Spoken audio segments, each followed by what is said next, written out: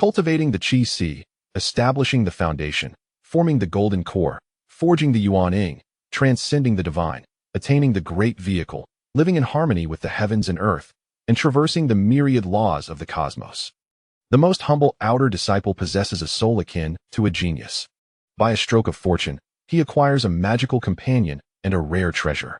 From that moment on, he strives unceasingly, captivating many beautiful senior sisters, assembling a formidable faction, and joining the ranks of cultivators. Standing shoulder to shoulder with formidable titans and celestial masters across the three realms. Chapter 1. The Desire for a Dream. Amidst swirling mists, towering peaks emerge, shrouded in the twilight haze. The Kunlun immortal realm, a mountain range tracing back to ancient times, was once a desolate expanse. The revered Tai Xuan refined the impurities of the mountains, first absorbing the essence of the sun and moon. He subsequently established a sect here, giving rise to the name Tai Xuan Peak. The ethereal vapor from the upper reaches coalesced into a perpetual mist at the valley floor, creating an environment rich in moisture and spiritual energy, ideal for the growth of medicinal herbs. Zhang Ye diligently tended to every rare flower and herb within his 10 acres of medicinal fields. His slender frame, delicate alabaster skin, and serene demeanor bore a hint of youthful innocence. Sweat mingled with the mist, cascading down his chin and falling drop by drop among the vibrant flora. The plants displayed a myriad of expressions, some blooming eagerly while others shyly closed up. These spiritually attuned plants expressed their gratitude towards Zhang Ye for his care in their own fashion. A gentle breeze swept through, causing the tattered robe he wore to flutter, revealing his fragile silhouette. Zhang Ye was the lowest-ranking outer disciple of the Tai Xuan Sect. In truth, outer disciples were not true disciples, but rather mere servants of the sect. They seldom had the opportunity to cultivate techniques, existing solely as laborers to earn a meager living. Many outer disciples often shared the same dream: to be noticed by a powerful elder or an esteemed disciple of the sect, to be taken on as a servant or attendant, and to one day receive a fragment of their teachings, thus reaping lifelong benefits. Zhang Ye harbored dreams as well. Though not of grand ambitions, he simply wished for enough food and to avoid being bullied. As noon approached, he inspected his 10 acres of medicinal fields and, thoroughly exhausted, leaned against a nearby stone and drifted into a sweet slumber. A tall, gaunt figure approached the medicinal fields. Upon seeing Zhang Ye asleep once more, he swung his whip with great force. The crack echoed sharply.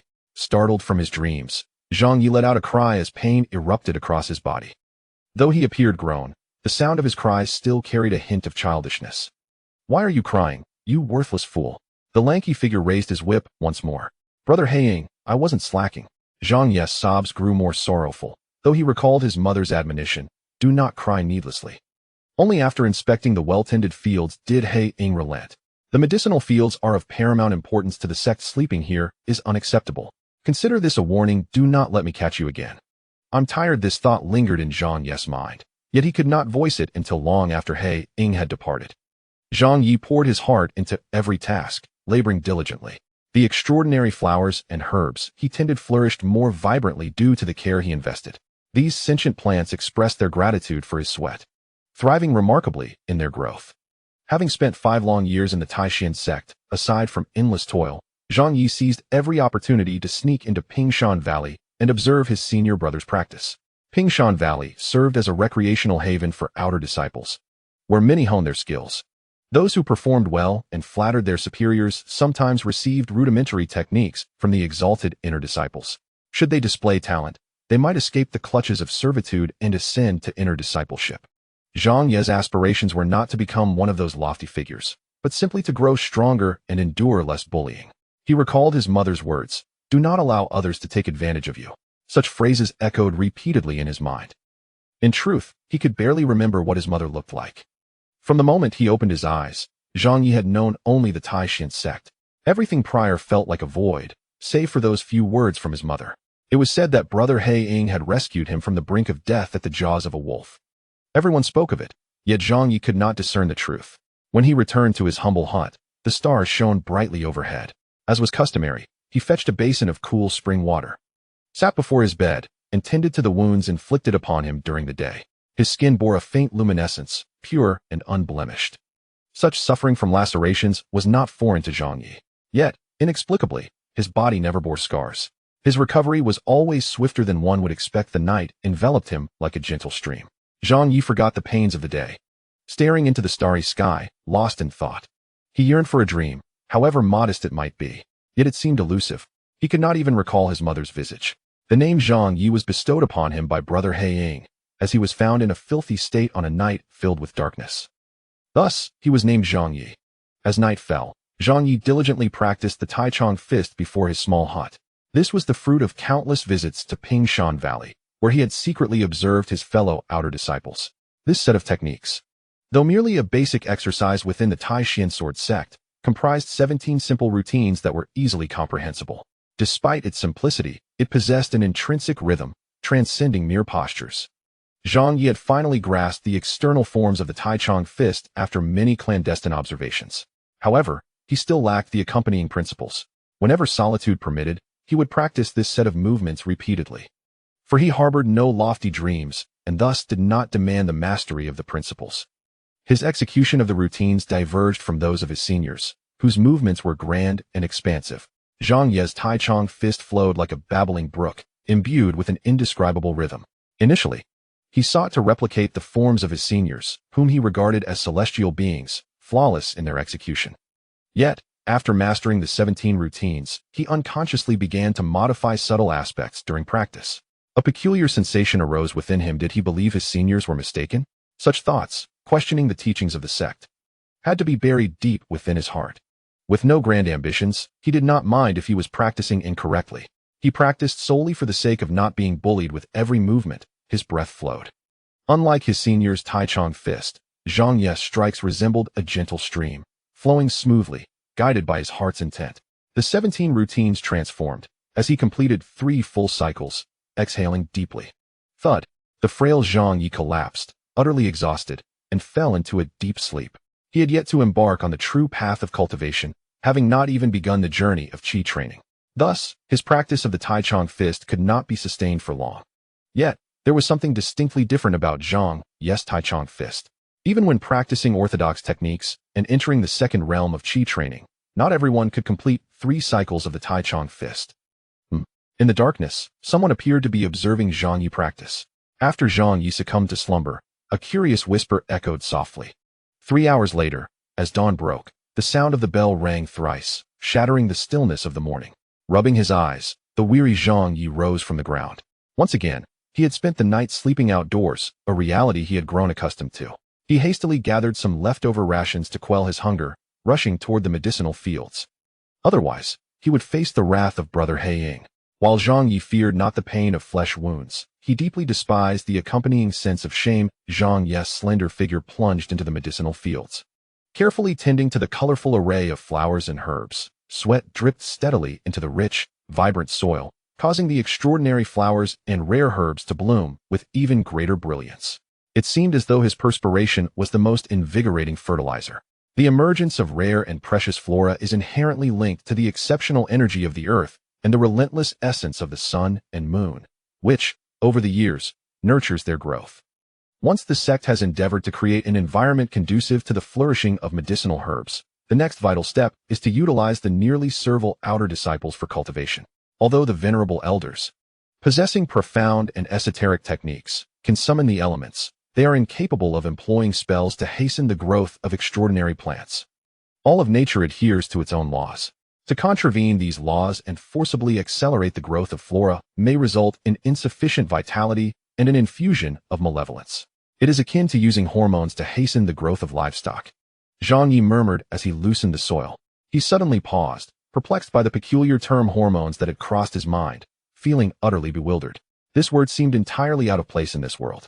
It is through the labor and sweat of ordinary outer disciples tending to the medicinal fields that the rare flowers and herbs absorb human vitality, allowing for their natural growth, which is the unparalleled method to ensure the quality of the medicinal materials. This principle remains largely unknown among the outer disciples and even among the inner disciples. Over the past 5 years, Zhang Ye has garnered a multitude of variegated blooms through his diligence, and he feels a nascent understanding dawning upon him. After toiling for an extended period, he succumbed to sleep once more in the medicinal fields. Chapter 2. The unique senior sister. As the golden sun gradually ascended, 2 figures approached the medicine valley. The tall and slender He followed closely behind a woman clad in a cyan garment, appearing timid and hesitant. This woman, in her early 20s, possessed fair skin and alluringly curved lips adorned with a playful red beauty spot. She was Su Ying, an inner sect disciple known for her captivating appearance. Yet she was notoriously strict and meticulous in her demeanor. Among the inner disciples, Su Ying's cultivation was not particularly remarkable, but her extensive knowledge earned her a significant position, overseeing the management and cultivation of herbs for the entire Sword Sect. Being an inner disciple was akin to holding a prestigious title. In his 5 years at the Sword Sect, Zhang Ye had only been fortunate enough to catch a glimpse of Su Ying from a distance on a few occasions. Upon entering the herb field, he noticed a frail figure sleeping nearby, prompting Su Ying to furrow her brow. The perceptive He Ying immediately raised his hand and struck Zhang Ye with a whip, causing him to leap up, crying out in pain. I wasn't slacking off. Zhang Ye always insisted. Have you lost your mind? The herb field is crucial for the Sword Sect's elixirs. You cannot be careless while sleeping. He Ying scolded. Su Ying frowned again. Enough with the lectures. Yes, senior sister. He Ying quickly retreated, bowing his head in respect. Su Ying had little recollection of Zhang Ye, having only met him briefly a few years prior. However, now she examined him closely, momentarily taken aback. He appeared frail, yet had grown significantly. His skin radiant, and despite his thinness, he possessed an undeniable charm and vitality. Come here, Su Ying beckoned gracefully. Zhang Ye, feeling somewhat guilty, approached her. Su Ying gently placed her palm on the top of his head, channeling a warm and nurturing energy into him. After a moment, she withdrew her energy and spoke softly. I thought you had mastered a technique. Your internal energy seems peculiar, lacking traces of formal cultivation, yet your exterior reveals many signs of vitality. According to sect rules, one would be punished for learning unauthorized techniques, causing Zhang Ye to hold his breath in fear of being discovered for practicing Tai Xuan Quan in secret. However, he was overly concerned. Tai Xuan Quan, as a basic form of martial practice, was widely disseminated among outer disciples and even among farmers and commoners outside the sect. Thus it was not a secret. Without further delay, Su Ying strolled through the fields, examining the herbs. The vibrant and unique flora exhibited a myriad of expressions, seemingly upset over Zhang Ye's punishment, some with their heads bowed in indifference, others appearing sorrowful or enraged, a stark contrast to their usual vibrant display. Su Ying's expression brightened as she crouched down to inspect the plants closely. She then turned to Zhang Ye. Have you been tending to this field all along? Zhang Ye hesitated to answer. Are you deaf? Senior sister is asking you. He Ying shouted from the side. Su Ying stood up, pointing at He Ying. If you yell at him again, I will strike you once. For every blow you give him, I shall return tenfold. He Ying's face paled, and he bowed his head in submission. Yes, senior sister. Zhang Ye, have you truly been the caretaker of this herb field? Su Ying inquired once more. Yes, senior sister. Zhang Ye nodded. Additionally, I have many other chores and occasionally assist other senior brothers with their fields. Very well, from today onwards, your rations will be doubled. Aside from tending to this field, you are to do nothing else, Su Ying declared, her expression turning stern. If anyone dares to assign you other tasks, come directly to me. He Ying immediately turned pale with fear. Xiao Bao, it seems we are finally turning a corner. There will be more food for us now. In front of the thatched cottage in the afternoon, Zhang Ye joyfully cradled a small, scraggly dog that resembled him. This peculiar yellow dog had been found by Zhang Ye 2 years prior in the mountains, near death from starvation, prompting Zhang Ye to rescue it and name it Xiao Bao. Relating to Xiao Bao's plight, Zhang Ye often shared his meager rations with the dog. Over the years, Xiao Bao had grown alongside Zhang Ye, both struggling yet thriving together. For Zhang Ye, his only companions were Xiao Bao and the extraordinary herbs in the fields.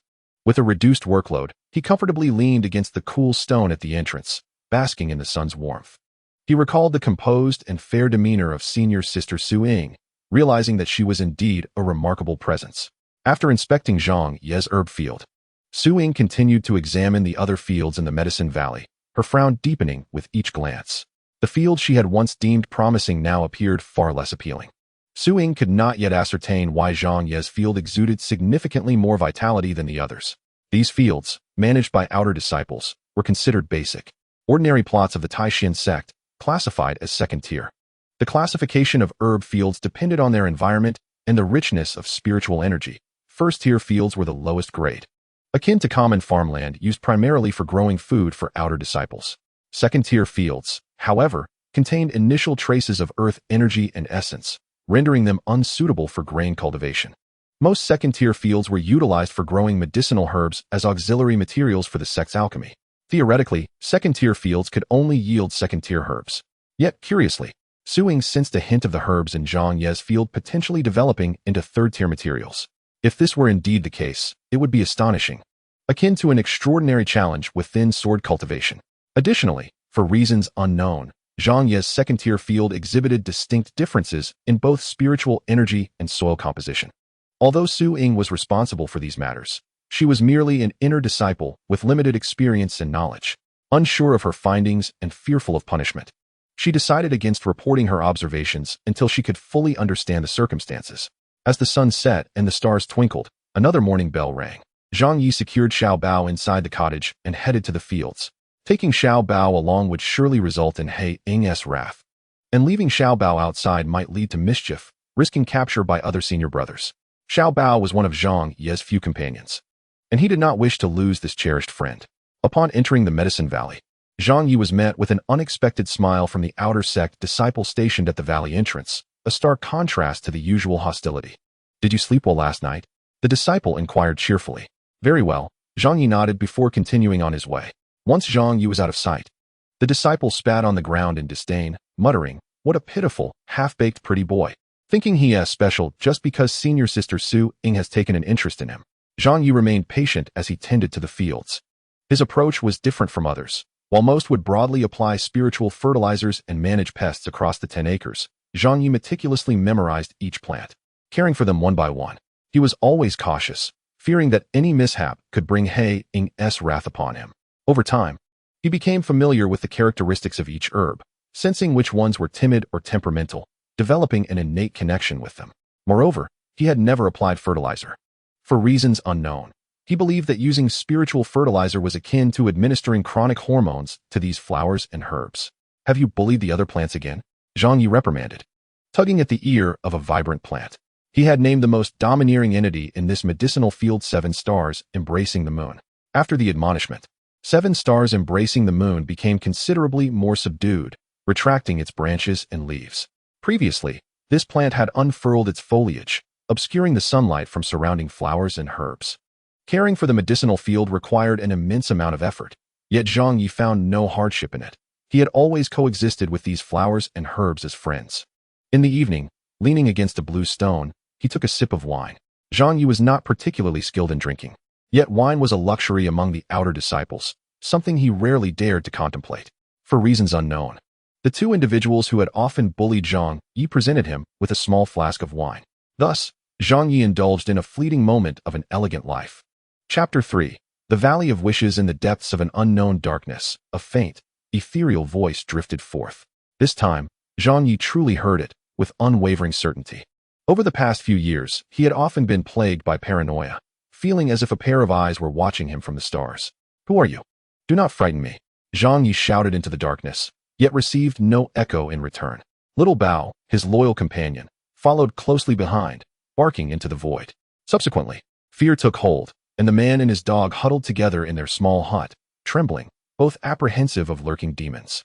In truth, the summit of Tai Xuan had been forged into a treasure by the revered Tai Xuan master. Its true capabilities remained a mystery, rendering it implausible for any demon to dare infiltrate Tai Xuan Peak. In ancient times, the Tai Xuan master was unparalleled, eclipsing all other sects of the immortal path, regarded as the foremost figure among the 9 realms. Since the Tai Xuan master ascended, the Tai Xuan sect had seen a decline, its successive generations waning in strength. Though they still proclaimed themselves a major sect of the immortal path, many of their unique techniques had been lost, and in times of peril, it remained uncertain whether anyone could wield the Tai Xuan Peak to fend off threats. According to records from the Kunlun immortal realm, treasures, spiritual herbs, and spiritual fields were all capable of advancement. If they could ascend, they could also regress. A second-rank field, if subjected to environmental changes or left fallow for an extended period, would gradually lose its spiritual essence and eventually degrade to a first-rank field. Conversely, with continuous cultivation of spiritual herbs, which inherently carried spiritual energy, the field would be nourished in return, accelerating its absorption of essence and potentially leading to its advancement over time. This mutual nurturing is akin to the symbiosis in the dual cultivation theory among practitioners. Not only can sentient beings engage in dual cultivation, but all things can partake in this cycle. Years ago, as the Tai Xuan master refined Tai Xuan Peak, his deepening cultivation confirmed the adage that where there are immortals, there is spirit. It was said that at its zenith, Tai Xuan Peak was revered as a peerless treasure. However, with the ascension of the Tai Xuan master, the once thriving Tai Xuan Peak gradually fell into decline, lacking the nurturing it once received. The annual season of wishes had arrived. Among the peaks of Tai Xuan was a valley known as the Valley of Wishes. Every disciple of the Tai Xuan Sect could, during this time, visit the Valley of Wishes to leave a token and make a wish. No one knew how many wishes had been granted, but people continued to live for their dreams. Most wishmakers were outer disciples, marking this as a grand festival for them, with colorful rays of light floating above the Valley of Wishes, akin to a celebration of fireworks. As the sun dipped low, a frail figure, accompanied by a scruffy yellow dog, made its way toward the Valley of Wishes. Zhang Ye always arrived after everyone else had left the valley. In the past, arriving early would invite ridicule and even beatings from his senior brothers. Quietly working and avoiding others had become an integral part of Zhang Ye's life. The white cascade of a waterfall poured down from the invisible heights of the sky, splashing into a chilly pool below.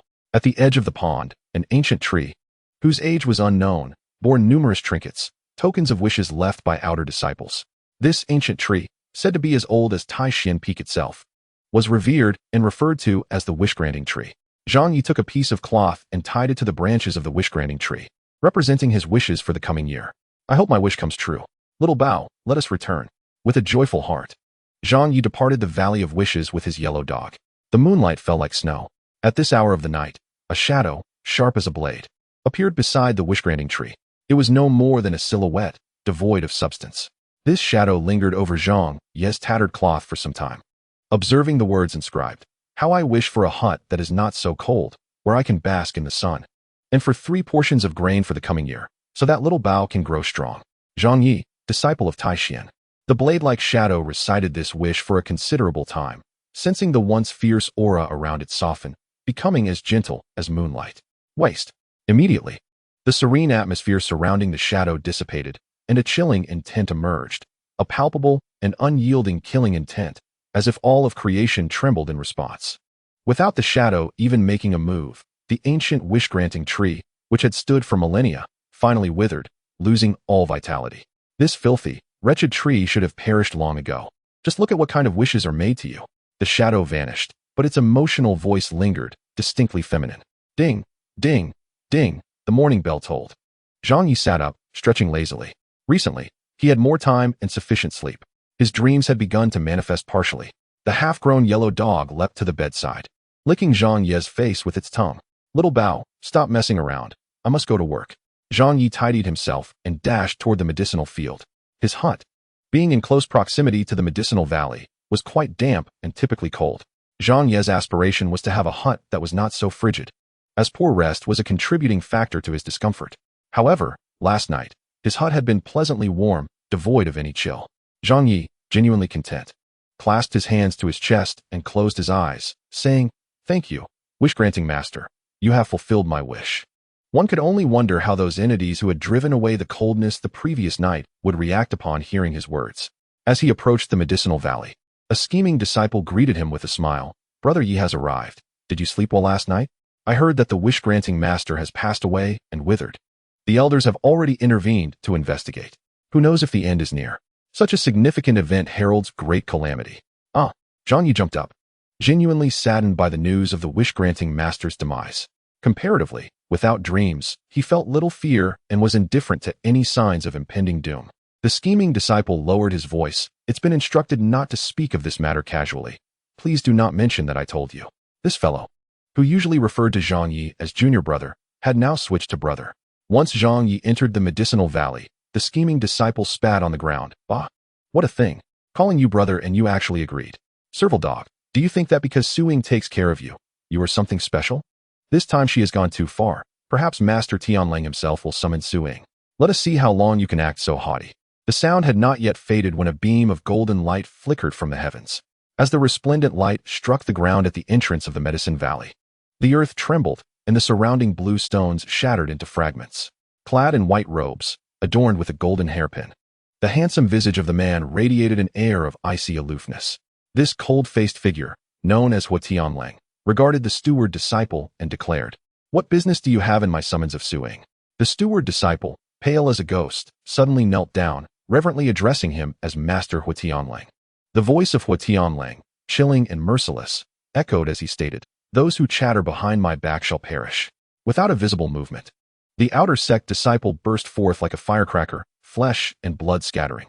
Hua Tianlang, the chief disciple of true transmission, was a figure shrouded in mystery. Only the sect leader and a select few elders were privy to the extent of his cultivation. Known for his capricious nature, he wielded the power of life and death at will. True disciples stood above inner sect disciples, possessing exclusive peaks, servants, and tenfold offerings compared to their inner sect counterparts. Moreover, they held authority over the management of inner sect disciples and the fates of outer sect disciples, while few cared for the lives of outer sect disciples. Hua Tianlang's indiscriminate slaughter was indeed a rarity. Upon hearing the commotion, He Ying arrived and, upon sighting Hua Tianlang, was so frightened that his legs buckled, and he fell to his knees, exclaiming, "I did not know Master Hua Tianlang had graced us with his presence. I am doomed." It was a grave mistake to speak of doom when one was not truly in danger, as one could lose their head without a chance for regret. Hua Tianlang chose not to take further lives and turned to enter the Medicine Valley. He Ying finally exhaled a sigh of relief, cautiously following Zhang Ye as he meticulously tended to the herbs.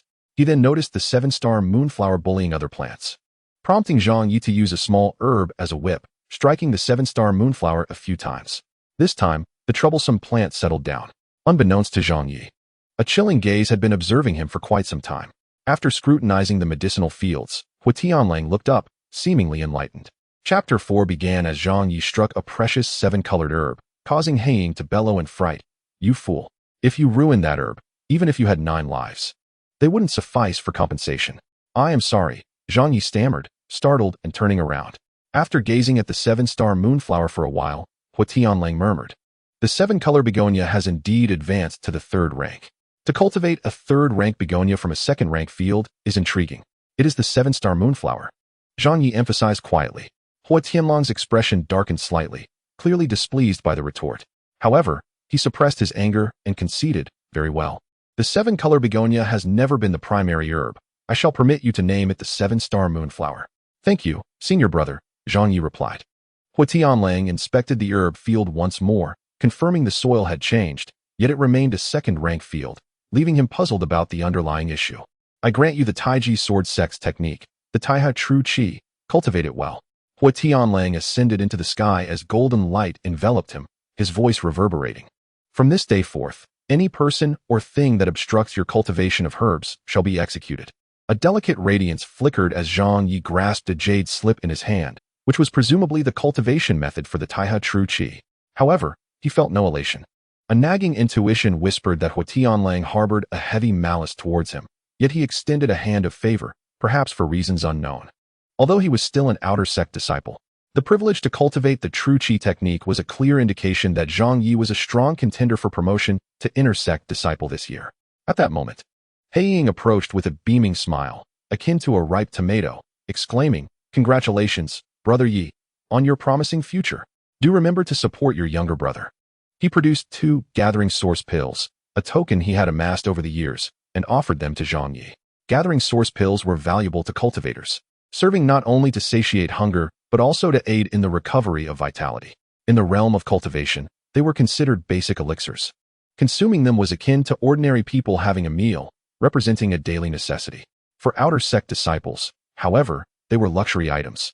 As the leader of a region among outer sect disciples, He Ying had only managed to gather a meager amount, most of which he used to bribe influential inner sect disciples. Though Su Ying had shown a tendency to care for Zhang Ye, He Ying had not been overly concerned, as he had 2 powerful connections among the inner sect disciples. However, this situation was peculiar. Master Hua Tianlang had personally supported Zhang Ye, leaving He Ying utterly terrified. As evening approached, Zhang Ye returned to his dilapidated little hut and retrieved the jade slip bestowed upon him by his senior brother. Scratching his head, he pondered how to utilize this object. The information within the jade slip could be activated by any ordinary cultivator injecting their true qi into it. Yet, Zhang Ye possessed no true qi, rendering him unable to activate the slip. He promptly set out for the Medicine Valley Steward's office, a place previously managed by Su Ying. As the sun set, he arrived at the office only to be blocked by an outer sect female disciple. Senior Sister Su Ying is not here. You should leave, the female disciple stated. A wave of disappointment washed over Zhang Ye. He mused on Su Ying's stature and the myriad responsibilities she bore, making it unlikely for her to meet with him casually. Muttering to himself, he turned to leave. What did you say? You wish for Senior Sister Su to activate the Jade Slip for you? Did I hear incorrectly? Where did you obtain the technique Jade Slip? The female disciple overheard his murmurs. It was bestowed upon me by Master Hu Tianlang. But I do not know how to use it, Zhang Ye replied. The female disciple's expression became somewhat peculiar as she remarked, Senior Sister is truly not here. If you procure a gathering source pill and let it dissolve on the Jade Slip, it will be equivalent to injecting true Qi. Upon returning to his humble abode, Zhang Ye combined half a gathering source pill with water and dripped it onto the Jade Slip. Colorful lights erupted within the hut, and as the Jade Slip activated, words unfurled into the air. At last, before the energy of the elixir was fully expended, Zhang Ye firmly memorized every character. With a sound, the Jade Slip crumbled into dust, having fulfilled its purpose. Among the words were not only the methods for cultivating the technique, but also a detailed introduction to the history of the Tai Xuan Sect and the origins of this technique. The Tai True Qi was, in essence, a rather ordinary second-rank cultivation method, serving as the foundational heart method of the Tai Xuan Sect. Its advantage lay in its simplicity. Even without assistance, the risks of cultivation were minimal, laying a solid groundwork for comprehending more profound heart methods in the future. The Tai True Qi shared similarities with the Tai Chong Fist Zhang Ye had previously practiced, with many aspects complementing one another. Zhang Ye experienced a strange sensation. It seemed as if the Tai True Qi and the Tai Chong Fist were originally parts of a singular whole, forcibly separated for reasons unknown. This notion was undeniably audacious. Should the sect leader learn of it, he would either slay him on the spot or elevate him as a core figure among the true disciples. This innate ability to compensate for deficiencies was Zhang Ye's gift. The Tai True Qi, merely a second-rank entry-level technique, could smoothly guide practitioners into the Qi training stage. Qi training, divided into 6 phases, was a feat rarely accomplished by anyone using a second-rank technique. Without access to a new, higher-level technique, most individuals would remain stagnant at the Qi training level. The quality of techniques bore little relation to their effectiveness in combat. Combat efficacy depended solely on the cultivator's accumulation and application of their energy. Superior inner cultivation techniques could accelerate the accumulation of this energy. For instance, when cultivating both the second and third-tier techniques for the same duration, the third-tier technique accumulates more magical energy than the second tier. The martial arts and sword techniques serve as conduits for utilizing this energy, without a substantial accumulation of magical power. Even the most profound sword techniques would amount to nothing more than a hollow shell. Generally, those who harbor grand ambitions would not squander their time on basic techniques, such as the Tai Chong Fist or Tai True Qi. However, Zhang Ye lacked such lofty aspirations. Thus, he diligently sat on the azure stone in front of his dwelling, practicing the Tai True Qi method. By mastering the crucial aspects of breathing and intent, Zhang Ye gradually sensed a stream of energy emerging within him. Although this flow was as fine as a hair and nearly negligible, he was immensely satisfied. After completing the first cycle, this energy thickened to the width of 3 strands of hair. Zhang Ye ceased his practice, rose, and danced with joy. He had finally obtained the legendary True Qi, which filled him with elation. Fool, echoed a voice from the void beneath the night sky, seemingly fading away. Zhang Ye and Xiao Bao retreated into their humble abode, huddled together in trembling apprehension. That evening, Zhang Ye experienced a peculiar dream. He encountered a lecherous old man with a white beard, who bore the demeanor of a villain attempting to deceive innocent youths. With a grin, he inquired, "Young brother, I am the wish grantaire. What is your desire?" Zhang Ye replied, "I wish for a piece of beef." The wish grantaire's mouth dropped in astonishment. "Do you not desire a star? Do you not wish for the heavens to dim?" Zhang Ye insisted, "I want 2 pieces of beef." Bam! The old man struck the ground in frustration. "It is your lack of ambition that has brought this upon me. I have been unjustly wronged. A grievous injustice indeed." Upon waking, Zhang Ye slapped his forehead, sensing something was amiss. He could not articulate it, but today his previously blank mind felt as though it had been infused with something new. Unable to access his inner realm due to his current level of cultivation, he was uncertain of what had transpired. Could it be that a female ghost had possessed him? Zhang Ye immersed himself in the work of the medicinal fields, alternately cursing one plant and encouraging another, finding joy in his labor. His efficiency had remarkably improved, and he felt an absence of the usual fatigue, perhaps due to his cultivation of true Qi. His confidence soared. Following this, the 7 stars and moonflower blossomed with extraordinary vibrance, clearly standing out among the rest. Zhang Ye's intuition led him to believe that the 7 stars and moonflower had truly reached maturity. With this revelation, he made a special trip to the Deacon's Hall to report his findings to Senior Sister Su Ying, only to be met with the same response. Senior Sister Su is not here. Zhang Ye felt a pang of disappointment, for reasons he could not comprehend. He was concerned for Su Ying, though she had never shown him favor. The way she regarded him with a non-disdainful gaze was deeply ingrained in his heart, marking the only moment in 5 years when he felt a sense of dignity. In contrast, although Wu Tianlang seemed to extend an olive branch, Zhang Ye instinctively recoiled, unable to grasp the source of his unease. Chapter 5. The Great Path of Tai Xuan. Unable to locate Senior Sister Su Ying, he returned to his humble abode to continue practicing the Tai He True Qi. During his previous session, he had felt his meridians straining after just 1 cycle. However, during this second practice, he managed to complete 2 cycles before experiencing any discomfort. Zhang Ye was elated, as the true Qi within him had grown significantly. Although the increase was measured in strands of hair, for this dreamless young man, it was a source of great contentment. In the following days, Zhang Ye practiced Tai He True Qi daily, achieving the remarkable feat of completing 7 cycles in a single sitting, and even managing 2 sessions in 1 day, totaling 14 cycles. The trend of his energy expansion was exceedingly promising. As long as his meridians could endure, he vowed to continue this twice-daily regimen, free from worries. On the 8th day, however, he sensed a blockage in his inner energy, as if the path was too narrow and the traffic too dense. Eventually reaching a critical point, his head felt as if it might explode, followed by a sudden wave of relief. Zhang Ye collapsed to the ground, pondering the notion that once a person dies, they become ethereal. It seemed he had indeed perished. A feminine voice echoed within his mind. You have broken through to the first layer of Qi refinement. Entering the second layer, your meridians have expanded. It will not be easy to die henceforth. Qi refinement, second layer, Zhang Ye exclaimed in astonishment, momentarily overlooking the source of the ghostly voice.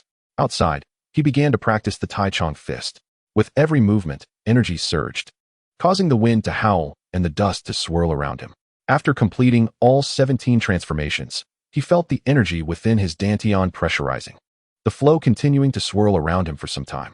I sensed something amiss, Zhang Ye murmured. Just as he had felt something was off after mastering the Tai Chong fist, he sensed that the Tai He True Qi imparted by Wu Tianlang was similarly flawed. Yet, as a mere outer disciple, how could he dare to question the teachings of a true disciple?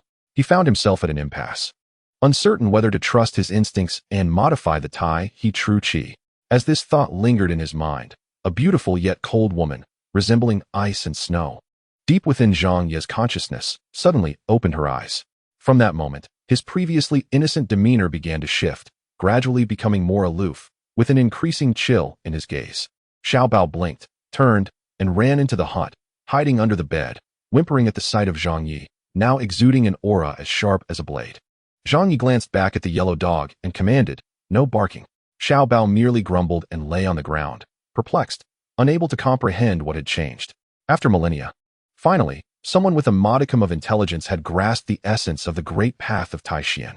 Under the sun, Zhang Ye, with a gaze both enchanting and disdainful, slightly lifted his exquisitely handsome face, radiating an inexplicable arrogance, as if he were looking down upon the heavens and the earth.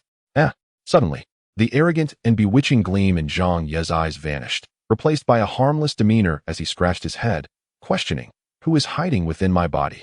No answer came. This was troubling. They had fallen into the clutches of the ghostly woman. Zhang Ye rushed into the hut, seeking solace with Xiao Bao, trembling in fear. Another morning dawned. As Zhang Ye prepared to step outside, he noticed a line of writing left on the dilapidated table. He was astonished. The handwriting was unmistakably his own. "But I did not write this." Zhang Ye, filled with curiosity, read aloud, "A dreamless waste." Angered, he extended his finger, channeling his true Qi, which carved into the table with precision, etching, "That is not true. I have dreams." After writing this, Zhang Ye returned to the fields to continue his labor. Another day passed, and upon rising, he found another line on the table. "What is your dream?" Drawing upon his newfound extraordinary true Qi, he inscribed, "I want 3 portions of rations, no 4. On the 3rd day, the table had vanished, leaving behind a pile of dust. It appeared that a fierce battle had transpired the night before, resulting in the table's demise at the hands of a formidable opponent. Zhang Ye was horrified. sensing that he was being manipulated by the unseen female specter. She seemed to be guiding him to establish grand ambitions. Zhang Ye was determined not to let her succeed easily. One must undoubtedly harbor dreams, yet I find myself merely desiring to satiate my hunger. Am I at fault? After breaking through the first layer of Qi cultivation, my meridians have become remarkably resilient. Recently, Zhang Ye devoted more time to meditation, and after a month, an astonishing transformation occurred. His mind experienced two explosive events. Each time, he lay on the ground, drifting into a deep slumber. Upon awakening, he discovered a message inscribed on the ground. Interesting. I have broken through the third layer of Qi cultivation to the fourth within a month. You possess a body capable of defying the heavens, yet a mind as dim-witted as a little rabbit, still a waste. Zhang Ye infused his true energy into his fingertips, leaving another inscription on the bluestone floor. How can one cease to be a waste? After writing, he returned to his farming. The following morning, he encountered a response. Kill. Kill. Kill. A life of slaughter. Until the skies are torn apart, never cease. Only slay. To live for the kill. Thus, achieve the most formidable divine ability. The Great Xian Dao. The 24 kills of the Great Xian. A chill ran through him at the sight of so many references to slaughter. The 24 kills of the Great Xian, if Zhang Ye possessed sufficient knowledge, would astonish him greatly. This technique, regarded as one of the 8 supreme divine abilities of the Kunlun fairyland, originated from the Great Xian Sect. Like a river cascading down, 24 waves, each stronger than the last. It is said that even the founder, the Great Xian real person, could not execute the 24th kill. No one knows what the 24th kill entails. Those who have witnessed the 21st kill, having reached the Nascent Soul realm, have not lived to describe the intricacies of this technique to others. For someone like Zhang Ye, who harbors no grand ambitions, such matters are inconsequential. Suddenly, his demeanor shifted again. He slightly raised his exceptionally handsome face, his gaze flickering, and after a prolonged silence, he sighed softly. A good bird selects its tree to perch upon. What manner of person have I chosen? Zhang Ye then transformed into a harmless figure, clutching his little treasure. Come out, you must show yourself. After calling for a while without response, he weakly added, Little treasure, I am so scared. Why must she choose to follow me? Woe is us, we may be doomed this time. In the field, another blade of grass transformed into a translucent emerald green. This grass had matured, its quality no less than that of the tyrannical 7 stars containing the moon. The bayou grass grew beside the 7 stars containing the moon. Had it not been for Zhang Ye's repeated strikes against that tyrant, the little fellow might not have matured so swiftly. Speaking of the tyrant, he truly arrived. A flash of golden light descended from the heavens, and the expressionless Hua Tianlang once again graced the scene. Hua Tianlang glanced at the 7 stars containing the moon, revealing a sinister expression. Good. This time, some issues have arisen in the other high-level herb fields. I happen to need a 3rd-grade begonia, and you have not disappointed me. Without waiting for Zhang Ye's consent, Hua Tianlang extended his claw-like hand, uprooting the 7 stars containing the moon and claiming it for himself. Just as he prepared to leave, he paused with a sound of surprise. He extended his hand once more like a claw. Zhang Ye felt as though he were irresistibly drawn, and in an instant, he was roughly yanked forward like a small chick. A hand pressed against Zhang Ye's heavenly gate, and an overwhelming true energy surged within him. Unlike the gentle treatment he received from senior sister Su Ying last time, this time the pain nearly caused him to faint, a tormenting ordeal. After a long while, Hua Tianlang withdrew his hand, muttering, Could it be that I am mistaken? I sense something within you, yet I cannot locate it. Zhang Ye was too terrified to breathe. Subsequently, Hua Tianlang remarked, You have entered the 4th layer of Qi cultivation in such a brief period. Well done. Come to Tianlang Peak in 3 months, and I shall impart to you more advanced techniques to aid in your foundation establishment. From now on, you shall be mine. Remember, I can elevate you at any moment. Yet I can also obliterate you. Without regard for Zhang Ye's agreement, as the golden light ascended, Hua Tianlang vanished. Senior brother, where is senior sister Su Ying? I can't seem to find her, Zhang Ye inquired, believing Hua Tianlang to possess omniscience. A voice echoed from the skies. You, a mere outer sect servant, should not ask too many questions. Violators shall be dealt with mercilessly. Zhang Ye clenched his fists in response, growing increasingly disdainful of the term servant and the incessant references to slaughter. In a moment of clarity, he realized that this was the first time he dared to stand against something he found intolerable. Perhaps his newfound confidence stemmed from his cultivation. Chapter 6. Unseen Roots. Withered grass meets spring. Upon returning to his small abode, Zhang Ye encountered the female disciple from the previous encounter at the steward's hall.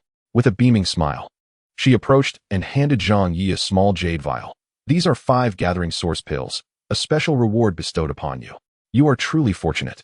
I have yet to hear of anyone receiving both techniques and pills directly from Master Brother Tianling. After accepting the pills, Zhang Ye curiously inquired, Sister, do you know where Senior Sister Suing has gone? The female disciple's expression shifted, and she turned away. I do not know, do not pry. Zhang Ye felt an odd intuition, akin to when he first practiced the Tai Chong fist and realized others had not practiced it correctly. In recent days, his doubts regarding the Tai True Qi had intensified. Despite accelerating his cultivation, after reaching the 4th layer, although his meridians widened, he did not see a corresponding increase in true energy. Indeed, the path of the Tai True Qi seemed to be nearing its conclusion. The second-grade techniques were said to yield scant success in foundation establishment. Now at the 4th layer of Qi cultivation, despite Zhang Ye's more diligent practice, his progress had slowed to a crawl, lacking the momentum of his earlier breakthroughs, and he found himself trapped in exhaustion. Increasingly, he found the structure of the Tai True Qi displeasing. He resolved to follow his heart, allowing his cultivation to stem from his inner desires.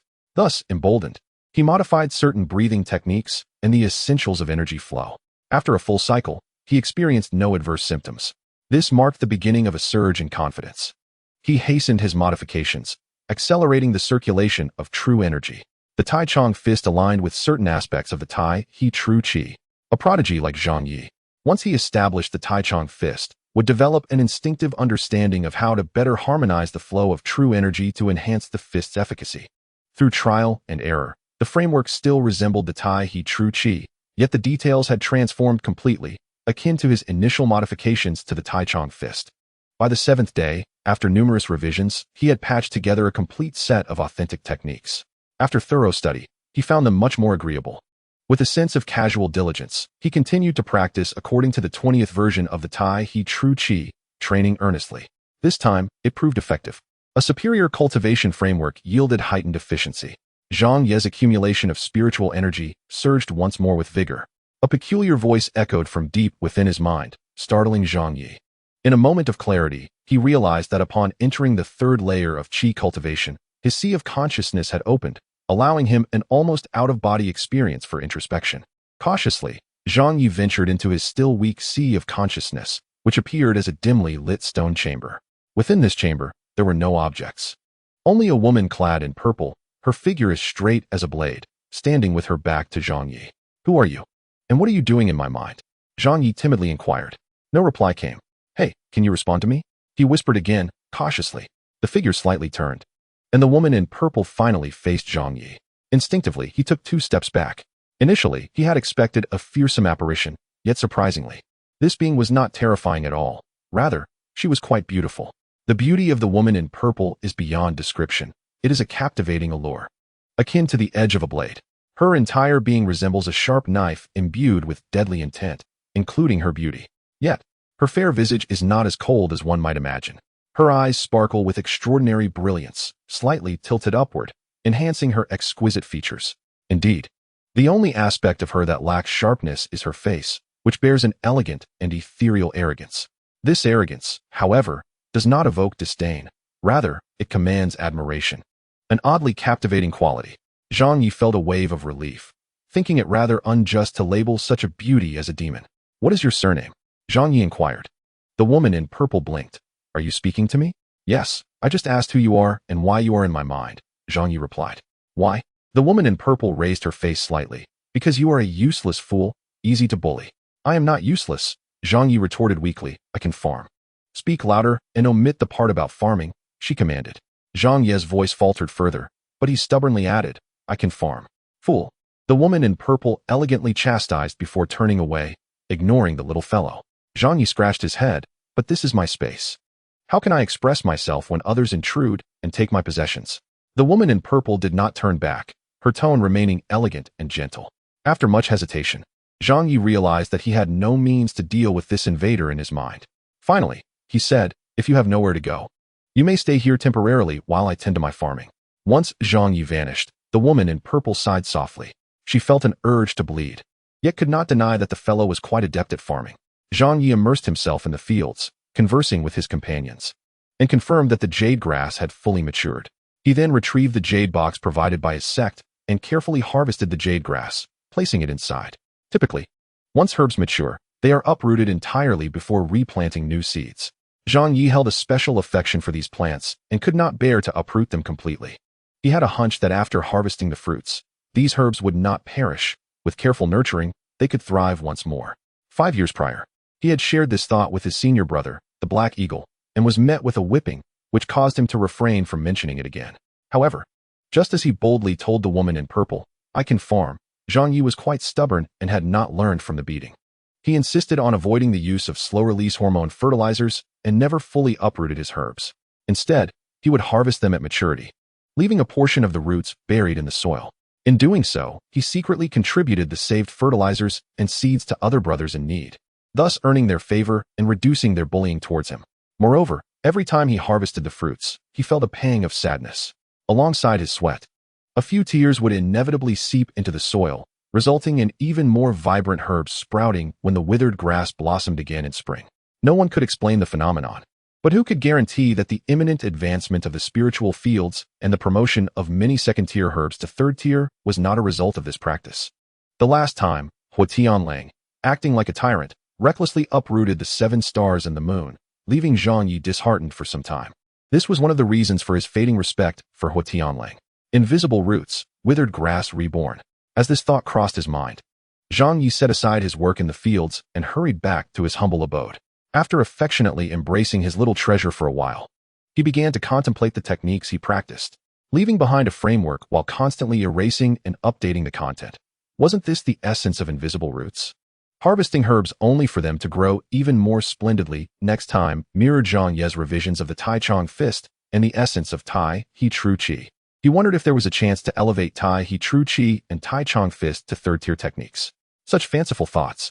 The woman in purple reappeared in his consciousness, slightly tilting her head in a proud manner. Zhang Ye had no choice but to enter his mind and engage in face-to-face conversation with her. Overall, he was not afraid of this woman in purple. Even if she were a demon, she did not rage or strike, possessing a certain elegance and kindness. How can I elevate my techniques to the third tier? Zhang Ye posed his first question. Third tier? The woman in purple regarded him. What use is an absolute tier to you? Zhang Ye struggled to formulate a response, finally managing to utter, "I do not harbor grand ambitions. I am merely curious." The woman in purple found herself at a loss with him. After pondering for a while, she could only smile faintly, as if to say it was a satisfactory answer from Zhang Ye. "Fine, I shall tell you this time," she spoke softly. "Follow your instincts to seek the missing parts of the structure, and you will witness the dawn breaking through the darkness. What you are currently practicing is akin to a discarded feather from a dead chicken. The structure is flawed, and no matter how you modify it, you will never achieve greatness. Can mending the flaws establish a foundation?" Zhang Ye asked cautiously. The woman in purple blinked. "One day, when you ask me how to pierce a hole in the heavens or break through to the Yuanian great completion, I will tell you. As for asking me about establishing a foundation, a mere combat power of 5, how dare you insult me?" Zhang Ye was left speechless. "Repeat after me. I desire the stars. I desire the heavens to change colors. I desire to shatter all obstacles." The woman in purple raised her beautiful face. "Once you recite it, I will divulge the knowledge. I shall return to my farming," Zhang Ye declared, turning to leave. The woman in purple nearly twisted her mouth in frustration. Chapter 7. News of suing Zhang Ye arrived at the disciplinary hall. Previously, after harvesting the herbs, they were delivered by his senior brother, the Black Eagle. However, now he was responsible for the task himself. The jade grass he had harvested must be delivered to the Medicine Valley Disciplinary Hall, as per the regulations. Zhang Ye was unfamiliar with this place and had no acquaintances. Following the protocol, he handed the jade box containing the jade grass to a female disciple before exiting. As he turned a corner of an ancient courtyard, he faintly heard the sound of quiet weeping, a female voice. Zhang Ye was inherently sensitive to crying, stemming from his empathy. Moreover, since recently cultivating the 20th version of Tai He True Qi, both his vision and hearing had significantly improved. Driven by curiosity, he wandered toward the sound. The disciplinary hall was primarily managed by female disciples, and outsiders were not permitted to linger there. Along the way, Zhang Ye encountered 2 female disciples, but he did not recognize them, though they were familiar with him. Zhang Ye's reputation had begun to rise. He was now known for cultivating third-tier herbs from second-tier seeds, earning the praise and mentorship of senior brother Tianlang. Among the outer disciples, he was quite the sensation, and thus no one dared to provoke him. Entering another small courtyard, he found a young girl sobbing. "Little sister, what is the matter?" Zhang Ye felt uneasy and quickly corrected himself. "Junior sister, what troubles you? How can I assist?" "Ah." The 11 or 12-year-old girl was startled, turning to gaze blankly at Zhang Ye. Her cheeks flushed adorably, yet she remained speechless. "What is wrong? Why are you crying?" Zhang Ye pressed on. The little girl took a few steps back, appearing quite anxious. "Did I frighten her?" A voice echoed in Zhang Ye's mind. In a moment of confusion, he stamped his foot on the stone ground, causing it to crack like a spider web, creating a rather impressive spectacle. In a moment of peculiar enchantment, Zhang Ye's eyes gleamed with an otherworldly allure as he gently tilted his face, exuding an air of elegance intertwined with haughtiness. "Pray tell, what troubles you?" he inquired. The young girl, now too frightened to even weep, timidly replied, "I am afraid. Sister Su Ying is gone, and no one is here to protect me. Others will bully me." Zhang Ye immediately adopted an innocuous demeanor, his heart racing with concern. The only sister who regarded him with respect had indeed encountered misfortune. "What has happened to Sister Su Ying? What shall we do?" he asked. At this, the girl recoiled further, retreating 2 steps in silent defiance. No matter how he attempted to persuade her, she remained resolute in her silence. The woman in purple within his consciousness chose not to intervene. At times, she found amusement in watching a foolish individual display their naivete. "Very well. I shall grant you half a gathering source pill if you divulge the specifics," she proposed. Zhang Ye produced the remaining half of the pill as a bribe. The girl accepted the pill and, without hesitation, recounted, "Sister Su Ying was deceived by a villain. I heard that scoundrel's name is Zhang Ye. That wretched fellow." "Surely you must be mistaken," Zhang Ye interjected. "I am not wrong," the girl insisted. Sister Su Ying was preparing to commend Zhang Ye, but out of caution, she decided to observe further to avoid misunderstandings that could tarnish the reputation of our sect. Yet, amidst her duties, that vile Zhang Ye circumvented her and contacted the elder brother to claim credit. Consequently, Sister Su Ying was imprisoned on charges of concealing information from the sect and suppressing her junior. Now her fate is uncertain, and I am heartbroken. "I am indeed Zhang Ye, yet I am not as malevolent as you perceive," he replied. The girl, frightened, fled in tears. Zhang Ye stood there, momentarily stunned, his heart heavy with a tumult of emotions. After a prolonged silence, he turned forlornly and returned to his humble abode. Cradling his small treasure, he sat in quiet contemplation. "What thoughts occupy your mind?"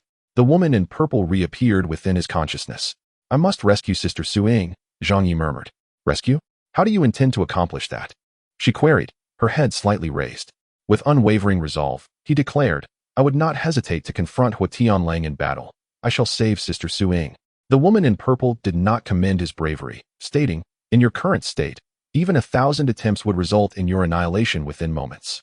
That man surpasses you in character, will, and means by 100-fold. Do not take this lightly. Your words carry weight. Do you possess a method to defeat Tianlang?" Zhang Ye inquired. "Indeed, but not at present. You are merely at the starting point. 5 years will suffice. Repeat after me. I desire the stars. I shall shatter all barriers." The woman instructed. "If you recite it, I shall impart my knowledge." Panic-stricken, Zhang Ye responded, 5 years? What if Sister Su Ying does not survive? Tianlang is a tyrant. I cannot allow this to continue. If I cannot fight, I shall kneel and plead with him." Observing his steadfastness, the woman in purple made no sigh, merely murmuring, "Well then, a courageous fool is preferable to a worthless being. Yet this time, I may be in peril." Despite foreseeing the impending danger, she refrained from uttering another word, clinging to her pride. Before vanishing, she inscribed a line within Zhang Ye's consciousness. "If you vow life and death together, I shall never abandon you. Remember these words." As Zhang Ye hurried towards Tianlang Peak, he felt warmth in his heart upon realizing the significance of her message. Perhaps he had misjudged this spirited and formidable woman, whose directness and admirable traits, despite her tendencies towards inciting him to misdeeds, were indeed commendable. For the first time in 5 years, Zhang Ye felt a surge of emotion, his eyes moistening with tears. When Zhang Ye's true character erupted forth, he was unwavering in his resolve. Currently, he was merely at the 3rd level of Qi cultivation, unable to manipulate the skies or wield any magical artifacts. Yet he ran with remarkable speed, his once frail figure now resembling that of a lithe leopard, bounding along the mountain paths with growing velocity. This mountain range was collectively known as the Tai Xuan Mountains, with Tai Xuan being the principal peak, surrounded by innumerable others, among which Tianlang Peak was notable. The distance from the valley at Tai Xuan Peak, where Zhang Ye resided, to Tianlang Peak was no less than 100 miles.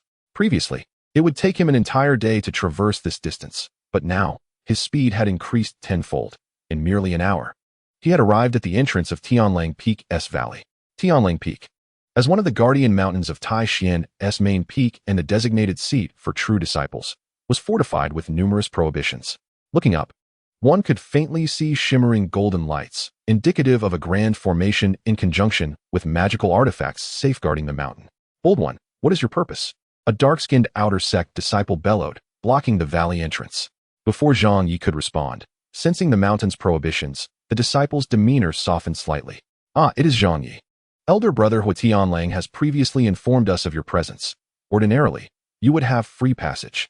However, regrettably, Elder brother Hua is currently away, and until his return, I cannot permit you to enter. What if I insist on entering? Zhang Ye pressed. The dark-skinned disciple hesitated, realizing Zhang Ye must be there to see Elder brother Hua. You have privileges, that is not an issue. However, if you cannot see him now, why the urgency to enter Tianlang Peak? I seek Sister Suing. I have heard she has been imprisoned by the elder brother, Zhang Ye stated. Upon hearing this, the dark-skinned disciple chuckled. Ah, so it is for that wretched girl. She is locked away in the valley of Tianlang Peak. This time, I shall enjoy watching her predicament. I heard she has been suppressing you. The elder brother is personally dealing with this matter. Truly, you are fortunate, Brother Yi. Zhang Ye clenched his fists tightly. Where's the valley? The dark-skinned disciple, curious, provided a rough direction, adding, you seem eager to see her. What ulterior motives do you harbor? Though she is practically a corpse now, such matters cannot be trifled with. The elder brother despises such individuals. Zhang Ye's grip tightened further, asserting, do not speak ill of her. The dark-skinned disciple, uncertain of his own understanding, recalled that as Hua Tianlang's subordinate for many years, he had adopted some of the elder brother's traits. However, he was unsure how to handle the situation. It was said that not only did this individual garner the elder brother's favor, but even the elders of the sect began to pay attention to him. Hua Tianlang had specifically imparted techniques to Zhang Ye and granted him unrestricted access to Tianlang Peak. Such treatment was not bestowed upon just anyone. Considering this, the disciple, who typically looked down upon even inner sect disciples, found it unwise to provoke Zhang Ye at this moment. Very well, Zhang Ye, do not wander recklessly. Be swift in your return. He finally stepped aside. Zhang Ye softly inquired, what do you call me? Brother Zhang Ye, replied the dark-skinned disciple, seemingly unable to resist the allure of Zhang Ye's demeanor. Zhang Ye, with his haughty head held high, turned and walked away. Farewell, Brother Ye, the disciple bowed, unconsciously showing respect for Zhang Ye's retreating figure. Zhang Ye's expression shifted to one of innocent charm, basking in the newfound respect that stirred something profound within him. Do you now have a dream? A voice in his consciousness asked. I aspire to become the elder brother. Zhang Ye hesitated for a moment before responding. Though he considered himself a waste, he acknowledged that progress had been made. At the very least, this notion could rival 20 portions of rations. The figure in purple seemed to be in a deep slumber, falling silent. The master of the Tianlang Peak traversed the mountains, ultimately reaching the summit. The secluded valley lay at the foot of the mountain, shrouded in rain and mist, exuding a chilling atmosphere reminiscent of a medicinal valley. As he journeyed, Zhang Ye, now possessing true energy, could faintly sense the lurking dangers. Every corner here was infused with various formations, intricately laid out by Hua Tianlang as restrictions. Hua Tianlang's power was immeasurable. Should his restrictions be activated, Zhang Ye would be left with nothing. However, the restrictions of Tianlang Peak were interconnected, and the primary formation granted Zhang Ye access, rendering all other restrictions ineffective against him. This was the reason Zhang Ye had managed to stumble upon this place. Upon entering the secluded valley, Zhang Ye's immediate thought was of the fields. It was entirely an undeveloped medicinal field, not as vast as the medicinal valley, but still covering at least 100 acres. Zhang Ye had a keen perception of the land and instinctively believed that this was originally a third-grade field, yet due to improper cultivation and prolonged neglect, it had been downgraded to second grade. Zhang Ye was not foolish. He had begun to perceive the reasons behind Hua Tianlang's interest in him. In the midst of the vast expanse, there lay a woman, completely bare, her skin a pallid white, her hair disheveled, seemingly in the throes of some torment. It was Sister Suing. Zhang Ye rushed towards her. Hearing the sound, Suing slightly raised her head. Her gaze clouded with confusion as she struggled to comprehend his presence. Zhang Ye, feeling anxious, extended his hand to assist her. Do not touch her, echoed a reprimand in his mind. She was afflicted with a strange toxin that forced her essence to flow uncontrollably. Indeed, Hua Tianlang was a formidable figure, devoid of emotions. Prioritizing practicality above all, it appeared he had grasped the essence of your farming methods. He intended to use Su Ying's life as a sacrifice for his fields, hoping to restore the third-grade soil quality in a short time. Why Su Ying? Zhang Ye suddenly felt tears streaming down his face. The voice in his mind sighed gently. Do not weep. The individual is of little consequence, but sacrificing for the fields is distinct from farming. Sacrifices must be made with individuals below the foundation establishment stage. Once a person reaches foundation establishment, they establish a certain bridge for communication with the heavens, embodying spiritual energy. According to your theory, this would stimulate the spiritual fields. Su Ying's presence here may simply be due to Hui Tianlong's opportunism, combined with a convenient rationale. The pressure exerted upon her stems from her concealed reputation within the sect, as she is an inner sect disciple, necessitating Hui Tianlang to account to the sect. Had she been an outer sect disciple, given Hui Tianlong's disposition, she would have been directly used for the sacrifice. Brutal. Zhang Ye clenched his fists. How did you end up here? Su Ying mustered enough strength to utter a single phrase. Sister Su Ying, I have come to rescue you. Zhang Ye stated plainly, a straightforward declaration. Su Ying's gaze, though still unfocused, lingered upon him deeply before she lowered her head, uttering, You cannot save me. Just leave. If Master Lan Tianying returns to the mountain, and you can relay my plight to her accurately, then I shall have no regrets. Lan Tianying, the second-ranked true disciple, stood beneath Hui Tianlang. Yet many still referred to her as the elder sister. There were various opinions regarding Lan Tianying. Some claimed her cultivation surpassed Hui Tianlong's, while others suggested they were evenly matched. Additionally, Lan Tianying had the distinction of being the true disciple of the sect leader. It was said that among the true disciples of the Tian character generation, she was the only one capable of competing for the next sect leader position against Hui Tianlang. Zhang Ye seemed to have unearthed yet another element of Hui Tianlong's intentions towards Su Ying. He suddenly felt that the world had become far more intricate than merely cultivating crops, a complexity he found disheartening. If one is to save another, it must be swift. Delay may lead to unforeseen changes. The voice in his mind instructed, remove your clothing and cover her.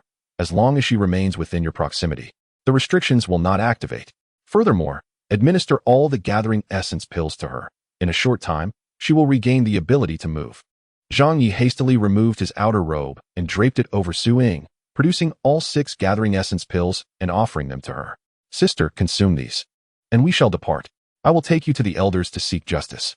Su Ying looked at him once more, no longer hesitant, and swallowed the pills in one swift motion. The once exhausted energy within her quickly began to gather. Though her cultivation was only at the 6th layer of Qi refinement, her energy was vastly inferior compared to that of the foundation establishment stage. Thus the gathering essence pills could indeed rapidly replenish her energy. Despite her essence being rapidly depleted under the influence of the strange toxin, the presence of the 6 pills within her body would sustain her, as the voice had predicted, allowing her to regain normalcy for a brief period. Junior brother, how did you manage to breach the restrictions here? A hint of green tinged Su Ying's complexion. Yet she retained an alluring aura, a stark contrast to her typically rigid demeanor. Zhang Ye's gaze shifted, a newfound intensity in his eyes as he slightly raised his handsome face and remarked, Mind your words, stay close to me, and we shall discuss this outside. Su Ying was momentarily taken aback, captivated by his innate charm. Regaining her composure, she silently followed Zhang Ye. Now that hope was in sight, her desire to survive surged stronger than ever. They had to break free.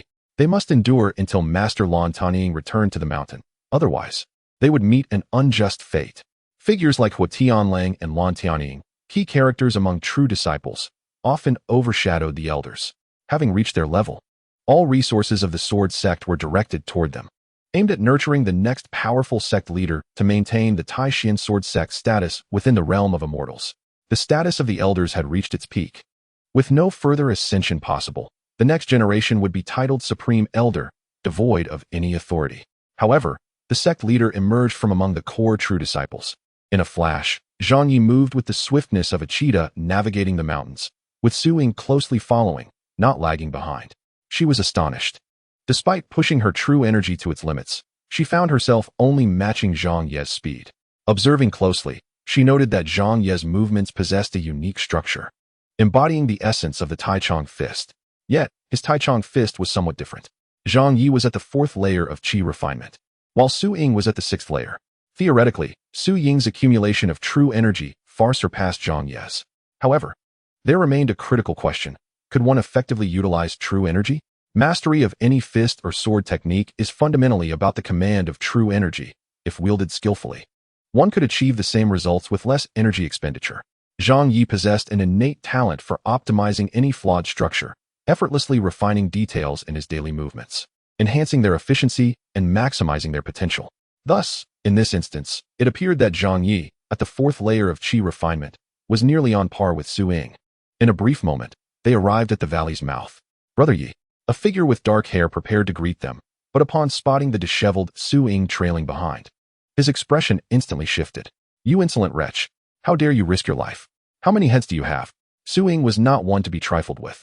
Without a moment's hesitation, she stepped forward and struck. True energy surged forth, causing the surroundings to rustle ominously. Channeling a substantial amount of true energy into her palm, Su Ying's once graceful hand instantly magnified fivefold, transforming into a terrifying handprint tinged with green. Chapter 9. The Profound Mysteries of Tai Xuan Tai Palm. The dark-haired man dared not underestimate her. This woman's cultivation was no less than his own. After he turned over, he unleashed a flurry of punches, his fists flying in a whirlwind, delivering 20 strikes in an instant, the force resonating with a sharp crackle. With a series of thuds, his punches struck the oversized handprint, creating a deep reverberation. This was the strategy of the ant gnawing at the elephant, utilizing rapid, minor forces to obstruct the decisive blow of the Tai palm. Each punch landed on Su Ying's palm imprint seemed to diminish her strength, her commanding presence waning with each impact. With unwavering determination, the black-haired fighter intensified his assault, unleashing a total of 47 punches in mere moments, creating a net of force that ensnared the advancing Tai handprint.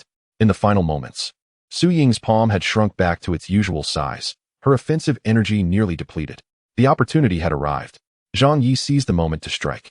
With a surge of intent, his vital energy surged through his expansive meridians. His arms swelled, muscles hardening like iron, veins bulging. The Tai Xuan fist, while lacking the grandeur of the Tai palm, rolled forth with a thunderous intensity, its energy concentrated within his arm.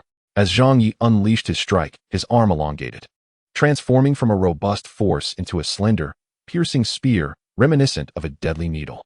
The black-haired fighter, caught off guard, was unable to retreat as the speed of Zhang Ye's attack accelerated, reaching his chest in the blink of an eye. The punch, now refined, struck like a dart. The black-haired fighter could hardly fathom that the Tai Xuan fist could be so formidable even before reaching foundational mastery. With a sickening sound, blood erupted from his mouth as Zhang Ye's fist pierced through his chest. Though Zhang Ye had no intention of taking a life, the blow was not fatal, and the black-haired fighter's vital energy shield provided him with some protection from immediate harm. Lying on the ground, blood pouring from his lips, the black-haired fighter struggled to assert himself, declaring that those who dared to cause chaos at the Tianlang Peak would face consequences. Su Ying, with a powerful handprint raised once more, struck down upon him, reducing his defiance to mere fragments.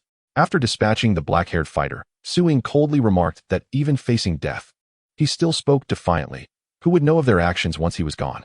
Just then, Zhang Ye's consciousness was jolted by a sudden, thunderous command. He had never anticipated that the figure in purple would exhibit such unpredictability. Without hesitation, he called out to Su Ying, and they fled with great urgency.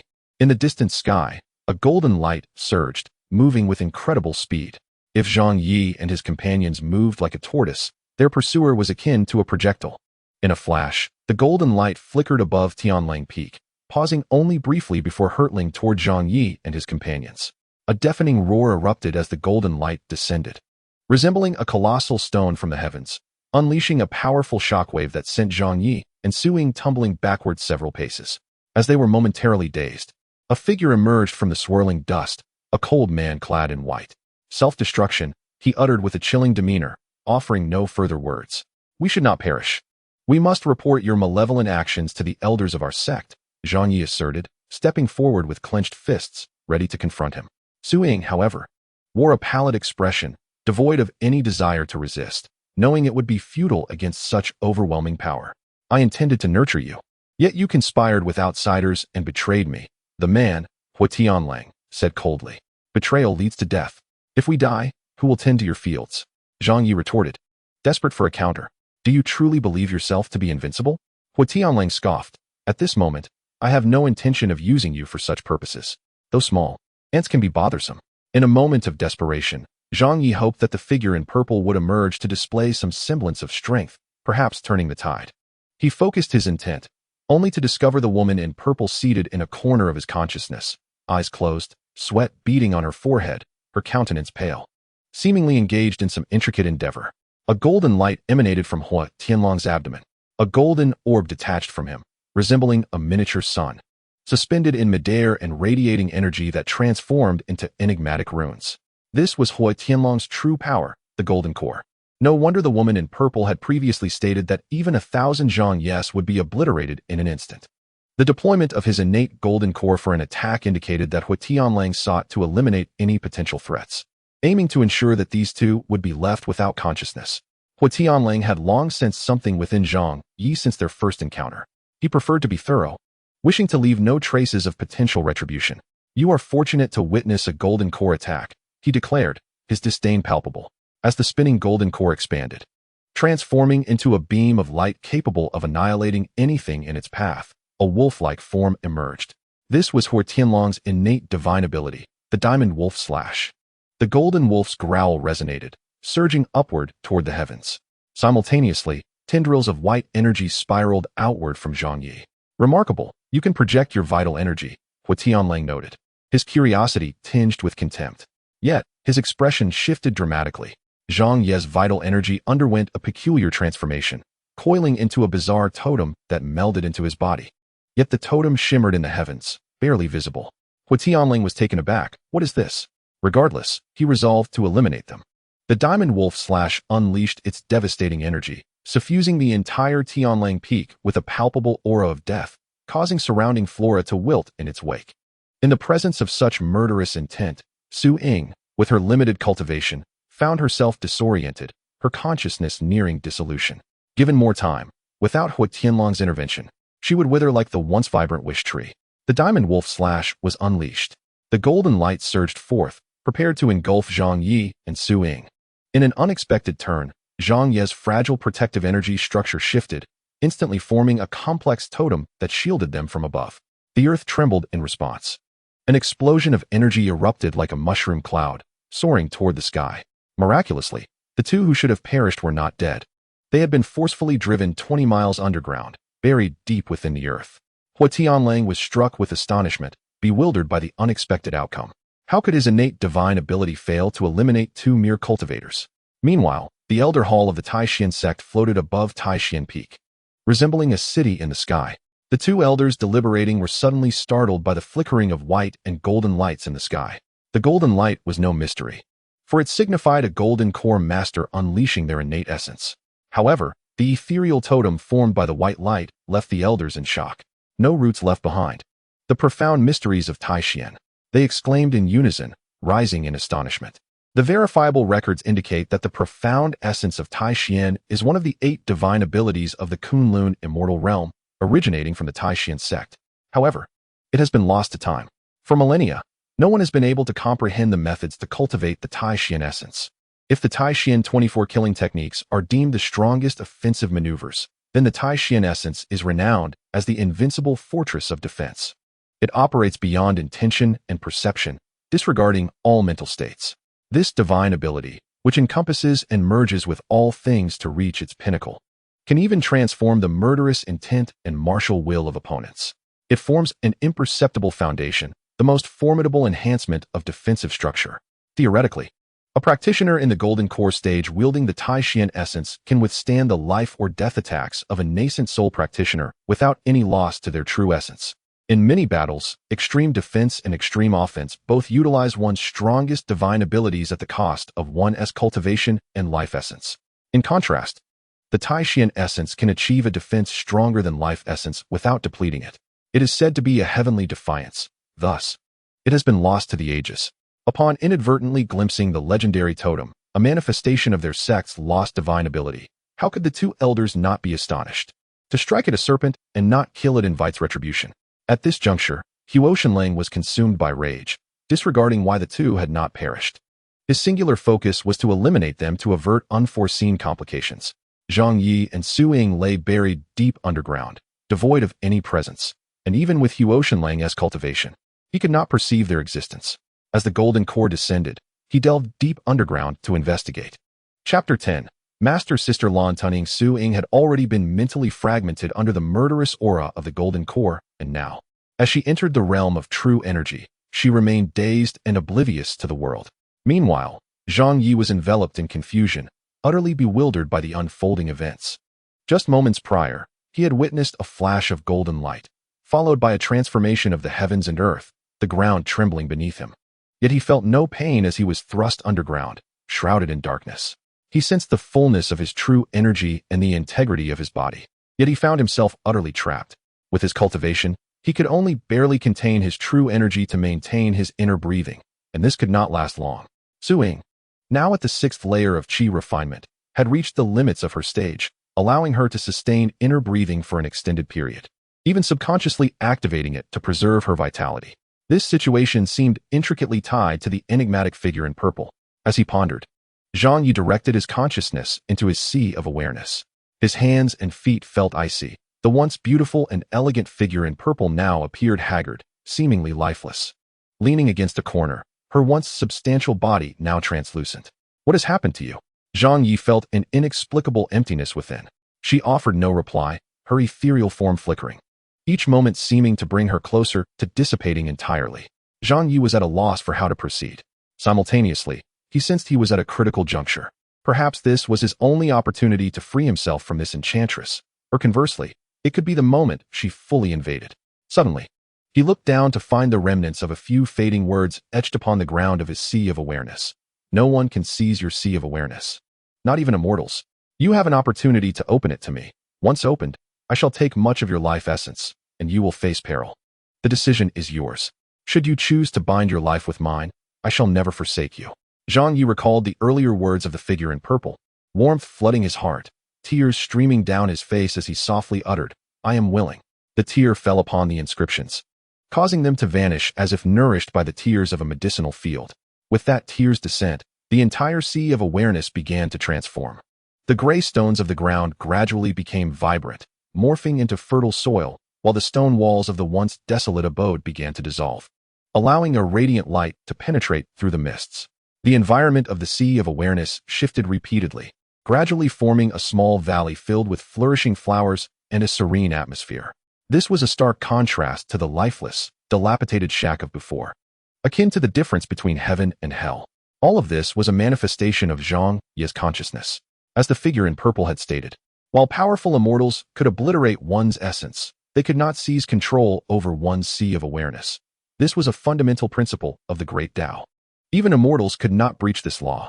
Initially, it appeared that the figure in purple had invaded Zhang Ye's sea of awareness. However, it was evident from the frigid environment of that small abode that Zhang Ye harbored wariness and suspicion, subconsciously fortifying his heart against her, like a wall of ice keeping her at bay. Now, with his heart open and his consciousness transformed, this valley brimming with flowers was a true reflection of Zhang Ye's inner self. He could befriend the rare blooms and exotic grasses, for his heart was undoubtedly filled with sunshine and blossoms. Unbeknownst to Zhang Ye, the adage of inviting a deity is easy, but sending them away is difficult, signified that he had become bound to the figure in purple. In the sea of awareness, the figure's body regained its substantial form, yet she remained devoid of vitality. Her complexion pale, she lay still, resembling a lifeless corpse upon the grass. Regardless of Zhang Ye's attempts to rouse her, she did not awaken. As Zhang Ye grew anxious about how to save her, he suddenly felt dizzy. Oh no, I've prolonged my inner breathing too long. I've reached my limit. Huo Shenlang's golden core delved into the depths, frantically searching for the whereabouts of Zhang Ye and Su Ying. The earth above trembled violently, and below, the golden core surged like lava and explosives. Any obstructing rocks or soil either melted or detonated. The earth's crust writhed, painting a picture of impending doom. The oppressive heat and danger intensified, and Zhang Ye, succumbing to exhaustion, gradually slipped into unconsciousness. Huo Shenlang intensified his magical power, urging the golden core deeper underground. In the sky, golden light flickered once more. The rapidly moving golden light shot directly towards the peak of the heavenly wolf mountain. In an instant, it reached close proximity, revealing no figures. Only a soft feminine voice emanating from a swirl of colorful clouds. Such dominance. Master Brother is truly formidable. You even resort to using your life essence golden core to catch moles. I am in awe. Huo Shenlang's brow furrowed deeply, This woman had returned. A sinister expression crossed his face as he transmitted sound into the air. Sister, your words are always so harsh. Before Huoshenlang could finish his retort, the sky erupted in golden light once more. A robust golden core descended like a bomb. Huoshenlang's expression changed. He formed a sword seal with his hand, transforming into a blade of light, soaring upward at an incomprehensible speed. The ground erupted with flying sand and stones, the explosive energy once again forming a mushroom cloud. Huoshenlang, fleeing at the speed of his flying sword, was pursued by the rising mushroom cloud into the clouds, leaving him in a disheveled state. Hovering above the clouds, Huoshenlang shouted at the graceful woman clad in blue, "Have you lost your mind, attacking with your life essence divine ability?" The gentle woman maintained her serene demeanor, though her words remained sharp. "You can use your life essence divine ability to catch moles, can I not?" Huoshenlang chose not to engage further with this unpredictable woman. Lan Tianying not only had the backing of her master, but also possessed unfathomable strength. Huoshenlang realized that he could not kill those two nuisances today. The rules forbidding intersect combat among true disciples were strict, as such actions could lead to severe repercussions. Huoshenlang resolved to settle down, forming a spell seal. Retracting the golden core, transforming it into a beam of sword light, descending towards Heavenly Wolf Mountain. He did not believe Lan Tianying would dare to pursue him there. As for the other matters, they were of little concern. No one could touch him. Huotianlang, emboldened by his advantages, pondered with confidence. Lan Tianying, unaware of the unfolding events, had just returned to the mountain and was struck by the palpable aura of power swirling above Tianlang Peak, signifying the activation of his life-bound golden core. Adhering to the principle of stepping in to thwart her nemesis, Lan Tianying promptly approached to investigate. Her immediate display of the golden core served two purposes. First, to assert dominance over Huotianlang's imposing presence, for excessive dialogue could lead to dire repercussions. Second, Huotianlang's golden core was delving underground with apparent intent, prompting her to not lag behind. She likewise projected her golden core into the earth, both to intimidate Huotianlang and to conduct a thorough search, eager to uncover his ulterior motives. Consequently, Huotianlang misinterpreted her actions as a premeditated assault and retreated hastily. A human presence? Lan Tianying mused, momentarily taken aback by the stirring activity. The golden core, acting on her behalf, soon revealed the identities of the intruders, Su Ying and an outer sect disciple. What on earth is happening here? She wondered, recognizing the severity of the situation. From beneath the surface, the golden core transformed into a colossal golden hand, seizing Zhang Ye and Su Ying, who lay buried in the earth. The ground trembled violently, erupting with explosions, likely disturbing subterranean creatures or earthworms. Finally, with a thunderous roar, the ground was rent asunder, revealing a massive opening as a golden fist burst forth into the air. At that moment, a radiant light ascended from the distance, and Lan Tianying instantly identified it as emanating from the direction of Taishan Peak. Her master, currently in seclusion, was likely being visited by an elder aligned with Huotianlang, a figure she held in disdain. With this thought, Lan Tianying summoned a small green gourd, which expanded instantly and released a cloud of mist that enveloped the surroundings. In a swift motion, she whisked Su Ying and Zhang Ye away, making a hasty retreat. Truly, she was an elder sister with a penchant for mischief. The mist she unleashed was harmless, devoid of any threat. It was a concoction she had brewed from the essence of a 1,000-year-old weasel, aptly named Tianlang Pai, a playful jab at Huotianlang, designed to induce nausea and ensure others kept their distance. Of course, the stench would only affect those above the Foundation establishment level. Ordinary individuals would find it suffocating. As Huotianlang's sworn enemy, she had named it Tianlang Pai in a mocking reference to him. Cough, cough. The two elders, drawn to investigate the suspected presence of Tai Xian's mysteries, were met with such an atrocious stench that they turned to flee before even arriving. This odor, reminiscent of 1,000 years of constipation, was universally repulsive. It was clear that Lan Tianying was up to her antics once more. No wonder she had provoked Huotianlang to such an extent that he resorted to deploying his golden core. Forget it, let's leave. The two enigmatic elders, lacking the courage to venture into the noxious haze, departed hastily. Engaging in a confrontation with Lan Tianying was beyond their scope. Chapter 11. The eccentric senior sister atop Tianying Peak lay a quaint courtyard, alive with the melodies of birds and the fragrance of blooming flowers. It was modest in size, characterized by a series of 3 interconnected chambers. A young girl at the entrance, upon witnessing the flickering golden light, exclaimed with delight, "The senior sister has finally returned." Indeed, I have arrived, and at once, I seek trouble, Lan Tianying declared with a self-satisfied smirk. I am fierce and astute, decisive in my actions. Otherwise, you would not see your suing again. Alas, touching down, Lan Tianying indulged in a moment of self-admiration, concluding her monologue with a melodramatic sigh. It was no wonder that many rumors circulated about this beautiful woman being somewhat unhinged. She placed Zhang Ye and Su Ying gently on the ground and instructed a female disciple, take them to the medicinal chamber and revive them. Afterwards, they should bathe and change before coming to see me. Yes, senior sister, the disciple replied eagerly, then inquired, how should we administer the revival? Fool, can't you see what's obvious?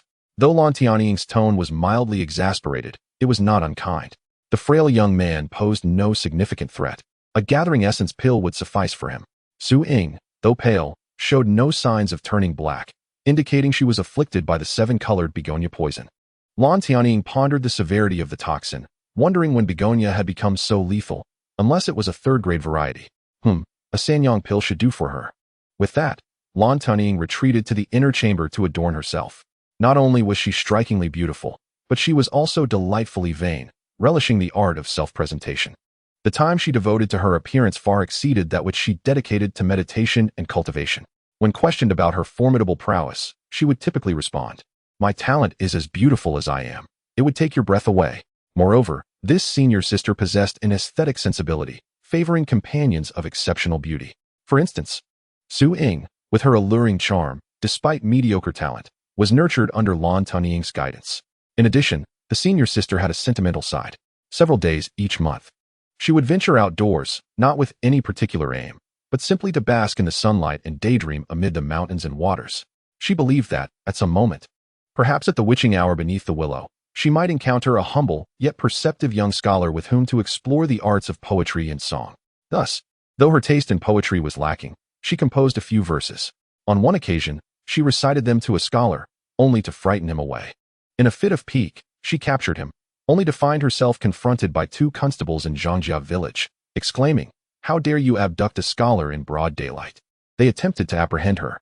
Remarkably, she offered no resistance and fled. As she indulged in fragrant baths, Lan Tianying reminisced about her fantasies when she was interrupted by a voice. Senior sister, something's wrong. Assuming a calamity had occurred, Lan Tianying sprang into action, her graceful figure gliding effortlessly as she dried herself. In a flash, she donned her signature azure robe, resuming her elegant and resplendent demeanor as she stepped outside. What is the rush? Speak slowly, she urged the young girl, her playful disciple, who had dared to tease her. The situation has deteriorated. Su Ying has begun to show signs of recovery, but the gathering essence pill given to that young man produced no effect. He's drained it completely, the girl reported. Panic evident in her voice. Lan Tianying paused, a flicker of surprise crossing her features. With a mere glance, she discerned Zhang Ye's cultivation level. Logically, even if a foundation establishment cultivator were to faint from depleted energy, a single gathering essence pill should suffice to revive them. Not dwelling on it further, she chided. If one pill is insufficient, why not try two? If two fail, then four? I'm hardly in short supply of pills. The disciple, with a hint of concern, remarked. What a waste. He is merely an outer sect disciple. Must we expend so many pills on him? Fool, Lan Tianying retorted, poking the young girl playfully. Being unattractive is a sin. It's no surprise he might not survive. But someone with such striking looks is a gift from the heavens. It would be a tragedy to lose him. We must use pills to awaken him, lest it reflect poorly on my generosity and discernment. Do you understand? The young girl nodded weakly, understood, before scampering off. Finally, Lan Tianying settled down, smoothing her hair. It was astonishing how her eccentricity had reached such heights. Yet in that moment, as she posed, she radiated an unparalleled beauty. Zhang Ye finally awoke, expelling a cloud of murky breath and spitting out clumps of soil. Su Ying, having completed her bathing and changing, awaited quietly to the side, casting occasional smiles at him. What happened? Zhang Ye inquired, bewildered. Fool. That little girl imitating Lan Tianying's pose. You're fortunate to be alive. You were rescued by our extraordinarily beautiful and captivating senior sister, Lan Tianying. It is a blessing. Zhang Ye nodded thoughtfully. May I meet the senior sister in person? I wish to express my gratitude. After taking a bath and changing clothes, the little girl remarked that the senior sister had a penchant for perfection and was somewhat obsessive about cleanliness. Zhang Ye had no choice but to follow her. During this interval, Su Ying, who had already bathed and changed, entered the main hall and reported all recent events truthfully to the senior sister. The senior sister's nonchalant demeanor vanished. Lan Tunying was acutely aware of who Hua Tianlang was, yet she never anticipated his audacity had escalated to such heights. Extending his reach towards the inner disciples. After contemplating, Lan Tunying murmured, "This matter must be reported to the sect leader. It cannot be allowed to spiral further out of control." Su Ying bowed her head respectfully in agreement. "Is it true that this fellow named Zhang Ye has cultivated a third-grade 7-colored begonia, and that Hua Tianlang has used it against you?" Lan Tianying inquired. "It appears to be so," Su Ying replied, filled with indignation. "I beseech the senior sister to seek justice." Lan Tianying shook her head. "Such justice cannot be reclaimed. The situation is already chaotic. The strong hold power, and both you and Zhang Ye have become Hua Tianlang's burdens. Even if I can suppress him for the moment, it is not a long-term solution. The only way forward is for you to strive for greatness. I will impart to you more advanced techniques, allowing you to establish a solid foundation quickly.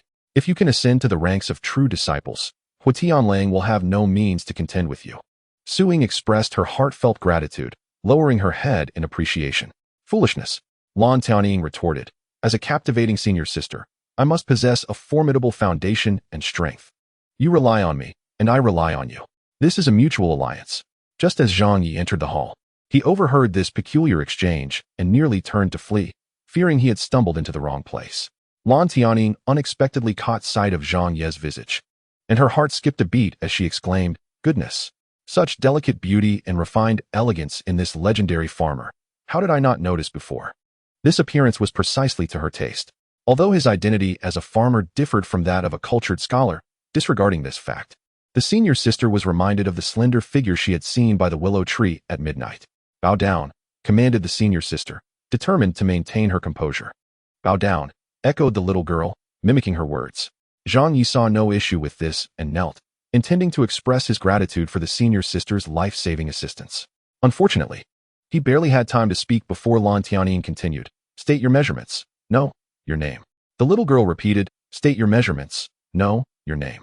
"Fool," Lan Tianying scolded, poking the little girl, causing her to stumble. "Can't you mimic properly?" The little girl was left feeling disgruntled. Zhang Ye obediently replied, "I am Zhang Ye, an outer disciple.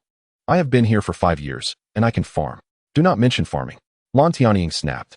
"Then what should I say?" Zhang Ye was taken aback. "You must pretend to be a scholar," Lan Tianying instructed. "But I only know how to farm," Zhang Ye replied weakly. Lan Tianying stood, pretending to be ready to strike. Su Ying chuckled, "Senior sister, do not trouble him for now.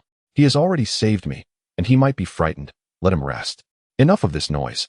I have my own measures," Lan Tianying said, her beautiful brows furrowing. Su Ying, unsure of the senior sister's intentions, chose to remain silent, yet felt reassured that despite her occasional eccentricities, she was undoubtedly a good person, someone who would protect her own. Thus, Su Ying resigned herself to the senior sister's playful antics. After striking an elaborate pose, Lan Tianying declared, "Zhang Ye, do you understand? Your life is owed to my valor, my righteousness, and my unwavering principles." She felt something was amiss in her wording and paused, but thought it would suffice. After all, the last time she had frightened a scholar, this time, dealing with a farmer should not pose a problem. Continuing, she remarked, "You have cultivated a third-grade poison that nearly caused Su Ying to sacrifice herself." Pausing again, she still felt her choice of words was inadequate. "You misspoke," Zhang Ye weakly interjected. "My farming methods are not despicable. The third-grade herbs are inherently innocent. It is Hua Tianlang who is at fault." "What?" Lan Tianying, embarrassed by her choice of words and now confronted, approached Zhang Ye with a fierce glare. "You dare to retort? You have no idea how strong I am." The senior sister would not tolerate dissent and insisted, "Hurry and bow your head to apologize." Zhang Ye, unsure of how to respond, realized the senior sister was quite formidable. Lan Tianying found herself in a predicament. If Zhang Ye refused to bow and apologize, she would lose face and be unable to assert her authority. Therefore, she devised a rather unorthodox solution. With a surge of energy, she struck Zhang Ye's waist, causing him to bend involuntarily and bang his head against the ground several times in confusion. Not waiting for him to speak, Lan Tianying waved her hand. "Since you have bowed, there is no need for further verbal apologies. You likely cannot articulate anything grand anyway." Having praised herself, she returned to her seat, exuding the air of an imposing senior sister. Zhang Ye was bewildered by the unfolding events. "Good," Lan Tunying proclaimed with great authority, "it is now clear. You nearly lost your life and almost caused the demise of an inner disciple. In this intolerable situation, you have still caused me to expend numerous spirit pills. How shall we settle this account? Zhang Ye replied softly, Senior sister, forgive me. I am quite poor and cannot compensate you with pills, but I can farm. Do not mention farming. Lan Tianying shouted. Then I truly have no other recourse, Zhang Ye replied. Are you trying to evade responsibility? You have great audacity. You know not how strong I am. I understand that you are quite strong, senior sister. I will not evade responsibility. I will repay you slowly. Then do you intend to join our reliable organization? Lan Tianying's ulterior motives finally emerged. Upon hearing about joining an organization, Zhang Ye felt uneasy, quickly recalling the various instigations from the female demon who had invaded his mind. Concerned, he said, I only know how to farm. I do not wish to join any organization.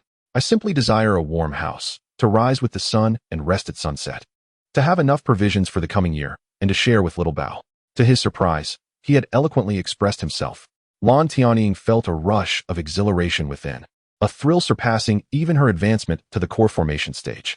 Particularly, the notion of merely wanting a house to bask in the sun and daydream resonated with her deeply. Moreover, she instinctively regarded little Bao as a cherished treasure, akin to a beloved woman. A perfect weapon indeed. A gentle, delicate young man who could bask in the sun, daydream, and recite poetry had struck a chord within Lan Tianying, despite not being a scholar. She became utterly entranced, forgetting her meticulous plan to recruit Zhang Ye. No one knew the intentions of this enchanting beauty, and Su Ying found it inappropriate to speak. The little girl, lacking context, could only mimic her previous words. Believing the senior sister had lost interest in conversing, Zhang Ye turned to leave. That night, it was said that both the little girl and Su Ying retired for rest, while Lan Tianying remained in the hall, lost in thought. The following day, a shocking proclamation resonated from Tianying Peak. Whoever dares to harm Zhang Ye, I shall excavate their ancestral graves. The entire sect erupted in turmoil. Again, Zhang Ye, why am I not so fortunate? What abilities does this young man truly possess? Discussions surrounding Zhang Ye filled the air. The issues concerning the supreme profound Tao totem were selectively ignored by the elder hall, as they merely speculated, having never truly witnessed the supreme profound Tao. Furthermore, some elders personally ventured to the Wolf Peak to inquire about Hua Tianlang, but he, being guilty of some secret, found it inconvenient to speak openly. As a prominent figure at the Golden Core stage, the fact that he could not vanquish two mere Qi refinement practitioners was a matter he would never admit to, especially as a candidate for the future sect leader. Thus, the senior brother feigned ignorance, claiming he knew nothing at all. He attributed the incident to a madwoman causing chaos at the Wolf Peak, asserting that he had no choice but to summon the Golden Core to intimidate her. Hua Tianlong's status was significant. He stubbornly played the fool, leaving the elders at a loss for what to do. Moreover, as the senior brother shifted the blame onto the senior sister, the elders were further disinclined to provoke the unreasonable woman. Consequently, the matter fizzled out, garnering the attention of the sect elders, and with Lan Tianying's declaration, Zhang Ye's life became temporarily tranquil. Yet, he was aware that he could not afford to relax. During the day, he devoted a small amount of time to tending to the medicinal fields, while the rest of his time was spent in meditation and diligently practicing the Tai Chong fist. He had now refined the Tai Chong fist to a state of dynamic contraction, reaching the pinnacle of transformation. Zhang Ye understood that he could no longer alter his Tai Chong fist. It had reached its limit. However, this did not signify perfection. He sensed that he had merely achieved a minor form of completeness, with the overall structure still being flawed. While he could rectify minor defects, structural flaws could only be acknowledged but not remedied. Compensating for structural deficiencies would equate to the creation of an entirely new system.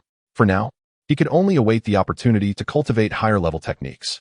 His Tai He True Qi was also progressing, after days of rigorous practice.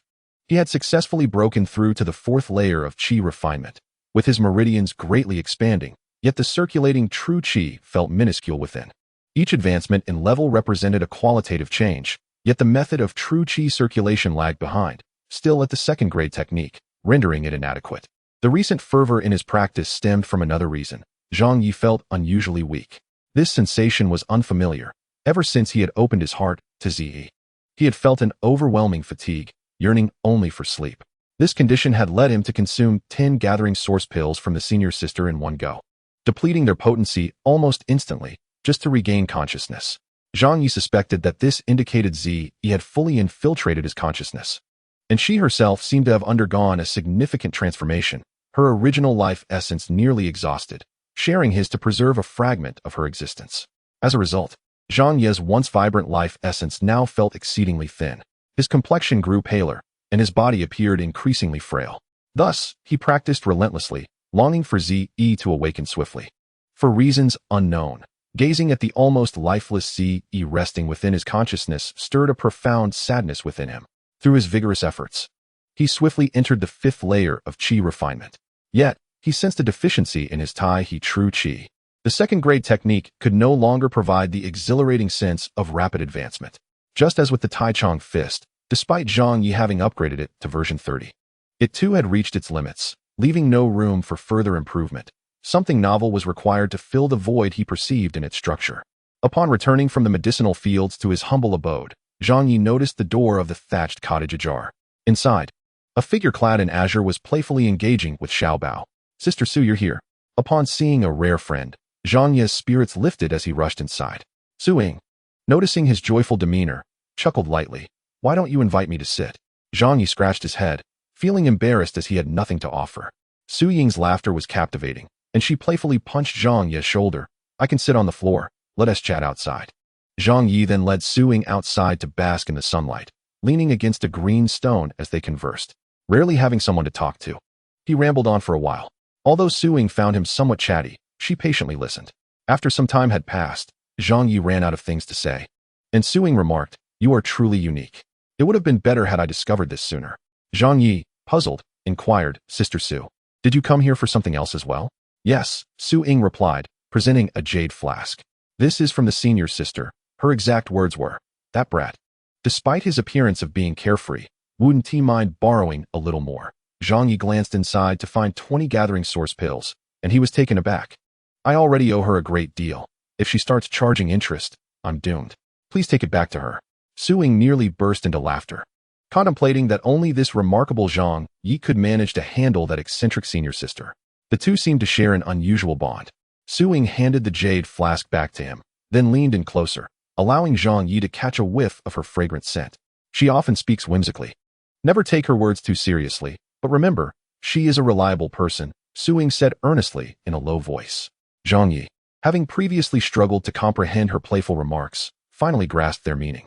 Reflecting on it, the senior sister had indeed saved him. Although her words were often nonsensical, they posed no real harm. Trusting Su Ying, he accepted the pills, recognizing the senior sister as a good person. Unbeknownst to him, just days prior, Lan Tanying had observed Zhang Ye from afar, noting his circumstances and suspecting that he had encountered difficulties in his Qi refinement. The senior sister, being proud, found it unseemly to approach him directly, so she devised a clever plan to send Su Ying as a benevolent intermediary. Little did she know, Su Ying had inadvertently sold her out. Su Ying's task was not so simple. She pondered for a moment and said, "You seem to have encountered some issues in your cultivation. You've reached the 5th layer of Qi refinement, but if all goes well, relying solely on Tai True Qi may no longer suffice." Zhang Ye was anxious about this very concern. Su Ying continued, "I do possess a 3rd-grade Qi refinement technique, but as an inner disciple, I lack the authority to impart it, lest I face severe penalties. However, considering how enthusiastic the senior sister is, perhaps you could plead with her. She might grant you the technique if she is in a good mood." At that moment, the true intention behind her words was revealed. Zhang Ye felt somewhat guilty, but, for the sake of the technique, he steeled himself and agreed. Having settled the matter with the eccentric senior sister, Su Ying cast a deep glance at him before departing Tunying Peak. Su Ying likely reported the situation back. Lan Tianying regarded her with suspicion. "Did you manage to feign a proud demeanor? Don't let him think we were there to curry favor," she cautioned. Su Ying felt a wave of disappointment and nodded in response. Lan Tianying's heart sank. Noticing Su Ying's ambiguous expression, she felt as though she had been betrayed. She jabbed her finger at Su Ying, causing her to stumble. "You definitely told him that I've softened," she exclaimed. "You little rascal. Have you forgotten who has been supporting you?" Lan Tianying scolded. "I provide you with everything you need and allow you to act with impunity within the sect. And this is how you repay me?" "Senior sister, let me explain. I didn't reveal everything," Su Ying blurted out in a panic. "What?" Lan Tianying, who had been deceiving her all along, rose and exclaimed, "You truly sold me out. If my authority is undermined, none of you shall escape unscathed." A sense of foreboding enveloped the atmosphere. At that moment, a young girl rushed in, breathless with anxiety. "What is the matter?" Lan Tianying commanded, adopting a composed demeanor. The last time Zhang Ye arrived, the girl reported, "Do not panic, nor act chaotically. Maintain an air of calm," Lan Tunying asserted with an authoritative wave of her hand. The girl and Su Ying exchanged glances, thinking to themselves, "Isn't it you who is in a state of turmoil?" When Zhang Ye entered, Lan Tianying's heart skipped a beat, and she forgot everything else. Thus, when Zhang Ye sincerely offered his greetings and apologies, she remained oblivious. He spoke for quite some time, kneeling and waiting for a response, but received none. "What did you just say?" Lan Tianying finally regained her focus. Zhang Ye had to repeat his request for guidance on the techniques. Lan Tianying stood, feigning an intention to depart. "Not a chance. We are not related. I shall not teach you the techniques." Zhang Ye felt a tinge of disappointment, but considered that such a reaction from the senior sister was rather lenient. He had never heard of an unfamiliar outer sect disciple directly approaching a core disciple on their peak to seek teachings. Realizing he had overstepped, Zhang Ye apologized and took his leave. After bowing, he turned away, while Lan Tianying's thoughts erupted. "You insolent brat, must you employ such a pitiful term? How utterly vexing." After indulging in her fantasies, Lan Tianying noticed he had already fled, her mouth twisting in irritation. Just as Zhang Ye was about to exit Tianying Peak, a golden elixir soared down from above. The elixir transformed into a graceful hand, seizing Zhang Ye and whisking him back. He thought it akin to using a nuclear bomb to swat a mosquito. Upon being retrieved, Zhang Ye lowered his head, feeling as if he were walking on thin ice. "Kneel," Lan Tianying commanded. He complied immediately. "Am I a tiger? Shall I rip your backside off?" she scolded. Zhang Ye hastily shook his head. "Then why did you run? You haven't clarified your issues and wish to escape?" Lan Tianying pressed, her authority escalating. Zhang Ye remained silent, unable to retort. Lan Tianying, feeling increasingly flustered, struck a powerful pose as she descended, and with a burst of energy, Zhang Ye found himself bowing 3 times in confusion. Before he could speak, Lan Tianying boasted, "All right. Since you bowed and acknowledged your mistake, I shall overlook it. Furthermore, seeing you are cultured and polite, I grant you a copy of the 3rd tier Xuanming technique." Zhang Ye was overjoyed and wished to express his gratitude sincerely, but felt that no words could adequately convey his indebtedness to the senior sister. Noticing his lack of reverence, Lan Tianying felt slighted and continued, "Moreover, I see you have spent 2 years in study, resembling a lost scholar of the mundane world. Thus, I grant you a poem. Take it and study it carefully." Zhang Ye found the poem rather ordinary, and since it was so, he offered a polite thanks. "Thank you, senior sister, for your guidance. I shall study diligently." This pleased Lan Tianying, who waved her hand dismissively. "Very well. Unless there are special matters, do not disturb my tranquility. You may leave." Lan Tianying's words were to be interpreted oppositely. Her insistence on not being disturbed implied she wished for Zhang Ye to visit her daily, showcasing her commanding presence. When he departed, the young girl could no longer contain herself, exclaiming, "This is far too deceptive. He has extorted our Tianying Peak's techniques." Su Ying chimed in, "Indeed. Such antics do not indicate weakness." "Silence," Lan Tianying reprimanded. "Such a beautiful yet capable weakling, who can compose poetry and cultivate, brings me joy. It reflects my gentleness." Returning with 2 jade slips, Zhang Ye stored the poem, uninterested in reading it. He infused 1 jade slip with spiritual energy, causing light and symbols to dance in the air. As he meticulously studied it, he found himself forcefully memorizing the content. His exceptional memory allowed him to grasp the intricacies of the technique, which, while more complex than Taiha True Qi, bore subtle connections to it, aiding his retention. Once he had memorized it, the jade slip disintegrated into powder, consumed entirely. Zhang Ye was unaware that this was a trap set by the senior sister. She had originally intended for him to remember only half, knowing he would return for the other half. The senior sister's penchant for teasing this innocent boy brought her a unique pleasure, reveling in his obedient inquiries. However, this time, she stumbled. Zhang Ye not only memorized the entire Xianming technique, but quickly comprehended it as well. Instead of practicing it directly, he identified a flaw. The Xianming technique's structure and method were vastly superior to Taiha True Qi, presenting a higher level of complexity. Previously, he had refined Taiha True Qi to its limits, realizing it was an incomplete structure. Now, as he meticulously analyzed the Xianming technique, a sudden clarity washed over him. He sensed something amiss with the Xianming technique. Consequently, he made preliminary modifications to it. Upon refining the revised technique, he noticed a connection between the 20th edition of Xianming and the 30th edition of Taiha True Qi. This was merely a feeling, without evidence. Yet Zhang Ye proceeded with it. Refining the modified technique had become second nature to him. Thus, Zhang Ye did not practice the Xianming technique, but instead utilized its concepts to significantly enhance Tai True Qi, bringing it closer to perfection. When he began cultivating this revitalized technique, the initial effects were subtle. Yet, like a snowball effect, with each cycle of energy, the flow of true Qi surged dramatically. Previously, his meridians had been too wide, and the true Qi too feeble. However, after running through 9 cycles, the vibrant true Qi nearly filled his current cultivation level of the 5th stage. As he felt a slight pain in his meridians, Zhang Ye ceased his cultivation. He had surpassed his previous limits, completing 14 cycles. He was unaware of how astonishing this achievement was. Zhang Ye could only speculate on how long it would take to reach the 6th stage. It seemed near. Historically, when true Qi filled the meridians, it signified an impending breakthrough. As one ascended the ranks, each breakthrough became increasingly arduous, especially transitioning from the Qi refining stage to the foundation establishment stage, and from the foundation establishment stage to the spirit separation stage. Such transitions were particularly challenging. Once one reached the golden core stage, it marked a new beginning, significantly enhancing one's life force, offering practitioners up to 300 years of life, provided they did not engage in overly perilous battles or sustain grievous injuries that would deplete their life essence. Crossing into the golden core stage signified a profound transformation, granting access to capabilities once deemed impossible. From this stage onward, one could fully open the bridge to heaven and earth, fundamentally altering their life essence and longevity. Before reaching the golden core stage, one cannot discern a significant qualitative difference in individuals. Rather, it is primarily a matter of quantity. Life, in this context, appears particularly fragile and insignificant in the face of the cosmic Tao. Thus, with a stroke of fortune and the aid of magical artifacts, one may frequently engage in challenges beyond their level. However, after attaining the golden core stage, especially in the nascent soul phase and beyond, magical tools become merely supplementary.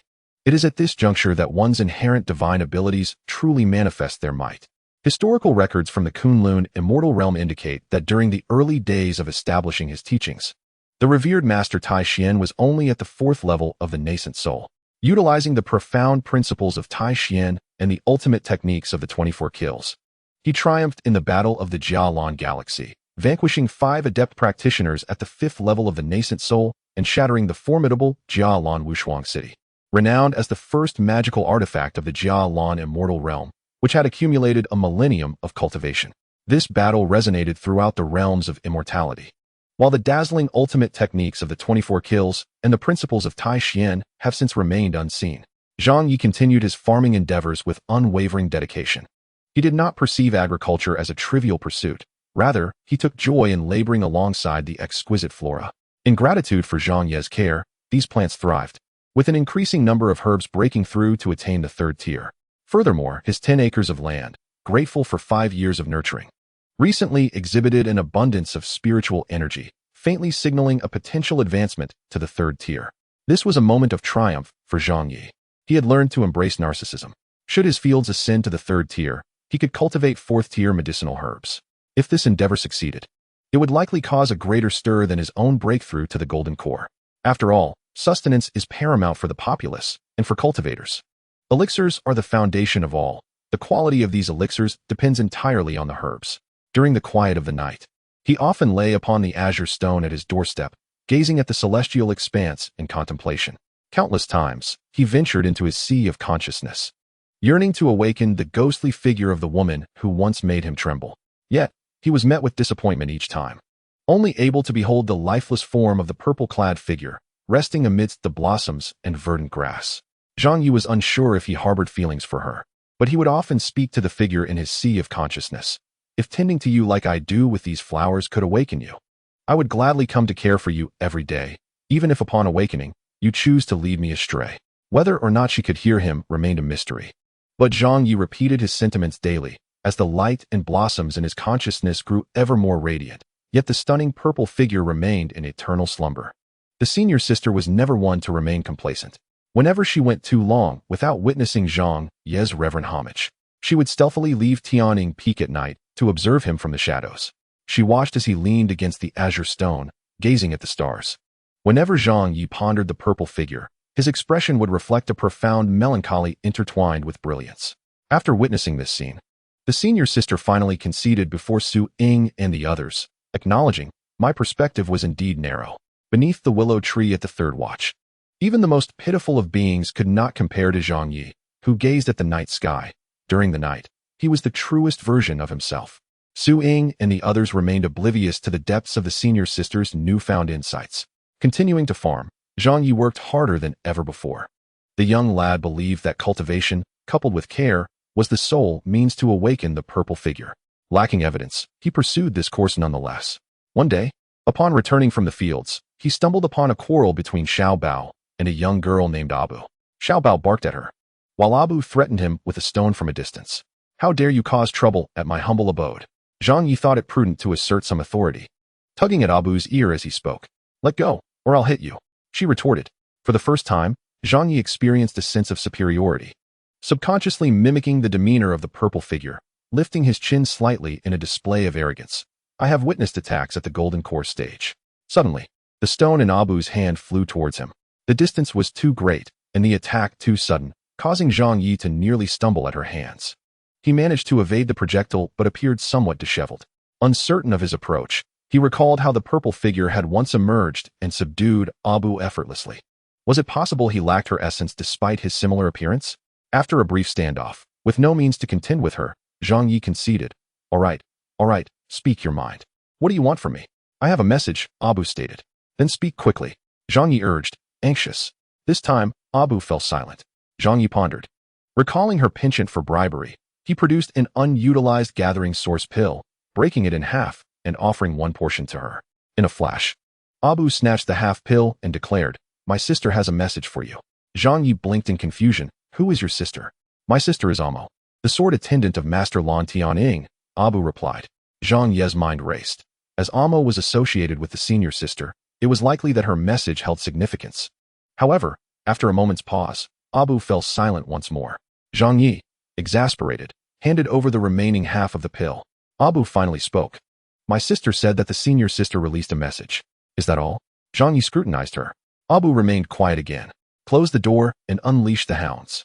Feeling tricked, Zhang Ye shut the door, and Xiao Bao began to show a mischievous side.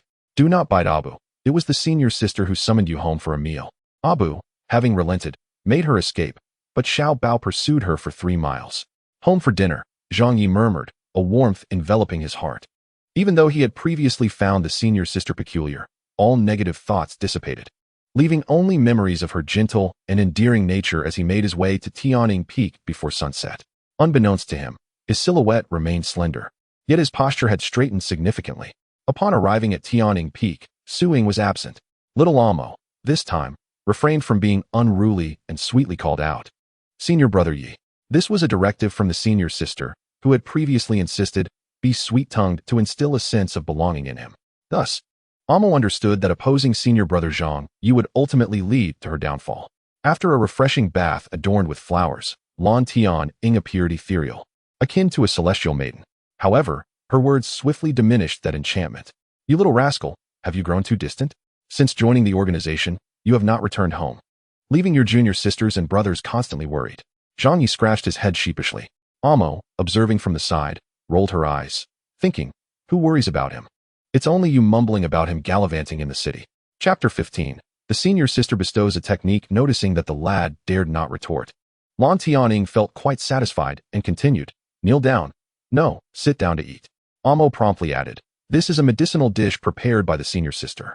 She used her golden core abilities to hunt a flock of black-boned white phoenixes, making it exceptionally delicious. It is neither as dull as consuming elixirs, nor lacking in nourishment." Zhang Ye obediently sat down, saying, "Thank you, senior sister. In the future, if you need help capturing mountain chickens, just let me know, and I shall assist." The senior sister extended a finger to poke Zhang Ye's forehead several times. "At least you have a conscience." Whether due to excitement or some other reason, her control over her strength faltered, and she inadvertently sent Zhang Ye tumbling to the ground.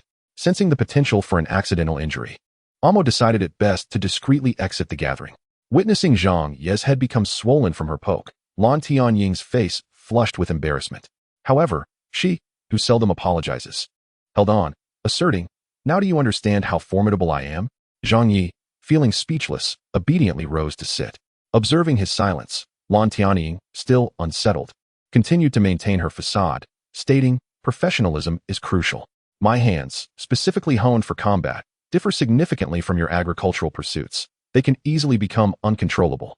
Zhang Ye thought to himself, who are you trying to deceive? A golden core cultivator can undoubtedly control their strength to a level far more delicate than a strand of hair. You are clearly preparing to deal with me.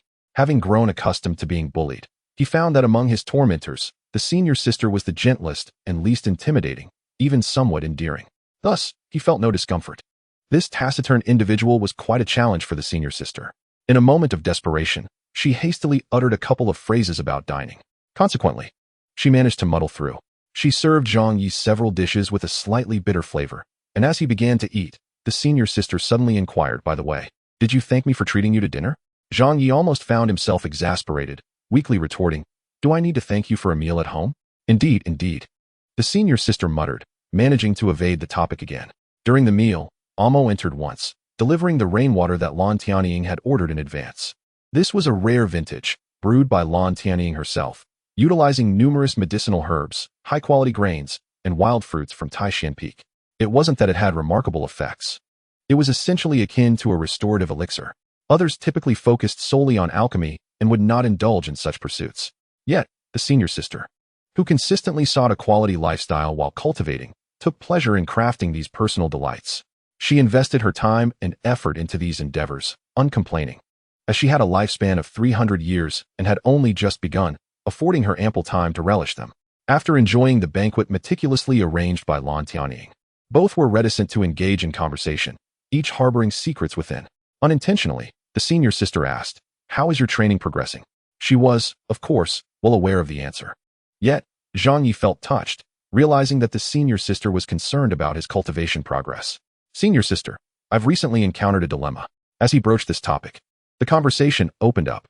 Speaking to her, he expressed, I am usually quite busy. Do not expect to disrupt my solitary cultivation. However, with the courage bestowed by this wine, I shall speak freely. Lan Tianying paused, realizing she might have used the wrong words again. In her excitement, she either overexerted her strength or spoke nonsensically. Unsure of how to proceed, Zhang Ye, dismissing her ramblings, was merely moved by the concern embedded in her words. In his eagerness, he grasped Lan Tianying's hand resting on the table and began to speak fervently. He continued until he finished, but the senior sister remained oblivious to his words, instead fixating on the hand that held hers, feeling a mixture of anxiety, excitement, and irritation. Did you touch the wrong place? Lan Tianying inquired, considering that if this boy dared to feign ignorance, she would let it slide. Reminded, Zhang Ye quickly withdrew his hand, feeling flustered as he pondered over an apology. This left the senior sister in a difficult position. He either needed to keep holding her hand or, upon releasing it, say something to preserve her dignity. As per usual, she thought, sending a surge of true energy to Zhang Ye's waist, applying just the right amount of force, precise as a strand of hair. Zhang Ye suddenly found himself kneeling in confusion, bowing his head several times.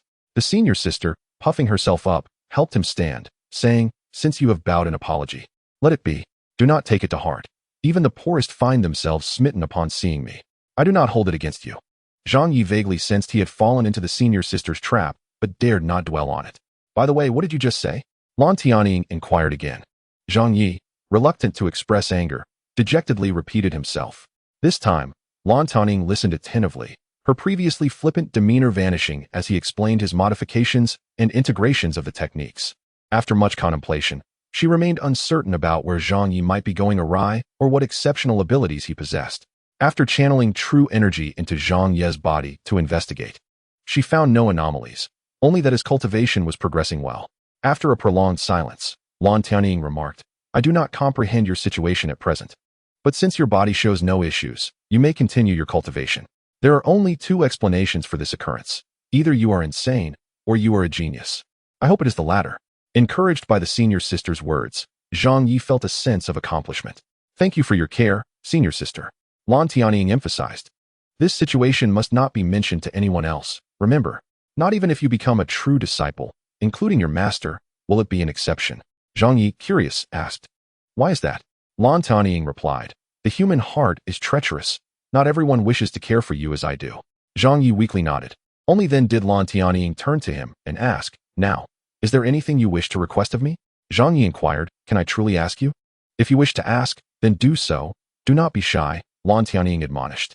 After careful consideration, Zhang Ye stated, after practicing the new technique. I feel that Tai Chong fist no longer suits me. It can no longer showcase my strength. I wish to learn a new technique. Very well, Lan Tianying replied, seemingly unfazed. As long as you strive for progress, I shall certainly nurture you. This is the third-grade Xian Kong Palm technique. Take it and cultivate. She raised her hand, and a beam of light descended into Zhang Ye's palm, revealing a jade slip. With that, Lan Tianying had no further words and departed early to return to her thatched hut. Zhang Ye, upon infusing true energy into the slip, began to study the Xian Kong Palm technique. He quickly memorized the essentials, refraining from immediate practice and instead opting to contemplate, as per his usual method. He vaguely felt that he could approach the Xian Kong Palm technique in a manner akin to that of Tai He True Energy, intending to supplement it with Tai Chong Fist. Though it was merely a second-grade technique, Zhang Ye held a special attachment to Tai He True Energy and Tai Chong Fist. As they were his foundational practices, he was reluctant to allow them to merge with Xian Ming technique and Xian Kong Palm. This endeavor proved more challenging than anticipated and could not be accomplished swiftly, perhaps due to the previous uncomplicated modifications in his cultivation. Zhang Ye found it difficult to comprehend the Xian Kong Palm technique at that moment, causing him agitation. When he thought of the senior sister, he recalled her words, "Do not casually disturb my solitary cultivation." In desperation, Zhang Ye had no choice but to temporarily set aside the Xian Kong Palm. Unsure of where the problem lay, he focused on intensifying his true energy cultivation.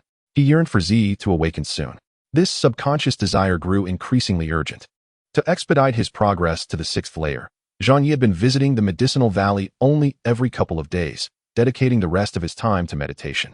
At this point, his true energy was nearly saturating his meridians, leading to a state of obstruction. Relying on his previous experiences, he pressed forward with determination, relentlessly urging his true energy, pushing harder. This extreme impact, while enhancing his meridian's capacity to endure, also catalyzed his breakthrough experience. However, it proved excessively forceful. Borrowing from his agricultural analogy, it was akin to using the most potent hormones. Time and again, the impact was not as smooth as before. This time, the obstructed meridians failed to break through, causing them to swell like balloons, and his body followed suit, alternating between heat and cold. Zhang Ye vaguely sensed he was falling ill. Chapter 16. Tears. As consciousness began to blur, he heard a melodious voice sigh. "Impudent boy, are you seeking death?"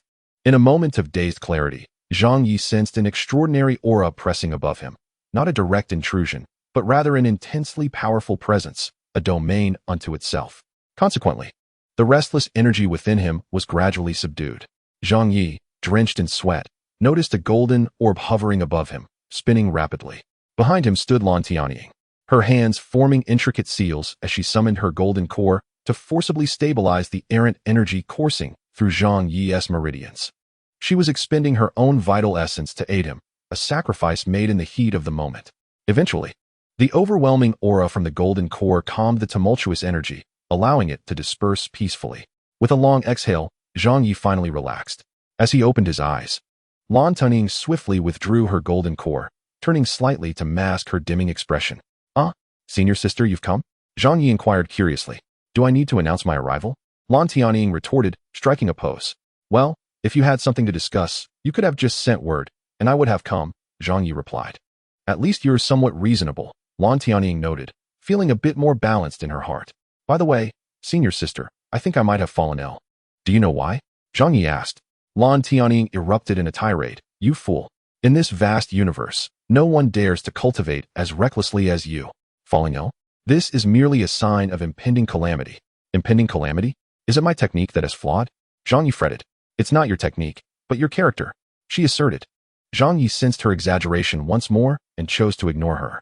Feeling slightly embarrassed, Lan Tianying attempted to shift the conversation. "By the way, do you suspect there's an issue with the Xian Kong Palm?" "Oh, so you knew?" Zhang Ye responded. "When I gave it to you last time, I made a mistake. It was only half of the technique," she confessed. "What?" Zhang Ye exclaimed, jumping up in disbelief, realizing he had been deceived. Lan Tianying continued. "I thought you would come to ask me, but when you didn't, it made me quite irritable. Senior sister, why would you want to harm me?" "We have no enmity," Zhang Ye said weakly. Lan Tianying, too shy to elaborate, tossed him a jade slip and turned away. "One day when you realize I didn't mean you any harm, I want to see your expression then. As fierce as I am, I have no intention of seeking your praise." In an instant, she vanished. She had wept. Within Zhang Ye's consciousness, The figure in purple, Ze, opened her eyes for the first time in ages. She sensed a unique tear, imbued with the essence of the vital energy that had just been forcibly withdrawn from her. Had it not been for Lan Tianying invoking her golden core to rescue Zhang Ye, and simultaneously channeling her own vital essence, it would have taken a decade for Ze to awaken, given Zhang Ye's current cultivation level. With Ze lacking a physical form and her spiritual strength reduced to less than 1%, forcibly activating the profound mysteries of the universe had completely drained her. Even sharing Zhang Ye's essence merely sustained a flicker of her life force, preventing her from dissipating entirely.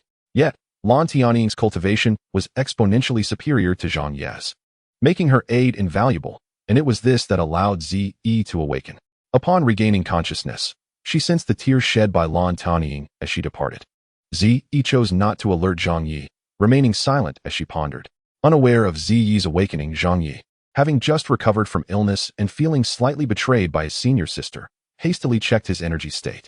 He began to circulate his combined energy, and to his astonishment, it surged through him like a rocket. Shocked by the transformation, he noticed that his meridians had expanded nearly a third wider than before. Inadvertently, he had leveled up. If he wasn't mistaken, he believed he had reached the legendary 6th layer of Qi refinement, just a step away from foundation establishment. I am truly remarkable, Zhang Ye muttered, praising himself. Ze, feeling exasperated, merely regarded him with her beautiful face tilted slightly.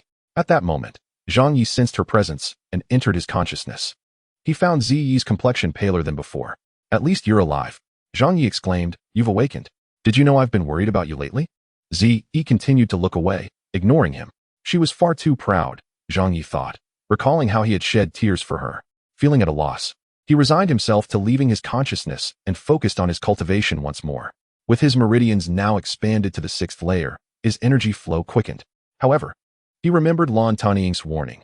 Preservation of life was paramount, and he would no longer dare to act recklessly as before. He cycled through a smooth 7 rounds of energy before coming to a halt. Suddenly, Ze appeared in his mind, finally managing to utter. Who taught you to circulate energy like that? I modified it myself, combining Tai Chi with the shimming technique. I thought I might have fallen ill. I'm not sure if I've practiced incorrectly, Zhang Ye explained. Not at all.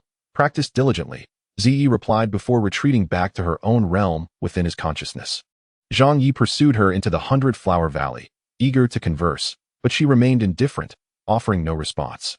Determined to provoke her, he declared, do you know? I have a powerful ally now. My senior sister is a legendary Golden Core master, so I won't be bullied anymore. What is so great about a Golden Core? Go away, Ze replied softly, eyes still closed. Meanwhile, at Tianying Peak, Lan Tianying's expression was grim, her aura slightly disordered. She sat quietly in her alchemy chamber, circulating her energy. With a flick of her hand, a jade pot rose, and an array of emerald green pills swirled around her. These were far superior to the Gathering Source pills, being 3rd-tier recovery pills. The potency of a single recovery pill was tenfold that of a Gathering Source pill. Yet, long before 20 recovery pills could even enter Lan Tianying's body, they disintegrated into powder, their potency drained. Only then did her energy return to a smooth flow, though her complexion remained devoid of its usual luster. Exhaling a breath of murky energy, her attendant, Amo, remarked, Senior sister, don't be so hard on yourself. Is Zhang Ye truly worth this sacrifice? Many of us rely on you for sustenance. Silence, Lan Tianying retorted. What do you know, you little brat?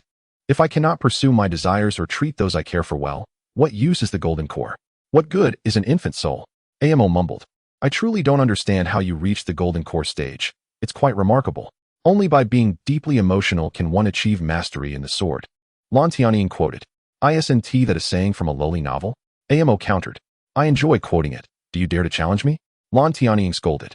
Under the starry sky, Zhang Ye reclined carefreely against a stone, reflecting on the recent events. How thrilling it was to discover such vibrant layers to the life of a cultivator. Unbeknownst to him, his perspective was shifting from that of a mere farmer to that of a cultivator. In his consciousness, Ze, noticing this change in Zhang Ye's mindset, opened her enchanting eyes for the first time in 2 days, finding a sliver of solace. This proud being was unaccustomed to residing within the mind of a dreamer akin to a pig, especially one devoid of ambition. Yet, Ze could not leave him. She had once sworn an oath to remain. Her pride rendered her indifferent to breaking promises. With the additional half of the Xian Kong palm technique bestowed by her senior sister, Zhang Ye's previous doubts were entirely resolved. He modified the Xian Kong palm according to his own understanding, subsequently integrating the revised version into the Tai Chong fist. Thus, a new structural system was born. He was uncertain of the rank of this new technique, but felt it was significantly more formidable than the original. Zhang Ye approached Zi and inquired, "What rank is my fist technique?" "Fourth rank," Zi replied. Elated, Zhang Ye danced with joy, exclaiming, "Wonderful! I have mastered a fourth-rank fist technique and have entered the ranks of experts." "Fool," Zi retorted, closing her eyes and ignoring him. Chapter 17. The Seven Treasure Gourd. Zhang Ye continued to ask, "Do you know what rank my dual energy technique is?" "Fourth rank," Zi answered without irritation. Zhang Ye was momentarily stunned. After a pause, he inquired, "By the way, my dual energy technique should have a name. How about calling it Tai Xinju, derived from the first characters of Tai He Jin Qi and Xian Mingju? Dream on. With your meager cultivation and timid disposition, you dare to mention Tai Xian divine art? Do not utter that name," Zi said, her pale face slightly raised. "I like to use it. It's none of your concern. I shall name my new fist technique Tai Xian Palm," Zhang Ye retorted, having learned to argue back. "Kill 10 men in 100 steps. Leave no trace in 1,000 miles, Zi remarked coolly. "Write this phrase 1,000,000,000 times before you dare to discuss the 3 characters of Tai Xian Palm. Can one even kill that many?" Hearing the disdainful words, Zhang Ye instinctively raised his handsome face, retreating from the realm of consciousness. When this Zi-esque pride naturally manifested in Zhang Ye, even Zi was taken aback. The progress of the pseudo-Tai Xian Palm was steady, and the tasks in the medicinal field became increasingly effortless. Zhang Ye began to relax. Recently, he found himself with ample time, lounging on the bluish stone at the entrance, soaking up the sun and daydreaming. Occasionally thinking of Zi, he would subconsciously draw patterns in the stone with his finger. As he scribbled, he unwittingly repeated the phrase, "Kill 10 men in 100 steps, leave no trace in 1,000 miles." Vaguely, Zhang Ye sensed that this phrase could not be comprehended through Zi's thought pattern. What does it mean?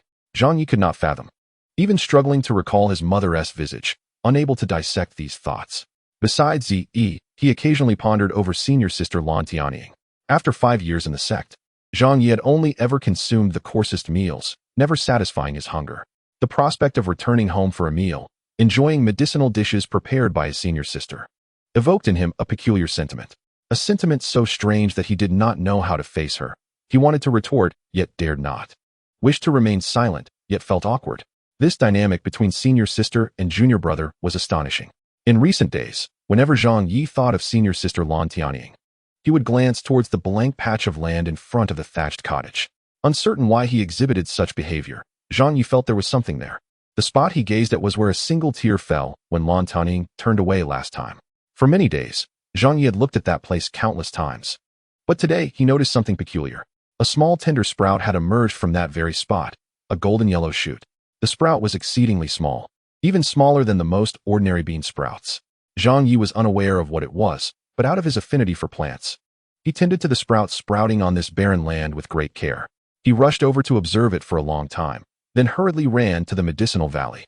From the spiritual field he nurtured, which was about to advance to the 3rd rank, he took a small amount of soil and placed it in a jade box, then hurried back. By the time he arrived at the thatched cottage, the sun was already setting. In the golden sunlight, as a gentle breeze passed, the delicate sprout appeared frail and trembled slightly. Zhang Ye carefully transplanted the fragile sprout into the rich soil of the jade box. Uncertain of what it was, Zhang Ye found himself quite fond of this little entity, cradling it as one would a precious heart, and brought the jade box into the cottage. He placed the sprout on the table and quietly observed it, lost in thought. At some point, Zi appeared in his mind, gazing at the sprout, and said, "If in the future you possess divine abilities, use your Tai Xian divine powers to protect this sprout. It is not easy for it to take root and sprout in this barren land of yours. It deserves respect." Zi's words seemed to carry a double meaning. Zhang Ye did not fully grasp them. How should I preserve it? If I plant it in the field, it is too small. It will be bullied by other plants. Zhang Ye questioned. Go ask Lan Tianying for a 7 treasure gourd. Use it to cultivate 100 acres of land and plant your own things, allowing it to grow in the process. It will be larger than you imagine, Zi gently suggested. Nonsense. How could senior sister possibly give me such a precious artifact? Zhang Ye replied. She would. If your life is at stake, she would give it to you. Hurry, Zi commanded before vanishing. After much deliberation, the prospect of possessing a magical artifact and having his own 100 acres of land represented Zhang Ye's ultimate dream. Thus, he decided to muster the courage to give it a try. As night fell, tranquility enveloped the mountains. Zhang Ye had become much steadier lately, no longer running about like a frantic leopard. The distance from the thatched cottage to Tunying Peak was not far, yet it still took him 2 hours. After murmuring a few words to Amo, Zhang Ye directly entered the inner courtyard.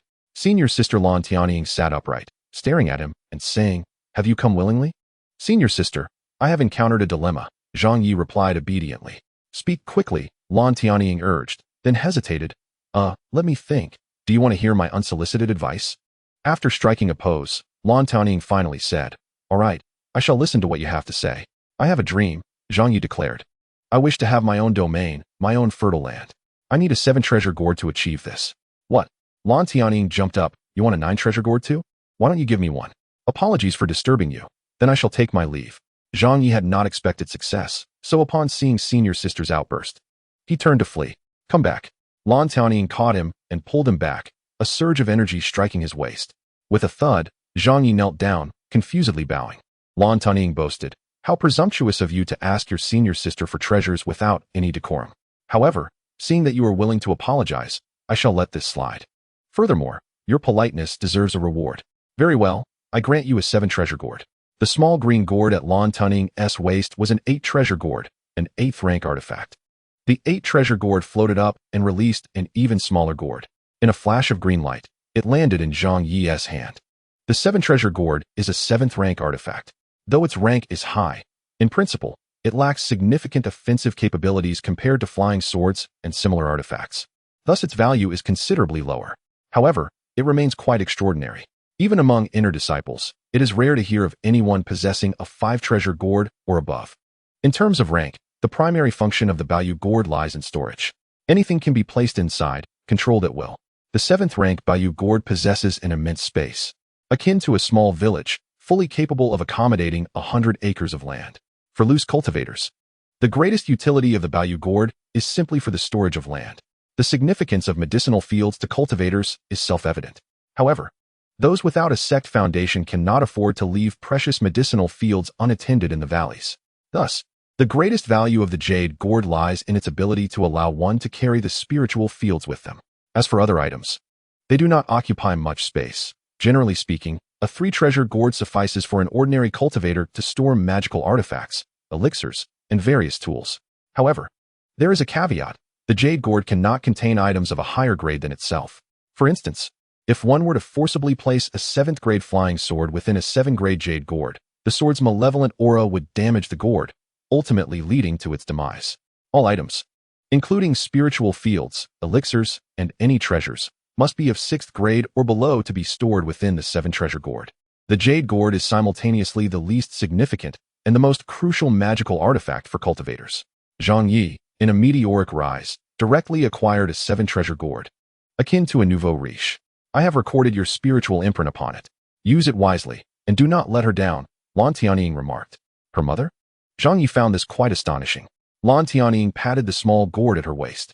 "Indeed, I do not wish to elaborate on the origins of my 8th-grade gourd, nor do I wish to flaunt what I have sacrificed for it. In short, after enduring numerous trials, it was bestowed upon me by the sect leader. Later, it bore a small gourd, which I nurtured for a long time. With the sect leader's assistance, it was refined into a 7-treasure gourd, which I now give to you, as I have no further use for it." Zhang Ye felt a surge of gratitude in his heart, too overwhelmed for words, and resolved to nurture the golden sprout using this 7-treasure gourd. He thought that when the day came for the sprout to blossom into something valuable, he would present it to the senior sister. With that thought, Zhang Ye turned and departed with the 7-treasure gourd, leaving without a word. "You ungrateful brat. You extorted a magical artifact, and didn't even say thank you," came the reprimand from the senior sister. Chapter 18. Gathering an acre of land as usual. When the morning bell of the Tai Xuan Sect rang, Zhang Ye rose from his warm bed, rubbing his eyes.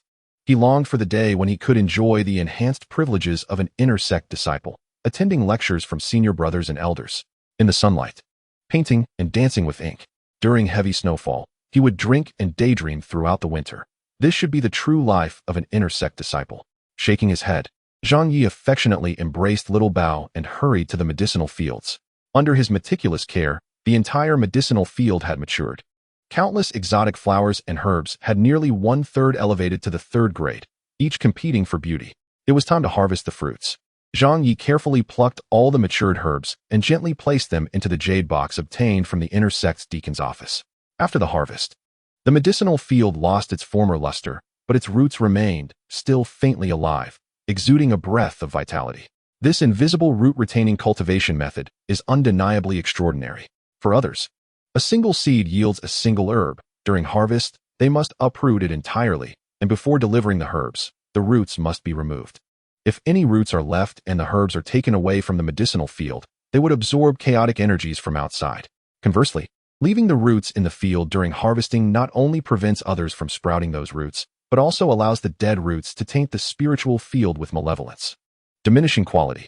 Only Zhang Ye, relying on his innate talent, could perceive the profound rules of the invisible root-retaining method. Zhang Ye placed the jade box containing the herbs into the 7-treasure gourd. After some contemplation, he also scraped off a thin layer of soil from above the medicinal field and added it to the 7-treasure gourd. He did not perceive this as an act of theft. He dared not take more, for that would disrupt the vital energy of the spiritual field, endangering the herbs that still had roots. However, taking only a thin layer was akin to a person exhausting their strength after labor. Naturally, they would recover slowly. At this moment, Zhang Ye finally possessed his own territory. Within the 7-treasure gourd, he utilized a modest space, arranging the scraped soil into an acre of land. He then transplanted the golden sprout into the center of that acre within the 7-treasure gourd. Hiding inside the gourd, Zhang Ye gently loosened the soil for the little sprout, playing with it for a while, and let a drop of sweat fall upon it. The sprout joyfully swayed, growing a little stronger. With a thought, he exited the 7-treasure gourd, and Zhang Ye felt elated, pondering how long it would take to fill the gourd with medicinal fields. To completely fill the 7-treasure gourd, at least 100 acres of land would be required. The deacon's office of the medicinal valley. Strictly speaking, this was Lan Tianying's domain, predominantly occupied by female disciples. Due to the senior sister's peculiar preferences, the place was filled with beauties, with scarcely an ordinary-looking person in sight. Senior Brother Ye. Senior Brother Ye. As he passed through, countless individuals greeted Zhang Ye. Even 2 inner sect female disciples addressed him as such. In the eyes of the crowd, Zhang Ye was remarkably powerful. Despite being a seemingly weak outsider, he boldly flaunted a 7-treasure gourd. Additionally, he had received several invitations from senior sister Lan Tianying to dine at Tianying Peak. In the deacon's office, apart from the chief disciple Su Ying, no one had been invited to the feasts. Thus, although Zhang Ye was merely a low-ranked outer sect disciple, he was subtly regarded by the people here as a deputy disciple of the deacon's office. Upon arriving at the storage room to deliver the herbs, Zhang Ye did not see Su Ying. Unable to suppress his concern, he inquired of a female disciple, senior sister, "Why haven't I seen Su Ying recently?" The female disciple replied enviously, "You are unaware, aren't you? Senior sister Su Ying is on the verge of foundation establishment." Senior sister Lan Tianying specifically ordered her to halt all activities and focus on her cultivation in preparation for the breakthrough. Zhang Ye was delighted, genuinely happy for senior sister Su Ying. In truth, for inner sect disciples, foundation establishment was not particularly rare. Unfortunately, Su Ying's aptitude was average, and only now, under Lan Tianying's careful guidance, was she reaching foundation establishment. Lan Tianying chose Su Ying primarily for her steadiness, rather than her strength. While the senior sister often appeared whimsical, she was adept at utilizing resources effectively, thus maintaining the trust of those above her and overseeing the affairs of alchemy and herbs in the Tai Xuan Sect. As for Hua Tianlang, he was responsible for mining and artifact crafting. While it seemed that Hua Tianlang garnered more attention, those knowledgeable understood that elixirs and herbs were the foundation of everything. The two of them were like sworn enemies in the realms of literature and martial arts. Last time, during Lan Tianying's absence, Hua Tianlang had taken a 3rd-grade herb from the medicinal field, which was technically against the rules. Yet, in the face of power, all rules are rendered insignificant. Thus, even if Hua Tianlang acted, Lan Tianying could not reclaim that justice. Of course, matters were reciprocal. Lan Tianying had also engaged in some underhanded dealings, such as storming into the mine to seize some genius treasures under Hua Tianlang's jurisdiction. At that time, Hua Tianlang had been furious, ringing the punishment bell at the Tianqing court and requesting the head elder of punishment to mediate. However, the senior sister was quite formidable, treating the summons from the Tianqing court as worthless paper, feigning ignorance. Ultimately, the sect leader intervened and placated the head elder of punishment with a few words, allowing the matter to dissipate. The Tai Xuan Sect, under the sect leader, established 4 elders: the head of punishment, the chief disciple, the transmission elder, and the guardian elder. Each of these four held distinct responsibilities and were regarded as the most powerful figures beneath the sect leader, their strength unfathomable, surpassing many elders who held only honorary titles. The elders without official titles, strictly speaking, only enjoy a slightly elevated status and a greater offering. In reality, as long as one can become a core disciple of true transmission, like Hua Tianlang and Lan Tianying, they tend to disregard those elders without titles. In fact, these elders often contribute valuable items to core figures like Lan Tianying and Hua Tianlang.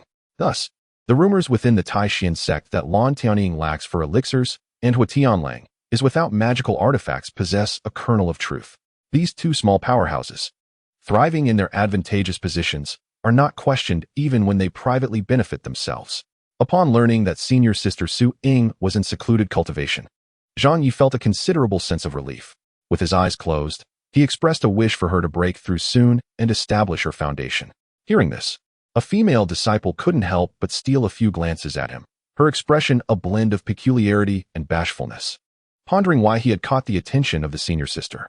In truth, when it comes to choosing disciples, the senior sister prioritizes character, followed by appearance, then talent, and finally strength. Having received new seeds, Zhang Ye departed from the deacon's hall. This time, due to Zhang Ye's formidable reputation and his submission of numerous third-grade herbs, the disciple responsible for distributing seeds did not even inquire further and directly granted Zhang Ye some third-grade seeds. Third-grade seeds must be planted in fourth-grade herb fields to yield crops, which for an average sect equates to strategic reserves. Even for a major sect like Tai Xuan, this is no trivial matter. Theoretically, third-grade seeds must be cultivated in third-grade fields to survive. However, there was no worry regarding Zhang Ye, as he had successfully grown third-grade herbs using second-grade fields and seeds. Thus they were confident in entrusting him with third-grade seeds. This time, Zhang Ye stored the seeds in his 7 treasures gourd, treating them as his own possession. His herb fields, where the roots had not perished, required no new seeds. They could sprout and grow in the next cycle.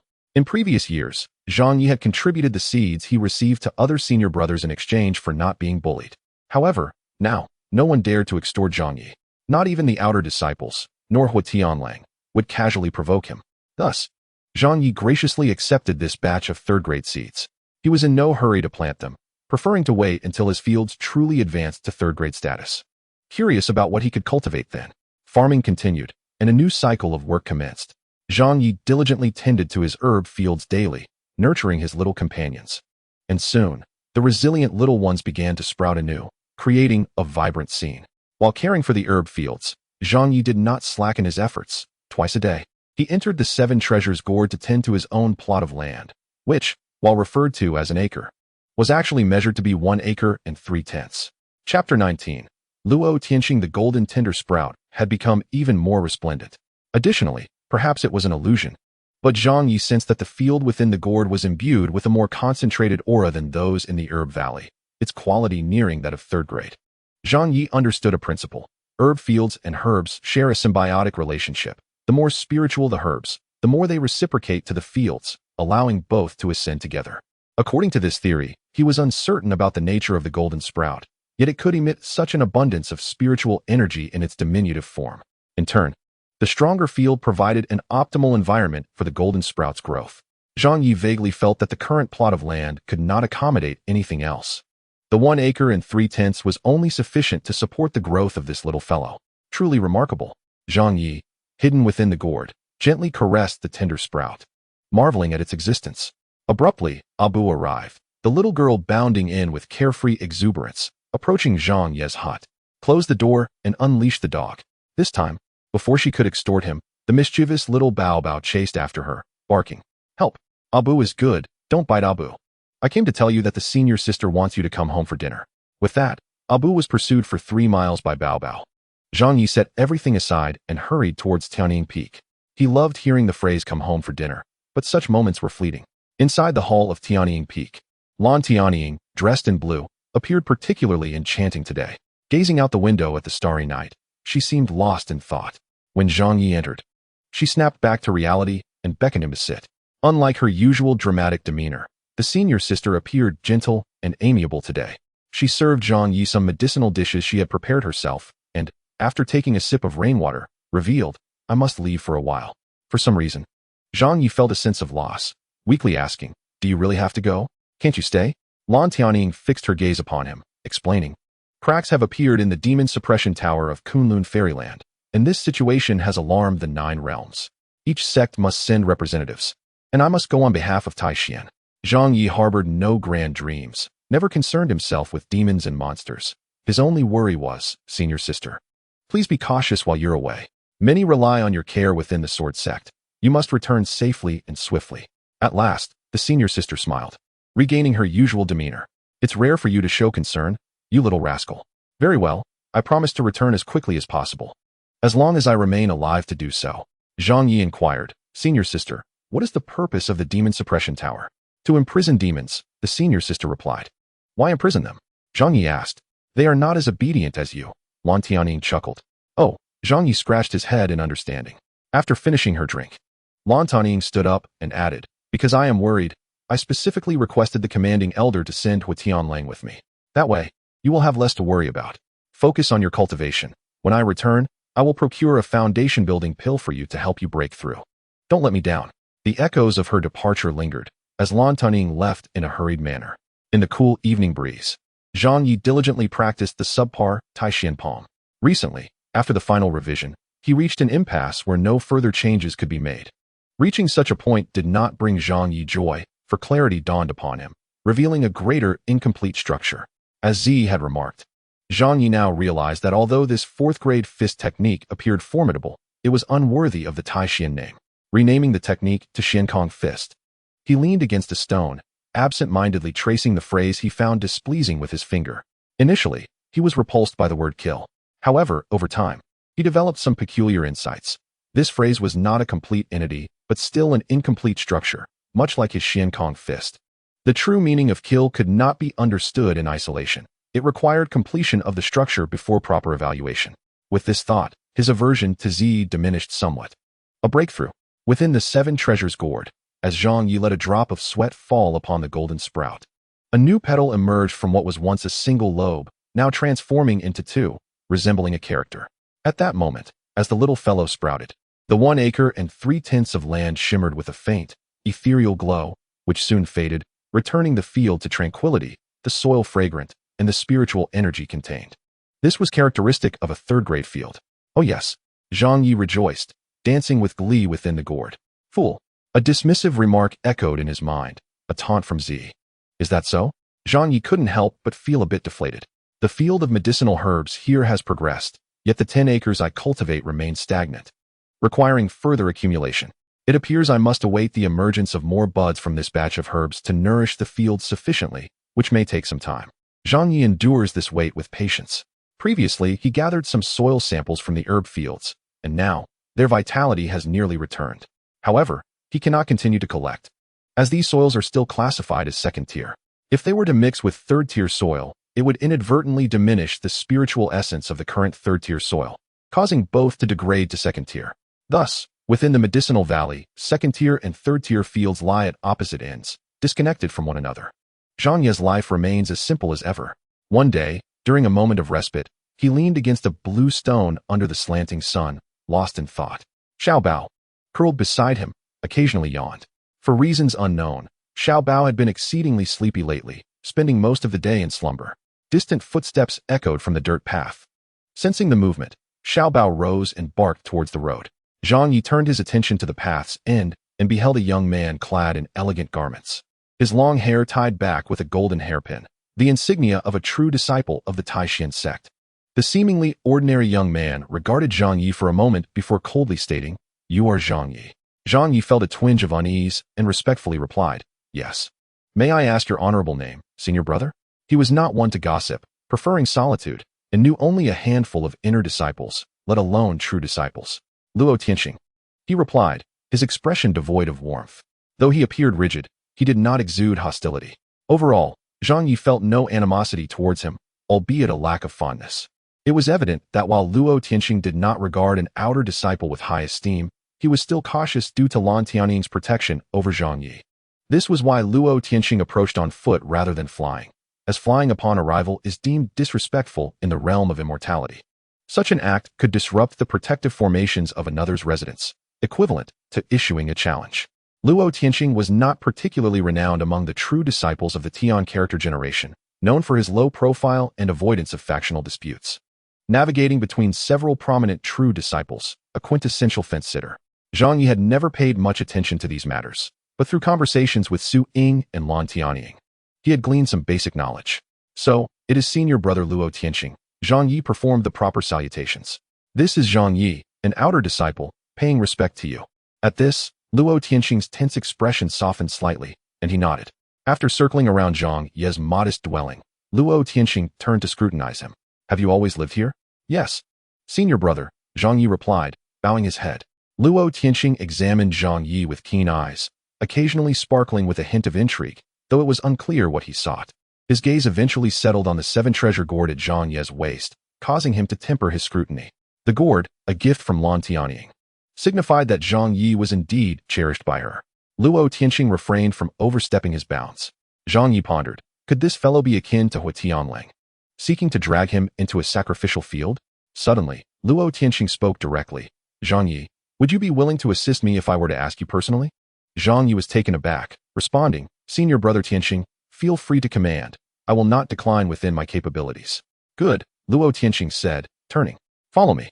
Chapter 20. A new task. After walking a distance with Luo Tianxing, he grasped Zhang Ye's arm, and, with a whoosh, ascended into the air. Wow! Zhang Ye almost screamed.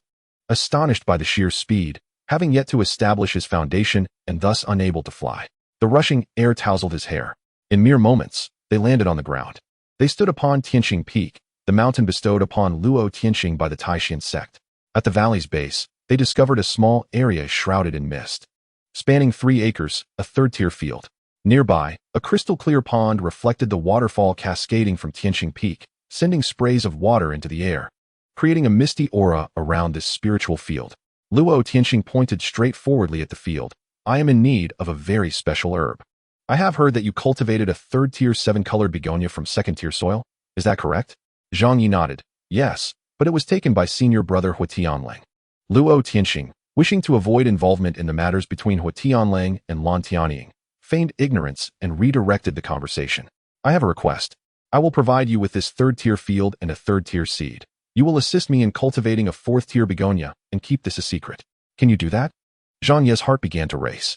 According to the rules of the Tai Xuan Sect, true disciples could refine their own pills and tools as long as they had the skill. However, all mineral veins and spiritual fields within the Tai Xuan mountain range belonged to the sect. This meant that any herbs or rare minerals harvested must be reported to the sect. Even though this field was located on Tianxing Peak, any produce must be recorded with the Herb Management Office, ultimately distributed by the sect. This was also why the once thriving fields Zhang Ye had seen on Hua Tianlang's peak had fallen into disrepair. Hua Tianlang would rather waste resources than submit his harvest to Lan Tianying's oversight. Is it agreeable? Luo Tianxing pressed again. Although this request breached protocol, it was often overlooked. In many cases, Lan Tianying turned a blind eye. Those who could conceal spiritual fields were typically true disciples with their own designated peaks, making management exceedingly challenging, far beyond that of ordinary inner disciples. Therefore, apart from Hua Tianlang, who was closely monitored by Lan Tianying, others could engage in minor subterfuge. Hua Tianlang had no option. Being a natural adversary of Lan Tianying, they mutually scrutinized each other, seizing any opportunity to clash, even escalating disputes to the Elder Hall. This was a classic strategy of catching the big fish while letting the small ones go. The reason Luo Tianxing felt emboldened to approach Zhang Ye with this request. After all, a mere 4th-tier herb was something he could utilize, and Lan Tianying would not waste her efforts pursuing such a trivial matter. This was Luo Tianxing's assumption. All right, I agree. Zhang Ye, having weighed the implications, found it inconvenient to refuse Luo Tianxing outright. This was not a significant issue. Additionally, he could showcase his skills and experiment with the process of cultivating a 4th-tier herb in a 3rd-tier field. Having previously cared for the 7-star moonlit 3-tier begonia, he knew it was toxic and notoriously unruly, often leading to either the begonia harming other herbs or the herbs banding together to eliminate the begonia. This was precisely why high-grade begonias were rare. Given Luo Tianxing's stature, there were numerous means to acquire 4th-tier herbs. Yet it was this begonia for which he sought Zhang Ye's assistance. Upon hearing Zhang Ye's agreement, Luo Tianxing's stern face relaxed a fraction. He offered no excessive pleasantries and, as he turned to depart, left a seed for Zhang Ye. From today forth, the Tianxing Peak is open to you. How you cultivate it is your own affair. I shall only observe the results. Your efforts will not go unrewarded. I will grant merit according to your accomplishments. Yes, Senior Brother Tianqing. Luo Tianqing's straightforward and unsmiling demeanor. In contrast, eased Zhang Ye considerably. Coming to a halt, Zhang Ye first inspected the medicinal field. To his astonishment, the quality of this third-grade plot was even slightly superior to that of the acre within his gourd. He could only wonder how Luo Tianqing managed that. Having confirmed everything was in order, Zhang Ye grasped the seed left by Luo Tianqing, closed his eyes, and sensed its vitality. After establishing a preliminary connection with the seed, he finally planted it in the soil. Recently, his time in the sun had diminished. With the added responsibility of Tianqing Peak, Zhang Ye busied himself darting between 3 locations.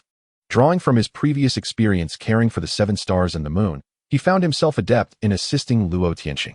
The begonia had already begun to sprout and grow steadily. This particular creature was inherently third grade, possessing some peculiar psychic powers, and had been rather restless since childhood. Exhibiting various antics, much like a mischievous child, Zhang Ye would alternate between lecturing and scolding it, occasionally administering a few whacks. Yet at times he would praise it and engage in conversation. Thus, their bond deepened, and the begonia flourished even more rapidly. Lately, his meetings with Zi had become infrequent, as she spent most of her time meditating in the 100 Flowers Valley, seldom speaking. Even when awake, she scarcely paid Zhang Ye any attention, only glancing over occasionally when he tended to the golden sprouts in his gourd. Moreover, during his chats with Xiaobao, the latter often appeared distracted and drowsy. Typically, at such moments, Zi would cast a glance at Xiaobao and utter something amusing. Beyond that, any attempt at dialogue with her was futile. It was difficult to fathom how a woman's pride and madness could render her so utterly unreliable. Zhang Ye often pondered the source of her unearned superiority. As another night descended, Zhang Ye lay quietly under the stars, penning thoughts. From the end of the dirt road, sounds approached. In the darkness, Abu bounded in. Zhang Ye squinted, contemplating whether to close the door and unleash the dog, only to find Xiaobao fast asleep, utterly unresponsive. This time, Abu strolled leisurely around the bluestone, seemingly trying to provoke Xiaobao. "What brings you here?" Zhang Ye asked, concern lacing his voice. "I have heard some news," she replied. Zhang Ye awaited further elaboration, but none came. He tossed half a gathering source pill her way. With a swish, Abu concealed the pill and remarked, "I heard a rumor concerning Senior Sister Suing." Once again, there was no further information. Feeling disheartened, Zhang Ye knew he couldn't ignore news regarding Senior Sister Suing. He reluctantly provided another gathering source pill he had withheld. This time, Abu exhibited restraint and did not continue her extortion. Senior Sister Su Ying has emerged from her seclusion, successfully establishing her foundation, and has just been summoned by the elder in charge of imparting skills. With that, she dashed away, fearful that her ill-gotten gains might be seized. Zhang Ye felt a rush of joy, momentarily forgetting the extortion. Though his entire wealth consisted of the 19 gathering source pills bestowed by the elder sister, he deemed the acquisition of this news a worthwhile investment. Even without Abu's revelation, he would have learned of it in due course. The following midday, Zhang Ye toiled within the herb valley. A familiar silhouette approached, and he caught a whiff of a fragrant scent. Setting down his hoe, he turned to see none other than Senior Sister Su Ying, whom he hadn't seen in a while. Zhang Ye, feeling at ease with her, rushed forward and embraced her, a gesture of long-lost affection. Su Ying felt a jolt in her heart, nearly toppling over. While she secretly enjoyed the embrace, she worried that if the elder sister were to witness it, they would undoubtedly face dire consequences. After a moment of hesitation, she blushed and pushed Zhang Ye away. "I heard you successfully established your foundation. That is wonderful. I wish you boundless prospects," Zhang Ye exclaimed. Su Ying smiled. "In truth, the real hope lies with you. The elder sister has said as much. As for me, having established my foundation is merely an effort to avoid holding everyone back. I am well aware of my limited aptitude. I shall never attain the status of a true disciple. Currently, my position as an attendant in the Herb Valley is the best future I can hope for, all thanks to the elder sister's nurturing." Pausing, she continued, "Junior Brother Yi, you must exert yourself diligently. Not long ago, the elder sister attended the Elder Council, tirelessly advocating for your designation as an inner disciple, yet was met with resistance from those old coots. The elder sister is at her wit's end. However, should you establish your foundation, your ascension to inner disciple status is all but guaranteed. No one can obstruct that. Often, we must rely solely on ourselves." Chapter 21. Acquiring 3 acres of land. Is it not said that one must contribute sufficiently to the sect to become an inner disciple? Zhang Ye inquired curiously. "Consider it a jest," she replied. In the past 5 years, you have toiled without complaint. If we were to tally your contributions, you would surely rank first among the outer disciples. But what of it? Even I was kept in the dark. Your merits were bartered among disciples with factional backing, ultimately benefiting the Black Eagle. Each year, 3 are promoted to inner disciples. In essence, this is merely a carrot dangled before the diligent outer disciples. It is visible, yet unattainable. Only by augmenting your strength can you earn the sect's attention. That is something no one can take from you. Su Ying continued. Any sect must continually infuse fresh blood to thrive. When traveling, outsiders do not grant you favor based on the sect's reputation alone. The strength of a sect is directly represented by the number of spirit refinement practitioners and golden core masters it possesses. Elders share this perspective as well. As long as you have not committed any grievous transgressions and can establish your foundation, the sect would be eager to elevate you to inner disciple status to secure your loyalty. It would be a gain for them, as your advancement is a natural progression, not a result of their cultivation. Those who enter the inner sect through contributions and flattery may find temporary success, but most do not become true disciples. For instance, I fear I shall remain as I am for life. You must strive harder. Indeed, I shall endeavor to do so, Zhang Ye nodded. Su Ying, who typically eschewed humor, couldn't resist playfully tugging at his ear in a light-hearted manner. After establishing my foundation, the elders bestowed upon me a set of techniques and a second-grade flying sword. She handed him a beautifully crafted, compact sword. I'll remain in the mountains, and this flying sword will serve no purpose for me. So I'm gifting it to you, junior brother. As for the techniques, as an inner disciple, I lack the authority to impart them. That would be most improper. Zhang Ye felt warmth in his heart and declined. No, senior sister, you should keep the sword for your own protection. Su Ying replied, who am I to defend against? Hua Tianlang intends to act against me, and even with my 8th grade flying sword, it would prove futile. Conversely, if Hua Tianlang refrains from attacking, I find no need to guard against anyone. Thus, this arrangement is non-negotiable. Left with no choice, Zhang Ye reluctantly complied. Su Ying had other duties and departed after bestowing the flying sword. The swords granted by the sect lack a spiritual mark, meaning they are unbound to a master. The first individual to infuse their spiritual energy into the sword becomes its owner. In contrast, other magical artifacts possess spiritual marks, which must be cleansed by a cultivator at the soul division stage or above to allow a subsequent user. The higher the grade of the artifact, the greater the cultivation level required for cleansing. Therefore, theoretically, once a 6th grade or higher artifact recognizes its master, it becomes less susceptible to theft, as even a golden core cultivator may struggle to cleanse the marks from such artifacts. Upon returning to his humble abode that evening, Zhang Ye retrieved the flying sword given by Su Ying from his gourd and admired it. While a 2nd grade flying sword is rather commonplace, it is enhanced by a magical array, granting it additional capabilities. Once infused with the cultivator's energy, the sword activates and can autonomously attack according to its master's intentions. In essence, it serves as a companion. However, the 2nd grade sword is made of ordinary materials, prone to shattering, and its offensive power is relatively weak, comparable to a 5th layer Qi refining cultivator's strength. Infusing it with energy, the sword recognized its master and soared into the sky, darting freely. With a thought, the array within the sword activated, wielding itself with a commendable presence. After 5 years as a near-slave outer disciple, Zhang Ye found this experience exhilarating. He could now possess a flying sword, and in his joy, he tumbled about. In truth, the 7 treasure gourd at his waist could easily be exchanged for a 5th grade flying sword, a truly valuable item. However, even if he possessed a 5th grade sword now, Zhang Ye would be unable to wield it. A 2nd grade flying sword corresponds to a 5th layer Qi refining cultivator's prowess, meaning the sword's master must also be at least of the 5th layer or higher to control it. Otherwise, the sword could easily retaliate. Currently at the 6th layer of Qi refining, Zhang Ye's theoretical limit for mastery is a 3rd grade flying sword. Yet, this is merely theoretical, as once an artifact recognizes a master, it shares the cultivator's energy. Should Zhang Ye attempt to wield a 3rd grade sword, its power would surpass his own, and without energy, it would significantly drain his reserves during combat, leading to a perilous situation if victory is not swiftly achieved. Hence, in arduous battles, reliance primarily rests on one's own strength, with artifacts serving merely as assistance. Generally, to avoid depleting a cultivator's energy reserves and affecting their performance. 3rd grade flying swords are typically employed only by cultivators in the mid-stage of foundation establishment and beyond. After practicing late into the night, Zhang Ye successfully established communication with the flying sword, mastering its control, before storing the unremarkable sword back into the gourd. Suing was quite busy. The senior sister was absent, Zi ignored others, and Xiaobao slept all day. In this solitude, Zhang Ye felt neither lonely nor bored. He engaged in contemplation, cultivation, and farming. Passing the time swiftly, he paid little attention to how many days had passed, focusing instead on the repetitive cycle of work and study. In a daze, he noticed that the 7-colored begonia on Tianqing Peak had matured splendidly.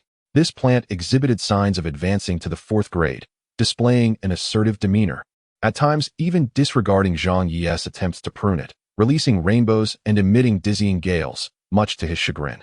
The last 3rd-grade plant was named Qixing Hanyue, so Zhang Ye decided to name this one Qixing Haiding.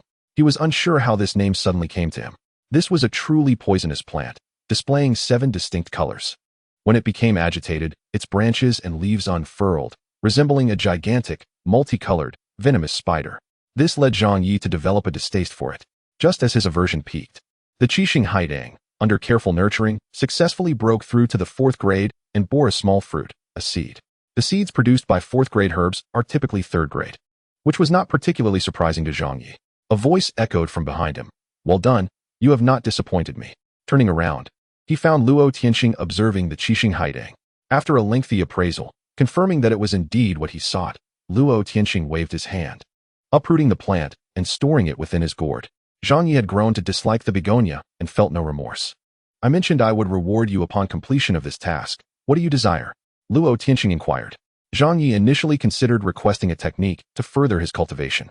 But at that moment, the previously silent Zi suddenly interjected in his mind, advising him to ask for the 3 acres of land and then keep his distance from Luo Tianqing, as he was not an ordinary person. Zhang Ye hesitated briefly but chose not to question Zi's words, respectfully responding, "If Brother Tianqing insists on granting a reward, I would hope to receive this plot of land." "Take it." Luo Tianqing gestured dismissively before swiftly departing. In general circumstances, 3rd-grade land is not overly precious, especially since it comprises only 3 acres. Additionally, Luo Tianqing lacked the inclination to tend to it. Entrusting it to someone else would be less beneficial than allowing Zhang Ye to care for it, particularly given the risk of attracting trouble from Lan Tianying. Thus, Luo Tianqing generously gifted it to Zhang Ye. Elated, Zhang Ye reveled in the thought of what he cherished most, land, as a budding landlord. He dedicated considerable effort to relocating the 3 acres of 3rd-grade land into his 7-treasure gourd before leaving Tianqing Peak. Chapter 22. Tan Xichin. By the time Zhang Ye returned to his cozy nook, it was quite late. Overcome with excitement, he found himself unable to sleep, leaning against the cool stone at his door to compose verses. He had lost count of how many times he had written, as it had become an integral part of his daily life. Entering his sea of consciousness, he visited the 100-Flower Valley to ask Zi why she had chosen 3 acres of land. Zi, disinterested, merely closed her eyes in meditation. Zhang Ye had grown accustomed to her aloofness and did not take offense. Exiting his sea of consciousness to inspect the 7-treasure gourd once more, he examined the land and the golden sprout he had diligently cared for, sensing a revelation. In recent days, the sprout's growth had slowed. Observing the 4 acres of land, he noticed that much of the soil had absorbed the distinct, bitter essence of the golden sprout. Soil that has not been used to cultivate herbs will not carry their essence. For instance, when he initially planted the 4th-grade begonia, only the soil within half a meter of the Qixing Haiding bore its essence. This indicated that merely half a meter of soil could sustain the Qixing Haiding. Yet now, over 2 acres of soil were imbued with the essence of the golden sprout. This suggested that the previous acre of land was insufficient in nutrients and spiritual energy to support the sprout. Consequently, after the sprout produced its 2nd petal, its growth had decelerated. With 4 acres of land now at his disposal, it should suffice to sustain her for some time. Zhang Ye found himself pondering how such a diminutive sprout could require nearly 3 acres of 3rd-grade land for nourishment. What exactly was she? And what was the source of her bitterness? Zhang Ye could not fathom the answers and chose not to inquire of Zi. Life continued to be fulfilling, with countless nights passing by. Without the obligations of Tianqing Peak, Zhang Ye found himself more at ease, with additional time for meditation. His progress was notably smooth. With the assistance of the senior sister, I recently broke through to the 6th layer of Qi cultivation. After this prolonged period of training, Zhang Ye's true energy has become significantly more robust, showing signs of soon filling his meridians completely. When the meridians are entirely filled with true energy, it will be time for another breakthrough. It has been over 2 months since the senior sister departed, yet there has been no word on her return. The concept of longing is unfamiliar to Zhang Ye. For the past 5 years, devoid of memories, friends, or anyone worth missing, he has never experienced such feelings. His first encounter with longing was during Zhi Yi's unconsciousness, and the second arose when the senior sister left the mountain gate. I wonder if such longing leads to maturity. Regardless, since the emergence of this sentiment, Zhang Ye has found himself gazing at the starry sky more often, slowly shedding the remnants of his youthful innocence, replaced by a burgeoning brilliance. This brilliance is underpinned by a newfound resolve. Indeed, Zhang Ye is undergoing a gradual transformation, but to Zhi Yi's disappointment. He possesses a unique perspective that prevents him from following her guidance. Zhang Ye's progress in cultivation has not been slow. His surging true energy has finally filled his meridians, signaling that it is time for a breakthrough. However, he hesitates to act recklessly. Each level of advancement is arduous, especially this pivotal juncture, transitioning from Qi cultivation to foundation establishment. Without the assistance of a master or the aid of a foundation-building pill, the situation could become quite complex. Zhang Ye is not inclined to rely on others. He has contemplated forcing his own foundation establishment, yet whenever he considers this, the usually reticent Zhi Yi unexpectedly cautions him, advising him to wait for the return of the senior sister. She explains that his meridians are wider than those of an ordinary person, and his accumulation of true energy is more substantial, making breakthroughs even more challenging. Reflecting on Zhi Yi's pride, he knows she would not speak unless it were necessary, prompting him to suppress any dangerous thoughts. Indeed, Zhang Ye's meridians are more robust than those of his peers at the same level, though he remains unaware of this fact. If Zhi Yi were to evaluate him, she would note that even at the 5th layer of Qi cultivation, his accumulation of true energy rivals that of others at the 6th layer. One day, Zhang Ye was tending to the newly sprouted herbs in the medicinal field. The situation was promising. In the last round, only a third of the 10 acres had advanced to the 3rd grade, but this time, 2/3 had progressed, nearing maturity. At this moment, the quality of the spiritual field has significantly improved. Zhang Ye diligently examined every inch of soil in the field, confirming that all 10 acres had indeed reached the 3rd grade. Finally, there was a reward to reap. He mused that once the herbs were harvested, he might be able to acquire an acre to add to his treasured gourd. After indulging in such fantasies for a while, he looked up and noticed a figure standing in the medicinal field, observing him. A woman dressed in a flowing green robe. Her youthful beauty was striking. However, her gaze conveyed a depth of experience and allure. "Are you Zhang Ye?" the woman in the green robe asked, her eyes fixed on him. Zhang Ye, now more discerning, felt an overwhelming presence from her that surpassed even Lan Tianying and Hua Tianlang. He respectfully replied, "Indeed, I am Zhang Ye, an outer disciple. I am Tan Xiqin." She stated flatly. Zhang Ye's heart skipped a beat, and he instinctively knelt, realizing she was the esteemed elder of the sect, one of the 4 leaders beneath the headmaster of the Tai Xuan Sect. It dawned on him why her gaze was so intricate. She had lived for over a century, yet her youthful appearance was preserved due to her cultivation. Tan Xiqin approached the field, inspected it, and turned back to him. "You do have some remarkable qualities. Lan Tianying has come to me more than once, praising you as a prodigy, and I have been observing you closely." Zhang Ye felt breathless. Tan Xiqin continued coldly, "But do not become overly pleased. In the sect, this is a trivial matter." "I understand," Zhang Ye replied humbly. With a flick of her hand, Tan Xiqin summoned him effortlessly, as if he were a mere ant, completely unable to resist. A cool breath emanated from her fingertips and infused Zhang Ye's inner being. Moments later, she withdrew her finger. "Not bad, a mere outer disciple. Yet you have reached the 6th layer of Qi cultivation in such a short time, just a step away from foundation establishment." After a pause, she added, "Hua Tianlang has imparted Tai He true energy to you, and Lan Tianying has taught you Xianming technique, but something feels amiss." "What is it?" Zhang Ye's heart raced, panic rising in his throat. Lan Tianying had explicitly instructed him never to mention this to anyone. "I am uncertain, but I have indeed practiced both techniques," he replied. "I will uncover the truth behind this," Tan Xiqin declared. "Should I find that you have concealed anything in the future, it will spell disaster for you." Zhang Ye felt a chill run down his spine. Tan Xiqin then fixed her gaze upon him. "Now, I will pose a question to you. Think carefully before you answer. Do you wish to become my inner disciple?" Just as Zhang Ye began to say yes, she interrupted, "Do not rush. Take your time to consider your answer. I will give you a day. You must understand this. As an outer disciple, there are benefits and drawbacks. The rules of the Tai Xuan Sect allow outer disciples to leave the sect. However, once you become an inner disciple, although you will enjoy many privileges and conveniences, you will never be able to sever ties with the sect. We impose severe punishments on traitors, so think carefully and provide your answer by tomorrow. I obey. Zhang Ye bowed his head.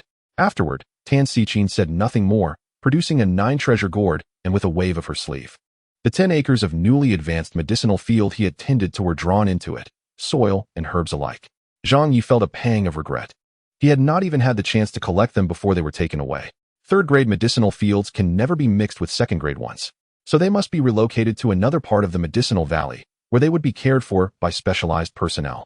The third-grade fields within the valley are typically overseen by inner disciples, while fourth-grade fields are rare, cared for by 2 specially trained true disciples. As for fifth-grade fields, the Tai Xuan Sect possesses only a mere 4 acres, said to be located atop the floating city, and are personally tended by the sect leader, being among the true treasures of the Sword Sect. Chapter 23. The Celestial Crane.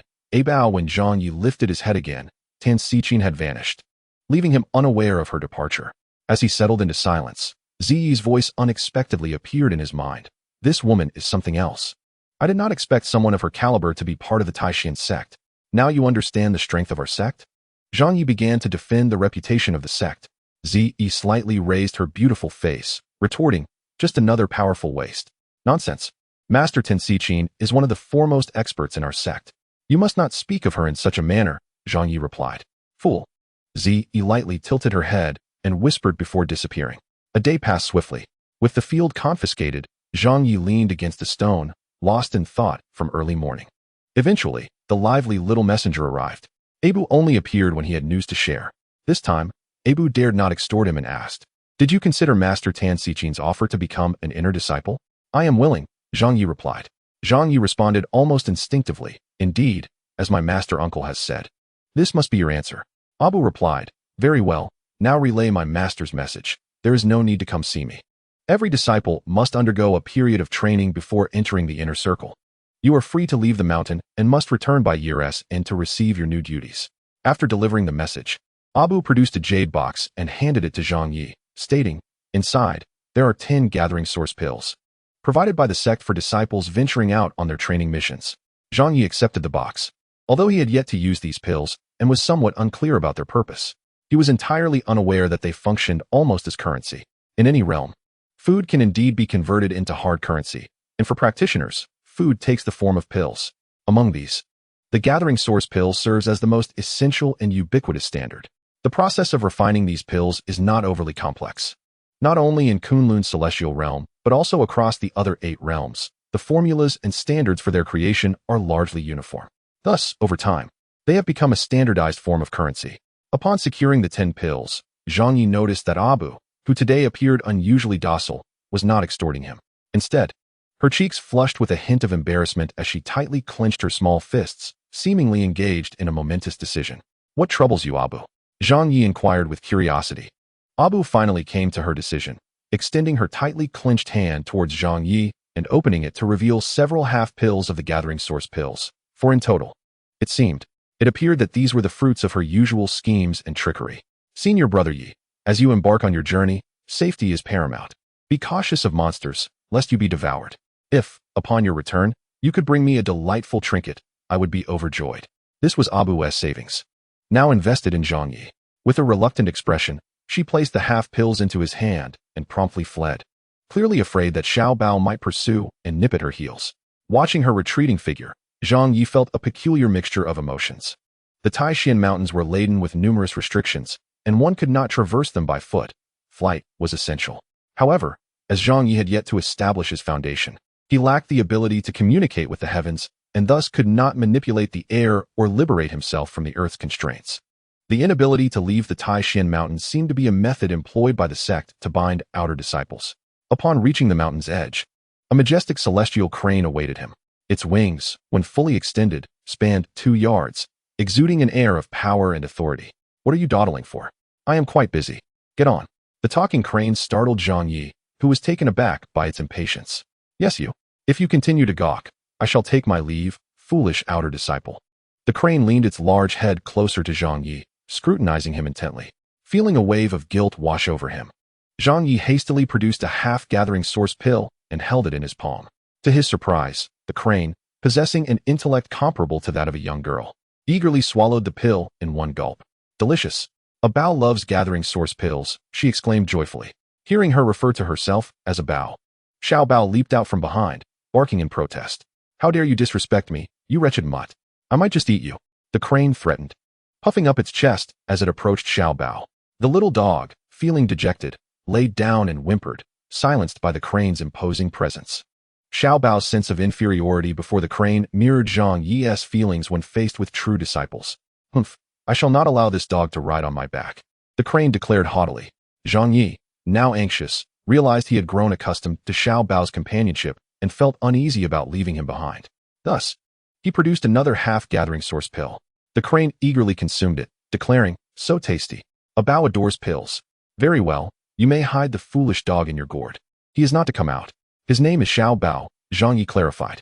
Having accepted Zhang Ye's offerings twice, the crane softened. Regardless, if he is Xiao Bao, I shall be de Bao. Now let us depart. Climb aboard. Zhang Ye carefully tucked Xiao Bao into the 7-treasure gourd for a nap, and then climbed onto the crane's back, grasping its snow-white feathers tightly. Hold on. We are taking flight. With a swift motion, the crane soared into the sky. The pair ascended gradually, distancing themselves from the Tai Xuan Mountains. Upon reaching a valley, the crane descended slowly and landed gracefully on the ground.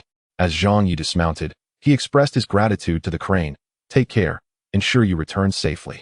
A Bao loves stories. You must share your experiences with me. The crane took off once more, flying towards Tai Xuan Peak.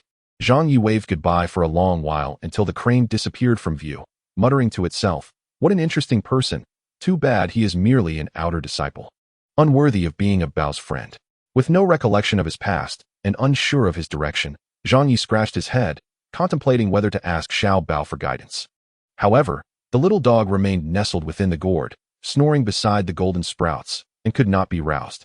Not overly concerned, Zhang Ye chose a random direction and set off. From morning until noon, Zhang Ye arrived at a picturesque valley where a crystal-clear stream flowed gently. He crouched down to wash his face, and, upon lifting his gaze, was startled to see a graceful figure reflected in the water. He quickly turned around, startled to find a woman carrying a bamboo basket with her long, dark hair tied up. Their eyes sparkled with curiosity as they exchanged glances and simultaneously asked, Who are you? You answer first, she replied with a hint of assertiveness. I am Zhang Ye, an outer disciple of the Tai Xuan Sect, venturing out for training. He answered candidly. I am Tao Linger, she replied. Zhang Ye continued. Hello, Tao Linger. We seem to have an instant connection. Shall we travel together through the world? Tao Linger nearly stumbled in disbelief, puzzled by how such a Navi boy could present such an opening line. What an absurdity, she thought. Shaking her head, she replied, No, my mother warned me to be cautious of strangers. I prefer to keep my distance. You may proceed on your own. I must continue gathering herbs. Zhang Ye watched as she walked away with her basket, feeling a mixture of disappointment and amusement. You are quite direct, he chuckled to himself, not too shabby. At that moment, a voice from his consciousness spoke. Do not be disheartened. She is now my friend, having exchanged names. Zhang Ye remained undeterred and cheerful. Feeling fatigued, Zhang Ye decided to relax by the stream, basking in the sunlight. Just as he was enjoying this tranquility, a distant cry pierced the air. Help. Zhang Ye, ever alert, sprang to his feet and scanned the surroundings. Moments later, he noticed a plume of dark smoke rising from the direction where Tao Linger had vanished, reaching for the heavens. Zhang Ye sensed something ominous and felt a surge of concern for her well-being. Chapter 24. The first battle after leaving the sect. I must save her, Zhang Ye resolved. Sprinting towards the forest like a leopard, the voice in his mind, Zi, furrowed her brow, yet her pride kept her from saying more. With a few leaps, Zhang Ye dashed into the dense forest like an arrow. He noticed the barefoot Tao Linger sprinting towards him, while behind her, the black smoke had morphed into a large hand, relentlessly pursuing her. The wolf venom smoke. This individual's cultivation was superior to yours, being in the form of smoke. Its speed would not be swift. The best course of action was to flee.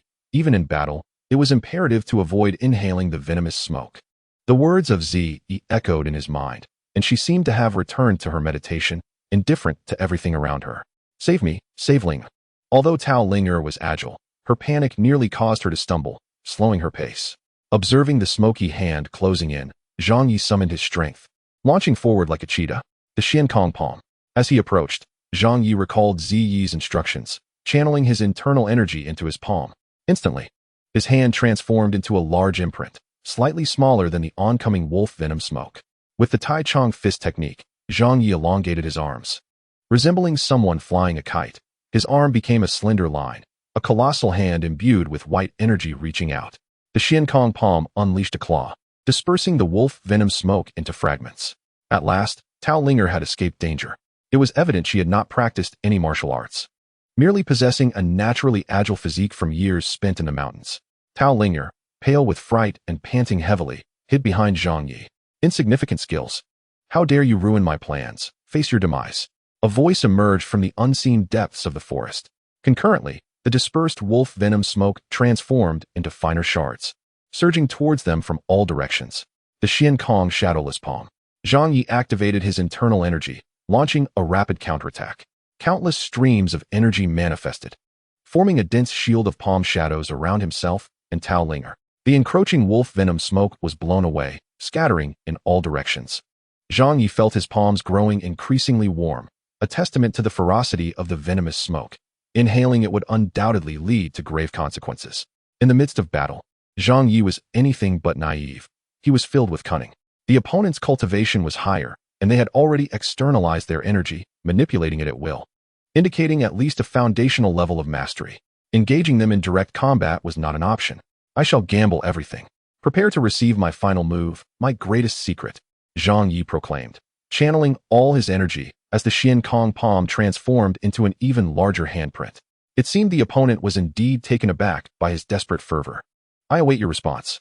As the voice echoed, the fragmented wolf venom smoke ceased its advance and began to retract. Destructive heaven and earth, Tenyama Kings. Great Buddha's divine power. Zhang Ye fabricated a grandiose name to instill fear as he unleashed the Xiankong palm. As the black smoke recoiled in terror, Zhang Ye refrained from attacking further. Instead, he slammed the powerful imprint into the ground. With a thunderous roar, earth and debris erupted, and leveraging the recoil, Zhang Ye pulled Tao Linger with him and fled in the opposite direction. Dare to deceive me? Face your end. Realizing they had been duped, the opponent's furious roar echoed as the black smoke transformed into an arrow-like shape, pursuing them with increased speed. However, Zhang Ye had a backup plan. As he fled, the seven-treasure gourd was summoned, hurtling towards the smoke. The seven-treasure gourd. The greed in the opponent's voice was evident, yet they did not pause. With a gurgle, the gourd expelled a flying sword, piercing through the black smoke like a flash of white light. Ah, how dare you ambush me? You shall pay. The opponent's cries echoed. And sensing an opportunity, Zhang Ye turned back, determined to eliminate the threat. Yet, he too fell into a trap, just as he summoned the seven-treasure gourd. The wolf venom smoke surged, enveloping Zhang Ye in a thick fog, ready to invade. It seemed that the slumbering Xiao Bao inside the gourd sensed Zhang Ye's peril and inexplicably leaped out. Xiao Bao, run. No time for mischief. Zhang Ye shouted anxiously. But it was too late. The wolf venom smoke finally surged forth. Surprisingly, Xiao Bao showed no fear of the venomous smoke and opened its mouth wide to inhale. Countless strands of wolf venom smoke were drawn into Xiao Bao's mouth. After consuming a substantial amount, Xiao Bao transformed into a plump figure, its belly round and full. Oh no, what treasure is this? My wolf venom smoke. The opponent exclaimed in shock, and the smoke, seemingly frightened, abruptly shrank back. Simultaneously, Xiao Bao scurried back into the safety of the seven-treasure gourd. Zhang Ye collected the gourd and, with Tao Linger in tow, sprinted away, distancing themselves rapidly. They ran for 100 miles in one breath. Finally, Zhang Ye sat down, nearly exhausted. Tao Linger, having been carried by him, remained unscathed. You truly frightened me just now. Thank you for saving me, Tao Linger said, recalling her earlier words, feeling a bit shy as she lowered her head. Zhang Ye, curious, replied, we're friends. Of course, I would save you. Friends? Tao Linger gazed at him, taking a long moment before shaking her head. I have no friends. Linger has always lived alone in the mountains. You are truly pitiful. I had none before either, but now we have each other, right? Zhang Ye reassured her. Yes. We are friends now, Tao Linger said with a playful smile. She intended to speak further when she suddenly noticed a change in Zhang Ye's demeanor. That tranquil, benevolent essence seemed to vanish from his eyes, replaced by an astonishing brilliance, almost otherworldly. Zhang Ye tilted his head slightly, exuding an elegance and arrogance Tao Linger had never imagined. Perhaps you should leave. I am quite busy, she stammered. Do you not wish to converse with Linger? Are we not friends? Tao Linger asked. You are not worthy. Begone, Zhang Ye replied, maintaining his aloof posture. While Linger despises you, Linger has no friends. With that, she turned and sprinted away, vanishing in an instant. Zhang Ye, perplexed, scratched his head, exasperated. What have you done to scare off my friend? In his mind, Zi mused, am I truly frightening? Did she flee because of me? Zhang Ye couldn't help but feel disheartened. She left out of insecurity. Why should she feel that way towards me? Ziyi's beautiful face, sharp as a blade, tilted slightly. Zhang Ye couldn't bear her demeanor. She was perpetually so sharp-tongued, so poised, scolding and irritating him with an elegance that was infuriating. As he departed from his mindscape, he muttered, I truly do not care about you anymore. Have it your way, Ziyi replied, retreating to the 100-Flower Valley to meditate. While resting on the ground, Zhang Ye suddenly slapped his forehead and sprang to his feet. Oh no, I wonder if Xiao Bao has been poisoned? He rushed to retrieve Xiao Bao from the 7 treasure gourd. To his relief, the little creature was snoring peacefully, seemingly none the worse for wear after consuming a substantial amount of poisonous smoke, now transformed into a rotund figure. Now, it appears that the toxic smoke has dissipated somewhat, and Xiao Bao's belly is no longer overly distended. Additionally, it seems that the little creature has grown a bit. Hey, Xiao Bao, wake up, Zhang Ye urged, shaking him vigorously. Xiao Bao stretched lazily, awakened, then licked Zhang Ye before promptly returning to slumber. Zhang Ye found himself puzzled. Indeed, Xiao Bao has noticeably increased in size, now resembling a large dog. In the past, Xiao Bao's growth was quite slow, while ordinary dogs mature within a year. Xiao Bao has taken 5 years to reach merely the size of a medium dog, despite consuming a substantial portion of Zhang Ye's rations. Well, you've managed to slip by this time, but you must refrain from indiscriminate eating in the future. Unable to discern the cause, Zhang Ye chose not to dwell on it further, gently stroking the creature before tucking him away in the 7 treasures gourd for a nap. Chapter 25. The eerie battle in a secluded valley not far from the Tai Xuan mountain range. A small, thatched cottage stood. Tao Linger sat outside, gazing into the distance, contemplating her friend. Unbeknownst to her, a young woman stood silently behind her, her gaze deep, sharp, and weathered. Tan Xichin.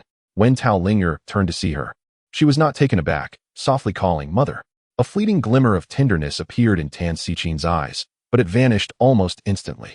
Did I not instruct you? Even when alone, you must not address me in such a manner. But I want to call you that. Linger has no friends. Can I not even call you Mother? Tao Linger insisted stubbornly. Tan Xichin sighed lightly before responding. I sensed the presence of the dark smoke earlier, yet could not find you in that vicinity. A friend saved me. His name is Zhang Ye. Zhang Ye, Tan Xichin repeated thoughtfully. After a moment of contemplation, she continued, You must return to Sword Gate with me. This place is no longer safe. Meanwhile, Zhang Ye sat in tranquil meditation amidst the wilds. The recent battle, though seemingly brief, was fraught with peril, demanding his utmost effort, and the expenditure of his vitality was significant. Furthermore, it was disheartening that the flying sword gifted by senior sister Su Ying was lost in his inaugural battle, leaving him unable to sense its essence. This situation ingrained in him a crucial lesson. Magical artifacts should not be carelessly utilized, lest one suffer irreparable losses. It was likely that his opponent also mourned the loss of the wolf poison smoke, which Xiao Bao had consumed. Wolf poison smoke was also classified as a magical artifact. Zhang Ye was unaware of the specific methods of its refinement, but Zi Yi certainly knew, though he had no desire to inquire. He had never favored such nefarious substances. As evening approached, Zhang Ye finally emerged from his meditative state. His meridians were unique, allowing him to circulate more energy than others, and at a swifter pace, facilitating rapid recovery. For an average cultivator, reaching the 6th layer of Qi refinement meant a considerable accumulation of true energy, and after a battle, it was rare for them to restore it through meditation alone due to the time and uncertainties involved. In such instances, it was crucial to utilize gathering source pills, underscoring the importance of elixirs. Had he consumed 2 gathering source pills after that encounter, it would have sufficed to replenish all his true energy at the 6th layer. However, he likely required 2.5 due to his thicker accumulation compared to others of the same level. Reflecting on his first battle, Zhang Ye found it less daunting than anticipated. Rather, he felt a surge of excitement and anticipation for the next conflict. He pondered whether this subconscious thrill stemmed from an ancestral inheritance. Summarizing his experience, he realized he had not gained much materially, but had enhanced his mastery over true energy and accrued insights into the application of the pseudo-Tai Xuan palm. Zhang Ye was determined not to squander this opportunity. He first practiced the Tai Chong fist, followed by the Xian Kong palm, and after considerable contemplation, he executed the combined pseudo-Tai Xuan palm. This time, he gleaned numerous insights, akin to sifting through sand to reveal true gold. His physique grew ever more refined, and his understanding of the Xiankong palm deepened significantly. Although he had previously modified and diligently practiced it, it had ultimately been mere theoretical knowledge. The battlefield, however, was the most conducive environment for true understanding. Albeit many who attained such insights often did not survive to carry them back. Zhang Ye took his first perilous battle seriously, drawing valuable lessons from it before continuing on his journey. He lacked a sense of direction, and even the purpose of his expedition eluded him. With no recollection of his past, he knew too little. Yet, he was not troubled, casually selecting a direction to proceed. He remained imbued with confidence regarding this trial. He felt an indistinct sense that the next battle awaited him not far ahead. After wandering for some time in the wilderness, passing through a grove, Zhang Ye heard an eerie sound emanating from a woman's voice. Sensing an anomaly, he feigned calm, ascending into the air to perch atop a tree like a small monkey. Surveying the scene below, not far off, he spotted a pond, where two individuals were engaged in some activity beneath the willows. Zhang Ye was uncertain of the situation, but soon noticed the man's posture shifting rhythmically. This presented a dilemma for Zhang Ye, prompting him to draw closer, concealing himself in another tree for a better view. "Please, spare me," the woman pinned beneath the man cried out. Observing closely, Zhang Ye noted that the man appeared to be exerting force. As if their struggle had reached a climactic moment, Zhang Ye clenched his fists but refrained from intervening, opting to continue his observation. Theoretically, it seemed that the woman was cursing the man as a ghost while pleading for mercy, indicating she was being tormented by a monster. However, upon closer inspection, it became apparent that the woman did not exhibit signs of distress and appeared to be enjoying herself. This complicated matters significantly for Zhang Ye. Determined to assess the situation thoroughly, he resolved to wait for the moment the woman could no longer defend herself before making his move. Zhang Ye believed this strategy prudent. After a prolonged observation, he noted the man launching a final, vigorous assault, only to collapse upon the woman, panting heavily. Had he been defeated? At this realization, Zhang Ye felt a sense of relief. The woman seemed to possess considerable skill. "Have you seen enough, you little fool?" A voice echoed in his mind, distinctly annoyed. Unlike the usual calm demeanor of Ziyi, Zhang Ye replied mentally, "Let me observe a bit longer, just to be cautious." Ziyi ceased further discourse, her expression oddly shifting as she returned to the 100-Flower Valley to meditate. Suddenly, Zhang Ye perceived a new development. The tables had turned. The previously defeated man now lay atop the woman, who was tugging at his ear. "Is this all you've got?" Following this, the woman flipped over, straddling the man. And now it was she who launched an assault. "Please, spare me," came the man's plea. Zhang Ye felt perplexed. He could no longer discern who the villain truly was, leaving him in a quandary. In moments of confusion, one might suggest eliminating all involved, a thought that clearly agitated Ziyi, who began to rage within the sea of consciousness. Zhang Ye, disliking the notion of violence, raised his head with an air of pride and declared, "I shall not heed your words." At last, Ziyi fell silent, and it seemed that both were defeated, sprawled on the ground like lifeless dogs. The man spoke, "You should return before he grows suspicious." The woman retorted, "Why are you so eager for me to leave when it will be long before we meet again?" The man insisted, "Cousin, trust me. We must be discreet to avoid raising suspicion. Hurry back." The woman bluntly suggested, "Let us elope instead, to spare ourselves the agony of longing and the guilt of infidelity." With a sudden clamor, the man, startled, attempted to flee with his trousers in hand, only to be tackled to the ground by his cousin. After watching for a while, Zhang Ye, unable to decipher the situation, decided to leap closer. The little fellow gazed at the pair engaged in mischief and asked, "How are you?" The two, terrified, screamed and scattered in opposite directions, leaving their clothes behind. Zhang Ye, puzzled, observed their belongings on the ground and chose to sit down and guard them, lest they be lost. He intended to wait for the two to return, but as evening fell, they did not reappear. Realizing it was a misunderstanding, Zhang Ye reluctantly gathered their belongings and set off. As he walked, he glanced into the woman's bundle and discovered some heavy silver, which he assumed to be a material of some sort. Before he could secure the items, he heard a commotion in the forest ahead. Chapter 26. Encountering robbery. The sound of slapping echoed, accompanied by shouts. "I always suspected something was amiss, and now I've caught you in the act. How could you sink to this level?" A woman's voice wept, "Husband, please listen to me. We were merely enjoying our travels when we encountered ruffians. I barely escaped with my life and preserved my virtue. Do not jump to conclusions." Upon hearing this, Zhang Ye recognized it as the voice of the woman from earlier. He quickened his pace into the woods and beheld a dapper man with a scar across his face, cruelly gripping the woman's neck, her breath growing shallow. "Who are you?" The man halted his actions upon noticing Zhang Ye's presence and turned to face him. "I am Zhang Ye," he replied. "What sort of person is this Zhang Ye? I have never heard of you. Release my wife or face death." The man released the near-lifeless woman and strode toward Zhang Ye. "Wait, let me explain." Zhang Ye quickly raised his hands in protest. The man's anger flared upon seeing the items in Zhang Ye's hands, clearly the belongings of his wife. "Do you intend to deny it? You possess my wife's clothes and valuables. The evidence is irrefutable." The man narrowed his eyes. A voice in Zhang Ye's mind warned him of the man's impending attack, urging caution against his treachery. At critical moments, Zi often served as a wise mentor, and Zhang Ye was grateful for her guidance, despite her usual aloofness. "Leave the 7 treasures gourd behind, and I will spare both your lives." As he uttered these words, the man launched a deadly strike. Zhang Ye, alerted by Zi, had already gathered his energy. With a swift thought, he propelled his energy and retreated gracefully while delivering a palm strike. Overlord Fist. With a cacophony of cracking bones, the man's arm elongated, reminiscent of Zhang Ye's initial attempt at the Tai Xuan Fist, gathering immense power as if it were the arm of a giant. "Be cautious. This man has reached the foundation establishment stage.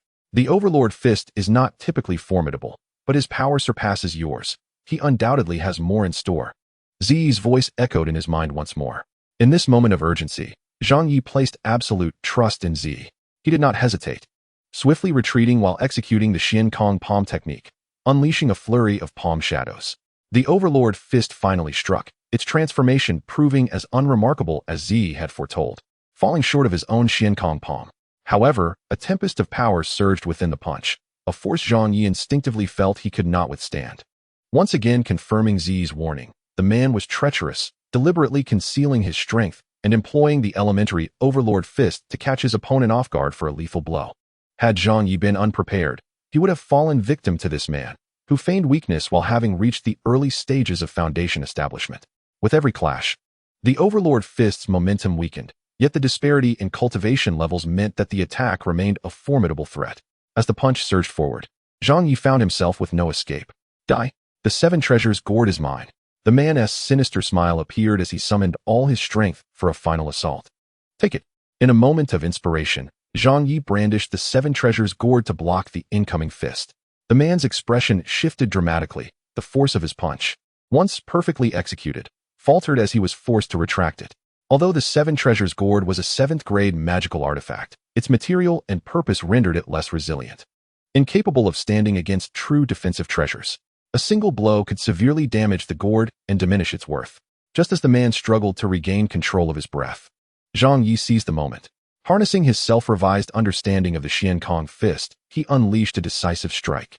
Zhang Ye poured all his energy into his arm, delivering a fist that expanded to the size of a meteor, launching from an unexpected angle. "What sort of fist technique is this?" The man gasped in shock as the Xian Kong meteor fist struck his chest. With a resounding impact, the man spat blood and was sent reeling. In a desperate final act, he forced his life essence to activate a secret technique, channeling his potential to resist the blow at the cost of his own vitality. Thus, with his foundational cultivation combined with the sacrifice of his true essence, Zhang Ye found himself at a disadvantage, propelled backward by the force of a powerful counterattack. The opponent's subtle true energy infiltrated his heart and lungs, causing obstructions in his meridians. How formidable! To retaliate in such a manner, indeed. The disparity in realms was no trifling matter. As Zhang Ye staggered back, injured, the elegantly attired man also suffered a solid blow from Zhang Ye and was forced to retreat, staggering towards the woman lying prostrate on the ground. In a sudden twist, the man devised a sinister scheme, seizing the woman by the throat and declaring, "I will kill her." Zhang Ye, caught off guard, shouted in alarm, "Don't." The man felt he had struck gold. The woman, whose breath was already faint, struggled to endure the pain, casting a deeply grateful glance at Zhang Ye. Her bloodshot eyes filled with appreciation. "Hand over the 7 treasures gourd, and I shall spare this wretched creature," the man bellowed. Without hesitation, Zhang Ye responded directly, hurling the gourd he had retrieved in another direction. This action stemmed from his subconscious. Although he had forgotten much, in critical moments, he recalled a survival manual that advised against direct confrontation with armed assailants. Instead, it suggested tossing one's wallet far away, as statistics indicated that 95% of criminals would pursue the wallet rather than the victim. Acting on instinct, Zhang Ye threw the gourd aside. "Good lad, you've got some tricks."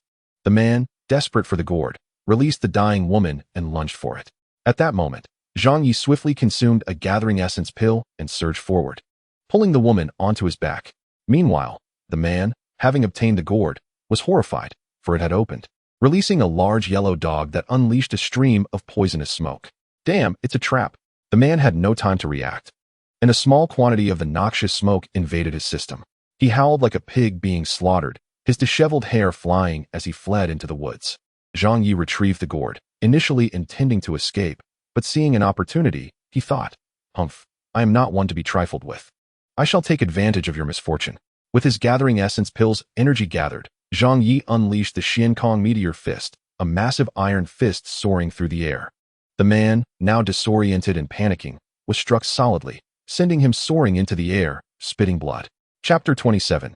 Save her. This enmity was sealed. Someday, he would pay for it. Before he could finish his thought, Zhang Ye, sensing the potential for further action, continued to carry the woman and took to the skies in pursuit. With the Xiankong palm, he unleashed a flurry of palm shadows. Bang, bang, bang. The sounds of impact and the cries of pain echoed, yet the villain managed to escape, burning his true essence and utilizing his foundational strength. While Zhang Ye's true energy was severely depleted, it was evident that he could not retain the villain. He was merely venting his frustrations. How amusing. The onlooker, Ze, blinked in disbelief, unable to comprehend how this seemingly harmless individual had caused a foundational villain to flee in disgrace.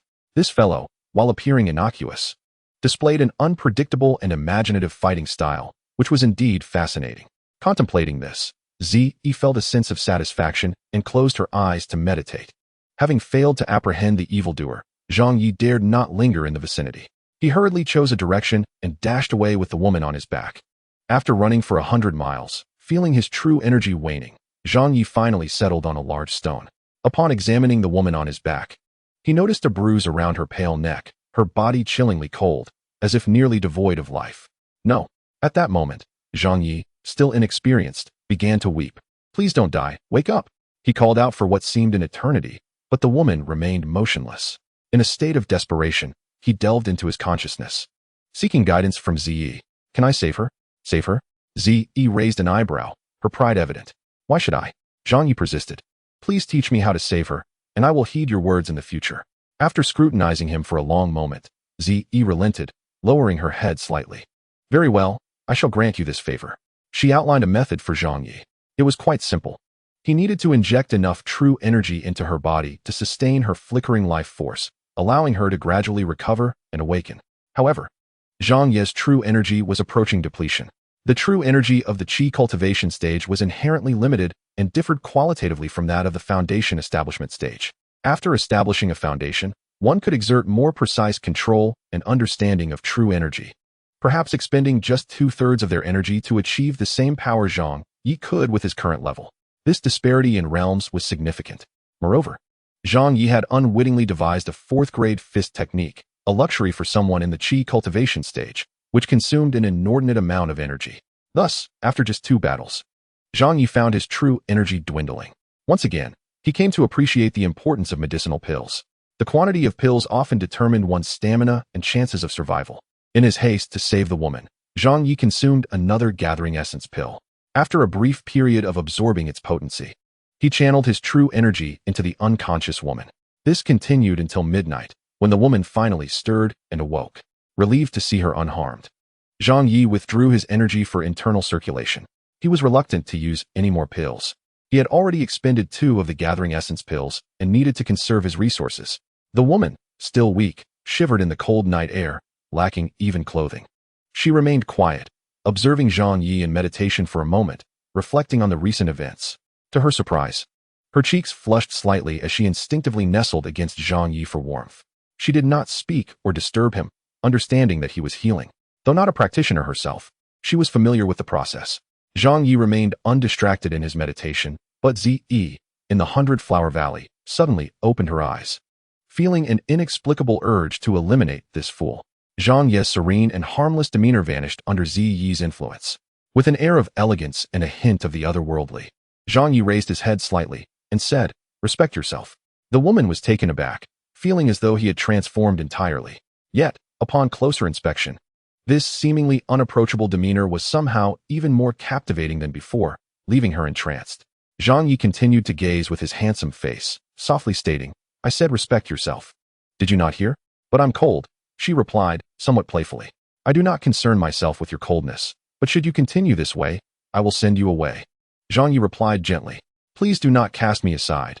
I have no way to survive," she implored, fear evident in her voice, as she reluctantly released her grip and distanced herself from Zhang Ye. The mischievous expression on Zhang Ye's face faded, returning to a more innocuous appearance. Ziyi hastened back to the 100-Flower Valley to meditate in silence. Moments ago, she had nearly resorted to violence against the woman. Yet, she felt a subtle sense of indignation. Encroaching upon Zhang Ye's thoughts was a profound insult. To seize control of another's mind and compel them to act against their will was the greatest folly in existence. Ziyi had no desire to provoke the fledgling, but her pride deemed such actions beneath her. Though she possessed the means to coerce Zhang Ye into submission, she simply found it beneath her dignity. Her intention was to guide him, hoping he would willingly align his thoughts with hers. By the time Zhang Ye restored his vital energy, dawn was approaching. He felt invigorated. In stark contrast, the woman, resembling one who had just recovered from a grave illness, huddled tightly, shivering from the cold, her alluring lips tinged with a shade of purple. "You're cold. I completely forgot," Zhang Ye exclaimed as he quickly removed his thin jacket and draped it over her shoulders. She gazed at him for a long moment before smiling gently. "You are truly kind, though I must admit, the version of you from last night was far more captivating. A touch wicked. Why is it that women are so drawn to bad men? I long to witness that otherworldly demeanor of yours again. It was the most exquisite sight I have ever beheld." Zhang Ye scratched his head, an inkling forming that Ziyi had meddled. He immediately entered his consciousness to confront her. "Hey, what did you do to me? I merely borrowed your body. I've done so before. Why do you care now?" Ziyi replied nonchalantly. "You lack decorum. I showed you sympathy by allowing you to borrow my mind, but my body is mine, my thoughts are mine. You must not overstep." Zhang Ye retorted. "I make no promises, but I shall try," Ziyi replied, her haughty demeanor still intact. "I'm done playing with you," Zhang Ye declared as he exited his consciousness. "You look so adorable when you're dazed," the woman observed, attempting to wipe a smudge from his face. Zhang Ye paid little mind to it, feeling a warm sense of camaraderie with her. Only friends would care for one another in such a manner. "We are friends now," he stated directly. The woman felt a warmth in her heart. "You don't even know my name, yet you saved me and treat me so kindly. Am I dreaming? You are quite remarkable. You lied when we were outside the woods. There was a misunderstanding when I entered. I thought you were trying to trap me. But you clarified things for me, and I am grateful. We are merely acquaintances. To be honest, many of my brothers are not as noble as you. They often conspire against me." She watched him for a long time, unsure of how to express her affection for this little fellow. Finally, she whispered, "May I rest against you? I'm still a bit cold." Zhang Ye was about to agree when his expression suddenly shifted. He slightly raised his chin and said, "Step back. I can only observe, not touch." Upon witnessing his otherworldly charm, the woman nearly swooned, rendered speechless for a long while. "Oh." Zhang Ye resumed his harmless demeanor and scratched his head again. This time, the woman refrained from encroaching upon him, leaning against a nearby stone instead. "I'm so tired. I need to rest. Please don't leave. I have nowhere to go. By the way, my name is Su Qing." She closed her eyes and drifted into slumber. With nothing else to occupy his time, Zhang Ye summoned the magical dog, Xiaobao, from the gourd. Yet, this creature remained stubbornly asleep, refusing to awaken. "Xiaobao, wake up. Why are you both exhaling and inhaling smoke? Aren't you afraid of getting hurt?" Zhang Ye inquired. Xiaobao, still groggy, knew that it only awakened when Zhang Ye was in peril. Otherwise, it rarely had enough rest. Chapter 28. Foundation established, let her sleep. She needs to recuperate. She is akin to your golden sprout. One day, they will not disappoint you. Z's voice echoed in his consciousness. "How can I nurture them properly?" Zhang Ye asked. "You have already done so. Your bond with them, steadfast and unwavering, constitutes the finest form of communication in the world. For instance, your cultivation of medicinal herbs follows this principle. Xiaobao and Golden Sprout can only thrive under your care. I must concede that you are not inept. However, I caution you to remain vigilant. Xiaobao can currently only consume treasures of the 3rd rank and below. Not every battle will be manageable, so do not grow complacent. When you inadvertently provoke formidable opponents, Xiaobao, eager to save you, may also fall into danger. He, like you, requires growth. One day, when Xiaobao regains his true form, he will be able to pierce the heavens for you." After Zi spoke, she closed her eyes, seemingly unwilling to elaborate further. Zhang Ye, brimming with joy, rushed back into the gourd, vigorously ruffling the slumbering dog and gently caressing the bitter golden sprout. After considerable effort, he reflected on the insights gained from the recent battle. Maintaining his diligence in cultivation, he practiced the Xian Kong fist, feeling a vague sense of improvement, although he had not modified the technique itself. His control over the subtleties had become more refined. Indeed, while the power of the Xian Kong fist had not increased, Zhang Ye now felt confident that he could expend less energy in its execution during his next confrontation. This enhancement would surely bolster his endurance. How wonderful it was! The invaluable experience gained from the brink of life and death was irreplaceable by mere theoretical training. No wonder Master Ten Sichin urged him to venture forth and hone his skills. Centering his thoughts, Zhang Ye began to meditate. As he circulated his vital energy, he was startled. The usual flow felt not only more robust, but also as unruly as a wild horse, charging uncontrollably. The already filled meridians were being pressured by the rampant vital energy, causing a traffic jam within his body. Zhang Ye's unique physique had yielded far greater gains from real combat than he had anticipated. Once one pathway is opened, all pathways are opened. At last, the concern Zi had foreseen had come to pass. Without the senior sister's aid, Zhang Ye found himself on the precipice of spontaneous breakthrough. He struggled to contain the vital energy, yet it proved exceedingly difficult. Fool, you are about to establish your foundation, Zi's voice echoed urgently in his mind. There is no time. At this moment, it is better to release than to restrain. Combine your vital energy with force and shatter the barriers. Then, you shall glimpse a new realm, a new perspective. Will I be in danger? Zhang Ye inquired. Danger lurks everywhere, even in the simplest of actions like drinking or eating. For your level of comprehension and aptitude, the risks associated with this foundation establishment are far less severe than the 2 battles you fought. Combine your strength and take the plunge, Zi instructed. Do you have any effective methods to assist me? Sensing the increasing peril within his meridians, Zhang Ye pressed further.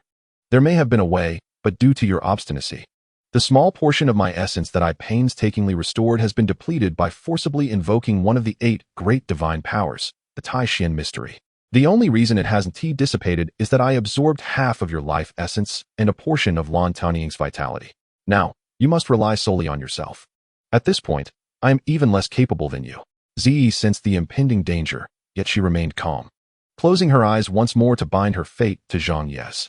She could have departed, but she chose to stay and share in his destiny. Breakthrough is imperative. I cannot perish.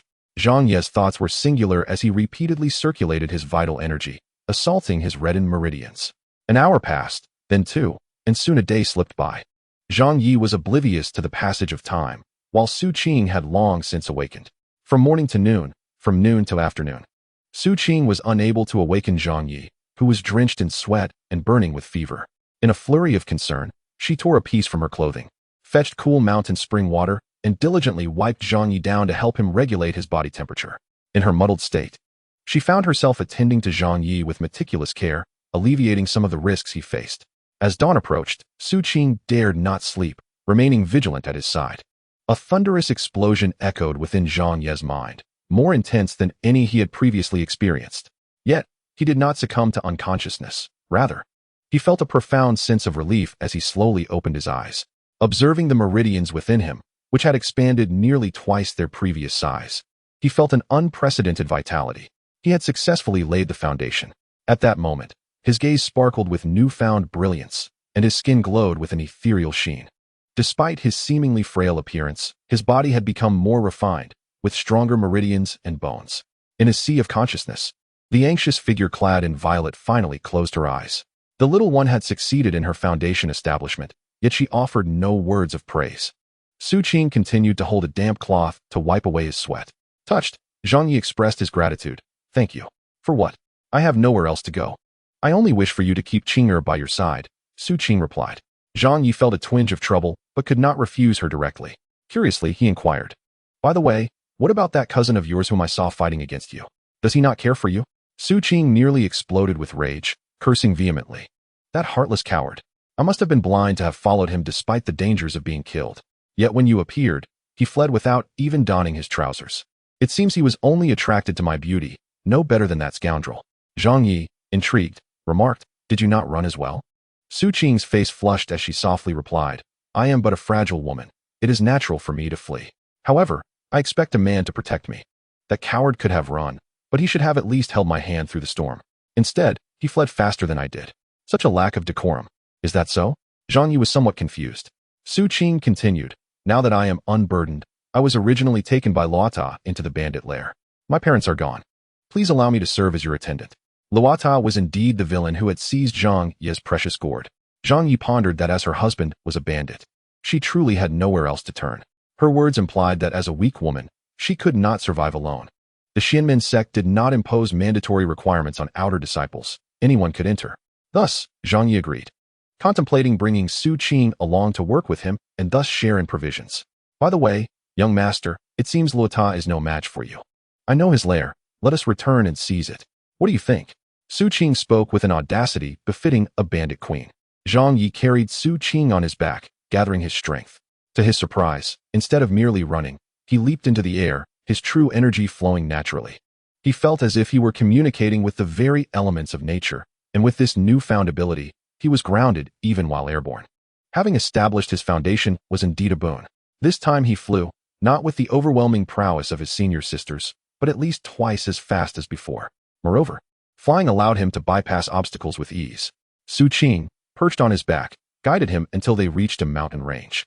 There, amidst the dense trees, is the entrance. She pointed. This is Luota's lair.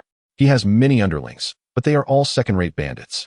The clearing before the cave was quite expansive, surrounded by trees that lent an air of tranquility. Luota, come out and face your demise. Zhang Ye and Su Qing shouted in unison. Seeing the two appear like third-rate bandits themselves, the violet-clad figure within Zhang Ye felt a twinge of disappointment. How had she become embroiled with these two? Chapter 29. The battle. Who are these wild men? Do they seek death? Amidst their shouts, more than 10 fierce-looking individuals surged forth from the cave. Upon seeing Zhang Ye soaring through the air with another, they were instantly terrified. This indicated that a foundation-level expert had arrived, and their leader was afflicted by a peculiar poison, unable to recover his strength. A dire situation indeed. The bandits exchanged glances, reaching an unspoken agreement, and swiftly scattered in all directions. When disaster strikes, everyone seeks their own escape. Go ahead and hide like turtles. Watch my prowess. Zhang Ye urged, channeling his true energy into the Xiankong fist. This time, his fist felt as large as a person's, resembling a kite soaring through the air. With a resounding crash, the cave entrance collapsed, debris flying. You, who refuse to die, I shall ensure your soul is scattered. Furious, Luota burst forth. His eyes covered by strips of cloth, revealing the havoc wreaked by the wolf poison. He could not see. As a foundation cultivator, his sensing ability was beyond the ordinary, allowing him to perceive the world more vividly than mere sight. With his true energy extending outward, Luota felt a jolt of fear. He could not detect the enemy's presence on the ground, but sensed it in the air. Could he possess some treasure? Luota thought quickly. Previously, this cunning brat had been merely at the Qi refinement stage. Foolish boy, do you think a few treasures can annihilate me? Dream on, Luota boasted. The gap between Qi refinement and foundation establishment is vast. Last time, I fell for your trickery. This time, it won't be so easy. Even if you have treasures, you cannot wield them at your level. Let us sit down and negotiate. You can be my deputy. Preposterous. I, a disciple of the celestial path, will not stoop to your level. Today, I shall eradicate you in the name of the moon. Zhang Ye shouted defiantly. When have I ever had a grudge against the moon? Get lost. Luota roared, enraged, as he sensed Zhang Ye's position and leaped forward with an uncanny agility. This truly showcased Luota's strength. His movements and angles were deceptive. This was a stark contrast to their previous encounter, where he had feigned weakness. Zhang Ye felt a shadow flicker, and Luota's claws were nearly at his throat. Such a sinister and cunning technique was Luota's specialty. Observing the greenish hue between Luota's fingers, Zhang Ye dared not underestimate him. As he activated his true energy, the Xiankong fist unleashed its power. The Xiankong fist was not merely an offensive technique. It encompassed defensive and evasive maneuvers as well. Through his understanding of the Xiankong fist, Zhang Ye grasped the Xiankong body technique, which far surpassed Luota's sinister claw.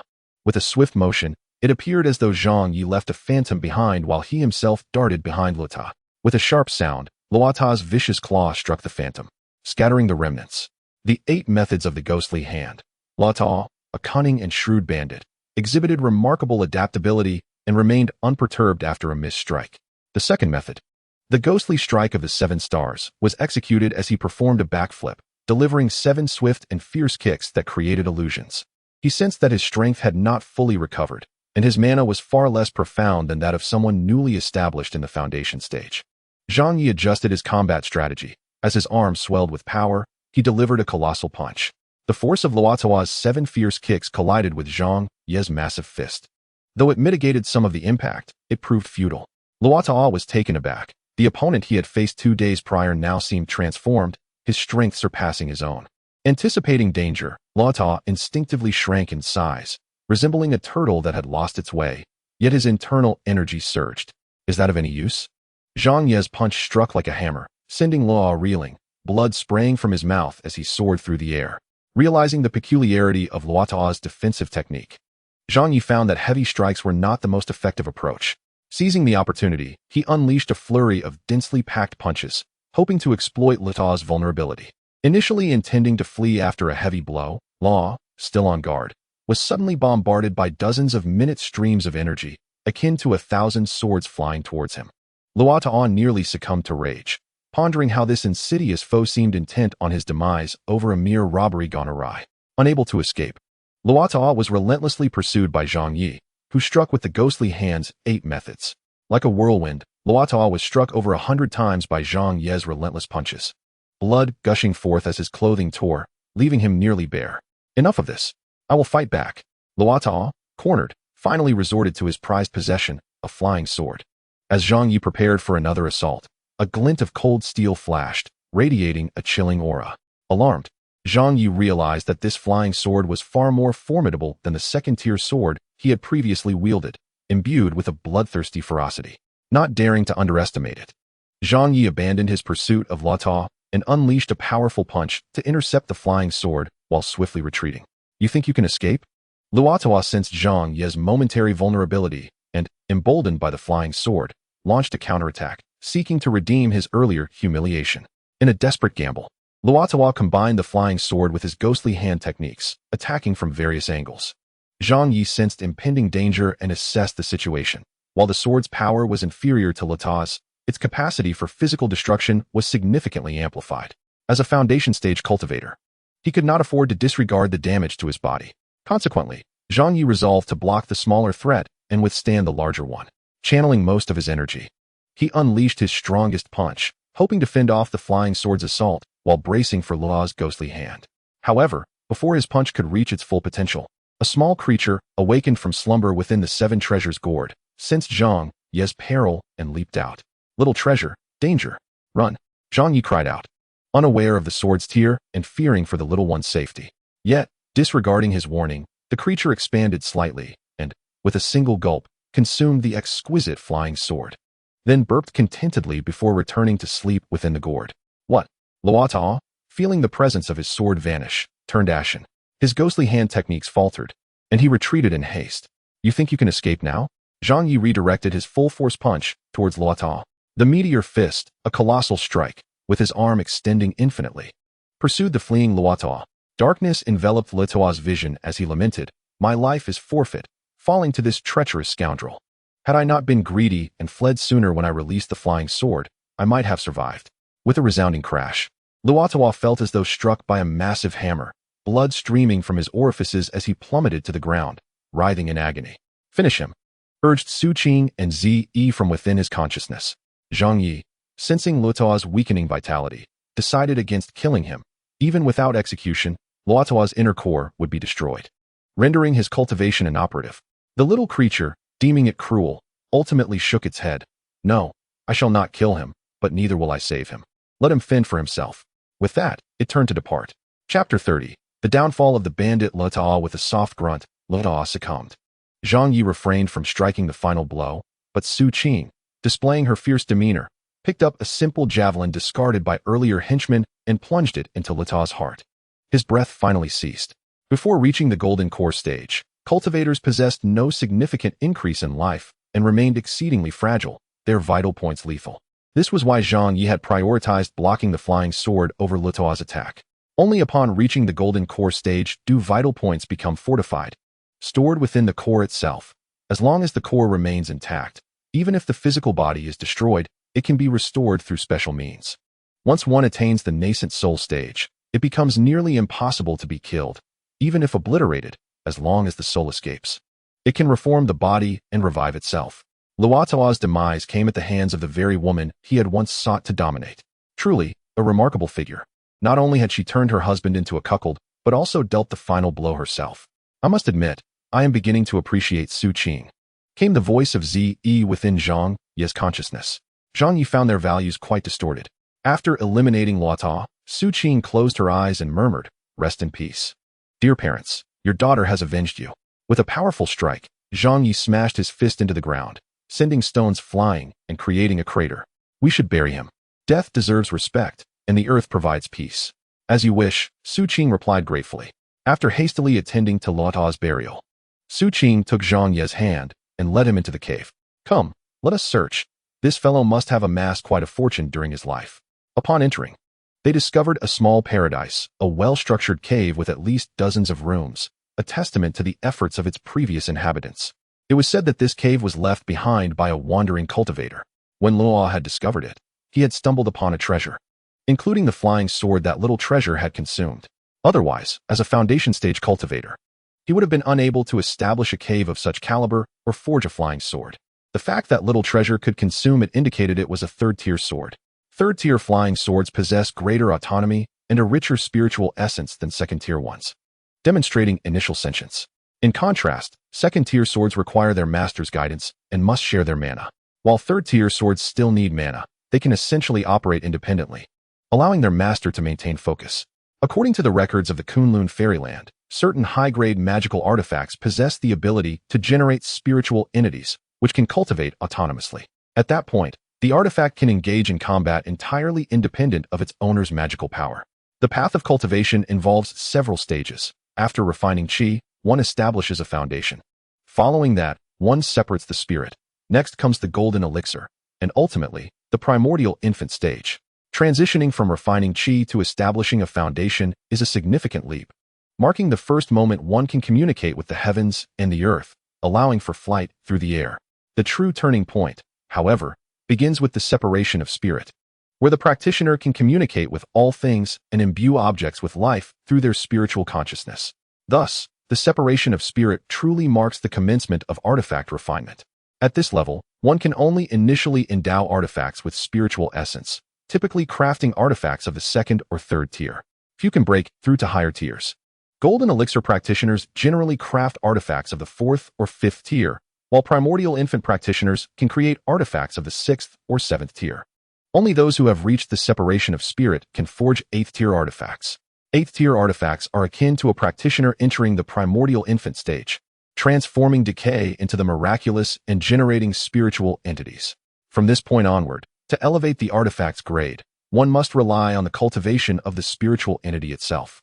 Once, the first magical artifact of the Jialan Fairyland, the Jialan Wushuang City, underwent millennia of cultivation to ascend to a 12th-tier artifact, whose level of refinement was nearly equivalent to that of a fully realized Earth Immortal. Yet, it was shattered by the 24 killing techniques of the Tai Xuan, a practitioner at the late stage of the primordial infant realm, thus undoing millennia of refinement. A second-tier artifact's power is slightly inferior to that of a practitioner at the 6th layer of Qi refinement. 4th-tier artifacts fall short of the 6th layer of foundation establishment. 6th-tier artifacts are weaker than the 6th layer of spirit separation. 8th-tier artifacts are less potent than the 6th layer of golden elixir. 10th-tier artifacts lag behind the 6th layer of primordial infant cultivation, and 12th-tier artifacts are slightly weaker than a fully realized Earth Immortal. The special Jade Gourd, however, is a unique entity born of the earth and heaven, not falling into these categories. To wield a magical artifact, its strength must not exceed that of the practitioner, otherwise, it risks backlash. Betrayal is not exclusive to humans. Artifacts can also turn against their wielders. Thus, in the realm of immortality, it is rare to see low-level practitioners adorned with numerous artifacts, as even if they possess them, they cannot harness their full potential. Upon his emergence from the mountains, Zhang Ye, at the 6th layer of Qi refinement, could only command a second-tier artifact. However, his condition was somewhat favorable due to his unique meridians, allowing him a more solid foundation than ordinary practitioners of the same realm. Controlling multiple artifacts is only feasible with those of the 8th tier or higher, which possess their own spiritual entities and do not require the practitioner's essence, lest the effort prove futile. Generally speaking, farming is akin to refining artifacts in its strict requirements for cultivation. However, Since the last cataclysm, certain natural laws have undergone peculiar changes, altering the distribution of spiritual energy in the world. This has resulted in an abundance of earthly energy, allowing herbs to thrive without relying on the practitioner's spiritual power. They simply require the cultivator's vitality, which is contingent upon their mindset and level of investment. This has led to a contemporary landscape where those of profound cultivation find no advantage in herb cultivation. Conversely, those with higher cultivation often look down upon herbs, resulting in disciples of high cultivation yielding poorer results than their outer disciples. Once, the Tai Xuan Sect entrusted all herb cultivation to inner disciples, leading to a yield of only 4 harvests a year, while outer disciples managed 5. Zhang Ye, however, was an anomaly, achieving a record of 7 harvests in a year. If someone were to calculate his contribution, he would have long since qualified as an inner disciple. Naturally, when it comes to high-grade fields, it is the deeply cultivated individuals who tend them, as their significance is paramount. For instance, the finest plots within the Tai Xuan Sect are personally cared for by the sect leader. Under Su Qing's guidance, Zhang Ye swiftly emptied the cave dwelling of Luo Tuo. Not only did it contain numerous collections of paintings and calligraphy, but also treasures of gold and silver. While these items are deemed trivial in the realm of immortality, they are considered rare gems in the mortal world. Luo Tuo, an inconspicuous foundation establishment practitioner, was akin to a bandit in the mortal realm. So these treasures can be used to win hearts. Additionally, the most significant gain from this venture was likely the flying sword consumed by Xiao Bao. Yet, Zhang Ye remained uncertain whether Xiao Bao would regurgitate it. He called into the gourd several times, but that creature remained soundly asleep, utterly unresponsive. Upon exiting the cave, Zhang Ye sensed a hint of familiarity. Leading Su Qing toward the back of the mountain, he discovered approximately 2 acres of fertile land in a low-lying area, suffused with spiritual energy, surprisingly classified as 3-tiered land. Noticing his gaze, Su Qing blushed and softly remarked, "This is merely a way for me to pass the time during my moments of boredom. Please do not mock me, my lord." Zhang Ye burst into laughter, delighted by the revelation that she could cultivate. "If you follow me in farming, will you not find it dull?" he inquired. "I have no objections to whatever I do alongside you," replied Su Qing earnestly. Chapter 31. Gathering. Zhang Ye invested considerable effort in relocating the 2 acres of 3-tiered land developed by Su Qing into the gourd. This small landlord now possessed 6 acres of 3-tiered fields. Upon inspection, Zhang Ye appeared to be thriving, as her living environment had significantly improved. She now required approximately 3 acres for sustenance, and with 6 acres available, ample reserves were ensured. As a result, Zhang Ye could sense Zhang Ye's elevated spirits, eager to accelerate her growth. Encouragingly, he patted the golden sprouts and murmured to Xiao Bao, "Wake up, Xiao Bao. Where have you hidden the flying sword? Spit it out. I currently lack any magical artifacts." Yet, Xiao Bao remained unresponsive. Enough of this chatter, came the voice of Zhang Ye in his mind. "Xiao Bao is currently refining the flying sword, which bears Luo Tuo's spiritual imprint. Even if Luo Tuo is deceased, you cannot use it until the imprint dissipates, which will take at least 100 years. However, Xiao Bao will devour this spiritual imprint. Once it is erased, the artifact can be yours or can continue to be digested by Xiao Bao, as it needs to consume these to grow." Zhang Ye found himself in a dilemma. If Xiao Bao required such artifacts to thrive, where could he possibly find enough to feed it? It was truly challenging to nurture. After settling various matters, the two entered the cave, where they found a set of splendid attire for Zhang Ye to change into. Under Su Qing's gentle care, Zhang Ye soon transformed into an elegant young gentleman, while Su Qing donned Zhang Ye's original clothing, wearing a headscarf and adopting his simple appearance, resembling a fair-skinned young scholar. There were, of course, some interludes. When Su Qing was changing clothes, Zhang Ye stood beside her, somewhat oblivious, as if in a trance. Though greatly blushing, Su Qing did not shy away from his gaze.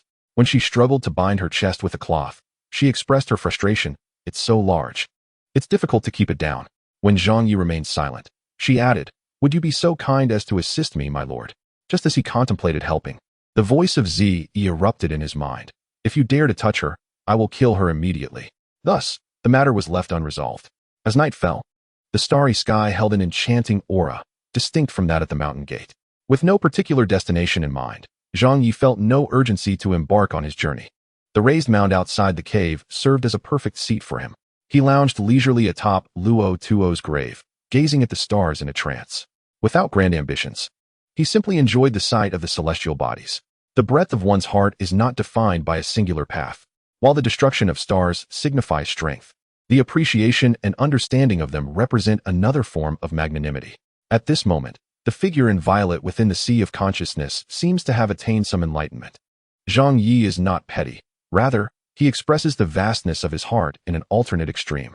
Suddenly, the figure in violet materializes in Zhang Ye's mind, embodying a sense of compromise yet revealing none, as she gracefully lifts her exquisitely sharp visage and states, "Through my observations, though you exhibit a timid disposition in trivial matters, your performance in 3 battles stands out remarkably.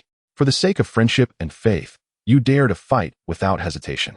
Perhaps you are comprehending the concept of slaying a man every 10 steps in your own way. Very well, you are qualified to receive my teachings."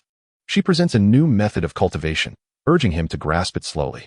Upon finishing her words, the figure in violet vanishes, yet numerous characters flicker in Zhang Ye's mind, forming a dazzling space that lingers. Zhang Ye, somewhat anxious, replies, "I am a disciple of the Tai Xuan Sect. I cannot betray my sect or practice your techniques." This is indeed the 4th grade supreme technique of the Tai Xuan Sect. Practice diligently, do not overthink. Your progress depends not on me, but on yourself. The voice of the figure in violet echoes. Zhang Ye does not doubt her words, nor does he ponder how she possesses the techniques of the Tai Xuan Sect. Delighted by the notion of practicing a technique associated with the Tai Xuan Sect, he begins to focus his mind and silently memorizes the essence of the technique.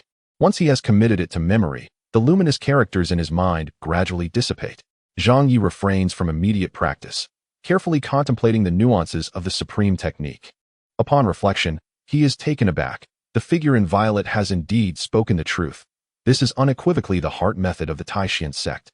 Since mastering the duality of energies, he has been unable to rectify the vast structural deficiency. However, upon delving into the supreme technique, clarity dawns upon him. With some modifications in certain areas, it seamlessly fits together like a jigsaw puzzle with his dual energies. Zhang Ye, now acutely aware of the gravity of the situation, meticulously adjusts the comprehended supreme technique according to his insights. His first revision consumes 2 full days, yet he remains unsatisfied. Consequently, he settles into the cave he has claimed and dedicates an additional 7 days to produce the 30th version of the supreme technique. This version is much more pleasing. Zhang Ye reflects with satisfaction, incorporating the revised operational method into his previously mastered dual techniques. After half a month of diligent effort, Zhang Ye establishes a new system. Originally, his dual technique was classified as a 4th grade technique, which theoretically could elevate a practitioner only to the 6th layer of foundation establishment. Beyond that, unless one possessed extraordinary aptitude or relied on rare resources for a forced breakthrough, progression would become nearly impossible. Zhang Ye's 4th grade technique allowed him to advance vigorously during the Qi cultivation phase without exhibiting fatigue, but after his last foundation establishment, his progress began to wane. Now, with the successful completion of the new triad technique, Zhang Ye feels the rapid surge of energy within him once more. This new framework embodies a more efficient method of cultivation, classified as a 5th grade technique by the figure in violet. Overjoyed, Zhang Ye rushes to the flower valley within his consciousness to inquire of the figure in violet. "Can we now refer to this as the divine technique of Tai Xuan?" "How naive," she replies, eyes closed. Zhang Ye contemplates, "Actually, I need not have ventured into such perilous modifications. If I contribute well, wouldn't it be more advantageous for the sect to directly impart the Tai Xuan technique in the future?" The figure in violet slowly opens her eyes, responding, "Those inept individuals do not even possess the Tai Xuan technique. It has long been lost to time." Zhang Ye is momentarily stunned. "How do you know? Can you not master it?" "I cannot." She gently shakes her head. "Knowing does not equate to mastery. The intricacies involved will become clear to you in due time. For now, do not overthink. Focus on your practice and do not let me down." Sensing a hint of melancholy in her tone, Zhang Ye contemplates her usual arrogance and can perceive her conflicting emotions at this moment. A warm feeling envelopes him, and without uttering excessive words, he silently nods and departs from his consciousness. The figure in violet closes her eyes once more. Residing in the cave for several days, Zhang Ye experiences the true essence of a privileged life. Su Qing, a considerate and skilled woman, has stocked the place with fine wines and delicacies. Each day, she prepares various dishes for Zhang Ye, embodying the role of a stunning housekeeper, catering to his every need. However, each time the figure in violet appears, she disrupts the tranquility with her elegant demeanor. Whenever her presence graces Zhang Ye's countenance, the spellbinding aura captivates Su Qing, leaving her utterly entranced. It is quite exaggerated. Had her strength surpassed Zhang Ye's, she likely would have succumbed to her infatuation. Eventually, the figure in violet seems to recognize the impropriety of her frequent interventions and decides to withdraw. Chapter 32. Lost in joy, Zhang Ye finds himself thoroughly engrossed in the comforts of the cave, indulging in sumptuous feasts. By day, he cultivates while savoring the exquisite meals prepared by Su Qing, and by night, he lies atop a mound, gazing at the stars. Su Qing dutifully attends to him, massaging his legs and back, providing him with great comfort. Additionally, he makes time each day to tend to his 6 acres of land, where the golden sprouts have grown considerably, now occupying over 3 acres. With more than 2 acres remaining untouched by the bitter essence of the golden sprouts, Zhang Ye, not wishing to waste the land, chooses to plant 23rd grade seeds bestowed upon him by the management office in the corners. As a small landowner, he feels a pang of regret at the sight of empty fields. He is confident that before the golden sprouts reach maturity, he can yield a harvest of herbs. After that, he will need to seek new fields. Otherwise, there will not be enough space for the golden sprouts to thrive. The little sprouts are remarkably vigorous, requiring an extensive area despite their diminutive size. Meanwhile, Xiao Bao, the creature, spends his days nestled beside the golden sprouts, blissfully asleep, seemingly oblivious to the world. One day, while Su Qing is out foraging for wild vegetables, she accidentally tumbles and bumps her head, returning with a basket. She sports a bandage on her head but insists she has injured her backside instead, having been cared for by her for so long. Zhang Ye decides to ease her discomfort. However, the figure in violet suddenly reappears, exuding an air of frustration yet maintaining her grace. Zhang Ye, tilting his enchanting face slightly, quips, "Why not simply sever your backside to avoid such falls? It hurts so much, my backside is bruised." Su Qing pouts, "The more it hurts, the more I might just send you away," Zhang Ye retorts, his face raised defiantly. Su Qing obediently returns to the kitchen, wary of provoking him further. Zhang Ye, feeling harmless, scratches his head, sensing that the figure in violet may be up to no good again. Over a month has passed since leaving the mountain gate, and autumn has set in, blanketing the mountains with crimson leaves that evoke a sense of nostalgia. However, the time has come to move on. He must embark on his journey. Hulu Su Qing once again stripped down to her bare essence, and before the inexperienced novice, she viciously bound her 2 ample bosoms with a strip of cloth. "Go away." When Zi was up to mischief, Zhang Ye turned away, hands behind his back. Su Qing was no stranger to such rebukes. Being scolded by Zhang Ye in this form only heightened the allure, and this woman seemed to revel in it. Clad in a plain gray robe and a square scarf, with a coarse cloth bundle on her back, Su Qing transformed into a charming young scholar, trailing behind Zhang Ye. She glanced back one last time at the maple leaves in front of the cave, sighing poetically, "Alas, in the Tuoluo cave, Qing'er laments. The maple leaves are forever lost to me." A young master and a sword apprentice ventured forth into the distance. After 2 days of travel, they caught sight of a bustling town in the distance, filled with the sounds of vendors hawking their wares and carriages passing by. This was the true essence of a worldly spectacle. Zhang Ye walked slowly, feeling a mix of familiarity and strangeness. He had never witnessed such a scene, so starkly different from life at the Celestial Sect, yet it felt oddly unsurprising. In this vast world, wonders abound, teeming with life, flora, and fauna. Towns, cities, and nations flourished everywhere. Few from the realms of immortals and demons ventured into the mundane world, primarily because outer disciples were not permitted to leave the mountain freely. While inner disciples who could depart had at least established their foundations, their rising power inevitably altering their perspectives. Typically, after establishing their foundations, practitioners began to communicate with the heavens and earth, transforming their values, often viewing ordinary mortals as mere livestock or insects, rarely engaging with them. This was the mindset of the infamous Hua Tianlang, who regarded outer and inner disciples as nothing more than swine, wielding life and death at will. Of course, there were exceptions, the most notable being Master Lan Tianying and Zhang Ye himself. When discussing the paths of immortals and demons, it must be noted that the demonic path does not pertain to monsters or fiends. Rather, practitioners of the demonic path are simply those whose thoughts and actions diverge from the norm, resulting in their rejection by the celestial path. Z explained, "The wolf poison smoke encountered in the first battle is primarily concocted by those of the demonic path, and that is merely the tip of the iceberg. There exist far more sinister artifacts and even divine abilities. Due to the inherently devious and malevolent nature of the demonic path, it often finds itself at a disadvantage in battles of equal rank against the celestial path. While there are numerous celestial sects, the demonic path is remarkably unified. represented by a singular faction known simply as the demonic path. This explains why, despite the celestial path's formidable strength, it often finds itself at a disadvantage in the ongoing struggle against the demonic path. What about the monsters? Zhang Ye inquired within his consciousness, harboring suspicions that Z may be one of them. Z casually replied, both paths of immortality and demonry are fundamentally human. They are merely two sides of the same coin. The celestial faction brands the demonic as degenerates, while the demonic likewise labels the celestial as hypocrites. However, monsters are different. They are genuine aberrations, not of our kind. Thus their hearts must be unlike ours.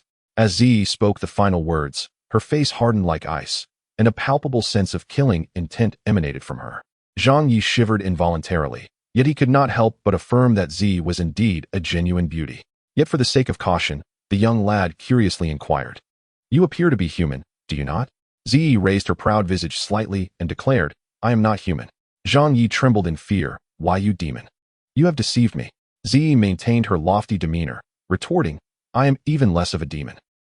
Seeing the potential for amusement, Zhang Ye's worries dissipated, and he timidly asked, "Then what exactly are you?" "Since you have asked, from this day forth, you may refer to me as the Celestial Maiden of Purple Mist." Z said this with a nonchalant tone before turning and vanishing. Zhang Ye's heart skipped a beat. That name was truly magnificent and ethereal. However, he understood that not all who bore titles such as Celestial Maiden were indeed celestial beings. Some were merely charming appellations, leading to a chaotic hierarchy within the celestial community, with various titles like Lord of the Heavens, Celestial Matron, and True Monarch being thrown about indiscriminately.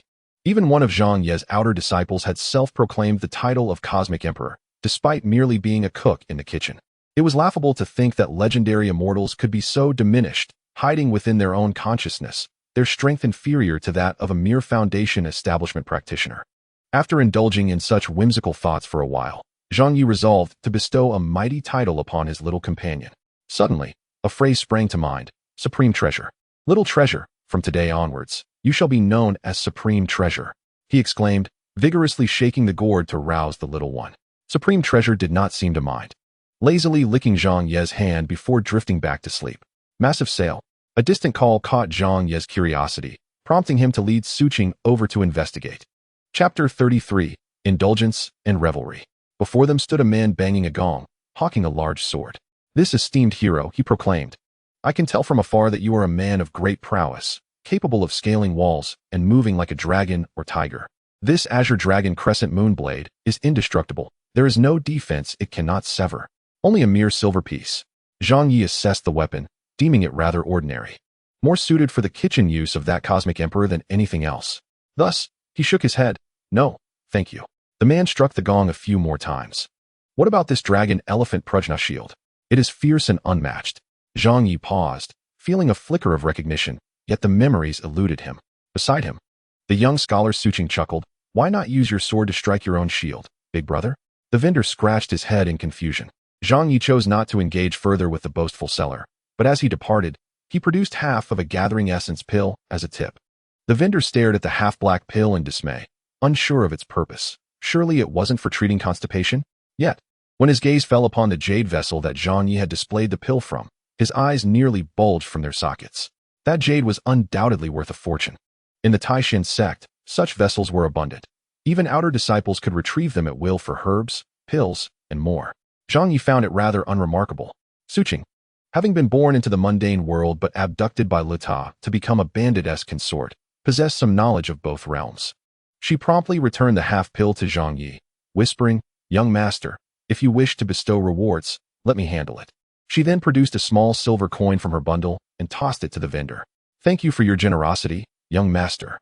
The vendor beamed with joy, realizing that the tip was enough to purchase 10 Azure Dragon Crescent Moonblades or 10 Dragon Elephant Prajna Shields. A commotion ensued, and Zhang Ye, the young master, continued his leisurely stroll forward. The wealth amassed from the Tualuo cave was abundant. Zhang Ye had initially been unaware of its purpose, yet Suqing had insisted on collecting it all into the gourd, given its ample space. Along their journey, Suqing, the young scholar, was quite at ease, generously spending on various cosmetics and trinkets, tossing silver coins about. They were undoubtedly significant customers. Wherever they went, the joyous cries of merchants followed. This truly was a prosperous metropolis, perhaps even the capital of a nation. As they turned a corner, a frail little hand tugged at Zhang Ye's garment. Whoa.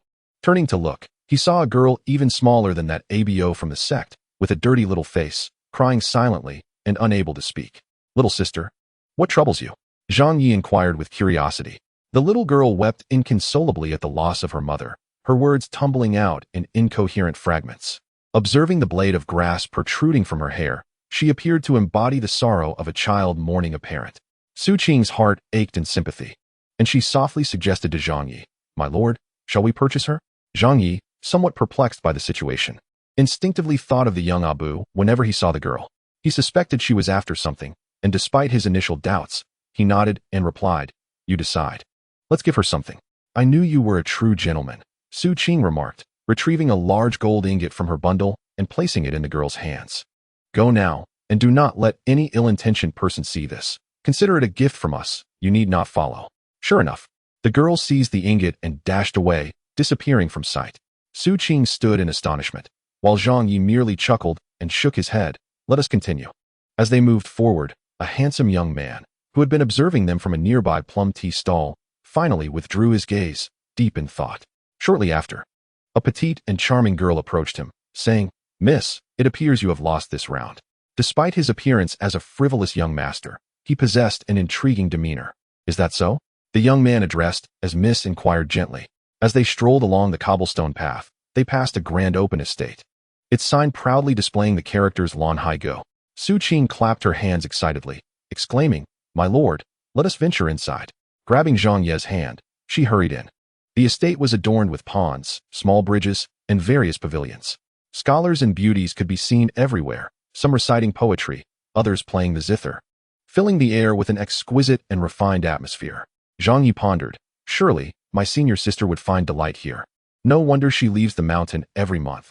There is so much beauty in the world." As they proceeded, they encountered two grand halls. One hall featured an enormous chessboard with pieces the size of wash basins. In the VIP area below, two scruffy gentlemen sat drinking tea and playing chess, while above, beautiful maidens illustrated the moves of these gentlemen on the large board for spectators to admire. A crowd of onlookers surrounded them, engaged in animated discussions about the game. "Is this really happening?" one exclaimed. "Incredible." Another added, "The state of Zhao is besieged. It is perilous." The once reticent spectators, who typically observed in silence, were now vociferous, expressing their opinions with fervor. Zhang Ye chose not to enter, lacking an understanding of chess, and curiously asked Su Qing, "What are they doing?" "The warring states contend for supremacy upon the chessboard of the world," she replied, shaking her head as if she were a schoolmaster. Her role as a scholar's aide seemed to suit her well. While the chess hall buzzed with noise, the other hall was tranquil, filled with patrons. Yet only one clear voice resonated like a teacher instructing their students. "Let us go listen to the story," Su Qing urged, leading Zhang Ye toward this quieter space. Here, a middle-aged scholar recited tales with eloquence and rhythm. To know what happens next, one must await the next installment. As he concluded the chapter, Zhang Ye felt the timing of their arrival was rather unfortunate. Su Qing, perhaps weary from her role as the lady of the house, needed this diversion to alleviate her previous melancholy. She firmly pulled Zhang Ye to a VIP seat. "My lord, I apologize, but this area has already been reserved." A charming young girl interjected. "How tiresome." Su Qing, with an air of authority befitting a lady, tossed a golden ingot worth 50 taels. Gasps of astonishment echoed throughout the hall, silencing any further protest. Tea and peanuts were served on a mahogany table, and Su Qing and Zhang Ye began snacking as they awaited the next tale. Just as it seemed the narration was about to commence, the old scholar cleared his throat. At that moment, a more handsome young master, accompanied by a small attendant, entered the hall. Zhang Ye couldn't help but notice the attendant bore a resemblance to the girl who had earlier mourned her mother. With a resounding clap, the scholar silenced the room. "Last time, we spoke of the state of Zhao being besieged." Young Master Wu Ji, undeterred by danger, broke through the layers of obstacles, seizing military power and rushing to Zhao's aid. "Excellent. 10 steps kill a man, 1,000 miles leave no trace." For reasons unknown, upon hearing this, Zhang Ye felt a surge of inspiration and abruptly interrupted. "Wait." The storyteller, initially displeased by the interruption, paused to consider Zhang Ye's words, repeating them a few times before clapping in approval. "Remarkable. Young sir, do you have a couplet to share?" Zhang Ye scratched his head, unsure.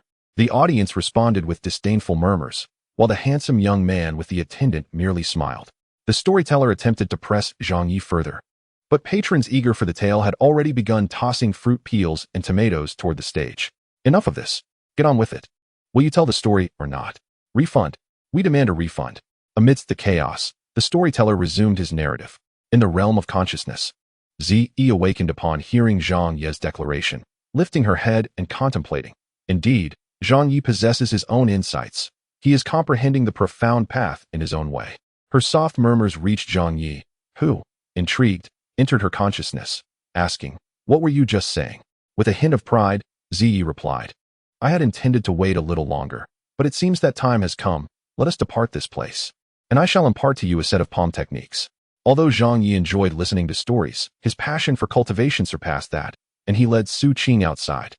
As a result, the storyteller was compelled to halt his performance. What is the meaning of this? You two again. Do you not care about the audience? A chorus of complaints rose from the crowd. With a flourish, Su Qing scattered a handful of silver coins, causing the hall to erupt into chaos as everyone scrambled to seize the coins, even the storyteller leaping into the fray. Upon exiting Lanhaigo, Zhang Ye contemplated finding an inn to rest. Yet, an unusual white light streaked across the sky. "Look, a shooting star!" The merchants exclaimed, pointing skyward. "What shooting star?" "That is a celestial being." Another argued. "What celestial being?" "That is a monster." Someone retorted. The discussion spiraled into a frenzy, with voices clashing. Zhang Ye's expression changed. He realized they needed to leave the city immediately. The light was a talisman from the Tai Xuan Sect. Following that flash, a jade pendant on Zhang Ye's person began to vibrate. This jade, bestowed upon him during his trials, served as identification for disciples of the celestial path and contained a simple formation that could respond to distress signals within a certain range. However, if the distance were too great, it would be ineffective. Zhang Ye is currently an outer disciple, possessing merely a second-grade jade token, which can only inscribe very simple spells of the same grade. Its efficacy reaches approximately 10 miles in radius.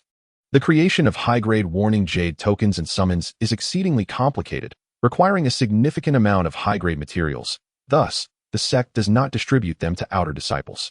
It is said that among true disciples, there exist 4th-grade jade tokens and spells that can sense activity within a 500-mile radius. The appearance of a summoning talisman from the Tai Xuan Sect in the skies of this mundane realm surely heralds an impending event. As he pondered, Zhang Ye hurriedly exited the city with Su Qing, following the jade token's guidance into the mountains. Zhang Ye moved with remarkable speed, soaring into the air as soon as he left the mundane realm, the rushing wind whistling past his ears. Upon reaching a valley, he descended, where a man and a woman stood waiting. "Have you come alone?" The young man who questioned bore an air of arrogance, distinctly different from the haughty demeanor of the woman in purple, his expression somewhat irksome. Noting his inner sect disciple robes, Zhang Ye respectfully replied, "Outer disciple Zhang Ye pays his respects to his senior brother. May I inquire as to the purpose of your summons?" "What bad luck, merely an outer disciple." The man's brow furrowed deeper. He then cast a discontented glance at Su Qing and barked, "Such audacity! A mere outer disciple, indulging in worldly pleasures upon entering the mundane realm. Look at how you are dressed, like a spoiled scion of this world. And who is this woman?" He gestured towards Su Qing. Zhang Ye, feeling somewhat guilty, stammered, "She is my attendant." Impudent. A senior brother of the inner sect declares that an outer disciple should not recruit attendants from the mundane realm. Zhang Ye refrained from retorting, lowering his head in silence, pondering if there were any regulations within the sect regarding such matters. The woman, who had remained silent until now, coughed lightly, as if to remind the man. Only then did he cease his tirade, placing his hands behind his back and declaring, "Humph, Zhang Ye, I've heard of you. They say you are under the care of Tianing Peak. Enough of this idle chatter. Others may yield to you, but I am not afraid. I am Wu Quebec, senior brother Wu Ke," Zhang Ye respectfully addressed, recalling some information. Wu Ke, a direct descendant of Hua Tianlang, ranked 4th among the inner disciples and was rumored to have reached the 3rd level of the foundation establishment stage. He seldom roamed the sect, having been assigned to oversee the outer disciples' mining operations under Hua Tianlang's command. In truth, Zhang Ye had previously been fortunate. The most unfortunate outer disciples were not those cultivating herbs, but rather those who toiled in the depths of the mines, hidden from the sun. They either perished from exhaustion or were killed by the supervising inner disciples. The medicinal valley rarely saw outer disciples defect, but given the harsh underground conditions, defections occurred almost daily, though they seldom escaped, most being executed as a deterrent. Zhang Ye learned all of this from Su Ying later on. What is the purpose of senior brother Wu Kei's summons? Zhang Ye inquired again. Wu Kei huffed in dissatisfaction, avoiding a direct answer, a mere outer disciple. You are of no use here. Let us go. As a follower of Hua Tianlang, he was seldom present in the sect and had little regard for Lan Tianying. Dismissing Zhang Ye entirely, as they proceeded, the inner sect female disciple, aware of the need to avoid antagonizing Zhang Ye too much, deliberately lagged behind and said, "We received a decree from Uncle Master Tan Xichin. There have been reports of demonic activity near the Tai Xuan mountain range. A large number of people have been dispatched to search various areas, including many true disciples. Do not take it to heart, junior brother. Such are the sect's regulations. Wu Kei and I followed a trace of energy here, but it suddenly vanished. We knew our target had not escaped, thus we summoned for reinforcements. Only to find you nearby." Zhang Ye finally understood and dismissed any further concerns. As a disciple of the celestial path, he felt a sense of honor in exterminating demons and upholding righteousness. To avoid further irritating Wu Kei, he subtly concealed Su Qing, his attendant, within his gourd. The inner sect female disciple introduced herself softly. "By the way, my name is Hua Lu. In the Tai Xuan Sect, only true disciples had custom titles, while the rest were rather haphazard, making the varied names unsurprising." "Humph," Wu Kei scoffed, glancing back with evident displeasure at the two murmuring behind him. His disdain for Zhang Ye was particularly pronounced compared to his indifference towards Hua Lu. Suddenly, Wu Kei's expression changed.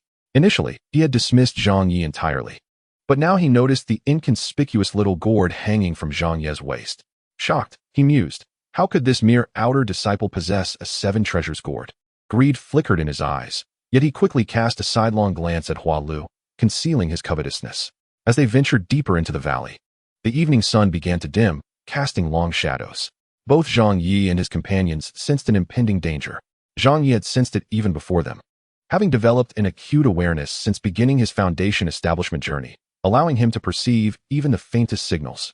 Although Wu Kei and Hua Lu were both at the third and second levels of foundation establishment respectively, in terms of instinctual perception, they fell short of Zhang Ye. As the light faded and the atmosphere grew increasingly oppressive, it felt as though a storm was brewing. The chilling mountain winds whipped their robes, drowning out the subtle sounds of faint skittering. Suddenly, Zhang Ye shouted, "Be careful." The three, all foundation establishment cultivators, leaped into the air at Zhang Ye's warning. As they ascended, countless minuscule, strange spiders launched themselves toward them. These spiders could actually fly. Seeking death, Hua Lu channeled her energy. Her flowing robes swirling as radiant light enveloped the three of them. The multitude of tiny spiders, akin to moths drawn to a flame, were instantly obliterated. Hua Lu's robe was a magical artifact, glowing brilliantly as it danced in the air, illuminating the surroundings. As they looked down, their hearts turned cold at the sight of a veritable sea of these tiny spiders. This was the demonic earth-fire spider formation. Though small, they were exceedingly troublesome and highly venomous. Wu Kei, feeling a chill, spoke, "I've spent most of my time in the underground mines, so I am familiar with these vile creatures. While earth-fire spiders exist underground, they are exceedingly rare and usually unrefined and untamed, making them less troublesome. Only the demonic sect would gather such a vast number of earth-fire spiders for refinement and training. Foundation establishment cultivators cannot ascend too high. The higher one rises, the more intense the winds become, and the elemental energy in the air grows increasingly thin. Only those at the golden core stage and above can navigate the clouds. Thus, the nearly 100 million controlled earth-fire spiders surged upwards like waves, relentlessly attacking Zhang Ye and his companions. They were surrounded, besieged from all sides. A ceaseless swarm filling the entire spatial area within a mile. The earth-fire spiders were inherently ferocious and did not naturally group together. Hence, there must be demonic sect members controlling them from the shadows. How on earth can we defeat them? Hua Lu gasped in astonishment, deploying her treasured artifact, the Muntian Ling, to its utmost limit in a desperate attempt to shield the trio. As the relentless assault of the earth-fire spiders continued unabated, even with elixirs at their disposal, escaping the encirclement seemed an impossible feat. One must look after oneself, or face divine retribution. A sinister thought flickered in Wu Kei's mind, and without a moment's hesitation, he struck. He aimed a powerful palm at Hua Lu, who had her back turned to him. Among those present, only Hua Lu posed a threat to him, so he sought to first incapacitate her. Caught off guard while defending against the earth-fire spiders with the Muntian Ling, Hua Lu suddenly coughed up blood, her spirit nearly scattering. Wu Kei followed up with a swift kick, sending the pale-faced Hua Lu soaring in the opposite direction like a kite with its strings severed. "Sister," Zhang Ye, bewildered by the unfolding chaos, instinctively unleashed a Qian Kong palm in a fit of desperation, momentarily dispersing some of the approaching earth fire spiders. He rushed towards Hua Lu's tumbling form. Wu Kei had a profound understanding of the earth fire spiders. He knew they prioritized attacking those who exuded the scent of blood and then targeted larger groups. Initially, he intended to deal with Hua Lu before turning his attention to Zhang Ye. However, the two injured individuals fled in opposite directions, drawing the overwhelming horde of earth fire spiders towards them, thereby creating an opportunity for his escape. Unexpectedly, Zhang Ye reacted swiftly, pursuing the airborne Hua Lu, which spared Wu Kei the need to intervene. The moment of opportunity had arrived. The swarm of spiders surged forth like a horde of locusts in pursuit of sustenance, creating a gap in the air. Wu Kei darted through it with remarkable speed. What a clever boy, more cunning than I. The demonic path bows to your guile. He laughed heartily, but he thought, yet you still wish to flee. From the shadows, an ominous figure rose to intercept Wu Kei's escape. Whirlwind. A flash of white light surged forth, the sword energy pressing in. Startled, Wu Kei summoned his most prized third-grade flying sword. The sword zipped through the air, creating a dense barrier of sword shadows that left no openings. This sword, imbued with the essence of the five elements, possessed the attribute of wind. While it might not equal Hua Lu's Muntian Ling against the earth fire spiders, it could still prove useful. If the trio united their strengths, a chance to fight back might arise. Alas, the third-grade flying sword proved ineffective. Look at my might. The shadowy figure waved its sleeve, summoning a cloud of black mist that ensnared Wu Quebec Wolf's poison smoke. Wu Kei howled in despair. Initially, despite the overwhelming number of spiders, they had physical forms. Had he summoned the flying sword earlier, in conjunction with the Muntian Ling, he could have held them off. However, this insidious wolf's poison smoke was beyond what his third-grade wind sword could withstand. This is dire. Wu Kei feared for his life and hastily remarked, my friend, we can negotiate. Allow me to reveal a great secret of the Tai Xuan Sect. Get lost. The shadow spat back, intensifying the assault of the wolf's poison smoke. You're more treacherous than the demons. I fear discussing matters with you lest you stab me in the back. Beware of the cunning man. Not the honest one, don't blame me. The smoke enveloped Wu Kei entirely, and as he waved his hand, he struggled to wield the wind sword. But his efforts grew increasingly futile. Meanwhile, Hua Lu was on the brink of losing her essence, and the Muntian Ling faltered in its defense as an unending wave of earth fire spiders closed in.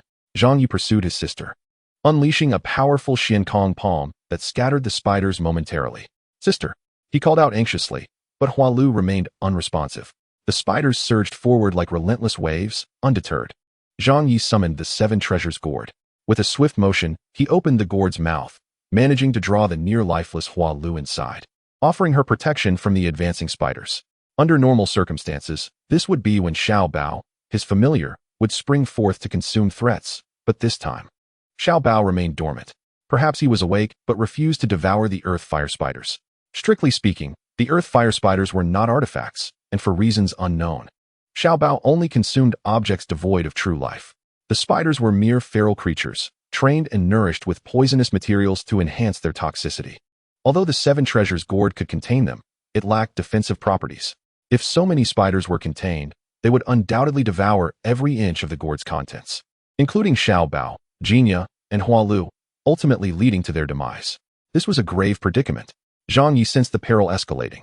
Chapter 36. In the name of the moon, I shall annihilate you. As Zhang Ye secured Hua Lu within the gourd, Xiao Bao, sensing the urgency yet too fearful to emerge, felt a warning from within. The golden sprout within stirred, radiating a gentle golden light that sparked a hint of bitterness. A cacophony erupted as the frenzied spiders began to retreat uncontrollably, completely disoriented. These cruel creatures, compelled to cause mischief, were frightened away by Zhang Ye. If even a couple of rogue spiders led the charge, they all turned towards the two combatants, Wu Kei and the shadowy figure, engaged in a fierce struggle. What the hell? In the air, the two combatants were nearly petrified with fear. The shadowy disciple of the demonic sect, while restraining Wu Kei, desperately issued minute commands to control the spiders. Yet, the spiders disobeyed, charging ahead. Damn it! The demonic disciple cursed, you treacherous traitors, you're just like Wu Kei, betraying your own. With a swift motion, the disciple contracted the wolf's poison smoke, enveloping himself in a dense shroud. While the wolf's poison smoke was theoretically weaker than Wu Kei's wind sword, it formed an impenetrable barrier, preventing any of the earth fire spiders from daring to approach and meet their demise.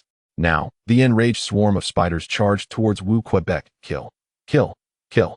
Wu Ke consumed all of his gathering elixirs, his palms and sword shadows dancing, yet he could not fend off all the earth fire spiders.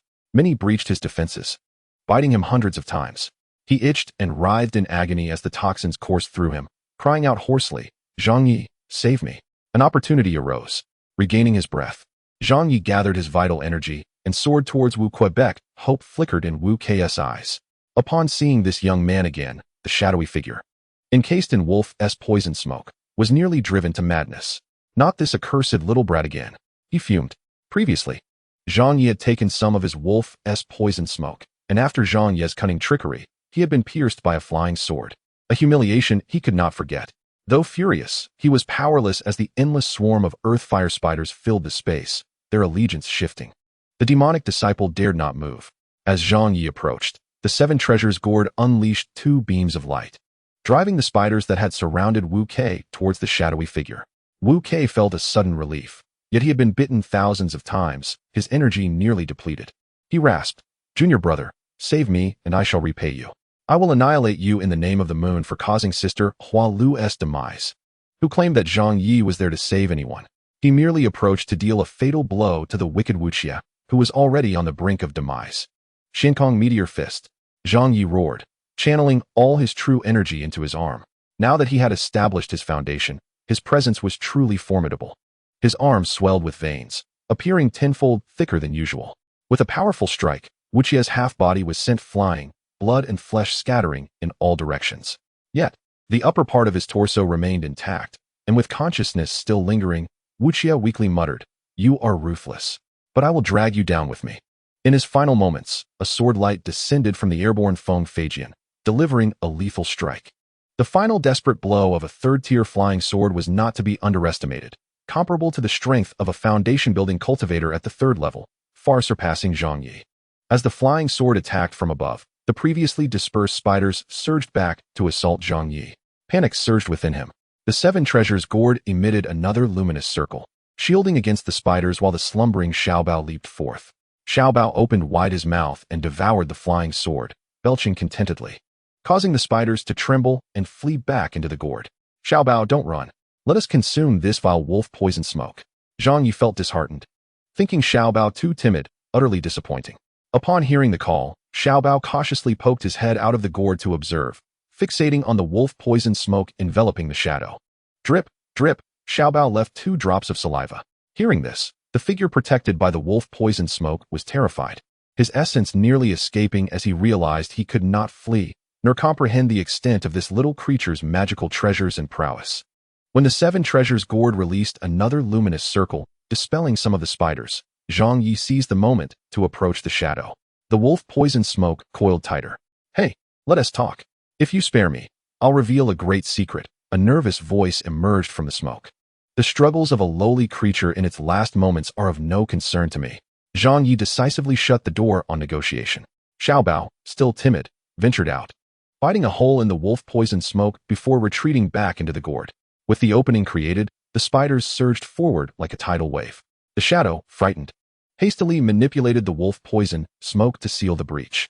Although the spiders could not locate the entrance, the wolf poison smoke had thinned considerably. Unless a miracle occurred, the weakened smoke would soon be unable to withstand the spider's assault. The terrified occupant trembled and pleaded, "This is a tremendous secret. I'll share it. If you find it valuable, spare my life. It concerns your esteemed Tianxi Qian, who is connected to the demonic sect, and she has a daughter unknown to the world." Zhang Ye held no ill will towards Tianxi Qian. She was a beautiful woman and one of the 4 elders who had once sent him 10 gathering yuan pills. Uninterested, he retorted, "Wickedness that insults my master Tianxi Qian shall meet its end." The 7 treasures gourd unleashed another luminous circle, while Xiaobao, following orders, sprang forth. This creature, resembling a greedy dog, gnawed at the wolf poison smoke as if it were a feast, having consumed a third-tier flying sword and much wolf poison smoke. Xiaobao's belly swelled, leaving him somewhat overwhelmed. After depleting half the wolf poison smoke, Xiaobao retreated into the gourd to sleep. Suddenly, Zhang Ye, still basking in his triumph, noticed the golden sprout within the gourd showing signs of withering, likely due to excessive luminous emissions. We cannot linger. We must go. Resolute, he abandoned the shadow. And the 7 treasures gourd released its final luminous circle, creating an opening through which Zhang Ye burst forth. The wolf poison smoke's defense collapsed, and the relentless fire spiders flooded in, producing a cacophony of eerie sounds, as many of the irate spiders were dissolved by the wolf poison smoke. The demonic sect disciple screamed in terror, his cries piercing Zhang Ye's heart with cold dread. Zhang Ye intensified his true energy. Yet the sheer number of spiders and the thickness of their domain overwhelmed him. At least a mile around was swarming with spiders, densely packed. The previously opened breach sealed in an instant. Zhang Ye had only managed to advance halfway before the spiders closed in again. Employing the Xiankong Wuing fist, Zhang Ye fought valiantly, his fists forming a brief protective curtain around him. The relentless assault seemed never-ending. The golden sprout, now visibly withering, grew anxious. As if desperately attempting to unleash another luminous circle, Zhang Ye, feeling the drain on his true energy, was struck with concern for the sprout. The Xiankong Wuing fist, a 4th-tier martial art, was undoubtedly exquisite. This protective fist curtain was impenetrable, preventing the spiders from breaching. However, the downside was the immense energy consumption. With Zhang Ye's foundation at the 1st level, he could hardly endure the strain of the 4th-tier technique in mere moments. He began to feel fatigued and in dire need of medicinal support. It was uncertain how long the pills would sustain him. Just as Zhang Ye gritted his teeth, 2 pairs of deep, expressive eyes observed his predicament from above the clouds, each perspective starkly different.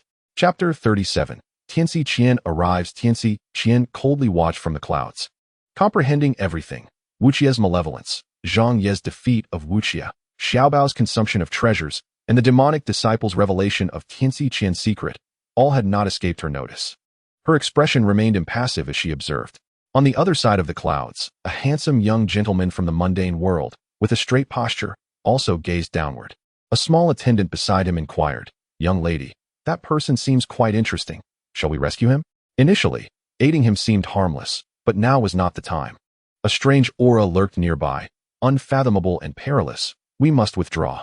The young lady, accompanied by the attendant, turned and rode the clouds in the opposite direction.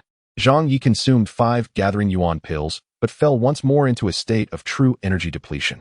At this critical moment, a blue light flickered on the horizon. The gentle blue glow swiftly approached. Tianxi Qian's voice resonated. Even a grain of rice can shine. With a wave of her hand, a white mist spread like light, encompassing a mile radius, ensnaring every spider within. Under the plummeting temperature, they all froze in place. As the temperature continued to drop, Zhang Ye focused his mind, safeguarding his dantian and heart vessels. Everything around him seemed to begin freezing, including the ground. For someone of Zhang Ye's foundation, ordinary fire and water could not harm him, yet he felt an icy grip within his heart, his consciousness blurring, his blood and energy nearly at a standstill. If Zhang Ye, with his foundation, was thus affected, how much more so the spiders? Countless frenzied, aggressive spiders were instantaneously annihilated, their bodies plummeting to the ground, ultimately transforming into nourishment for the forest. The wolf poison smoke was also frozen within this icy domain, dissipating entirely. The figure concealed within the smoke finally revealed itself to be a diminutive gnome, which explained his tendency to hide from others. Though the gnome was frozen and incapacitated, his cultivation surpassed that of Zhang Ye, leaving him with a flicker of consciousness. "It seems you have a penchant for rambling, since you've mentioned me. What secrets do I still harbor?" Tan Xichin fixed her cold gaze upon the gnome. The gnome could not utter a word, for upon realizing this elegant woman was Tan Xichin, he was nearly paralyzed with fear. Tan Xichin continued, "You are nothing but refuse, unworthy of my wrath. Go back and inform that individual that if he seeks Tao Linger, he must come to me directly, without sending filthy little creatures to cause a disturbance. Let this be a lesson." With a dismissive wave of her hand, the icy domain dissipated. She added, "Leave behind your fire sword and depart." The gnome, akin to a deflated balloon, fled in a state of panic, his belt falling to the ground, revealing the fire sword that Tan Xichin had mentioned. Yet, how could the gnome dare to protest? In the blink of an eye, he vanished from sight. As he retreated, Tan Xichin turned her back, expressing indifferently, "You possess quite the skill. Your disciple dares not," Zhang Ye stammered, kneeling in fear before her silhouette. It seemed this individual indeed harbored secrets, and Zhang Ye could not shake the dread of potential silencing. Should Tan Xichin decide to eliminate him, escape would be impossible. What was there to fear? Was it not merely the death of Wak? Was it not simply a dog that devours magical artifacts? Tan Xichin remained turned away, stating, "Let Wuk, that disgrace, meet his end. A traitor of the Tai Xuan Sect can only die by the sect's hand. He shall not perish by the bite of a spider. You have taken his life yourself. Very well, splendidly so." Though Zhang Ye sensed a slight softening in her tone, he remained apprehensive and did not dare respond. Tan Xichin continued, "All things in the universe share a common root, yet follow different fates. Even a mere blade of grass has its destined encounters. Care for your dog well. That is your fortune, and I shall not interfere. Just do not reveal it carelessly. There is a saying in the secular world, possessing a treasure brings guilt. Tread carefully." "Your disciple shall obey," Zhang Ye replied respectfully. Tan Xichin added, "Your Xiankong fist is commendable. Who taught you?" Zhang Ye felt a pang of guilt, recalling his senior sister's admonition to keep it a secret. Thinking quickly, he responded, "It was Master Sister Tian Ying who instructed me." "Tian Ying," Tan Xichin mused softly, her tone tinged with melancholy. What a pity that girl has reached such heights of understanding. Zhang Ye found her words peculiar. Yet the overwhelming aura of Tan Xichin forbade him from probing further. After a long pause, Tan Xichin declared, "This is your destiny. I grant you the great heaven Luo hand. Remember to return to the Sword Sect by year's end. Additionally, should I sense even the slightest hint of your betrayal against the Tai Xuan Sect, I will show no mercy." "Yes." Zhang Ye bowed deeply. Two slender beams of light descended, one bestowing upon him a jade slip. The other illuminated the fire sword lying on the ground. "Hand over the flower due to me," Tan Xichin said, finally turning to face him. In the evening breeze, she stood gracefully, her garments flowing, resembling a celestial being. Zhang Ye wasted no time, handing over the last remnants of flower dew from his gourd to Tan Xichin. "I shall take her back to the Sword Sect for healing. You continue your training. And be sure to return by year's end. I have erased the spiritual imprint from that gnome's fire sword. It is a fine third-grade artifact. He has taken your second-grade sword. Consider it a return of what is rightfully yours." Tan Xichin's voice lingered in the air, rising like a flying sword. Before vanishing from sight, Zhang Ye found Tan Xichin quite remarkable, having passed through this ordeal with such ease. She seemed to possess genuine secrets, yet remained calm enough to disregard all, unperturbed by the potential for her secrets to leak. If you possessed her strength, you could live freely, even in opposition to the heavens. The voice of Zhi Yi echoed in his mind. Zhang Ye nodded, planting the seed of ambition for power within his heart. The battle of the day had lingered precariously between life and death, rife with schemes, betrayal, and fratricidal conflict, ever-changing. The little treasure, having consumed magical artifacts to its limit, was on the verge of exhaustion, its golden sprouts nearly wilting. The malevolent fire spider had attempted several times to rend its master apart.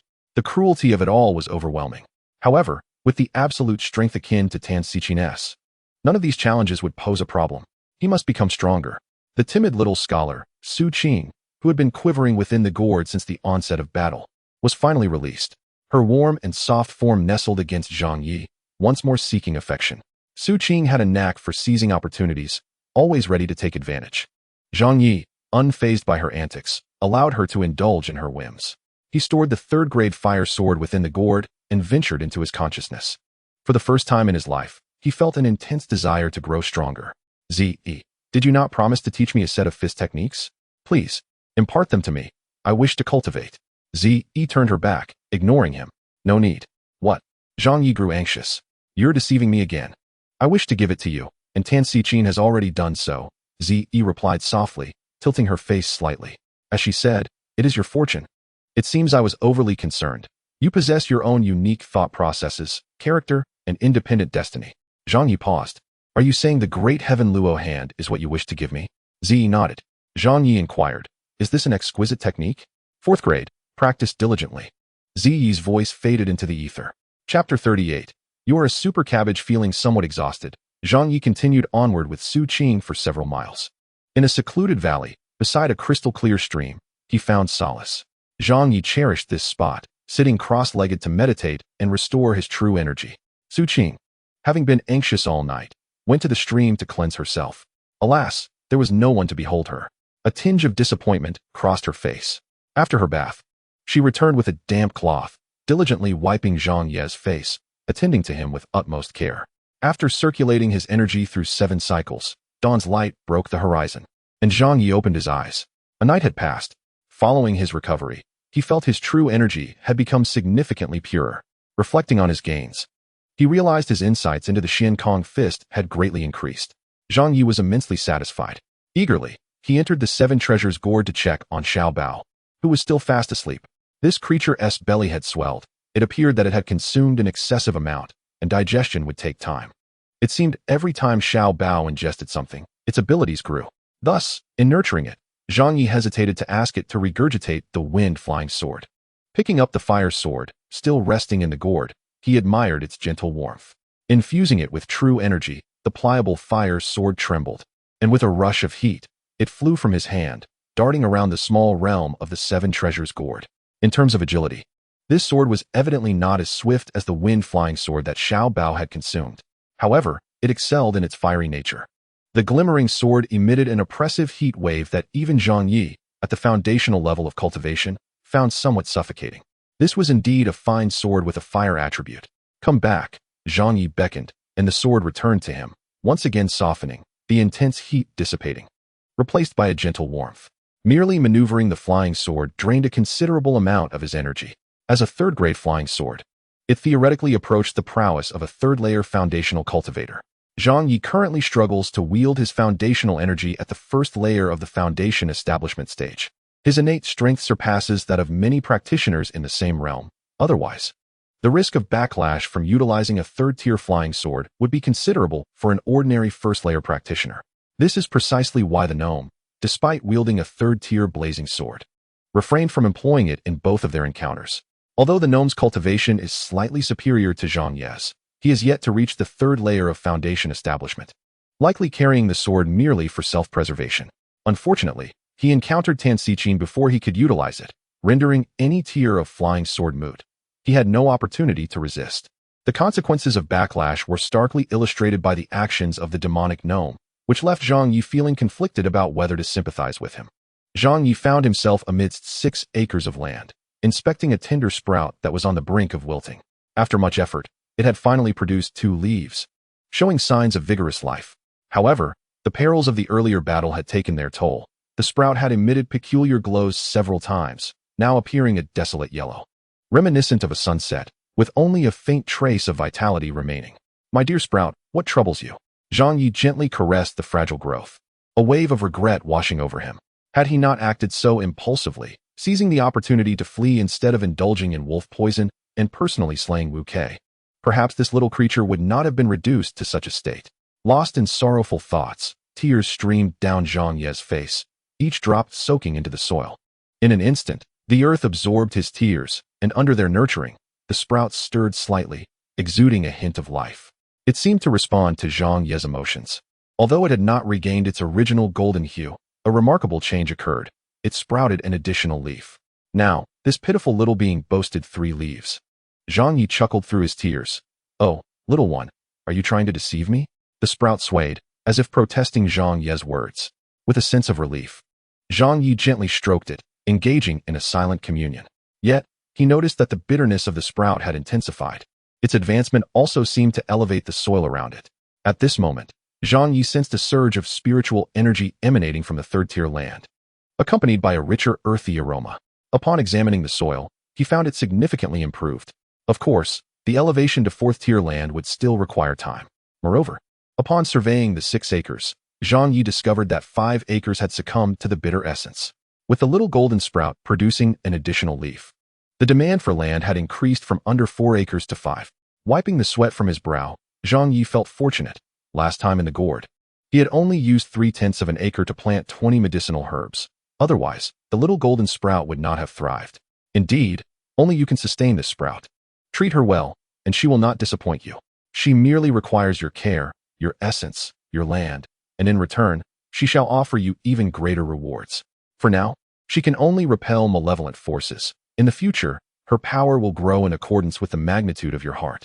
At that moment, Zhe reappeared in Zhang Ye's mind. She only paid attention when Zhang Ye tended to the golden sprout and Xiao Bao. Curiously, Zhang Ye inquired, "Can you tell me what this truly is? Though I have planted her, I remain in the dark about her nature. What is love in this world?" Zhe replied, her proud face slightly raised. "Love binds life and death. When love is profound, it stirs the heavens. It can forge divine weapons and condense the essence of the universe. The formation of rare treasures requires not only the nourishment of the earth's energy and the refinement of the sun and moon, but also the guidance of love to ultimately break through the soil. Zhang Ye, somewhat perplexed, asked, "Are you suggesting that this little one is birthed from the earth, unnoticed by others, and only emerges when nurtured by love?" Zi, finding him bothersome, nodded nonetheless. Zhang Ye continued, "But my thatched cottage is barren. Where does this love come from? You are a colossal cabbage." "I have no desire to converse further." Zi haughtily turned away, dismissing him. Unperturbed, Zhang Ye finished tending to the golden sprout and approached Xiao Bao. After calling for a long time, he noticed Xiao Bao was intermittently cold and hot, still fast asleep with a swollen belly, refusing to awaken. Zhang Ye felt a twinge of concern, fearing the little creature might have overeaten and harmed itself. Unsure of how to proceed, he contemplated encouraging it to regurgitate some food, but felt embarrassed to do so. Gently stroking Xiao Bao's head, Zhang Ye exited the gourd. The golden sunlight began to flood in as morning fully arrived. Su Qing had cared for Zhang Ye throughout the night, and now appeared weary, longing for rest. When offered a place in the gourd, she stubbornly refused, insisting she could only sleep nestled against Zhang Ye. Helpless against her determination, Zhang Ye allowed her to stay close. With nothing pressing to attend to, he began to contemplate the grand celestial hand bestowed by his master, Tan Siqing. At that moment, a sudden sense of unease gripped him. Zhang Ye's instincts were far sharper than those of his peers in the same realm. This ominous presence felt profoundly unsettling. Chapter 39. War begins in the face of impending danger. Zhang Ye's mind remained ever clear. He quickly concealed Su Qing within the gourd, regardless of her wishes. Calmly, he hid behind a large boulder. To leave now might inadvertently alert the foe. He decided to observe for a moment. What if they were merely passing through? As his vital energy flowed, he entered a state of inner calm, closing his pores to conceal his life force. In this moment, Zhang Ye became one with nature. Strange whispers echoed through the forest. The cries for help from the gnome last night resonated within this vicinity. Why could he not locate them? A thought crossed Zhang Ye's mind. The gnome, was it the same one? If so, this individual must also belong to the demonic path. Moments later, the aura in the forest grew closer, heading towards the stream. Zhang Ye's position was precarious. Should the opponent approach the stream, discovery would be nearly inevitable. Rapidly weighing his options, Zhang Ye resolved to take a risk and release his vital energy for sensing. While releasing this energy could alert the adversary, it would also provide Zhang Ye with crucial information. If the opponent was too formidable, he could escape without seeming hasty. If they were weaker, the need for concealment would become trivial. In his previous encounter with Luo Tua, he had fought accurately despite temporary blindness, relying on this very sensing ability. As Zhang Ye released his energy, the entire area unfolded in his mind's eye. He perceived a figure resembling a bamboo pole, unusually thin, nearly half the height of an ordinary person, yet almost twice their length. With a pointed nose and small eyes, it perfectly mirrored the gnome from the previous night. There was an aura. Indeed, the opponent sensed Zhang Ye's presence as well, indicating their cultivation surpassed his own. With a whoosh, the bamboo-like figure shot up from the forest's edge, akin to an arrow soaring into the sky. The force generated by its ascension was extraordinary. Zhang Ye understood. This individual was stronger than the gnome from last night. Combat was unwise. He turned and fled. With swift movements, the figure did not rise into the air but darted across the ground like a leopard, scattering in all directions. For practitioners of Foundation establishment, undertaking aerial flight without the assistance of magical artifacts incurs a significant cost, rendering it a futile endeavor. The disciple of the celestial path. The bamboo pole that soared above emitted a sharp cry upon witnessing the swift movements of its target. Suddenly, a talisman in its hand ascended, transforming into a streak of black light that shot skyward. This is bad. It was summoning nearby allies for reinforcement. Zhang Ye understood the urgency of his situation. He could not afford to linger, but found himself unable to shake off the aerial pursuit. If escape was not feasible, he had to contemplate a desperate counterattack. As he pondered his strategy, a spark of inspiration ignited within him, and he swiftly devised a plan. Zhang Ye's movements became a blur. As the profound void technique reached its zenith, his figure flickered across the ground like a phantom. His agility, derived from the fourth-tier void fist, was commendable, and he had mastered it to great proficiency, allowing him to utilize it on the ground with minimal expenditure. As one figure scurried below and another flitted above, the bamboo pole grew increasingly irate, perhaps even dizzy from its relentless circling. "You little rat, dare to face me in a contest of 300 rounds." The bamboo pole bellowed angrily. If it were to land and pursue, The moment it touched the ground, this nimble youth would vanish, for his movements were exceedingly elusive. Zhang Ye continued to dart through the rocky terrain and dense foliage, evading capture. The more he ran, the more the bamboo pole pursued, escalating its rage. "You little bastard. Keep running, and we'll have a talk," it shouted from above. "I'm busy and have no time to converse with fiends." Zhang Ye retorted from below. "Just wait until I catch you." The bamboo pole screamed in frustration. "And what then? I'll still slay you like your dwarf disciple was slain last night." Strangely, in moments of crisis, Zhang Ye's usual meekness and innocence faded, replaced by a torrent of words and ideas. "What? That short disciple?" The bamboo pole, enraged, could hardly tolerate being mocked by someone it deemed weaker. "You pathetic waste. What kind of celestial disciple are you, running away like this? Are you coming or not?" Zhang Ye's evasive maneuvers had driven the bamboo pole into a frenzy. Prepared for a long time, Zhang Ye pushed the bamboo pole to the brink of madness.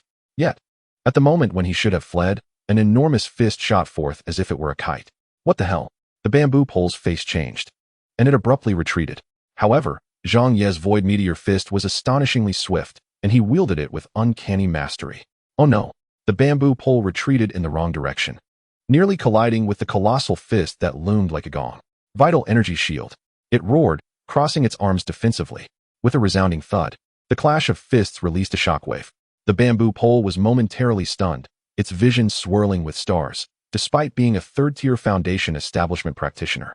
Its strength far surpassed Zhang Ye's. In this hasty encounter, it found itself at a disadvantage in timing, angle, and momentum, and thus, it suffered. Zhang Ye also felt the repercussions, as the recoil from the impact left his chest tight and caused a few stinging sensations in his throat, blood rushing to his head. Utilizing the recoil to his advantage, he accelerated his escape deeper into the woods. "You think you can run?" the bamboo pole shouted, frustrated at the gap that had widened between them as it pressed on.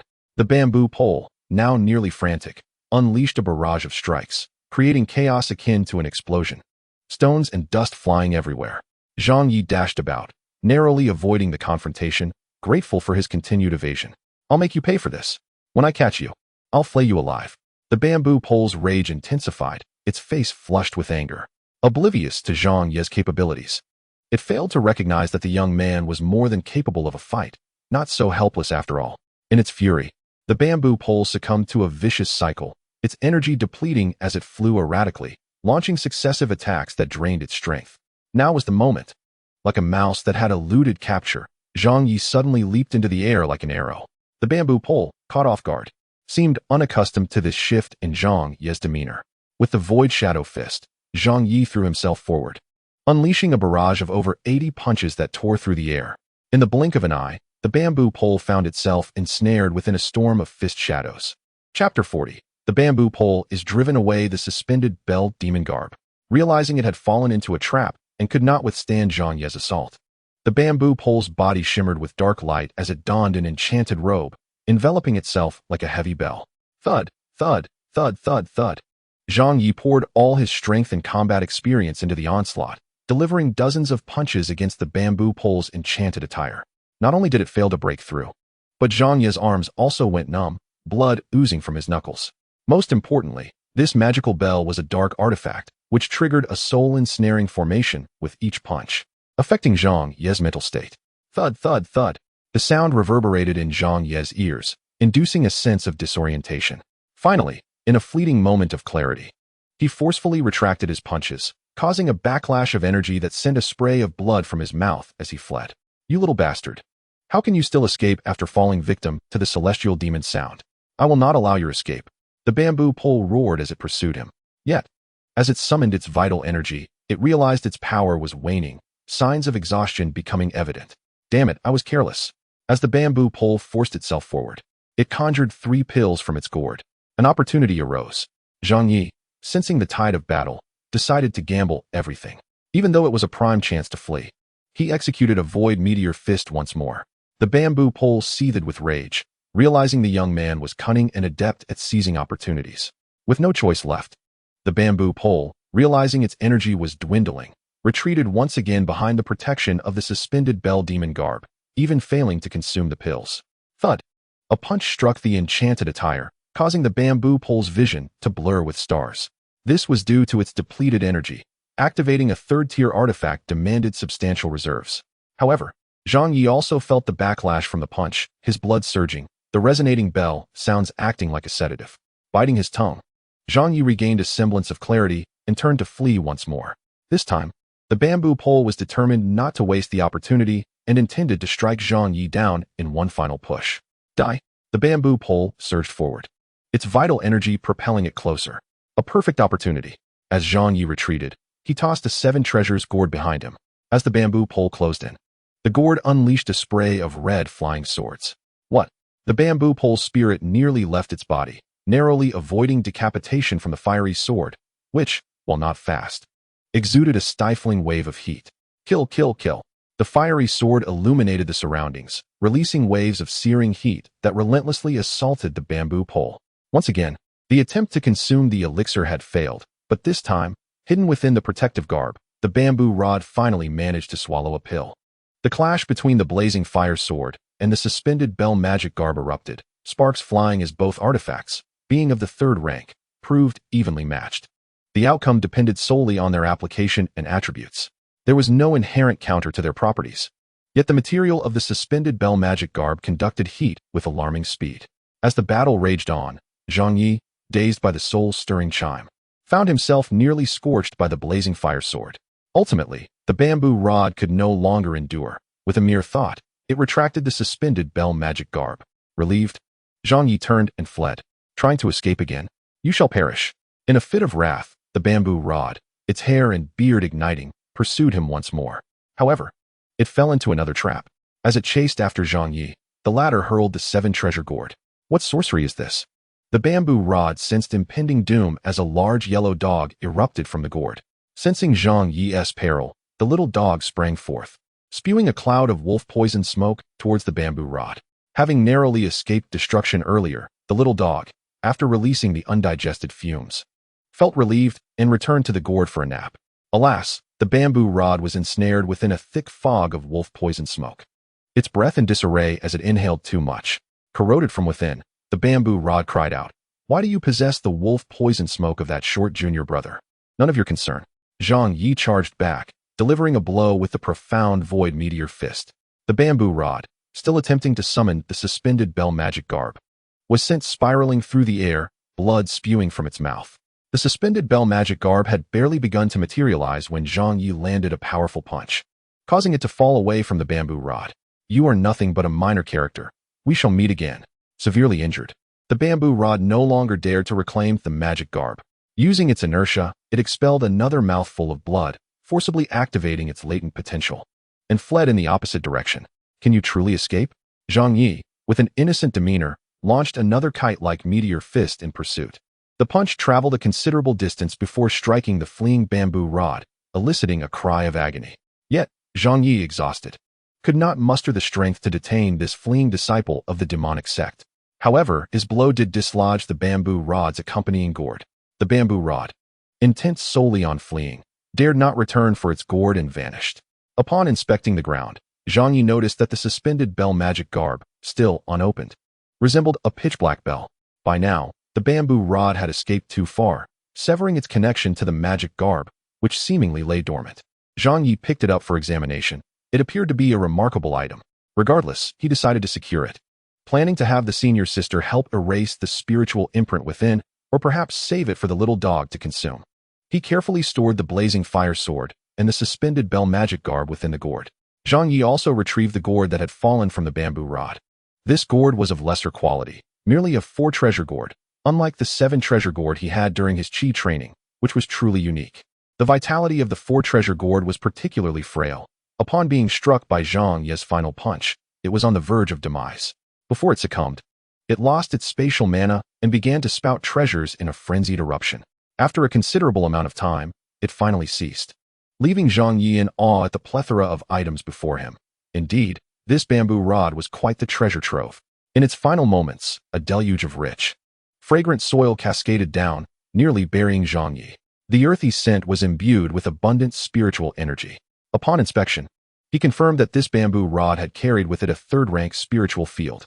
Presently, Zhang Ye's greatest desire was for such arable land. His excitement surged as he transferred all the third-rank soil into the 7 treasure gourd. Upon review, He now possessed 8 acres of third-rank fields, providing ample room for the growth of golden sprouts. After tending to the medicinal fields, the buried treasures finally revealed themselves. Among them were 2 jade vases, each containing 30 gathering source pills, totaling 60. These pills were relatively basic second-rank elixirs. Strictly speaking, they were not exceedingly valuable to those who had already established their foundation.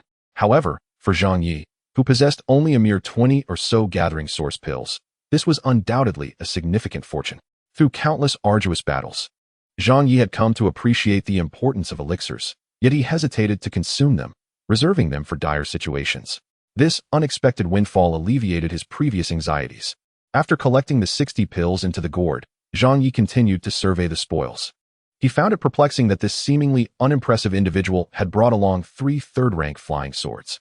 Upon examining the 3 swords, he discerned that they bore a spiritual aura distinct from that of the suspended bell magic garb. These were not the bamboo rod swords. They were likely acquired through bloodshed and plunder. For someone like Zhang Ye, who was accustomed to scarcity, the possession of even 1 third-rank flying sword was invaluable. To his astonishment, he now possessed a total of 4 third-rank flying swords, including the blazing fire sword, as well as a rather peculiar third-rank protective garment. Reflecting on his earlier struggles, he recalled how Su Ying, a well-established inner disciple, had only received a second-rank flying sword upon successfully establishing her foundation, which she had selflessly gifted to Zhang Ye for his journey outside the mountain. Looking back at the hardships he had endured and contrasting them with his sudden wealth, Zhang Ye felt a profound sense of awe. At present, these artifacts carried the spiritual imprints of others and could not be utilized immediately. He devised a plan to seek the assistance of his senior sister to erase the spiritual markings at a later date. Or perhaps wait until the little dog had digested the third-rank wind flying sword before allowing it to consume several more artifacts. How envious would the other foundation-building cultivators in the realm feel upon discovering that the little creature had amassed numerous third-rank artifacts for its sustenance. Previously, during the battle, the bamboo rod had invoked a summoning spell to call forth its demonic brethren. Thus, after hastily collecting his treasures, Zhang Ye dared not linger and hurriedly departed from this perilous place. With no particular destination in mind, he journeyed eastward. Along the way, he occasionally released the little dog to bask in the warmth of the sun, though it remained blissfully asleep, reluctant to awaken. According to Zhang Ye, had it not been for the timely battle that forced the little dog to expel some wolf poison smoke, it might have suffered severe consequences. Now, Zhang Ye was slowly coming to understand the little dog's nature. Unless Zhang Ye faced danger, the creature would stubbornly refuse to regurgitate anything not sufficiently digested. It was a pet that required care but offered no compensation. Of course, there were benefits as well. With its belly swollen, the little dog grew increasingly fond of sleep. Each slumber would leave it drooling, and the drool would fall upon the 3-petaled golden sprout, seemingly substituting for Zhang Ye's sweat, thereby promoting its growth. Each time the little dog consumed an artifact, it would grow a little larger, and after devouring the third-rank flying sword from Luo Ta, it was left with a notably distended belly, remaining in slumber for an extended period. However, after that bout of digestion, he had evidently grown considerably.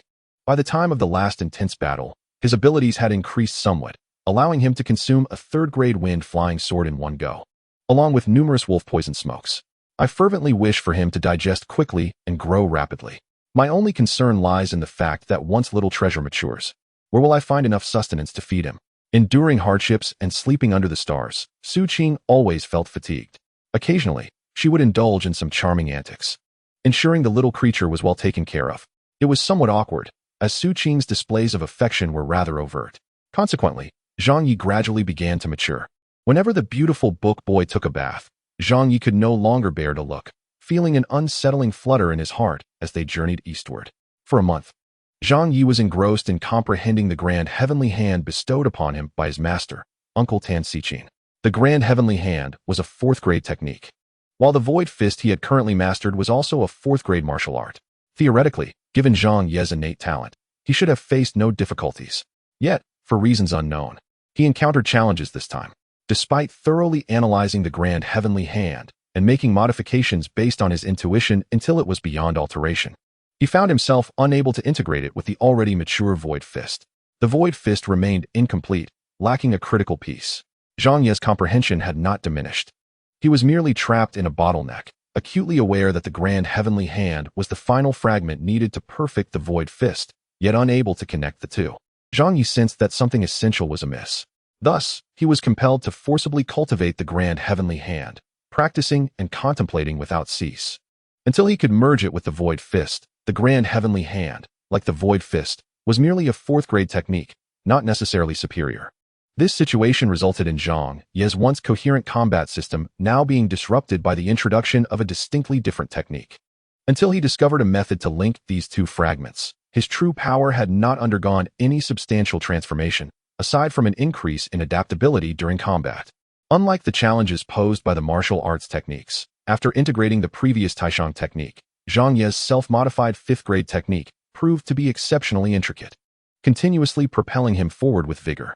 The accumulation of spiritual energy has always been a gradual process, growing slower with advancement. However, due to Zhang Ye's unique physique and the fact that his technique was self-realized, he progressed remarkably quickly.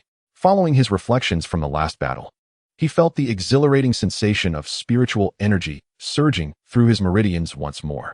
He was on the verge of breaking through to the first layer of foundation establishment, soon to enter the second layer. Moreover, it seemed that Zhang Ye had also reached a significant moment. For nearly a month, she had remained in a deep slumber, not uttering a single word to Zhang Ye. This led Zhang Ye to experience a sense of solitude that was not entirely lonely. While he worried about Zhang Ye, he often found himself gazing at the starry sky at night, lost in thought. Whenever he looked up at the stars, he would think of his senior sister. Since he could remember, the most genuine concern he felt seemed to emanate from his senior sister and Zhang Ye. On the surface, one was whimsical and unfiltered, while the other was cold and rarely smiled. Yet how could the realities of life always reflect their appearances? As was customary, whenever Zhang Ye thought of his senior sister, he unconsciously associated her with the tender sprout within the seven treasure gourd. Under careful nurturing, the golden sprout had finally regained its former brilliance and vitality. Yet its bitterness had grown more pronounced. Each time he entered the gourd to tend to the golden sprout, feeling the bitterness radiating from it, Zhang Ye couldn't help but feel an overwhelming sense of heaviness in his heart. What could possibly be amiss? Before he knew it, deep autumn had arrived. Zhang Ye had been away from the mountain gate for 3 months. The once vibrant maple leaves now swirled through the increasingly biting autumn winds. Sitting atop the mountain, Zhang Ye's resplendent robe fluttered in the breeze as he sipped from a flask of wine, contemplating. If one were to speak of the trials he faced during this journey, perhaps Zhang Ye's greatest gain was the ability to appreciate wine. He didn't drink much, but each time he passed through the mortal realm, he would enter a town, reward the merchants, and buy a flask of wine to enjoy while listening to stories. Cultivators often looked down upon the mundane world, viewing merchants as mere animals, and Zhang Ye was no exception. Whenever they lingered in the mortal realm to listen to tales, the usually taciturn Zhang Ye would always urge Zhang Ye to leave. Gradually, Zhang Ye became accustomed to carrying a flask of wine, seeking a high mountain peak to enjoy the breeze while drinking. Young master, it is already deep autumn. Qing'er is cold and cannot bear the chill of the mountaintop winds. Su Qing playfully complained, often adopting the name Qing'er lately. Zhang Ye replied, when we return to the sect, I will ask my senior sister to impart the techniques to you. Curiously, Su Qing asked, young master, you are so formidable. Having defeated so many, can you not teach me? Zhang Ye responded, my senior sister is far more capable than I. She has a kind heart and gives anything one desires. Moreover, I am merely the lowest-ranking outer disciple in the sword sect, lacking the qualifications to impart the sect's techniques to others. Su Qing remarked, from your words, I sense that you feel unappreciated and unhappy in the sect. Why should we endure their constraints? Let us break free from the sect and establish our own path, living freely. Would that not be better? No, Zhang Ye asserted. As long as my senior sister remains in the sect, I will follow her. I harbor no grand dreams. I merely wish to stay close to those who care for me. A hint of jealousy tinged Su Qing's voice. You always say this whenever you mention your senior sister. Is she truly that wonderful? She saved my life. When others bullied me, withheld from me, or exploited me, she protected me and called me home for meals. How good that is, I do not know. I only know I want to follow her forever, Zhang Ye said, appearing harmless. Oh dear young master. Su Qing clung to him once more, unable to resist. Suddenly, Zhang Ye's gaze turned enigmatic as he slightly raised his chin and said, go away. If you do this again, I will drive you away. Please don't chase Qing'er away. Su Qing was both enamored and fearful of this side of Zhang Ye. Immediately settling down. Zhang Ye scratched his head, still puzzled by the situation. For the first time in ages, Zhang Ye appeared in Zhang Ye's mind. Seizing the rare opportunity to communicate with her, he entered his consciousness and asked, do you want to chat? Not really, Ziyi replied, tilting her delicate chin upward. That's fine. What is your purpose then? Zhang Ye inquired. Let me think. We should be nearing the seaside soon. With a contemplative expression, Ziyi suggested. Let us set sail and continue eastward. If my memory serves me right, there lies an island teeming with cultivators. We should pay a visit. This was the first time Ziyi employed such terminology, and Zhang Ye felt a sense of optimism and did not decline, nodding in agreement. Very well. To the island of cultivators, we embark. Following Ziyi's indicated direction, they journeyed for 2 days until they reached the seashore. The sight that unfolded before Zhang Ye was nothing short of breathtaking. Towering waves crashed against the shore, and the sea breeze howled fiercely. His eyes could discern the distant, darkened expanse of the ocean, where tumultuous storms brewed, waves surging to heights of over 10 miles, roaring ferociously. Despite having established his foundation, Zhang Ye felt a surge of trepidation, marveling at the might of nature. Are you certain that island has remained there for 10,000 years? Zhang Ye inquired. Ziyi replied. I cannot be sure, but if it were not there, where else could it possibly go? Regardless, let us make the journey. Up we go. After storing Su Qing within his gourd, Zhang Ye soared into the sky, navigating toward the most turbulent waters under Ziyi's guidance. As a foundational cultivator, he could not fly swiftly, nor could he ascend to great heights. After traveling approximately 100 miles offshore, the sky darkened, and violet lightning streaked repeatedly across Zhang Ye's path. Enormous waves rose up, threatening to drag him into the depths of the sea. Nevertheless, this too was a form of training. While contending with the waves, Zhang Ye adeptly evaded the lightning and perilous encounters, his vital energy coursing rapidly, granting him increasing mastery over his flight. Days passed, and after navigating through countless storms over the course of 7 days, Zhang Ye consumed a staggering 45 gathering pills, finally reaching a serene expanse where an island slowly emerged on the horizon. Ziyi had indeed led him astray. Now he possessed fewer than 30 pills, making the return journey seem daunting. Zhang Ye felt a wave of frustration, since the island was present and it was inhabited by many cultivators. It promised an abundance of valuable resources for trade, a veritable market for practitioners. After Ziyi concluded her remarks, she returned to Baiwa Valley to meditate. The bustling atmosphere of the island of cultivators far exceeded Zhang Ye's expectations, even leaving the usually composed Ziyi in a state of astonishment. It appeared that the local authorities were ineffective, as vendors occupied every inch of space, their calls echoing incessantly. Esteemed immortal, step inside and take a look. The legendary purple-blue flying sword, a 7th grade magical artifact, yours for a mere 140,000 gathering pills. Who are you trying to fool? The purple-blue flying sword is clearly a treasure of the immortal Lady Zixia, classified among the celestial artifacts. How could it possibly be for sale? Begone. Some vendors had even taken to setting up stalls atop large trees, while others dug into the ground to establish underground markets. Compared to the mundane marketplace, this place was chaos incarnate, lacking the order imposed by governmental oversight. Zhang Ye paused beneath a large green tree, observing numerous advertisements for healing services, claiming that the old mountain sect could cure all ailments. Not only Zhang Ye, but even Ziyi found herself bewildered, astonished at how far the cultivation world had progressed. Among these notices were recruitment advertisements, one of which read, hiring 10 guards to escort a shipment of pills to the Jialan realm, remuneration to be discussed. Applicants must be at least Foundation Establishment Level 5, with priority given to those at the spirit separation stage, and special allowances for those possessing secret techniques. Zhang Ye had initially hoped to earn some pills for his return, but found himself disqualified due to his insufficient cultivation level. While numerous positions were available, they all required a minimum of Foundation Establishment Level 3 or higher. Some even specified candidates with rich combat experience, having slain more than 10 adversaries, may be considered for a relaxation of requirements. Zhang Ye met none of the criteria and thus departed hastily. The throngs of people here were too varied and numerous, comprising disciples from various celestial sects, many of whom had traveled from other realms. While Zhang Ye observed curiously, he felt a vibration emanating from the jade token of the Tai Xuan Sect within his gourd.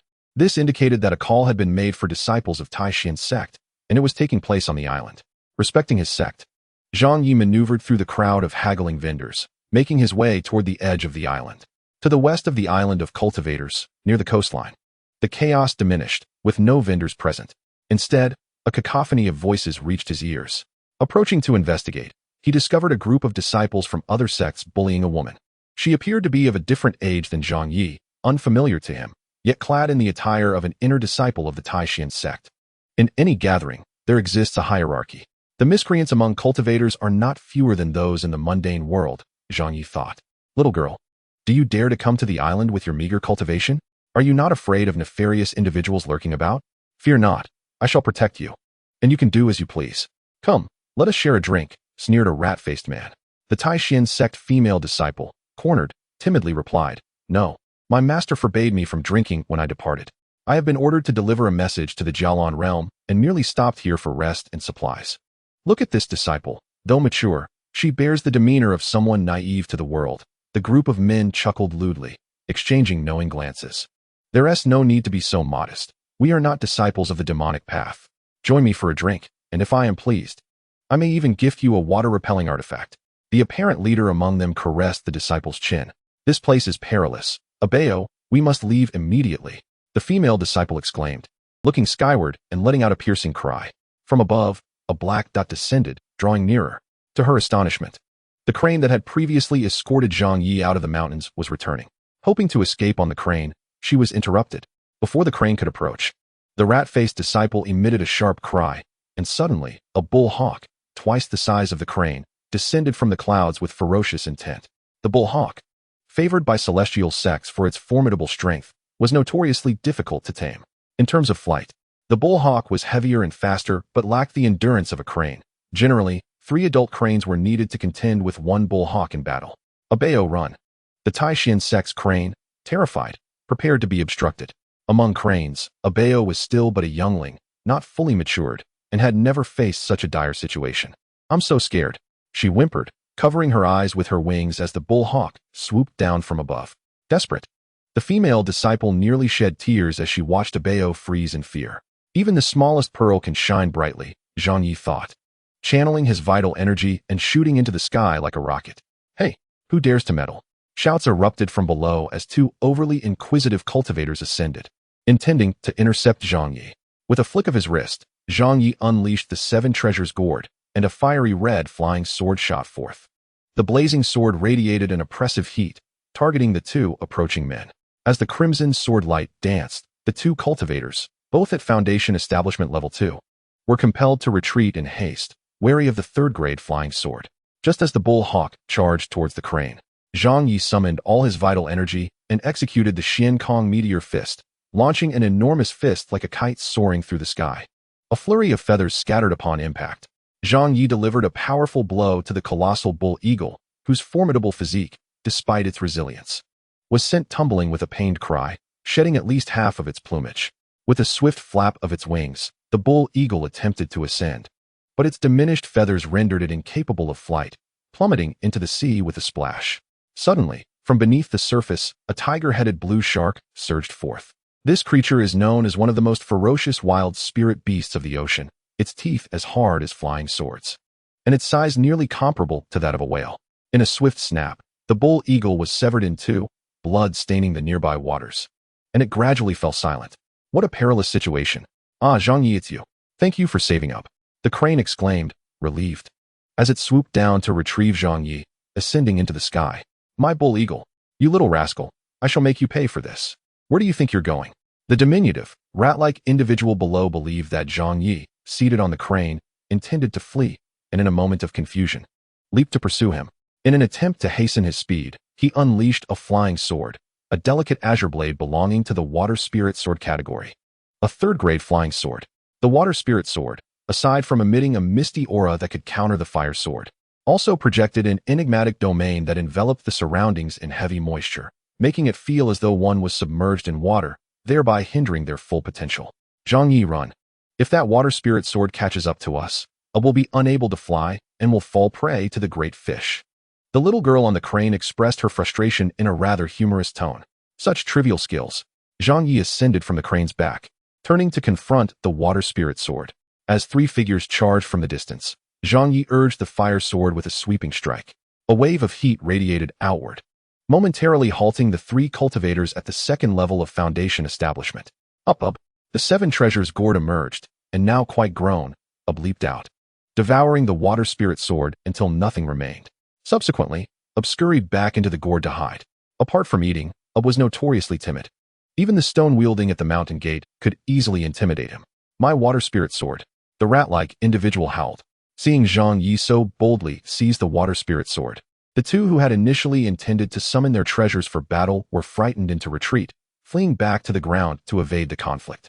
It seemed they lacked unity. All right, let us take them down one by one. Zhang Ye prepared to use this group of fools for training. Damn it, my water spirit sword. This kid is suspicious. Everyone, don't fall for it. We cannot summon our treasures. With a mutual resolve, the 5 individuals below erupted in heated shouts. However, despite their loud voices, none were willing to take the lead. Although the Tai Xuan Sect had fallen on hard times, it was still a major sect of the immortal way. Killing a disciple of the Tai Xuan Sect was a far cry from mere harassment. They held certain reservations, particularly under the scrutiny of numerous eyes. They dared only to shout, but not to confront Zhang Ye. Listening to their murderous intentions, Zhang Ye dismissed his concerns and summoned the fire sword in midair. A crimson blade slicing down towards the 5 below. Damn it, this kid wields a peculiar treasure. His strength is mediocre. Let us join forces to block his flying sword and take him down. Another voice called out. Yet, as 2 individuals attempted to intercept, the one who had shouted recoiled, causing the other 2 would-be attackers to rethink their roles as scapegoats, quickly scattering in retreat.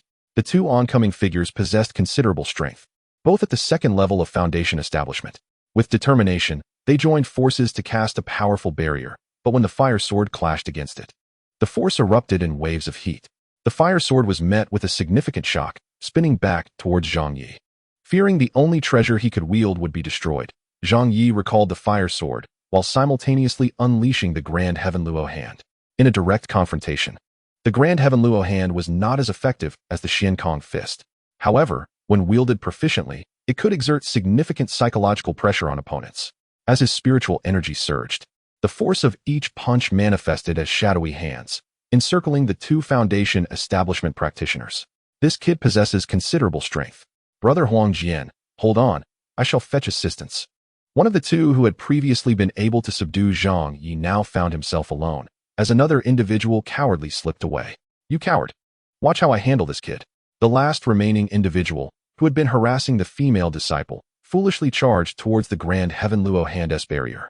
With a series of punches, Huang Jian, who was stronger than Zhang Ye, attempted to seize the opportunity to engage Zhang Ye. However, after unleashing 7 powerful punches, he realized something was amiss. These barriers were merely illusions. As the phantoms remained intact, a fiery red flying sword surged forth from behind the barrier. You cunning thief! You're quite the nuisance. I'm out of here. Now without the water spirit sword, this individual was genuinely terrified of Zhang Ye's fire sword. Little did he know, the fire sword had been nearly shattered earlier by the combined assault of 2 second-level practitioners. Its spirit nearly dispersed. It could only serve as a deterrent now, not a weapon. Huang Jian, feeling apprehensive, turned to flee as the fire sword charged towards him. Finally, he fell into a trap. Can you escape? Just as he turned to flee, Zhang Ye had already hurled a colossal punch. Had Huang Jian not been consumed by his desire to escape, he might have been able to withstand it. However, his flight was no match for Zhang Ye's formidable strike. The rat-like individual was pursued by a fist as large as a basin, relentless and unyielding. Realizing he could not escape, fear gripped him. Uncertain of what extraordinary technique Zhang Ye wielded, he feared that a single blow would cause his cultivation to plummet. I'll fight to the end. In a desperate moment, just as he was about to be struck by the Xian Kong meteor fist, a flash of green light appeared. From Huang Jian's personal gourd emerged an incense burner-like object, exuding an overwhelming aura, surpassing anything Zhang Ye had ever encountered. This is bad, a 4th-grade treasure. It was something even a would dare not consume. Zhang Ye, going all in, unleashed all his strength. The furnace spun at an imperceptible speed, expanding instantaneously to shield Huang Jian's back. With a thunderous impact, Zhang Ye's fist collided with the treasure, and he felt an intense heat radiate through his arm. As he entered the Foundation establishment realm, he found this heat wave unbearable, far more intense than that of the fire sword. Fortunately, Zhang Ye sensed that while this treasure was formidable due to its 4th-grade status, it was not specifically designed for defense or combat. This was the Divine Wood King Cauldron, housing a 4-yang fire array within. Be cautious. Although it is not a flying sword, the fire array could refine you like a medicinal pill. You cannot engage in a direct confrontation now. The warning from Z suddenly echoed in his mind. Run. Zhang Ye realized that even a single punch would nearly deplete his true essence due to the heat emanating from the Divine Wood King Cauldron, forcing him to retreat. Those who engage in battle with Zhang Ye will never learn from their mistakes. Huang Jian, the leader of the Jiangtu Shumuk, initially hesitated to summon the divine wood royal cauldron for battle.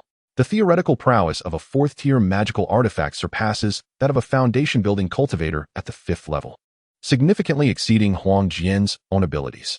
If not wielded with utmost precision, it could easily backfire. Moreover, the divine wood royal cauldron was not designed for combat. Faced with imminent danger, he had no choice but to invoke the cauldron. Upon hearing its resonant clang, he felt unharmed, which bolstered his confidence. Observing Zhang Ye's retreat, he noticed a flicker of crimson emanating from Zhang's body. "Huh, you little brat, now you recognize my might, do you? Watch as I refine you with the four-sun fire." In a frenzy, Huang Jian pursued him, channeling his intent to manipulate the cauldron, which soared ahead like a colossal bell. Commanding a 4th-tier artifact with the strength of a 2nd-level foundation cultivator was perilous.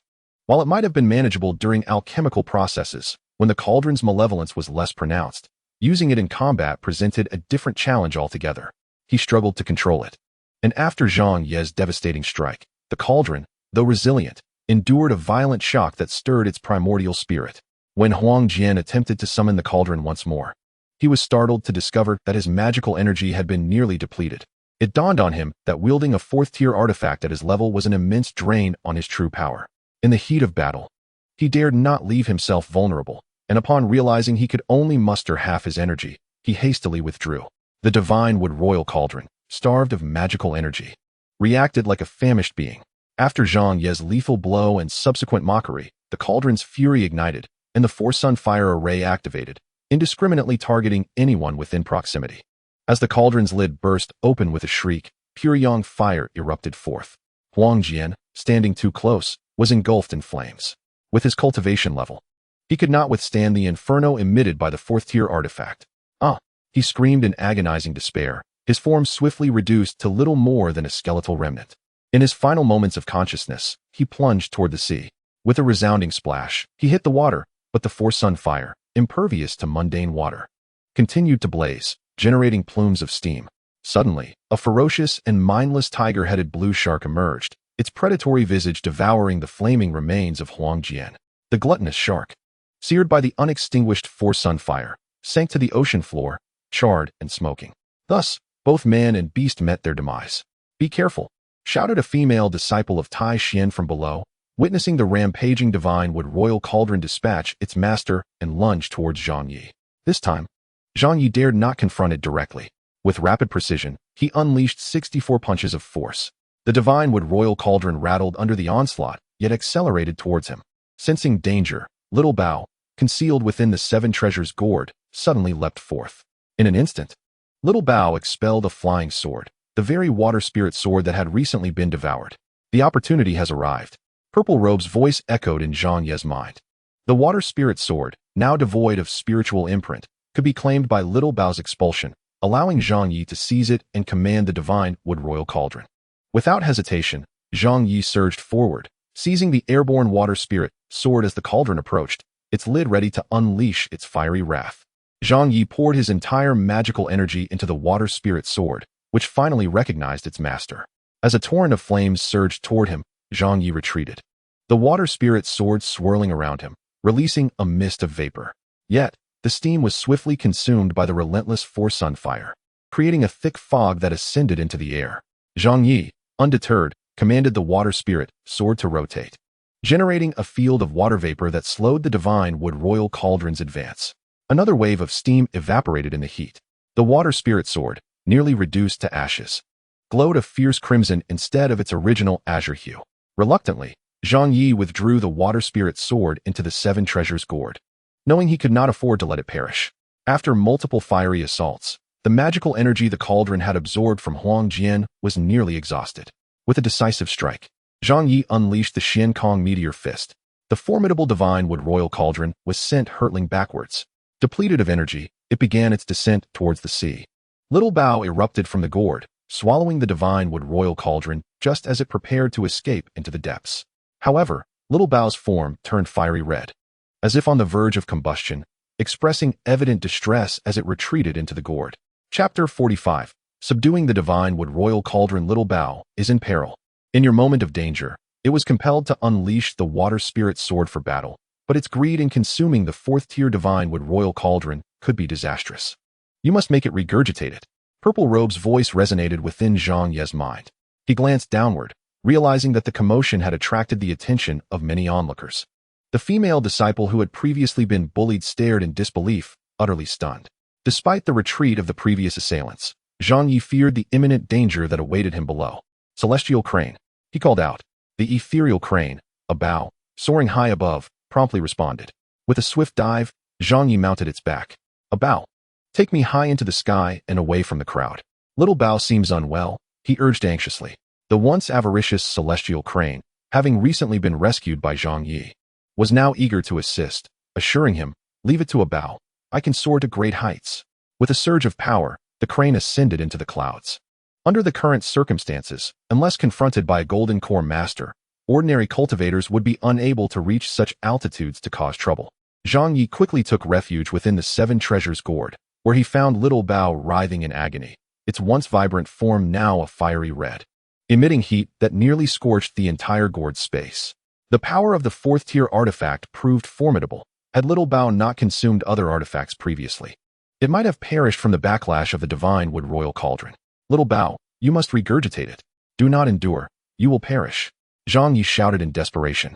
But upon touching Little Bao, he was met with searing heat that burned his skin. Little Bao, sensing it had yet to fully subdue the divine wood royal cauldron, feared that releasing it now would endanger everyone. Additionally, it was simply unaccustomed to expelling what it had consumed. Little Bao continued to roll about, stubbornly holding on. At that moment, the golden sprout, which had often received Little Bao's care, began to sway, emitting a radiant golden halo. This golden light was extraordinary, according to Purple Robe. It possessed the ability to dispel toxins and malevolence. After the fire had subsided, the recoil manifested as a fiery poison. Although this luminous aura lacked the direct ability to suppress the flames, it succeeded in containing the profound fire poison within Xiao Bao, despite still feeling quite heated. Xiao Bao appeared to be temporarily out of danger. Ancient City, Little Golden Bud unleashed another aura. This time, Xiao Bao seemed considerably more lucid, though his belly remained quite large, and his eyes were somewhat vacant. Zhang Ye shouted angrily, Xiao Bao, expel it. This is an order. You will perish. Gulping, Xiao Bao, realizing Zhang Ye was genuinely furious and feeling increasingly unwell, finally opened his mouth and expelled the divine wood king cauldron. Thud! A small incense burner, resembling neither gold nor wood, fell to the ground. Zhang Ye, who had been preparing for battle within the gourd, noticed the malevolent aura of the divine wood king cauldron slowly dissipating, turning docile. He approached to inspect it closely. Upon closer examination, he was taken aback. The cauldron bore no spiritual markings. The spiritual imprint had been devoured by Xiao Bao, and the recent danger had made it clear that such actions should not be repeated. However, it could be said that fortune had come from misfortune. The divine wood king cauldron now belonged to him. He should find a place to cultivate, and when he breaks through to the second layer of foundation establishment, he can have it acknowledge him as its master. Came the voice of Ziyi. Understood. Zhang Ye, in agreement, departed from the gourd, riding the celestial crane as he descended. Below, many onlookers had gathered, curious about the commotion. What just happened over here? It seemed like there was a fight. It looks like a group of cultivators at the second layer of foundation establishment were chased off by someone at the first layer, who took 2 magical artifacts from them. Impressive. Our senior brother from Tai Xuan Sect is incredibly valiant, boasted a female disciple. In a distant corner, a handsome young gentleman, accompanied by a dapper young scholar, had observed the entire affair. The young scholar remarked, Miss, you were right. That little fool did win. The straight-backed young gentleman murmured, to encounter such a character on this trip makes it worthwhile. The young scholar, perceptively, suggested, it seems you have taken an interest in him. Why not recruit him and bring him back for training? After all, he is merely an outer disciple of Tai Xuan Sect and appears to be overlooked. We could offer him a promising future. No, if you could comprehend that foolish gaze of his, you would realize there's no possibility of subduing him. He has his own path, replied the handsome young gentleman, turning to depart. Upon landing, the celestial crane affectionately nudged Zhang Ye as it took to the skies. May I inquire your name, senior brother? The earlier female disciple intended to address him as junior brother, but changed her words at the last moment. My name is Zhang Ye. By the way, what is your name, senior sister? Zhang Ye inquired. I am LV Qingxi. I used to be the sword attendant of Master Tan Xichin. Thanks to my master's care, I was promoted to an inner disciple last year, LV Qingxi replied sweetly. Zhang Ye felt a wave of envy, thinking that those born into good circumstances truly were different. I will certainly inform Master Tensichin of your assistance when I return to the sect. She will surely reward you, LV Qingxi added. Helping fellow disciples is only right. You need not worry, LV sister. I heard you are heading to the Jia Lan immortal realm. Do exercise caution along the way. This place is rife with dangers, and it would be wise not to linger unnecessarily, Zhang Ye advised with concern. Thank you for your concern, Senior Brother Yi. You are right. I have already stayed here for 3 days and must be on my way to avoid worrying Master Tensichin. I shall take my leave now. Please take care. LV Qingxi said, handing Zhang Ye a jade flask. Here are 30 gathering yuan pills. I trust you will find them useful. Please do not refuse. Also, the deceased Huang Jian was a disciple of the East Sea Sword Sect, which is a major sect of the Immortal Path, often regarded as the foremost sect of Kunlun Immortal Realm. They will not let this matter rest easily, so please exercise caution during your travels, she warned. Zhang Ye accepted the pills and watched as the celestial crane carried LV Qingxi into the sky, waving goodbye as she vanished into the distance. Given that the island had everything except for remote wilderness for cultivation, Zhang Ye reluctantly rented a private courtyard by the seaside, costing him 10 gathering yuan pills per day. Calculating the pills gifted by LV Qingxi, he realized he would have been destitute otherwise. This serene courtyard was considered luxurious on the island, despite its exceedingly simple furnishings. Its tranquility was its greatest asset, free from disturbances. Upon entering the courtyard, Zhang Ye summarized and reflected upon the experiences of the recent battle. It was not until night fell, under a sky filled with stars, that he began to meditate and cultivate as per Zi Yi's instructions. Chapter 46. Foundation Establishment. Second layer. After such extensive training, Zhang Ye had been diligently advancing even before arriving on the island. With his true Qi now fully saturating the meridians of the first layer of Foundation Establishment. During the 7 days of flying over the sea, daily practice, combined with the trials of earlier battles, had led his true Qi to surge, nearing the threshold of a breakthrough. Zhang Ye intensified his circulation, and at the 16th revolution, his true Qi finally found no other outlet, violently surging through his meridians. Experiencing that uncontrollable sensation once again, Zhang Ye detested it and gritted his teeth. Resolved to wrestle with himself, the warm currents within him ultimately coalesced, surging upwards after several detours, and with one final push, broke through the heavenly gate. With a resounding thrum in his mind, his entire being felt liberated as the warm energy dispersed throughout his expanded meridians. Zhang Ye reveled in this sensation. He had broken through to the second layer of Foundation Establishment. While the advancement in cultivation was exhilarating, he still remained perplexed about the fusion of the great heavenly Luo hand and the void fist. Put those thoughts aside for now. It is imperative to have the divine Wood King Cauldron acknowledge its master, as it will be beneficial, came Zi Yi's voice in his sea of consciousness. Agreed. Zhang Ye entered the 7 treasure gourd. Xiao Bao, who had not been sleeping, appeared to have ulterior motives, pacing before the many magical artifacts that Zhang Ye had gathered. He seemed somewhat sullen, guarding the treasures without consuming them. Upon Zhang Ye's entrance to the gourd, Xiao Bao scampered over, affectionately rubbing against his feet before letting out a couple of soft sounds. Having relied on each other for so long, Zhang Ye was naturally unaware of Xiao Bao's desires. After a moment of hesitation, he pointed at the blazing fire sword, the water spirit sword, and the divine Wood King Cauldron, saying, aside from these 3, feel free to choose one of the others to consume. Xiao Bao extended his tongue to lick Zhang Ye's foot, then circled the pile of treasures. Observing for a while before opening his mouth wide and swallowing the suspended bell demon's robe they had acquired previously. With a full belly, Xiao Bao yawned and obediently lay down next to little golden Bud to sleep. Zhang Ye had initially planned to nourish Xiao Bao with the numerous magical artifacts they had obtained. Furthermore, if he truly found himself short on funds when departing, he might have no choice but to sell 1 or 2 flying swords. Based on his observations in the cultivator's black market today, the price for a 3rd-tier flying sword was around 600 gathering yuan pills. This was also why Zhang Ye dared to spend extravagantly on renting a seaside villa. Having made his preparations, Zhang Ye gently caressed the divine Wood King Cauldron, initiating a preliminary communication. The dark golden incense burner shimmered with dark golden light as Zhang Ye's fingers made contact, seemingly responding to him. A surge of joy filled Zhang Ye's heart as he sensed the cauldron's call. The divine Wood King Cauldron appeared quite eager to acknowledge him as its master. Indeed, as Zi remarked, the requirements for controlling the alchemical furnace, a non-combat magical artifact, are relatively lenient for practitioners. Theoretically, A fourth-grade artifact can only be fully mastered by those at the fourth layer of foundation establishment or above. However, as a non-combat magical artifact, the malevolent energy of the divine wood king cauldron is somewhat diminished. Coupled with Zhang Ye's second layer of foundation establishment, he can shoulder the equivalent of a practitioner at the third layer. Thus, it suffices for him to wield the divine wood king cauldron, provided he does not act as recklessly as that clumsy yellow sword wielder who summoned it to block attacks. Generally speaking, he would not provoke the cauldron, which is rather docile.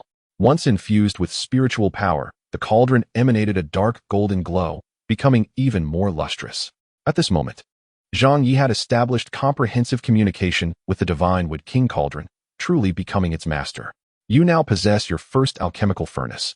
Yet you must refine elixirs on your own. I will gradually teach you some formulas for medicinal pills. You will at least not suffer losses in the future. At an opportune moment, Zi appeared within his consciousness. Lacking elixirs at present, Zhang Ye was elated to hear this. How should I express my gratitude to you? Zi, as aloof and haughty as ever, slightly raised her chin and replied softly, no need. For instance, if you were to feed a magical artifact to your dog, would you expect it to express gratitude? Zhang Ye, having not been angered by her for a long time, found himself utterly speechless once again. Zi, not intending to indulge his endearing antics, softly instructed, take good care of the herbs I asked you to plant last time. Come to see me once they have matured. Her voice drifted within his consciousness, and Zi had already returned to the 100 Flowers Valley to meditate. Zhang Ye could only exit his consciousness with a sense of resignation. Upon entering the Seven Treasures gourd, he cautiously began to tend to the herbs he had planted previously. After such a long time, they were nearing maturity, and the situation was more promising than before. This time, Zhang Ye had utilized genuine third-grade seeds, and the land within the gourd was authentic third-grade spiritual soil. Although the herbs had not fully matured yet, their spiritual energy was considerably more potent than before. Under Zhang Ye's meticulous care, these herbs had already stepped into the realm of fourth grade. Each time he gazed upon the herbs, he felt a profound sense of fulfillment and increasingly recognized the value of the land. Regrettably, he currently only possessed a meager 8 acres of land. As he watched the golden sprouts grow day by day, he realized that without additional spiritual soil, he would soon be unable to plant other herbs. In the blink of an eye, for days had passed on the island, and the daily expense of 10 gathering yuan pills had effectively reduced Zhang Ye to a state of poverty. Presently, aside from the magical artifacts he had acquired, he had merely 9 gathering yuan pills left. He decided to visit the medicinal herb market to procure some supplies. Suddenly, Zi reappeared in his consciousness, leaving behind a string of characters. After Zhang Ye quickly memorized them, the characters gradually dissipated. He dared not delay, following her instructions to head to the market. After some negotiations, he successfully sold a flying sword for 500 gathering yuan pills. The price of a third-grade flying sword typically hovers around 600 pills. However, selling a sword bearing another's spiritual mark in the black market incurs a deduction. Those who manage the flying swords must hire experts to cleanse the lingering spiritual marks, resulting in a certain degree of loss. Consequently, Zhang Ye quickly transformed into a wealthy individual. Following Zi's list, he purchased a total of 20 auxiliary medicinal materials in the herb market, spending approximately 200 gathering yuan pills. The gathering yuan pill is a second-grade medicinal pill, regarded as a standard unit of measurement. Additionally, the returning pill, also used for recovery, is a third-grade medicinal pill valued at 10 times that of the gathering yuan pill, making it a staple for those with higher cultivation levels and a hard currency. Its high value, despite only possessing roughly 8 times the potency of the gathering yuan pill, stems from the fact that practitioners of advanced cultivation require a larger quantity of gathering yuan pills, making the more convenient returning pill naturally more valuable. Chapter 47. The first batch of elixirs having returned to his seaside cottage with ample medicinal materials, Zhang Ye dove into the gourd. After a final round of care, the 20 Spirit Emperor grasses he had planted at last reached maturity. The Spirit Emperor grass is the most common herb and is cultivated extensively by various sections. The primary ingredient for the recovery pill is none other than the Spirit Emperor grass. Thus, most of the seeds Zhang Ye acquired last time were indeed Spirit Emperor grass seeds. The Spirit Emperor pill is a 4th-grade medicinal pill, typically possessing 75 times the potency of the gathering yuan pill, equating to a value of 100 gathering yuan pills. The prerequisites for refining a 4th-grade medicinal pill include a 4th-grade alchemical furnace and 4th-grade primary ingredients. However, this is merely the foundation and does not guarantee success in refinement. Generally, Sects dedicated to alchemy enhanced their success rates by utilizing fifth-grade furnaces and improving the quality of auxiliary materials. Zhang Ye appeared in his consciousness, stating, "What you can cultivate now is merely a fourth-grade primary ingredient, and your alchemical furnace is only fourth-grade as well. Given your current cultivation level, you can only adeptly control a fourth-grade furnace. Therefore, we shall refine the fourth-grade Spirit Emperor pill. If you can achieve a success rate of at least 30%, you will not lack for financial resources for the time being." Zhang Ye quickly calculated that the auxiliary materials he purchased amounted to the cost of 2 Spirit Emperor pills. And according to Z's formula, he currently possessed materials for 20 batches of refinement. Indeed, as Z indicated, a success rate of 30% would yield profit. Admittedly, such a low success rate would not result in substantial gains. It could merely be considered a laborer's reward. After all, the expenses incurred in cultivating the fourth-grade Spirit Emperor grass had not been accounted for. Growing this grass required not only spiritual soil, but also Zhang Ye's prolonged effort. As Zhang Ye prepared the 20 sets of alchemical materials, Zi patiently and meticulously explained some key points regarding the refinement process. This included how to control the 4-yang fire array within the furnace. Throughout the explanation, Zi was exceptionally patient, despite her cold demeanor. She diligently conveyed every important detail to Zhang Ye. At this moment, she answered all his questions. Zhang Ye absorbed everything and posed inquiries about many crucial aspects. Once everything was concluded, night fell once more. The session had lasted an entire day, far more intricate than any prior training or comprehension of any technique. Following her usual pattern, Zi refrained from uttering another word and returned to her meditation. Zhang Ye mulled over her teachings repeatedly, soon finding himself overwhelmed. The critical points were simply too numerous. Every moment of heat control, the timing for introducing multiple herbs into the furnace, the rhythm and sequence, all were of paramount importance. Moreover, many aspects could not be adequately expressed in words and could only be remedied through practice. It was akin to the journey of a top-tier chef, who cannot achieve masterful dishes merely by following a recipe. Early the next morning, Zhang Ye reviewed the alchemical steps he had learned the previous day. A miraculous occurrence unfolded. Just as he had previously revised techniques, he found himself dissatisfied with the essentials of alchemy he recorded the night before. True to form, he instinctively revised the essentials once again. This is much more agreeable. Without further contemplation, Zhang Ye decided that even if he produced 30 or 40 versions, he would gradually refine them during the alchemical process. Prepare the materials. Zhang Ye summoned the divine wood king cauldron with his mind, and after infusing it with spiritual energy, the cauldron began to rotate and gradually expand. Following the prescribed steps, Zhang Ye added several medicinal ingredients. With a deep breath, he activated the 4-yang fire formations of the cauldron.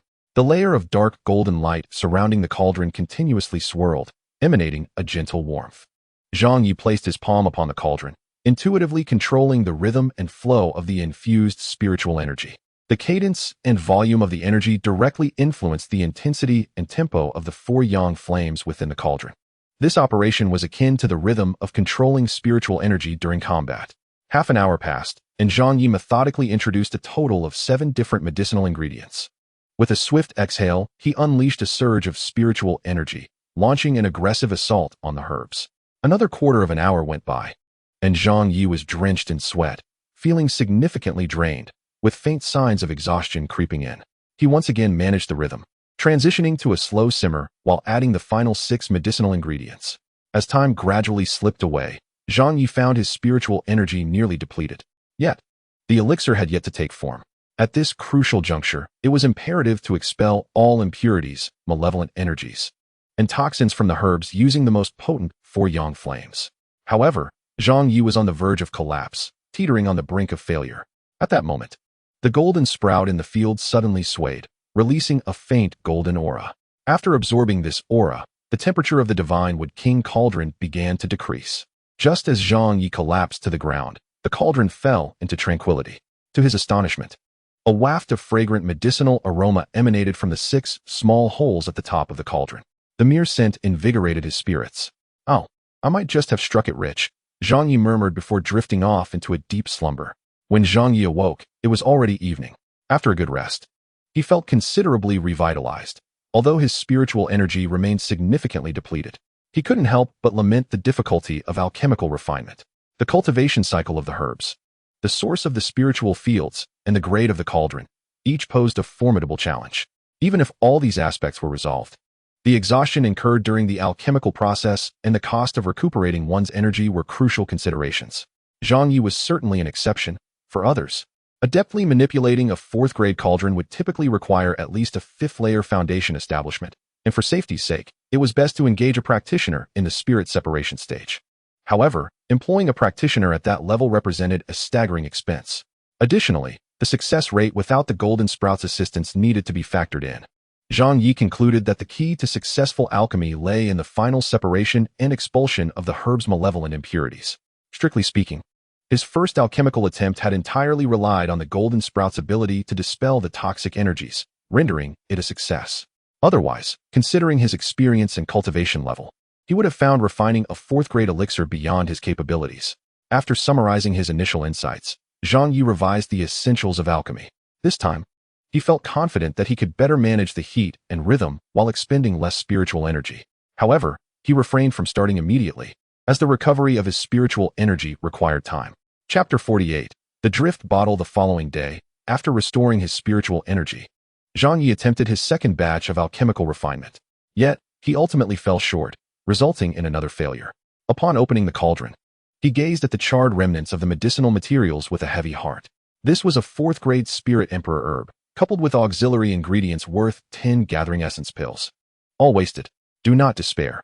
Even the esteemed Tathagata of the Tai Xuan Sect did not achieve a success rate of 9 layers, came the encouraging words from Zi, who, despite her aloof demeanor, always provided guidance when Zhang Ye needed it most.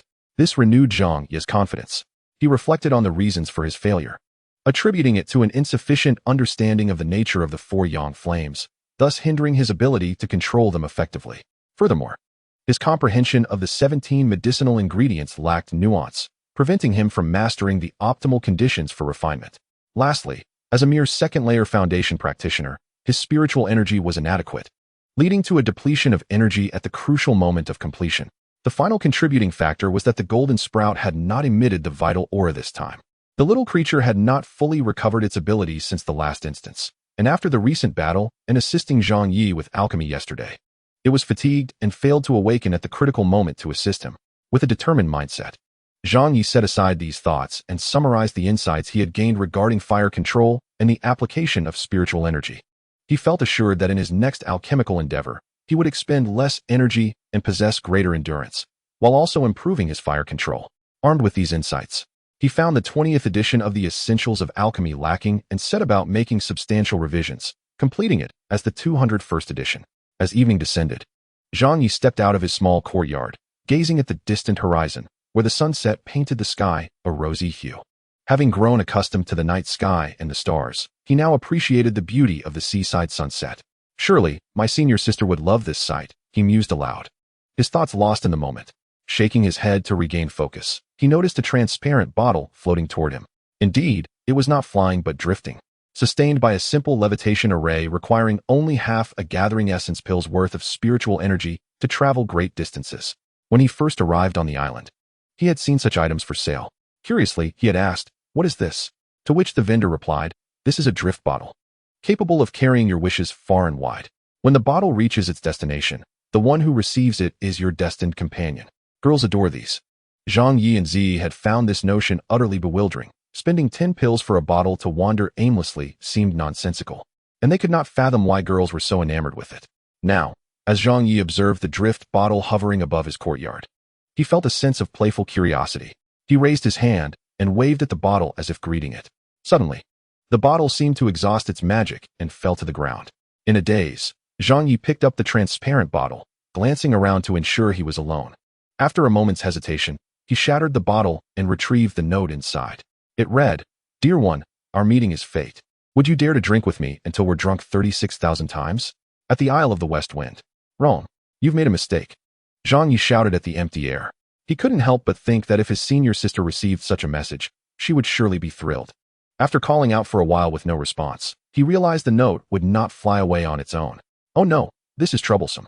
Just then, the door to the courtyard opened, and Su Qing stepped out with a sigh, inquiring, "Young master, who are you talking to?" Zhang Ye remarked, "No, I received a message in a bottle." Su Qing rushed over, snatched the note, and laughed heartily, clutching her stomach. "This is meant for a girl. Why did you take it? Honestly, Zhang Ye replied. Hence, I suspect this bottle was intended for you. Su Qing countered. Qing'er has no interest in someone else's message in a bottle. I only wish to attend to my master.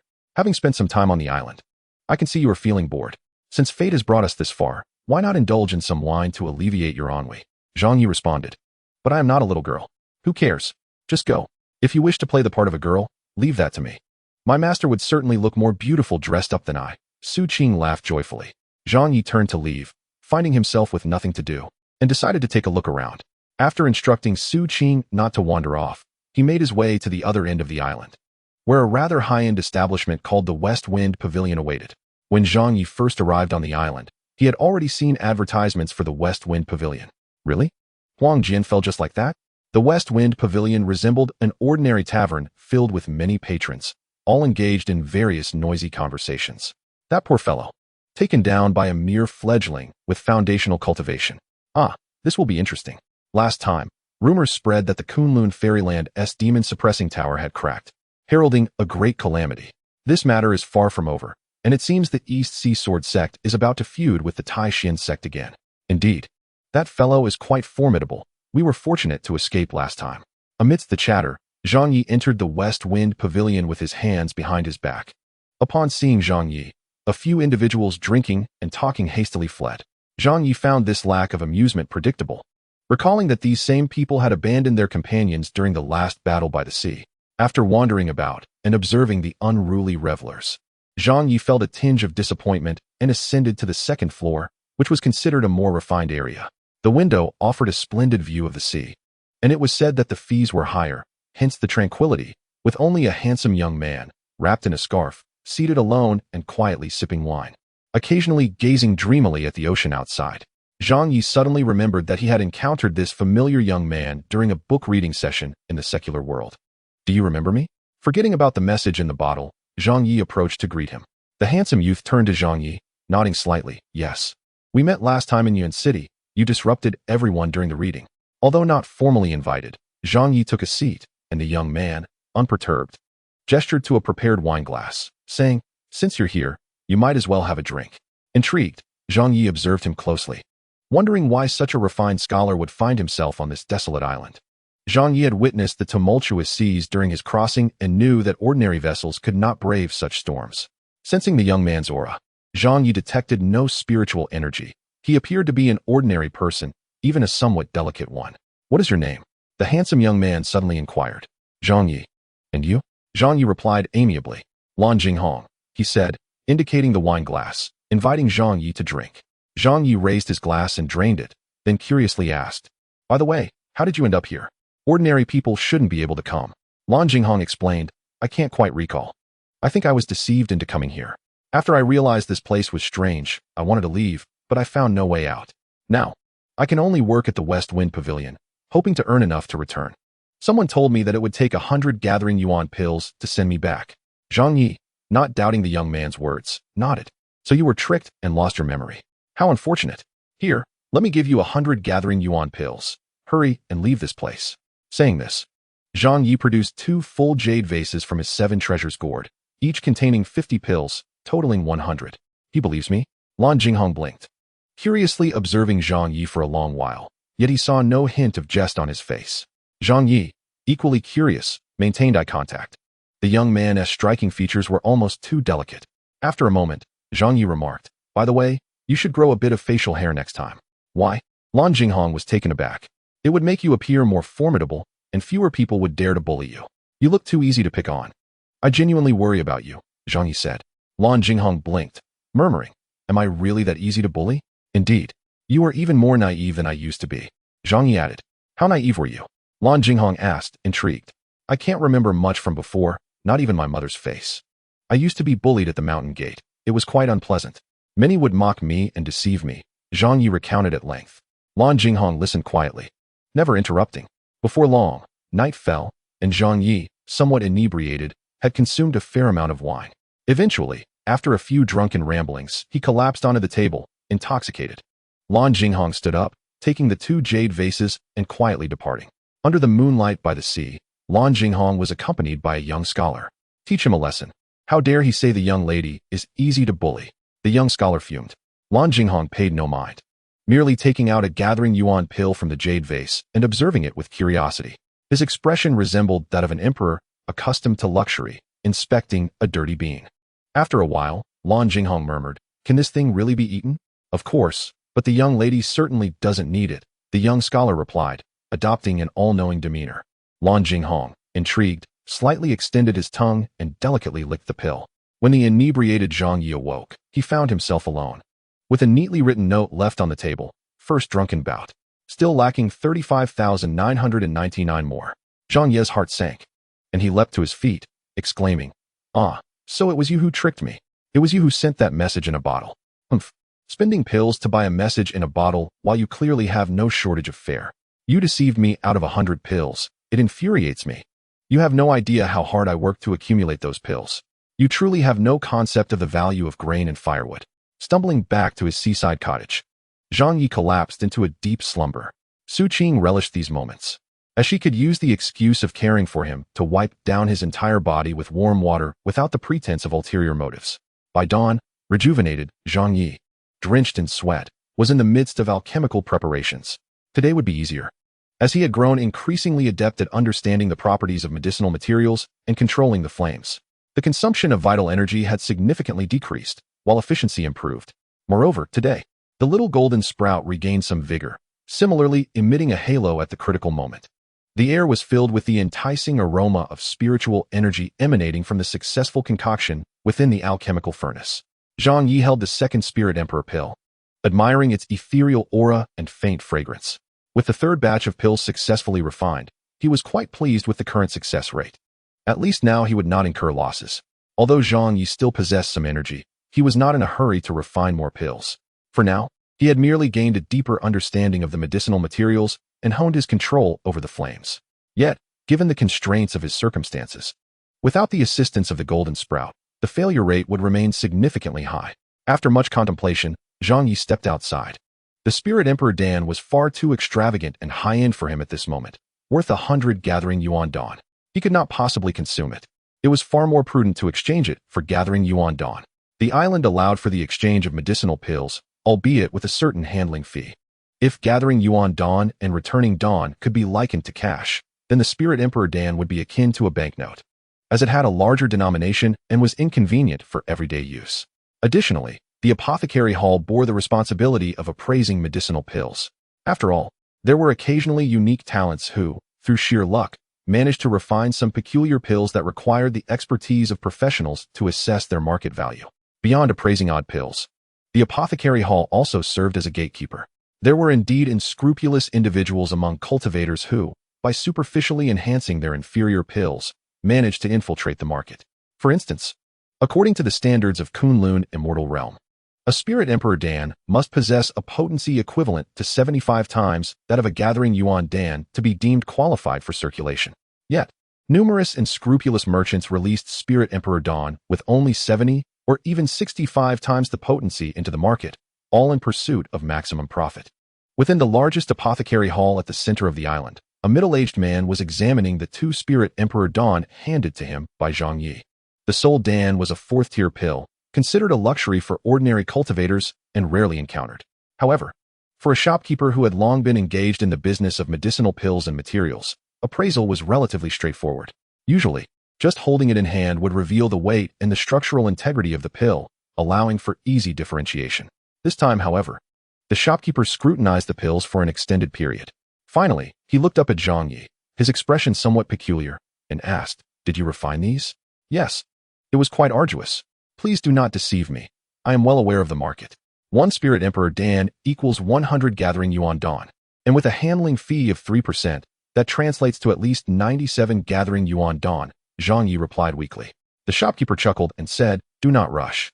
The rejuvenation gate is well established throughout the 9 realms, a reputable name that does not deceive. Your pills are rather exceptional. I will need to conduct further appraisals." With that, he retrieved what appeared to be specialized tools for testing medicinal pills and began his meticulous verification. To the shopkeeper's astonishment, he discovered that the Spirit Emperor Dawn provided by this individual significantly surpassed the standard, achieving a potency of 85 times that of a gathering yuan Dan. Although there was a slight bitter taste, the shopkeeper, with years of experience, was confident that this bitterness would not be detrimental to cultivators. After thorough testing, the presence of harmful impurities and malevolent energies was found to be well below standard. From every perspective, this was undoubtedly a top-quality Spirit Emperor Dan. Just as Zhang Ye was growing impatient, the shopkeeper announced, "Very well, I will accept the Spirit Emperor Dawn. The handling fee is waived. I will provide you with 200 Gathering Yuan Dawn in full." Afterward, the shopkeeper handed over 4 jars of Gathering Yuan Dawn, each containing 50 pills. Zhang Ye was immensely satisfied.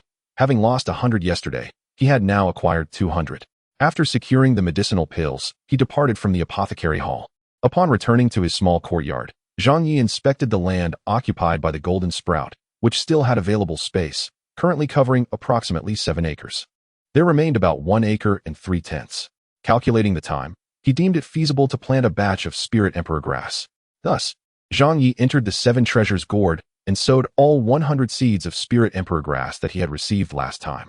Presently, he had a total of 120 Spirit Emperor grass plants, as the previous 20 had not yet been uprooted and would still sprout. In the following period, Zhang Ye diligently engaged in meditation and practice, contemplating the fusion technique of the great heavenly Luo hand, while dedicating the remaining time to researching the art of refining Spirit Emperor Dawn. Throughout this time, he spared no effort with the medicinal materials, only commencing the refining process when the Golden Sprout had sufficient energy. Consequently, to prevent overburdening the Golden Sprout, he refined 2 batches of Spirit Emperor Dawn approximately every 3 days. Thus far, Zhang Ye's understanding of the properties of medicinal materials and his grasp of the required temperatures had progressed at an astonishing rate, though he himself remained unaware of this advancement. All of this was observed by Ziyi, who intentionally refrained from displaying her astonishment. Zhang Ye's ability to rectify deficiencies was evident even in his alchemical pursuits. Ziyi could easily deduce that even without the assistance of the Golden Sprout, Zhang Ye's success rate in refining pills would vastly exceed that of others. Should Zhang Ye enter the Spirit Division and utilize a 5th-tier pill furnace, Ziyi was confident that he could achieve a success rate of at least 90%, even without the Golden Sprout. During this time, Zhang Ye's insights into pill refinement often ventured into uncharted territory, and whenever he had a thought, he would delve into his consciousness to consult Ziyi. Ziyi would typically remain indifferent, her eyes closed, yet it was evident that each time this occurred, her pride diminished significantly. After all, it was somewhat embarrassing to have someone with greater alchemical knowledge seek her counsel. Under Zhang Ye's meticulous care, the quality of the medicinal field improved within a short span. This was attributable to the growth of the Golden Sprout, as well as the contribution of the previous 24th-tier Spirit Emperor grass plants to the land. At this moment, the spiritual energy in the 8 acres of land had become more concentrated, and the soil was fragrant and loose. To Zhang Ye's estimation, while it could still be classified as a 3rd-tier field, it had reached the pinnacle of that tier and was on the verge of a breakthrough. The breakthrough of the spiritual field was akin to that of a cultivator. It represented a critical juncture. At such a juncture, it was imperative to have a substantial area of high-quality plants mature, thereby significantly replenishing the spiritual energy of the medicinal field to achieve success. The previous breakthrough of the 2nd-tier field to the 3rd tier was facilitated by the germination of the Golden Sprout, resulting in a decisive triumph. Recently, the Golden Sprout had worked tirelessly, yet it still adhered to a certain universal principle. Just as individuals often experience an enhancement of strength after expending all their energy and recuperating, this embodies the essence of cultivation. Continuously depleting energy and subsequently recovering was a form of refinement for the Golden Sprout. After countless battles and numerous alchemical endeavors, the Golden Sprout exerted great effort. And it was now evident that the little sprout had grown significantly, almost doubling in height, even though it had yet to sprout new shoots. It seemed that the little one was nearing an upgrade, and it was likely that when it did upgrade, the quality of the medicinal field would also improve and break through. A month passed in the blink of an eye. Zhang Ye worked diligently, hardly resembling someone on a seaside vacation. His days were filled with meditation, pill refining, and research. By now, he had refined all 20 sets of medicinal materials prepared previously. Aside from one failure, all others had been successfully refined with the assistance of the Golden Sprout, and he now possessed a total of 17 Spirit Emperor Dawn and over 300 Gathering Yuan Dawn, making him feel like a newly wealthy individual. The Spirit Emperor grass he had planted last time grew exceptionally quickly. In just a month, it was nearing maturity, which greatly astonished Zhang Ye. He also recognized an alternative path.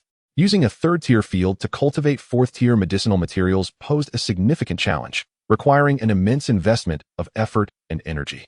However, conversely, if the medicinal field were to be upgraded to 4th tier in the future, using it to grow 3rd-tier medicinal materials would result in rapid growth, allowing for a continuous and abundant supply of medicinal materials. Moreover, employing the swiftly growing 3rd-tier Spirit Emperor grass in a 4th-tier pill furnace to refine 3rd-tier returning dawn would not only be considerably easier, but would also eliminate concerns regarding success rates.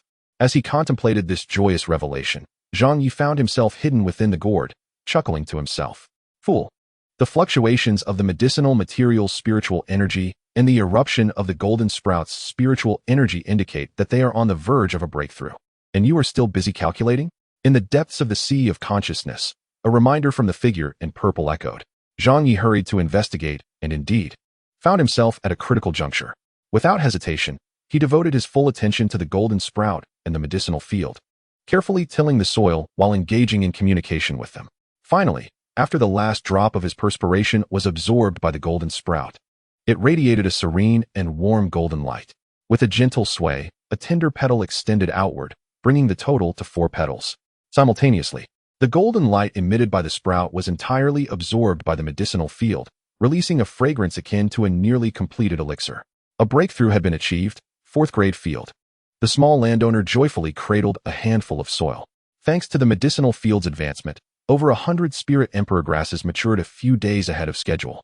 However, as he harvested the Spirit Emperor grasses, Zhang Ye felt a twinge of sadness.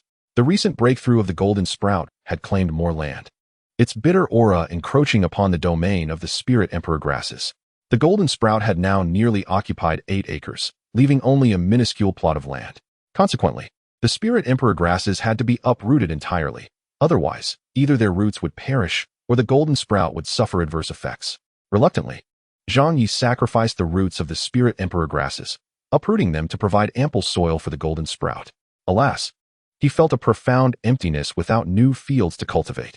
Little Bao awakened once more, having previously consumed a piece of enchanted bell armor, now digested. Observing that he had grown into a fully mature dog with a sleek coat, Little Bao approached Zhang Ye, nuzzling against him and licking his face. Zhang Ye understood that this creature was once again in search of food. He had no choice but to offer the 2 unclaimed flying swords, allowing Little Bao to select one to consume. Afterward, Little Bao scampered off to sleep, curling up beside the golden sprout and snoring peacefully. Upon emerging from meditation early in the morning, Zhang Ye felt a sense of liberation. Breathing in the moist air wafting from the sea, he stretched lazily. This journey of cultivation had been fraught with thrilling experiences. Initially, he had not felt much, but now, gazing at the sun rising over the ocean, a wave of emotion washed over him. Each step forward had been perilous. Countless gifted cultivators, perhaps lacking his fortune, had perished in battles, never to witness the dawn's light again. Suddenly yearning for a drink, Zhang Ye's gaze matured, sparkling with a brilliance surpassing that of previous days.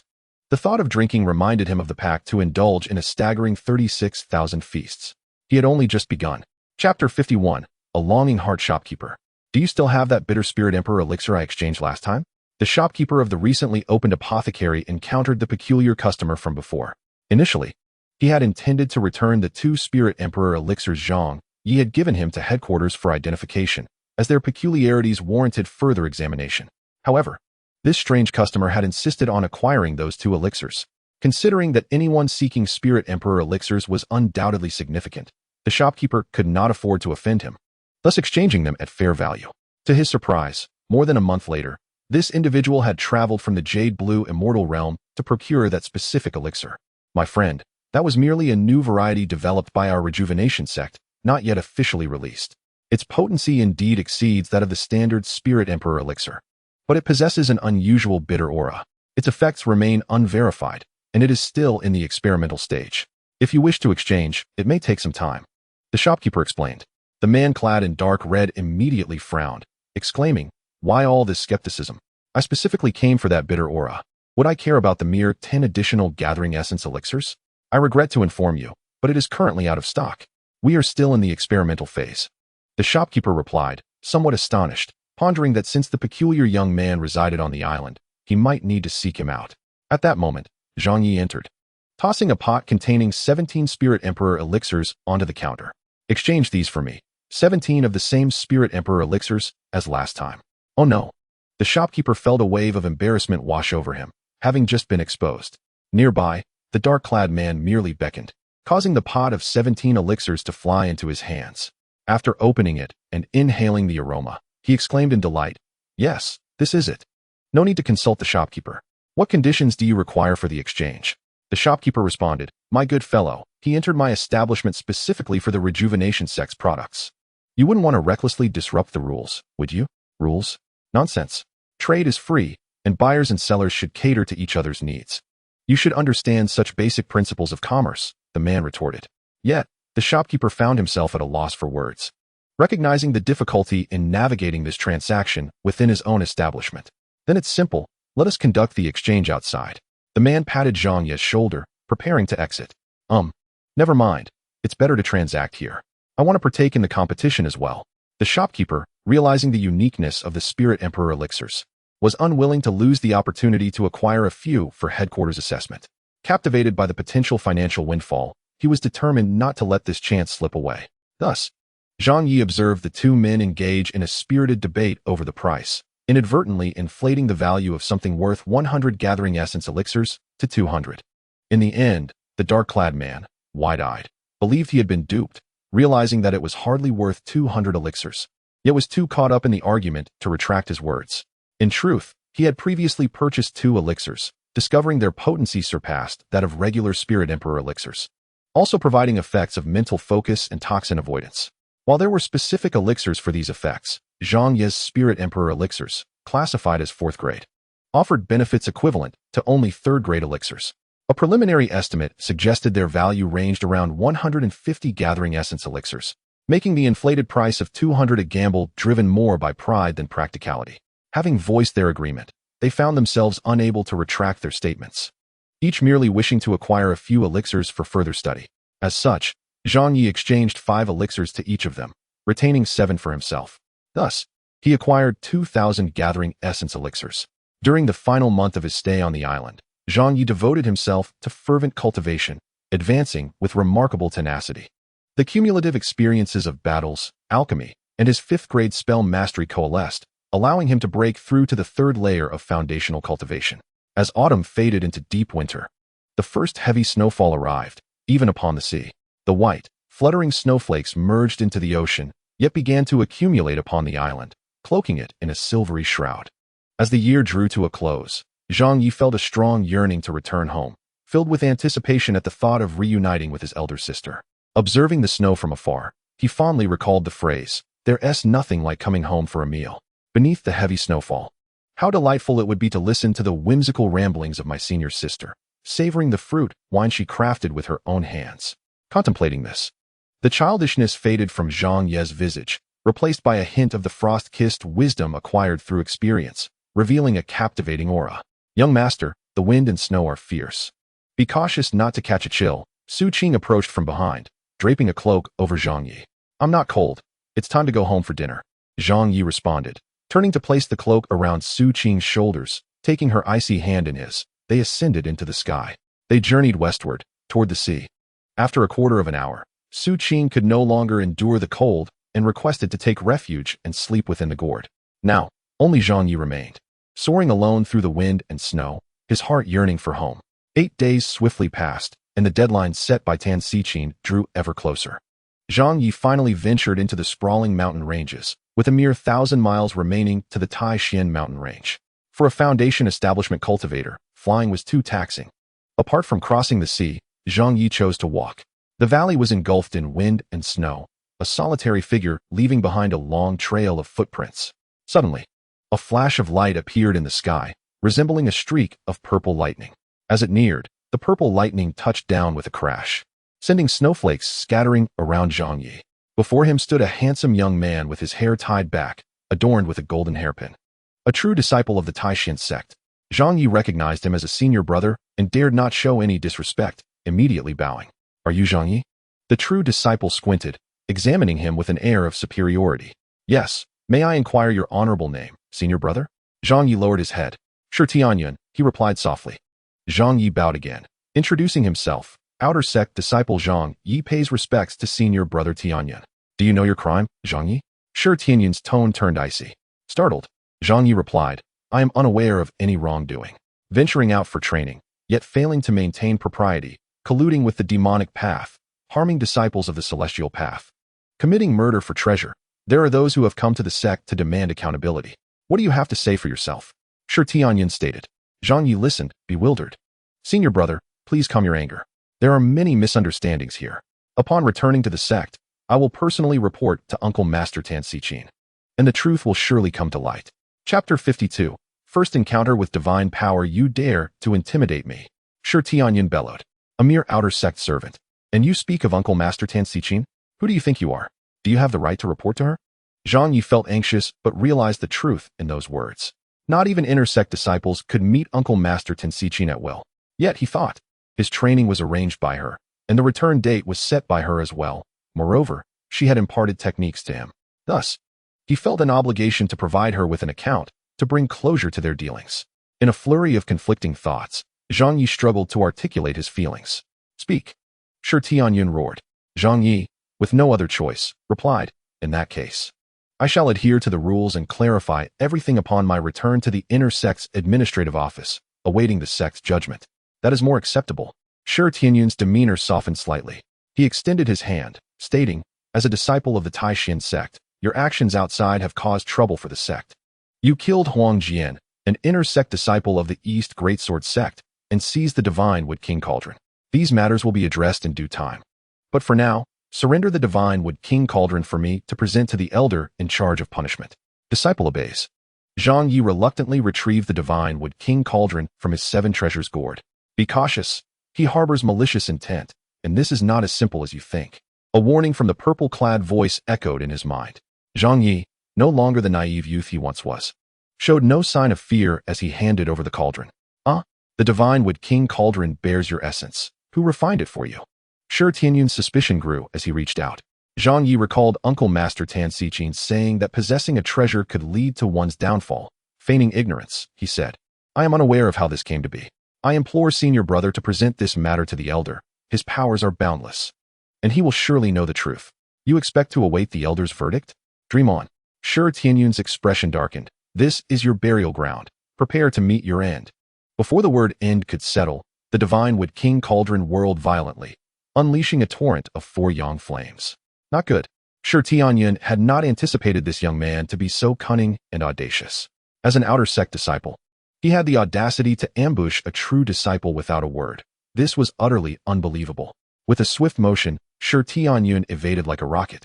For the 4 yang flames were no trifling matter. A Foundation establishment cultivator caught in its blaze would face certain death.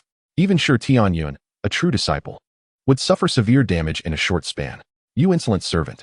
How dare you strike at me? Shi Tianyin, airborne, bristled with rage. Stop boasting.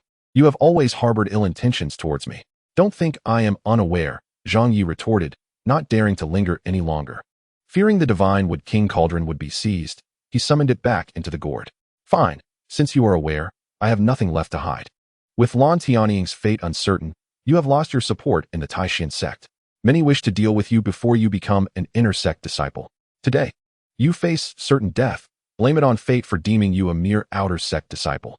As he spoke, Shi Tianyin gathered purple light in his hands, crackling ominously. The 2 orbs of light he held resembled bolts of lightning, swirling in the air, heralding an impending terror. The lightning took shape, imbued with spirit.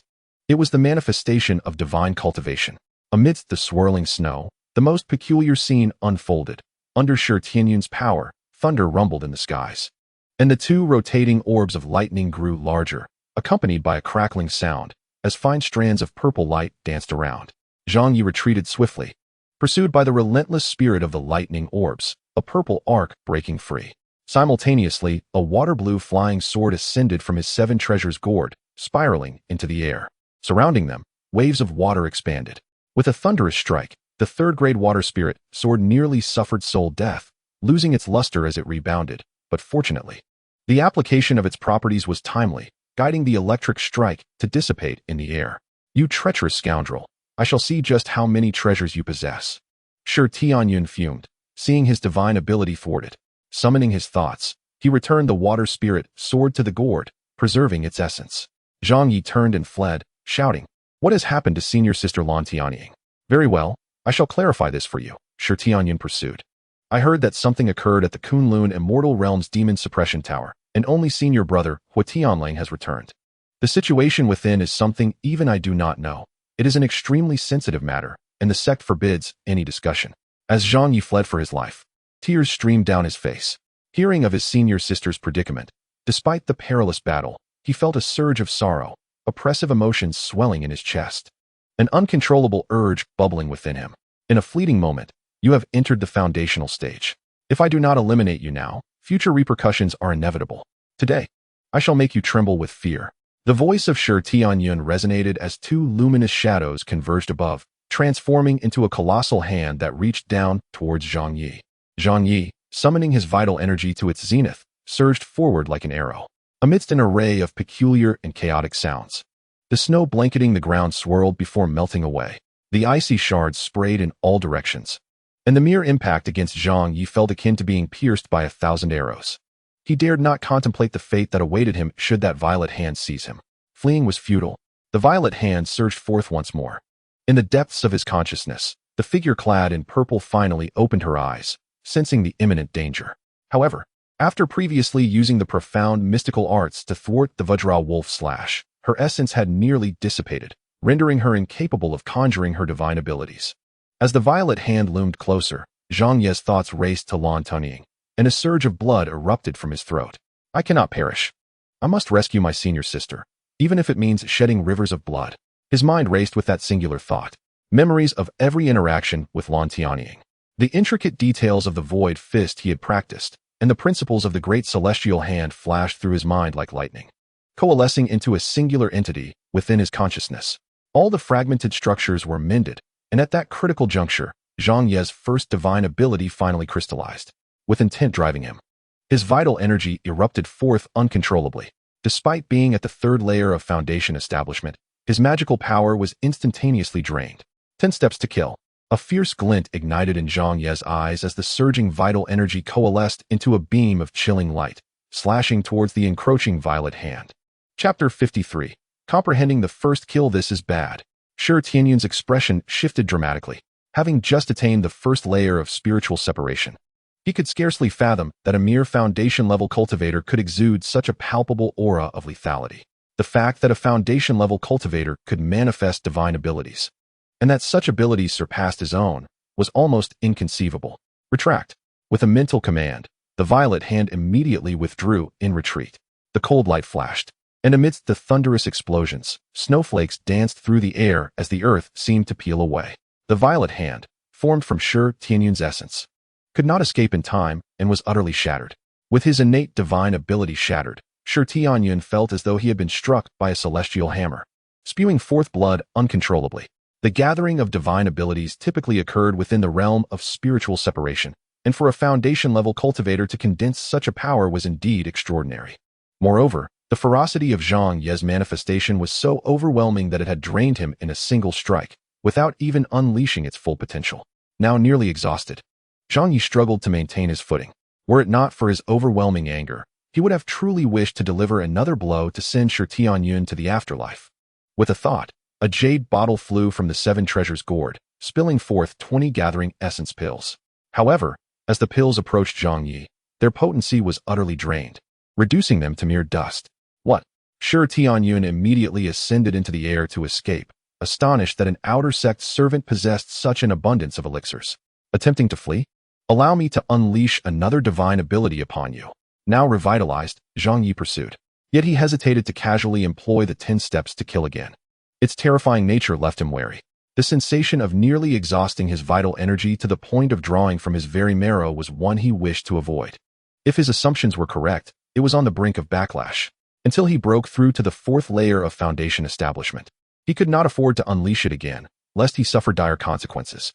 Zhang Ye merely threatened with words, but Shi Tianyun, gravely wounded, genuinely feared that this treacherous young man would strike again, possibly costing him his life.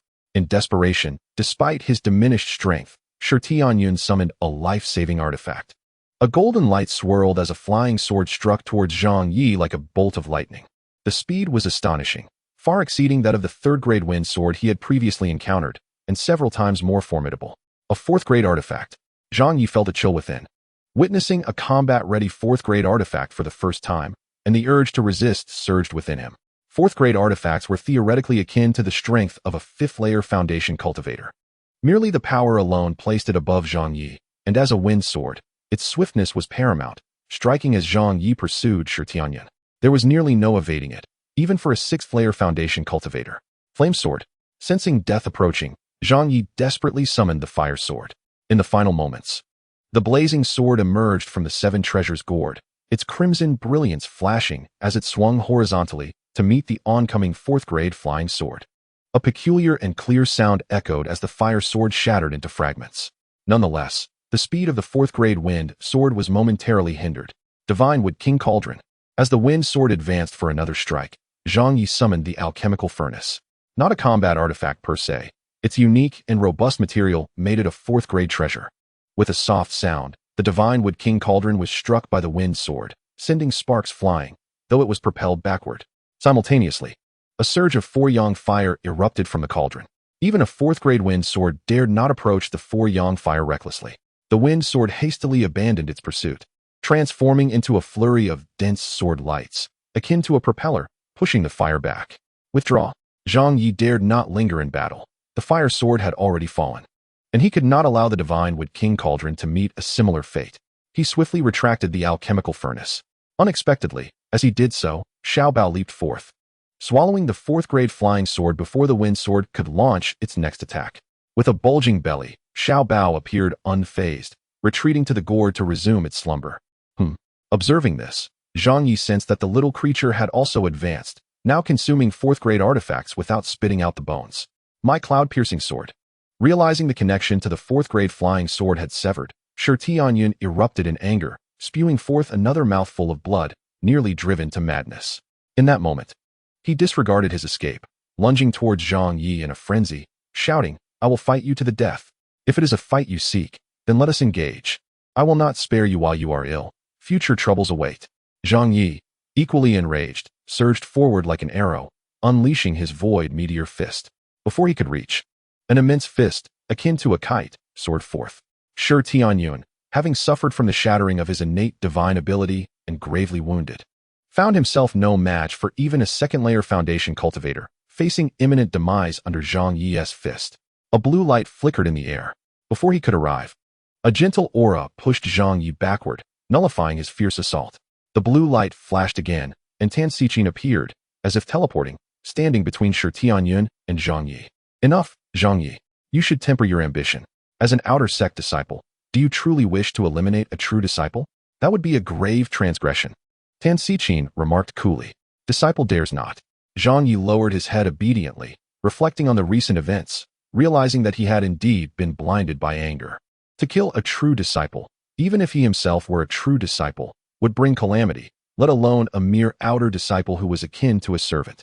Please, Master Uncle, grant me justice. Shi Tianyun implored, kneeling beside Tan Xichin, blood and tears streaming down his face. Tan Xichin frowned slightly and replied coldly, as a true disciple, having achieved the stage of spirit separation and possessing divine abilities, you were incited by Hua Tianlang to plot against an outer disciple. Moreover, you allowed Zhang Ye to break your life-bound divine ability, seize your magical artifacts, and leave you gravely injured. It is lamentable yet deserving. You have brought this upon yourself. I am not the elder of punishments. Consult that old lunatic for guidance. I, Tan Xichin, cannot intervene. A flash of malice crossed Shi Tianyun's face before he turned and flew away. The world became serene, with only the swirling snowflakes and the silent exchange of glances between the two. Zhang Ye bore much grievance and frustration, but did not wish to confide in Tan Xichin. He felt like a lowly outer disciple, too distant from Tan Xichin to voice his thoughts.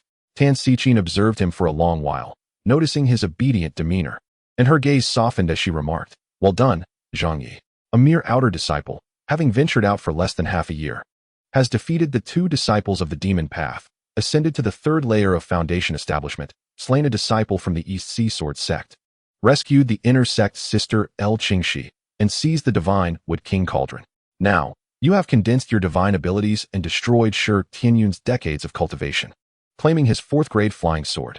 Am I mistaken, or was Hua Tianlang ever this formidable?" Zhang Ye weakly replied, "Reporting to you, Master, I have been bullied at every turn. enduring much hardship, often lingering on the brink of life and death, trembling at every step. It has not been easy. Although Tan Xuan maintained her stern expression, a hint of amusement sparkled in her eyes as she softly said, "Oh, the one who has been bullied everywhere. I truly hope that those who unjustly perish at your hands may gain clearer vision in their next life." Chapter 54, First Strike. Then speak. Tan Xuan resumed her cold demeanor, uttering a few fair words. "It has indeed been difficult for you. Your path of cultivation differs from others. Such rapid progress is to be expected. I am not envious of the heavens' rewards bestowed upon you. Take care of yourself. It would be prudent to fabricate a plausible explanation before the Elder of Punishments seeks you out. It seems you do not wish to relinquish Shi Tianyun's flying sword?" Zhang Ye dared not respond, thinking to himself, how could one be bullied into returning what they have swallowed? "May I inquire about my senior sister?" Zhang Ye promptly pressed for this information. Tan Xuan pondered silently before replying. "Your first question should be whether she is important to you. How important, I do not know. I merely wish to understand her situation. I just want to know how she is doing," Zhang Ye asserted. "And what if you find out? What can you do?" Tan Xuan asked coolly. Zhang Ye, filled with various experiences and twists of fate, was motivated by his longing for his senior sister, which led him to comprehend this divine ability. He clenched his fists tightly without a second thought. Tan Xuan's expression shifted slightly as she sensed his agitation. Zhang Ye noticed her displeasure, and inexplicably, he sensed a fleeting trace of murderous intent emanating from her. This may be destiny, or perhaps a trial from the heavens. Tan Xuan's cold gaze softened as she said, "Zhang Ye, I cannot govern your future path. I shall not dwell on your fortunes. Let us speak plainly. Your senior sister will not return. The sect master, her mentor, has reluctantly issued a decree prohibiting discussion of Lantianying. No one may breach this. If you wish to survive, you must refrain from mentioning her henceforth." Zhang Ye lowered his head, remaining silent, though his mind was already set on his own thoughts and decisions. Tan Xuan turned and hurried away, saying, "Follow me back to the mountain." Zhang Ye hesitated, thinking, "No need to wait for me, Master Uncle. You may go ahead, I will join you later." "Stop your nonsense. If you return to the mountain alone, you will undoubtedly fall victim to Tianlang before I formally announce your status as an inner disciple. How many lives do you possess?" Tan Xuan grasped Zhang Ye as one would a chick, whisking him into the clouds, heading towards Tai Xuan Peak. Tan Xuan's terrifying cultivation allowed her to move at astonishing speed above the clouds, faster than Zhang Ye could dare to open his eyes. At least 100 times swifter than his own flight. In the blink of an eye, Tai Xuan Peak was in sight. Hovering above the peak, Tan Xuan's voice resonated like an ancient bell, peaceful yet distinctly echoing in the air. "Outer disciple Zhang Ye, personally instructed by me, Tan Xuan, is hereby granted permission to embark on further cultivation. Having returned from his trials, I officially promote Zhang Ye to the rank of inner disciple. The elevation to inner disciple is less cumbersome than that of a true disciple, which requires the joint approval of the Elder Hall and a more detailed assessment. An inner disciple merely needs to satisfy a few conditions. First, after achieving foundation establishment and completing trials, regardless of contributions, confirmation from Tan Xuan, the commanding elder, suffices. Alternatively, if one has made special contributions to the sect, even without achieving foundation establishment, a recommendation from a true disciple followed by Tan Xuan's review will suffice for promotion. As was the case with Su Ying. From any perspective, Zhang Ye has met all the criteria. Initially, Lan Tianying indeed recommended Zhang Ye, but Hua Tianlong's interference suppressed that. However, just before Lan Tianying ventured to the celestial realm to quell the demon tower, she once again pleaded with Tan Xuan to protect Zhang Ye. Thus, Tan Xuan made an exception, allowing Zhang Ye to venture out for trials before achieving foundation establishment. Now that he meets every condition, he need not fear any opposition from the other elders. With Tan Xuan's public announcement, according to sect rules, it was already established. To revoke Zhang Ye's status as an inner disciple, only a decree from the Supreme Sect Master would suffice. Furthermore, true disciples do not possess the power of life and death over inner disciples. The Tai Xuan Sect's regulations are stringent, and this also serves as Tan Xuan's protection for Zhang Ye, in accordance with Lan Tianying's wishes. Previously, Shi Tianyun dared to cause trouble without consequence, as it aligned with sect rules, until Zhang Ye attained inner disciple status. Even if Shi Tianyun had claimed to find him displeasing and decided to kill him, it would not have contravened the regulations. After announcing Zhang Ye's promotion, Tan Xuan deliberately transmitted a message into the air. "Hua Tianlang, do you hear me?" A voice echoed from Tianlang Peak. "The disciple remembers the master's decree." Zhang Ye's heart raced. He sensed that Tianlang bore some flaw in his aura, seemingly suffering from a serious injury that would take time to recover. Go now, and cultivate diligently. Tan Xichin finally released Zhang Ye's arm, explaining, I expect you back by the end of the year to confirm your status as an inner disciple. This will facilitate your participation in the sword trial, held every 4 years. With that, Tan Xichin transformed into a streak of blue light and vanished. Zhang Ye was familiar with the sword trial Tan Xichin mentioned, as only inner disciples could participate. Previously, he had occasionally watched the competitions among the inner disciples. The rewards for the top 3 in the sword trial were substantial. It was said they could choose a technique or a magical artifact and be directly promoted to true disciple status. Otherwise, one would need to break through to the spirit separation stage to be promoted naturally. Zhang Ye did not heed Tan Xichin's instruction to report to the Inner Sect's affairs office immediately. Instead, he returned to the humble hut he had once inhabited. After half a year apart, a sense of nostalgia washed over him. The swirling snowflakes danced in the air, and the faint warmth emanating from the small hut suggested that someone might still be residing there. Gently pushing open the door, Zhang Ye beheld a frail young man huddled beneath a thin blanket, trembling uncontrollably. A fleeting thought crossed Zhang Ye's mind.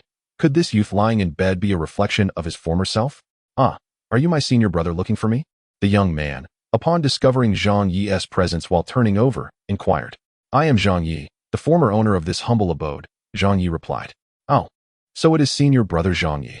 I am Wei Min, he hastily declared, leaping from his bed and dropping to his knees. I am an outer sect disciple. Wei Min, paying my respects to senior brother Ye. Before Zhang Ye could respond, the door was violently kicked open. A voice roared as a figure stormed in, brandishing a whip. You coward! So you've been hiding here in comfort while I've searched high and low for you. Do you wish to perish, sleeping in broad daylight? With a crack, the black-clad figure lashed out, striking Wei Min, who fell to the ground, screaming in agony. Ah, it's Zhang Ye. No, senior brother Ye. The black figure finally noticed Zhang Ye seated in the corner and quickly clasped his fists in greeting. With a swift motion, the shadowy figure was struck in the face, letting out a pained cry as he soared out of the window, leaving behind 2 teeth on the floor. Please, senior brother Ye, quell your anger. I do not know how I have offended you. The shadow pleaded from the snow outside, kneeling in fear. Zhang Ye paid no heed to the prostrate Wei Min and stepped outside, contemplating the words of Su Ying from the past, and uttered, Be patient. For every insult you hurl at him, I shall retaliate once. For each blow you deliver, I shall strike you tenfold. As his voice faded, Zhang Ye had already departed. Bah!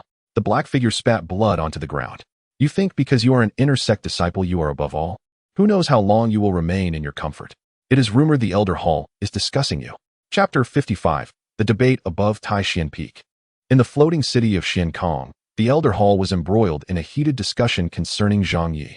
The presence of so many elders debating the affairs of a single inner sect disciple was unprecedented. Zhang Ye's brief absence from the mountain had stirred a complex mix of admiration, fear, and resentment among the elders.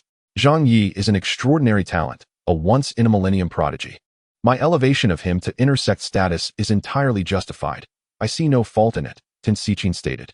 In just half a year, Zhang Ye had established his foundation and ascended to the 3rd tier, defeating multiple opponents and showcasing his combat prowess. Moreover, during his time in the outer sect, he had displayed an aptitude for herbalism, cultivating 3rd-tier herbs from 2nd-tier seeds and land. I truly cannot comprehend why you all are fixated on trifles. Surrounding him with such hostility, Tan Xichin remarked, her voice steady. No one doubted Zhang Ye's talent. Suddenly, the head of the 4 chief elders, the chief of punishments, interjected. But in our sect, character is paramount. Zhang Ye, though merely an outer sect disciple, personally executed an inner sect disciple, Wuqing, during a confrontation with demonic disciples. Is this how you wish to repay the chief of punishments, junior sister Tan? Humph, Tan Xichin replied coldly. It is my repayment. For I witnessed his actions and deemed them appropriate. There is no need for hesitation. A traitor must be eradicated. What difference does it make whether he kills or I do? The chief of punishments, with a forced smile, countered, Junior sister, your perspective is flawed. Without rules, chaos reigns. Our sect has its regulations. If you were to execute an inner disciple, such actions would indeed be justified. However, Zhang Ye was an outer sect disciple at the time and had no authority to act on behalf of the elders or the chief of punishments, thus violating the established order. Tan Xichin scoffed. It seems your prized disciple, Tianlang, embodies the very essence of defiance against the rules. Enough squabbling over this issue. Brothers and sisters, One of the four elders, the transmitting elder, intervened. In my view, though Zhang Ye's actions were extreme, they were provoked. In the heat of battle, circumstances can change in an instant. While Wuqing's rebellion was undeniable, even if Zhang Ye's actions were flawed, they were minor transgressions. The chief of punishments shifted his stance, however. Due to circumstances on the island, Zhang Ye's actions of killing and seizing treasures, slaying a disciple of the East Big Sword Sect, and jeopardizing our alliance with the Celestial Path cannot be overlooked. What explanation do you have, Junior Sister Tan? Tan Xichin replied, there is no need for explanation. I am fully aware of the situation. The circumstances warranted it. The inner disciple Huang Jian from the East Sea Sword Sect was foolishly provocative towards my sword, and he deserved his fate. The charge of murder and theft is unfounded. Huang Jian's death was an unfortunate accident in battle. If the East Sea Sword Sect desires compensation, let them come to me. I will offer them a fourth-tier treasure. With that, Tan Xichin's face hardened as she rose and left the assembly hall, leaving behind murmurs of dissent among a few elders present. However, the chief of punishments, familiar with Tan Xichin's temperament, feigned ignorance. The transmitting elder sought to smooth over tensions once more, noting that Tan Xichin had committed no wrongs. Elevating Zhang Ye to intersect status fell within her authority, and the elders should not overly scrutinize the affairs of a mere intersect disciple. Rumors had circulated, suggesting that our Tai Xuan Sect, with its vast resources, had become so extravagant as to accept a mere third-tier foundation disciple as an outer sect member. This matter was far from over. The chief of punishments snorted disdainfully. Zhang Ye had received his jade token as an inner sect disciple, along with his duties and new residence. The distinction between inner and outer sect disciples was stark. The former did not dwell in the damp, cold valleys. Most inner sect disciples resided in a valley halfway up the Tai Xuan main peak, a spacious area filled with numerous independent courtyards. This was the inner sect compound, and Zhang Ye's new home was situated here. Upon entering his small courtyard, he noticed it was overrun with cobwebs and cloaked in dust, suggesting it had long been uninhabited. Zhang Ye took some time to clean away the dust and snow from both inside and out. He then sat quietly, reflecting on his battle with Shi Tianyan, analyzing his experiences. In that moment of crisis, upon hearing of his senior sister's plight, Zhang Ye's mindset underwent a profound transformation. He finally grasped the essence of the 10-step kill. As a result, he integrated the fragmented technique of the great heavenly Luo into the Xiankong fist, mending the incomplete structure. Once the structure matured, Zhang Ye was astonished to discover that the technique he had named 10 steps to kill was extraordinarily powerful, albeit exhausting. Currently, Zhang Ye was at the third tier of foundation establishment, yet his true magical power equated to that of an ordinary fourth-tier practitioner. This accumulation rendered the activation of 10 steps to kill depleting, unable to unleash its full potential. What kind of divine ability was this? In Tai Xuan Sect, it was known as the Tai Xuan Subduing Demon Divine Technique. However, it was not entirely accurate. The Tai Xuan Subduing Demon Divine Technique was merely the first of the Tai Xuan 24 kills. At that moment, the voice of Z echoed in his mind.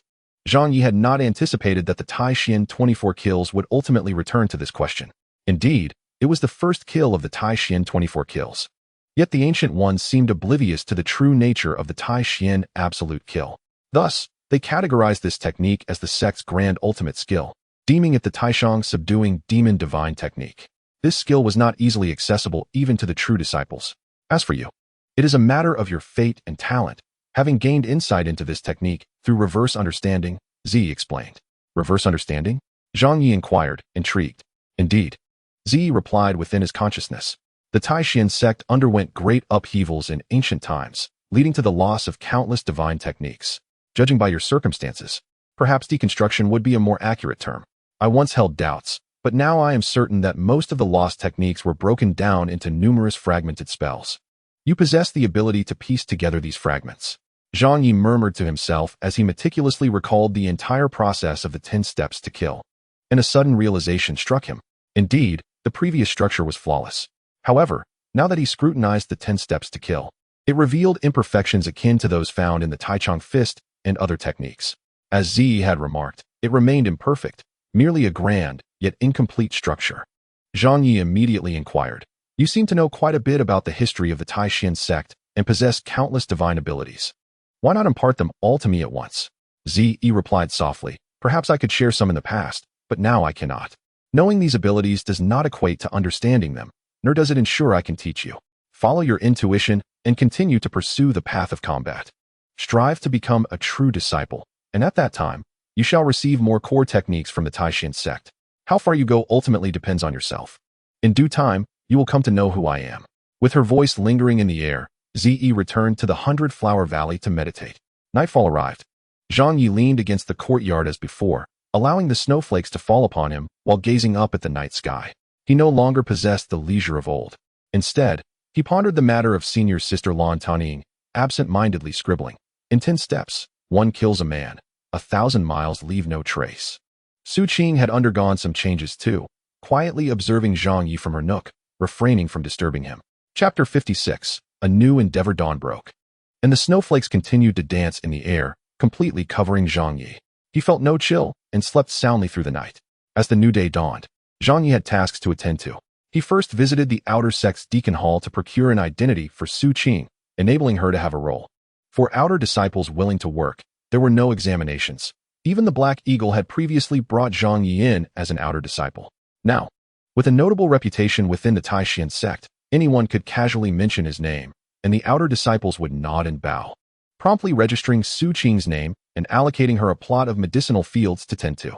With Zhang Ye, the audacious one who dared to stroke beards, backing her, Su Qing's treatment was far superior to Zhang Ye's initial experience. Her workload was minimal, comprising merely 5 acres of second-grade fields, with no additional responsibilities.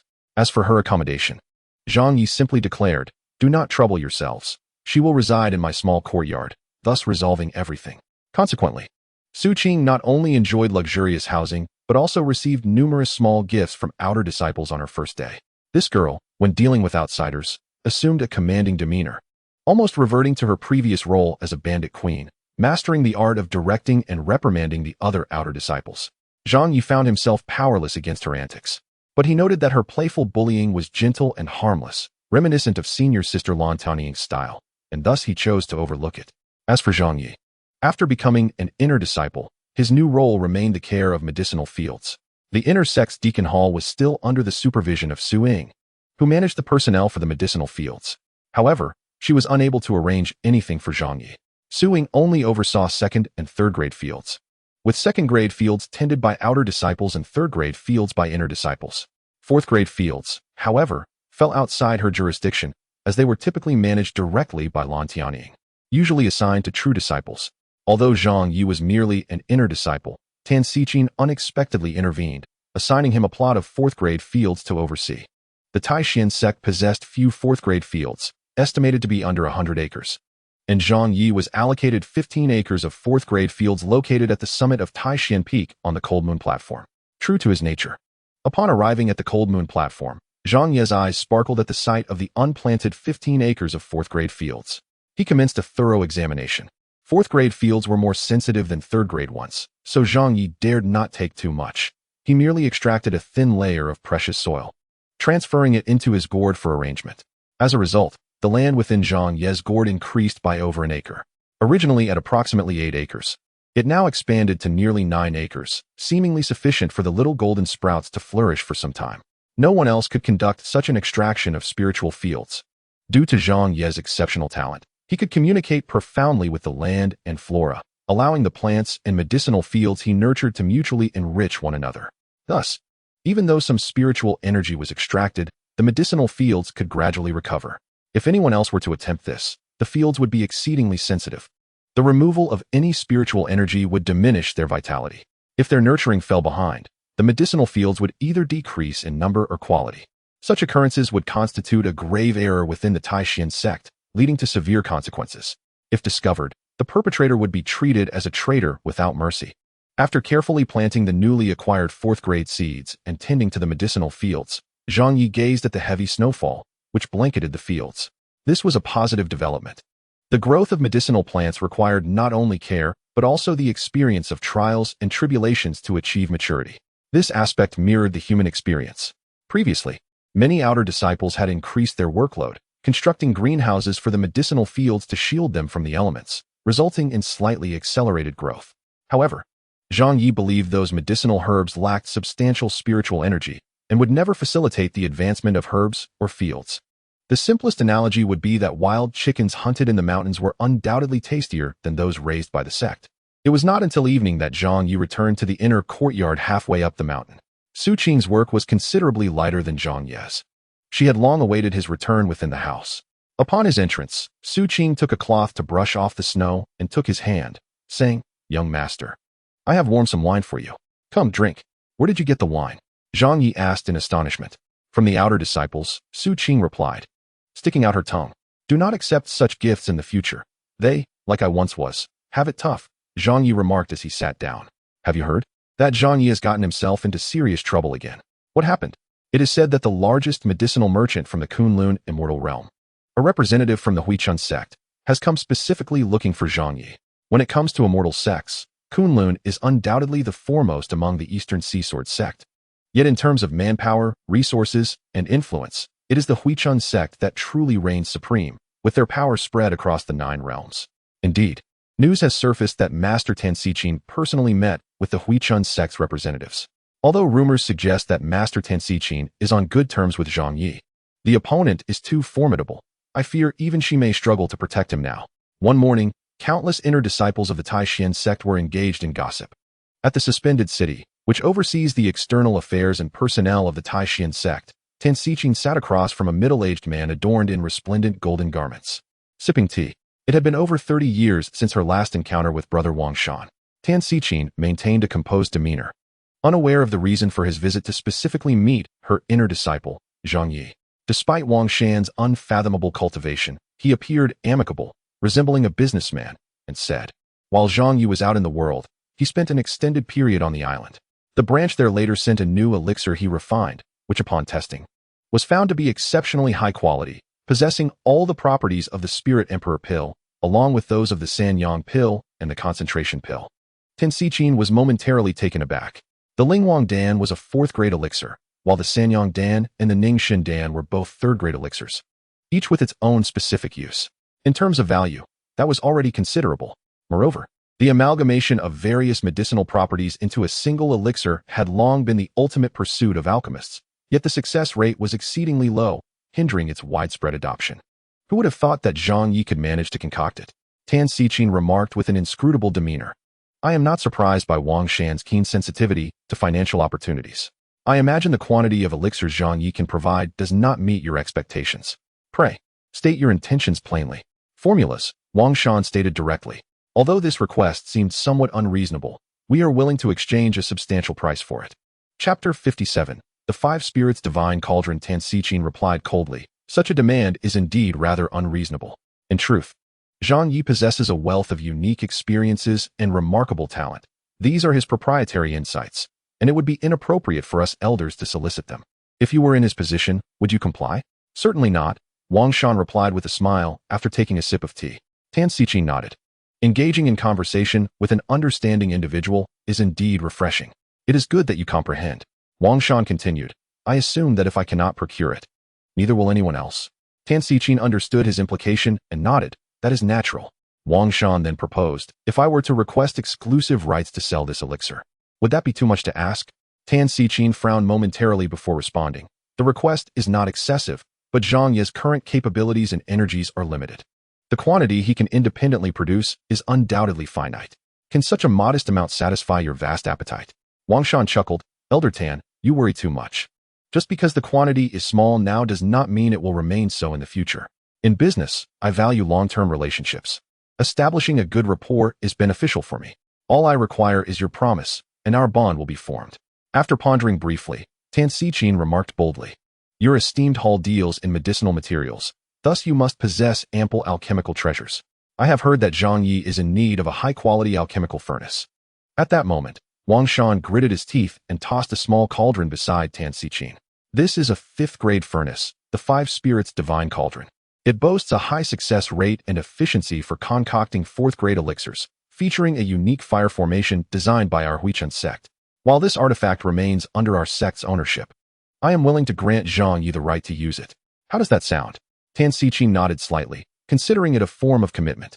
When Zhang Ye returned from the medicinal fields through the snow, he sat in the small courtyard, drinking, watching the snowfall, and reminiscing. Senior sister, what has happened to you? He would murmur daily.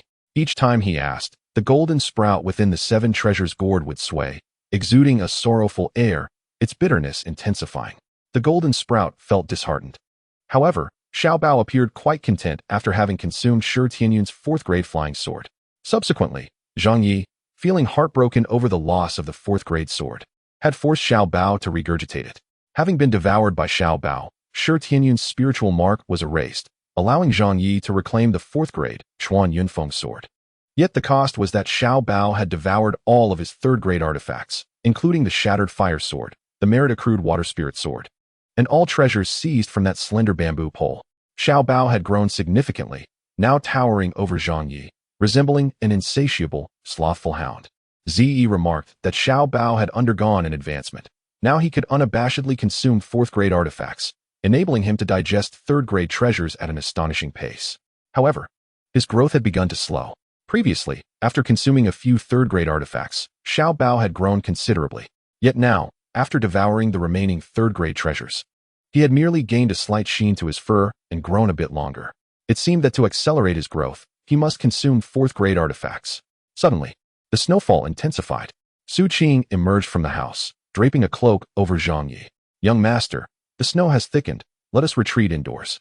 Zhang Ye raised the bottle to take a sip of wine, shaking his head slightly. In a flash of blue light, Tan Xichin appeared in the courtyard, coldly observing Zhang Ye and Su Qing.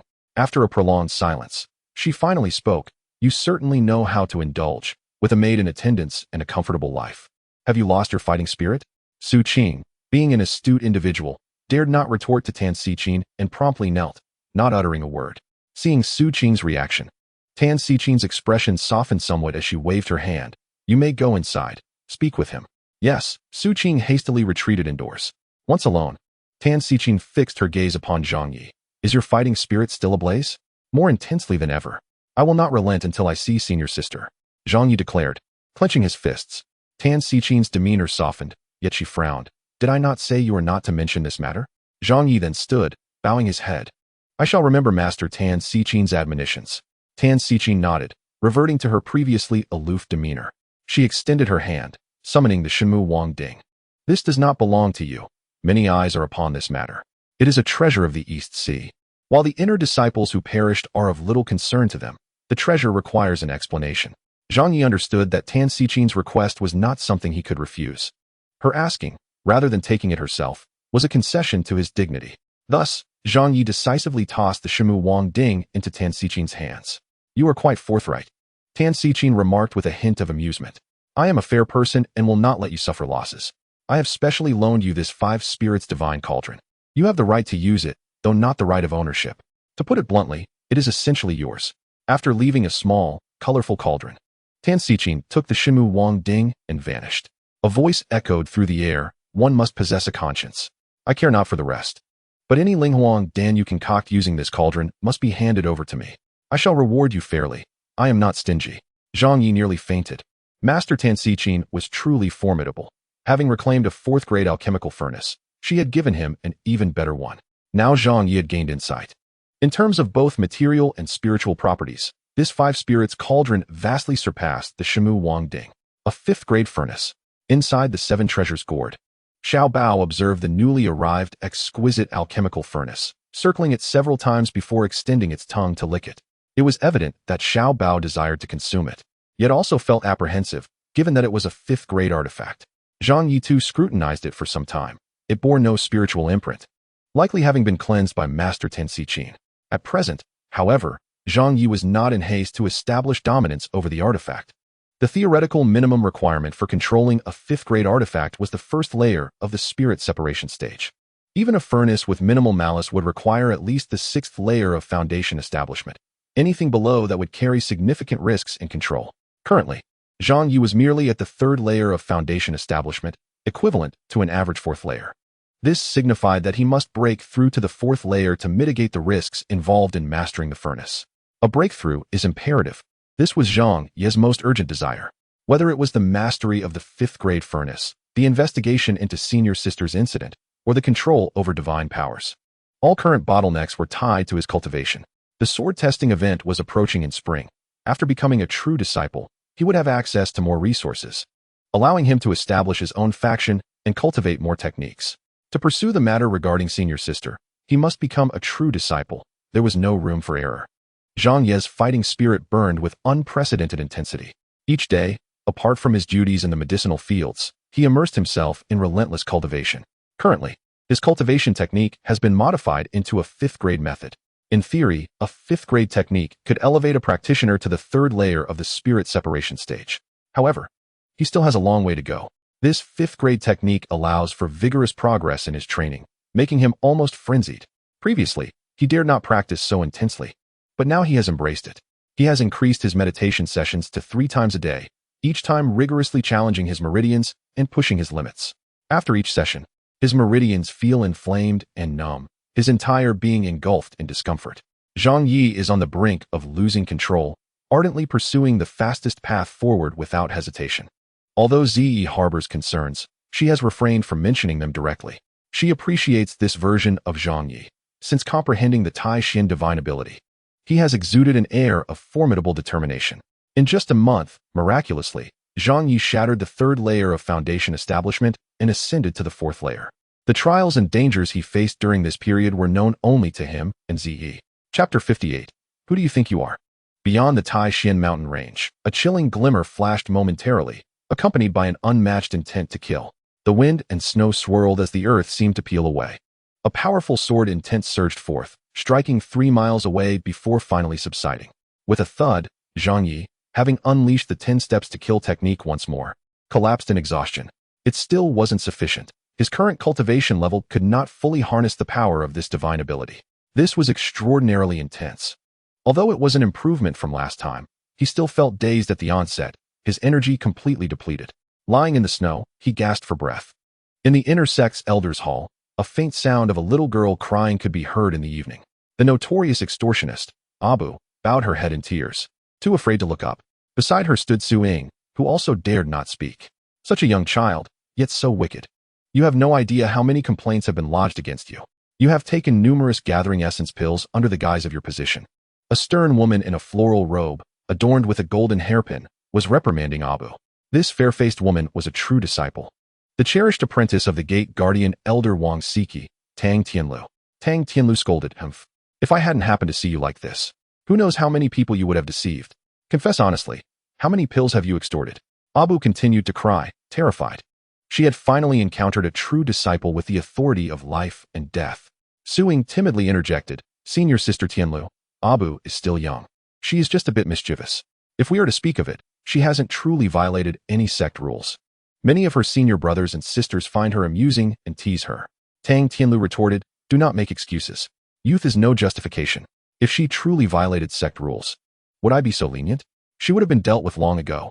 Do you think you can just decide to kill her? Who do you think you are?" As Zhang Ye's voice echoed, a colossal fist flew toward them. Oh no!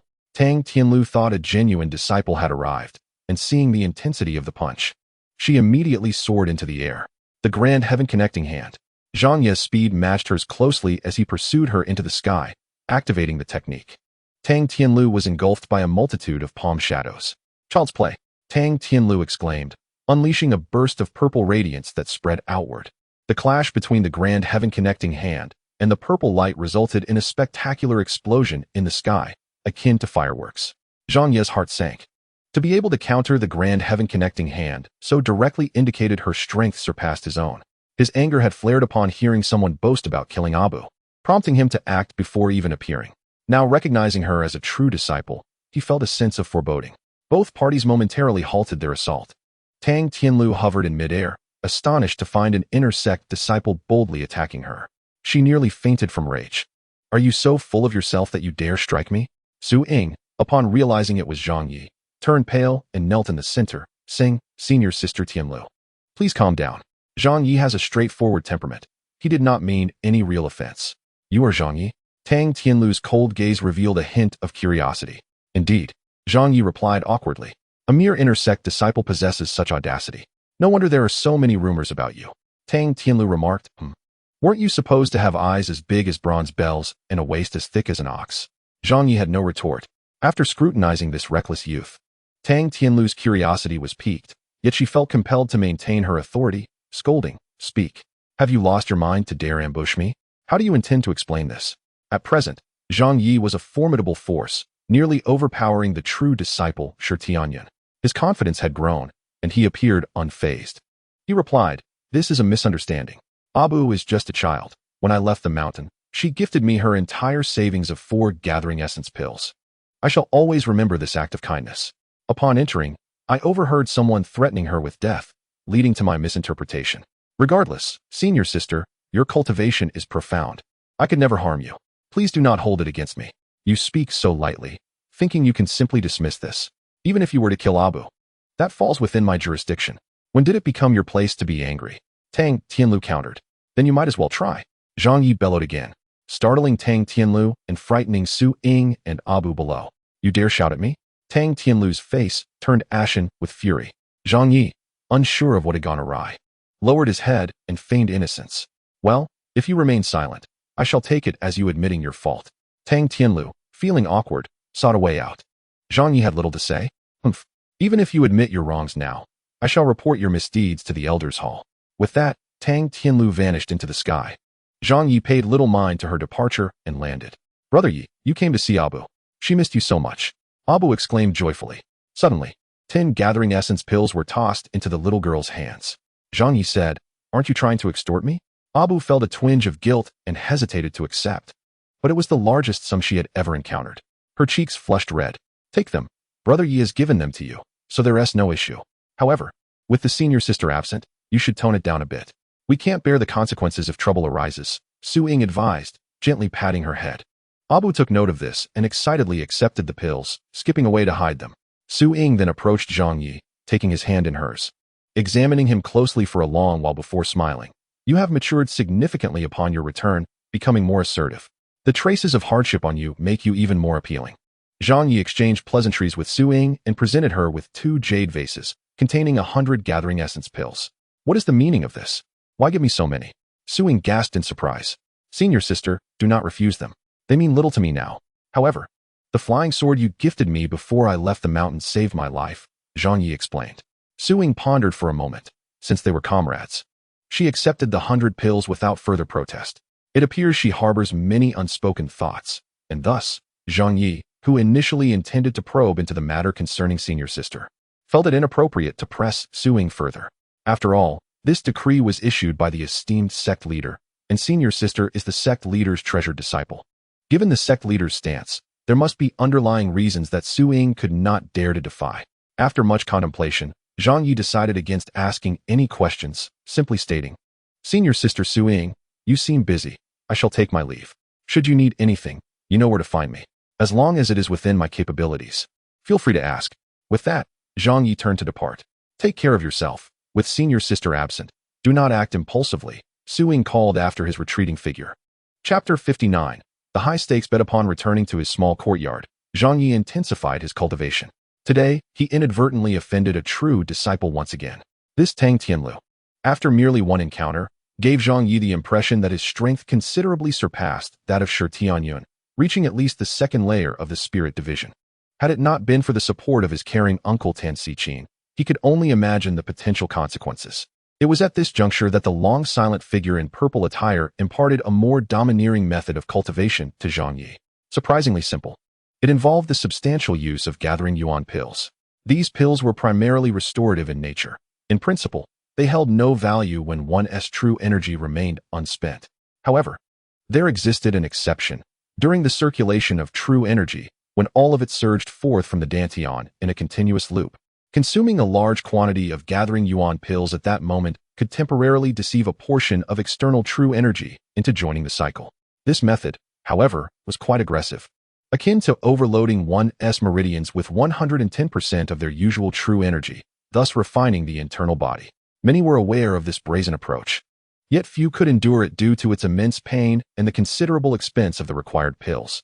Zhang Ye, now single-minded in his quest for strength, paid little heed to the costs. His finances still ample. He resolved to ascend to the 5th layer of foundation establishment swiftly, so he could wield the 5-spirit divine cauldron and resume alchemy. Having made all necessary preparations, Zhang Ye swallowed 10 gathering yuan pills and commenced the circulation of his true energy, subjecting his meridians to a tremendous impact. Under this domineering method, the true energy within him surged like wild stallions, wildly difficult to tame, crashing against his meridians like a tide. An hour passed, and with a mental command, 20 gathering yuan pills flew from the gourd into Zhang Ye's mouth. His true energy became even more unruly. Zhang Ye, daring yet meticulous, did not blindly increase the burden. He relied on his instincts, maintaining the strongest impact he could control to refine his internal body for 12 consecutive days. Zhang Ye advanced vigorously, and after expending over 800 gathering yuan pills, his vital energy surged to its peak. A resounding thud echoed in his mind, followed by a sensation of ease, dispelling any previous restlessness. Within the vast expanse of his meridians, purer true energy flowed slowly, signifying his attainment of the 5th layer of foundation establishment. He sensed a new realm dawning. Reflecting quietly, he acknowledged a slight trepidation prior to the breakthrough. It felt as though he had wagered his very body in a high-stakes gamble. Now that he had succeeded, he couldn't help but contemplate the terrifying consequences had he failed. Zhang Ye began to practice the great heavenly luo hand, his control over it more intuitive and effortless at this new level. The sounds of wind generated by his movements scattered in all directions, and the shadows of his palms flowed continuously, distinctly different from before. Satisfied, he moderated his force, confident that he could now execute the 10 steps to kill at a preliminary level. Although it was not yet perfect, he believed he could at least avoid the debilitating aftermath of previous attempts. Yet, he was not in haste to revel in his success. The road ahead was still long. The voice of the figure in purple suddenly resonated in his mind, reminding him that at the 5th layer of foundation establishment, he had consumed 800 gathering yuan pills. As he progressed further, the limitations imposed by the inadequacy of his techniques would become increasingly apparent. Moreover, the amount of pills required at higher levels could be staggering. Doused with cold water, Zhang Ye regained his composure. It was indeed astounding. Were it not for him, the average inner sect disciple at foundation establishment would only receive 50 gathering yuan pills per month, a burden most could not endure. The 4-grade spiritual emperor grass he had planted had about 100 portions left. By investing some resources to acquire supplementary materials, he could concoct 100 spiritual emperor pills, which would translate to a wealth exceeding 10,000 gathering yuan pills. Furthermore, after reaching the 5th layer of foundation establishment, the accumulation and recovery speed of his magical power noticeably slowed. Given the grade of his techniques, while there was still potential for advancement, the sense of limitation would only become more pronounced. It was imperative to acquire new techniques. Without delay, Zhang Ye entered the 7 treasures gourd, gently caressing the 5-spirit divine cauldron, attuning himself to its essence. Soon, after establishing initial communication with the cauldron, it exhibited an air of arrogance. Initially reluctant to engage with Zhang Ye, however, Zhang Ye approached the matter with patience, embodying an innocent and benevolent demeanor akin to water. Ultimately, on the 4th day of their communication, he managed to move the 5-spirit divine cauldron. Upon infusing his magical power, the cauldron shimmered with multicolored luminescence, transforming into a grand alchemical furnace 3 times more imposing than the divine wood king cauldron. This unique design featured a 5-yang fire array, crafted by a master, with 2 subordinate fire arrays. The opening of the cauldron was shaped like a character, accommodating 3 units. This indicated that with this 5-spirit divine cauldron, he could concoct 3 spiritual pills at once. Excellent! Zhang Ye exclaimed, exhilarated.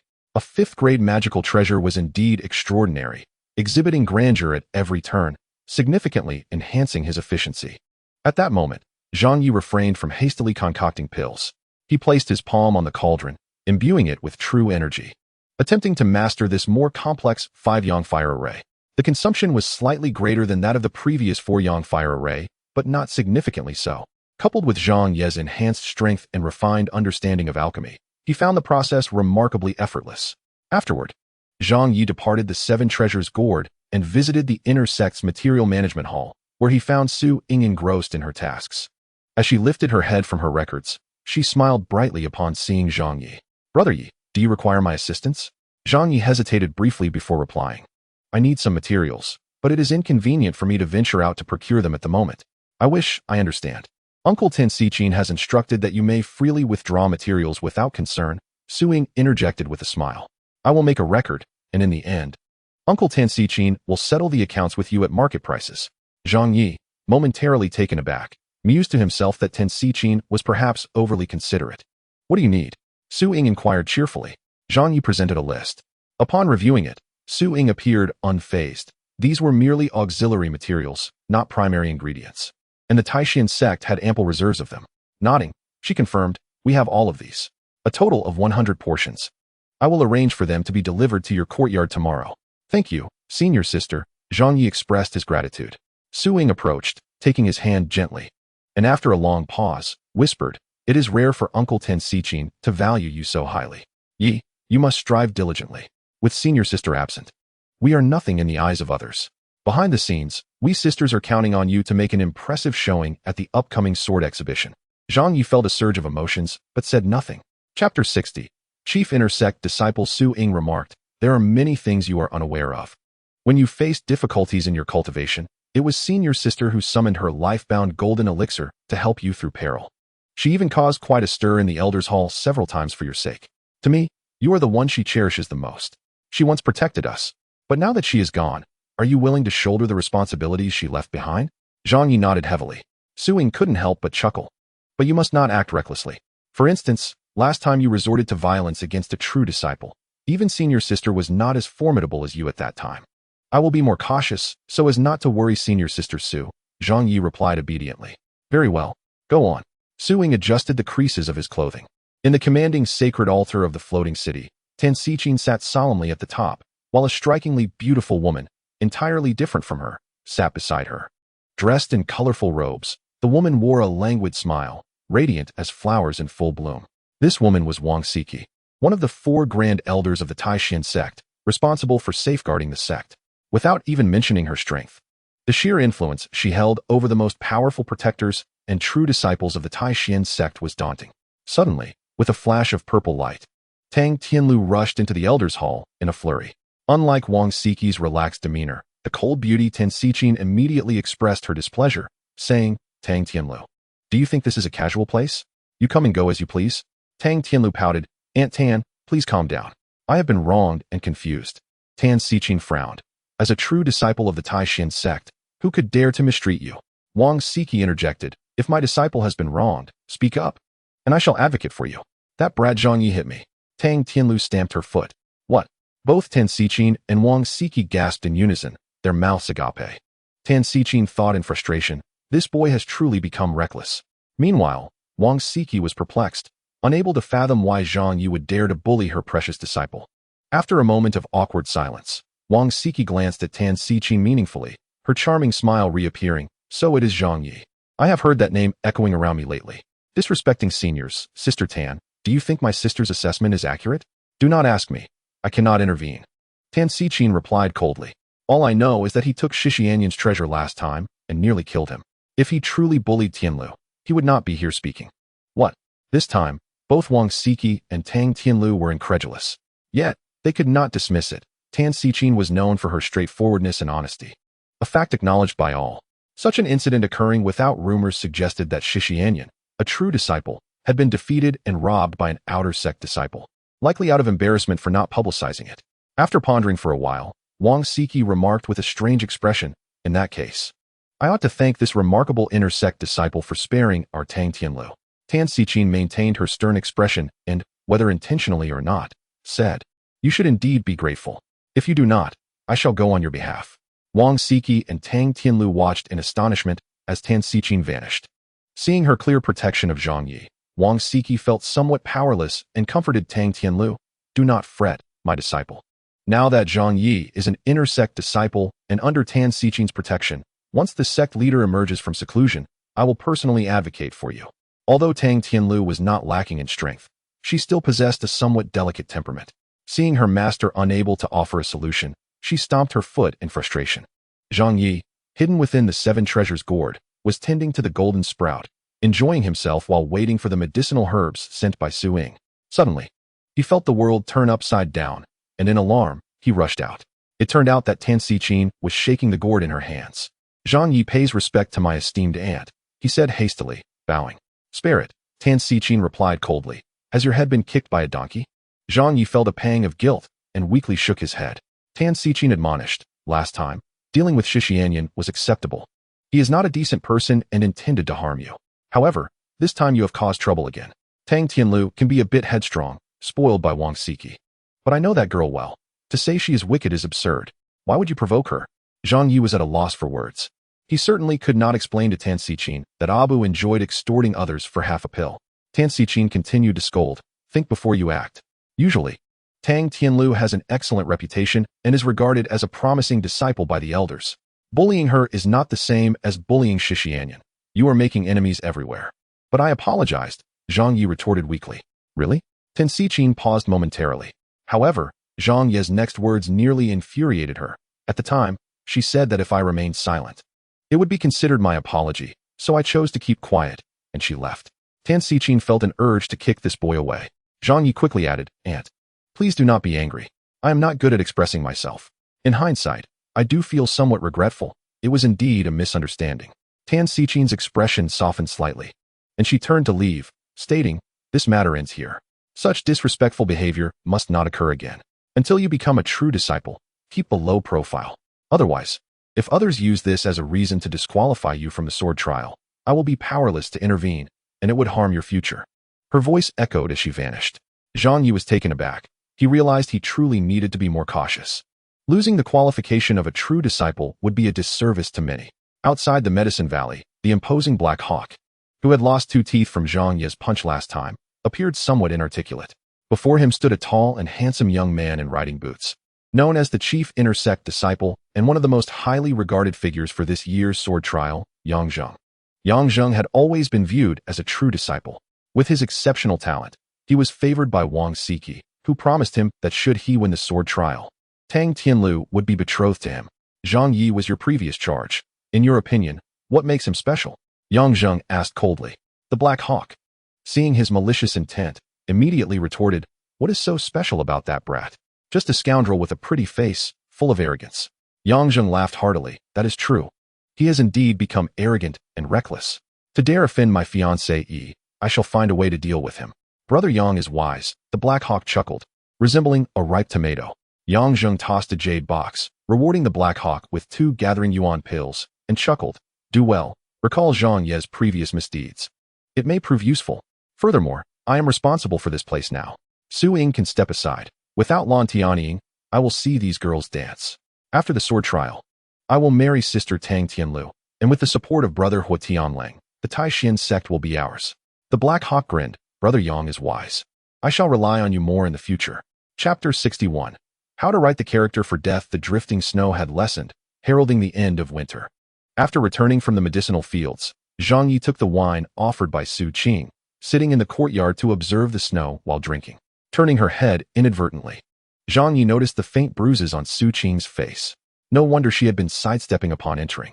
After a moment of contemplation, he beckoned her over. What troubles you? He inquired, his gaze fixed on her visage. Overcome with emotion, Su Qing began to weep, lamenting the sudden increase in her workload in the medicinal fields. Qinger, unable to handle the burden, had exchanged a few words of defiance and was swiftly reprimanded. The pain was unbearable, and she resumed her playful pout, covering her mouth. Zhang Ye furrowed his brow, reflecting that outer disciples were typically tasked with more responsibilities, and Su Qing had previously been coasting along. Pondering, he asked, by how much has your workload increased? From today onward, Qinger must tend to 20 acres of medicinal fields, she replied. 20 acres? Zhang Ye was taken aback. Even for those who cultivated in bulk without emotional investment, this was indeed a daunting challenge. Generally, the standard for outer disciples was to manage 10 acres, with a rare punishment raising it to 12, while those with good relations with the overseers tended to 8. After a moment of thought, he offered consolation. Fear not.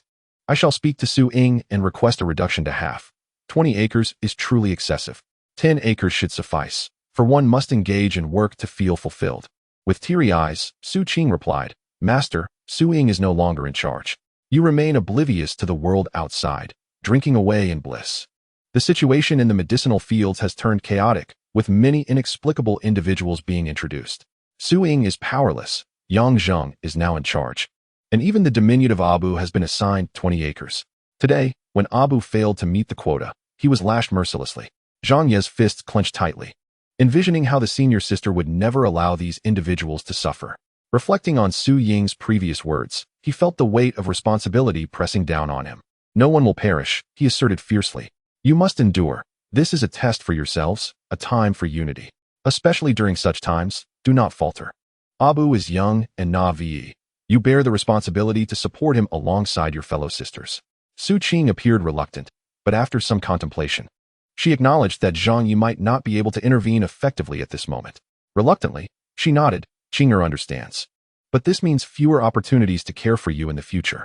At the summit of Tianying Peak, Abu's sister, Amo, gazed longingly at the distant horizon, wishing to witness the familiar glimmers of golden light and call out to her elder sister, hoping for her return with the usual teasing remark. Suddenly, voices approached, and moments later, a man and a woman ascended the peak. The man was strikingly handsome, while the woman radiated beauty and charm. The woman, adorned with a golden hairpin, was none other than Tang Tianlu. The man accompanying her was her fiancé, the true disciple Yangzheng. As they walked, they pointed out various aspects of Tianying Peak. Sister, after the spring sword trials, I shall become a true disciple. Today, Tianying Peak is unoccupied. I have always appreciated its spiritual aura and simplicity, and I shall request Uncle Wang Siki to grant me this peak, Yangzheng declared. Tang Tianlu frowned slightly, sensing something amiss, and felt a certain indefinable discomfort towards Yangzheng. He continued speaking, assuming she was pleased by his words. It's settled then. Such a splendid place must not fall into others' hands. It's time for us to unite as true disciples. I cannot believe the elders would deny us this peak. Who says I must marry you? Tang Tianlu retorted, somewhat unsettled by his constant references to their future together. Before Yangzheng could respond, a young girl's voice rang out from above. Who dares intrude upon Tianying Peak? A petite girl, no older than 11, stepped forward. Noticing her status as an outer disciple, Yangzheng barked, And who are you? Tianying Peak is currently without a master. As true disciples, why should we not come? I am Amo, the sword servant of Master Lan Tianying. Who claims Tianying Peak is without a master? The master will return. Amo replied defiantly. You little servant. What do you know? Yangzheng retorted angrily. She is not returning. Only a fool would think so. Nonsense. The master will return. Amo's eyes welled with tears. Enough of your nonsense, Neo. Are you blind? You see a true disciple and do not bow.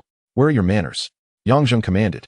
Amo, unable to defy him, knelt and said, Amo greets the true disciple. As Yangzheng prepared to say more, Tang Tianlu interjected. Enough, she is but a child. Do not trouble her. After Amo rose, Tang Tianlu lost interest and turned to leave, saying, Let us go. Tianying Peak is not our place anymore. Amo respectfully bids farewell to the true disciple, she murmured. Curiosity piqued, Tang Tianlu turned back at Amo's next words, noticing her resemblance to Abu. Unable to resist, she asked, Do you know Abu? She is my younger sister, Amo replied. Upon realizing Amo was Abu's sister, Tang Tianlu felt a surge of irritation, recalling her previous encounters with Abu. Yet, despite her frustration, she refrained from taking it out on Amo, recognizing it was not her fault. Yangzheng, observing Tang Tianlu's expression, recalled her prior grievances involving Abu and Zhang Ye. Stepping forward, he pinched Amo's small head, causing her to cry out in pain. You little brat, your sister's troubles are now yours to bear. Do not complain. He laughed heartily. Tang Tianlu disapproved of Yangzheng's excessive antics, ready to speak when a booming voice echoed from afar. You insolent cur, release her or face the consequences. Upon hearing that voice, Tang Tianlu nearly lost her composure. It was none other than Zhang Ye. What audacity! Yangzheng coldly regarded Zhang Ye, who had just appeared on the path, yet refused to release Amo. A glint of malice flickered in Yangzheng's eyes. If he could find justification to eliminate this opponent, the sword trials would be one adversary lighter. Tang Tianlu frowned. Yangzheng, release her. This child is innocent. I will support you, but if Zhang intends to cause trouble, he must answer to me. Is that so? Zhang Yi shot forward like an arrow, swinging a colossal fist. The sound of cracking bones echoed as the force unleashed, scattering energy in all directions. Yangzheng, realizing too late the intensity of Zhang Ye's breakthrough, felt a crushing blow strike his back, nearly shattering his spirit. Blood spewed forth as he soared into the air. With the voidless fist unleashed, Zhang Yi struck with 97 powerful punches as Tang Tianlu descended, ready to engage. He did not attack Tang Tianlu, but rather adopted a stance akin to a warrior embarking on a perilous journey, striking fiercely at the grievously injured Yangzheng. He had fallen into a trap. At that moment, Tang Tianlu swiftly turned around and rushed back, positioning herself protectively in front of Yangzheng, whose ribs were nearly shattered. Purple Qi Heavenly Net. A radiant purple light emanated, enveloping both Tang Tianlu and Yangzheng within a resplendent canopy. The sound of fists colliding echoed as dozens of strikes impacted against Tang Tianlu's defensive technique, the Purple Qi Heavenly Net, yet they proved largely ineffective.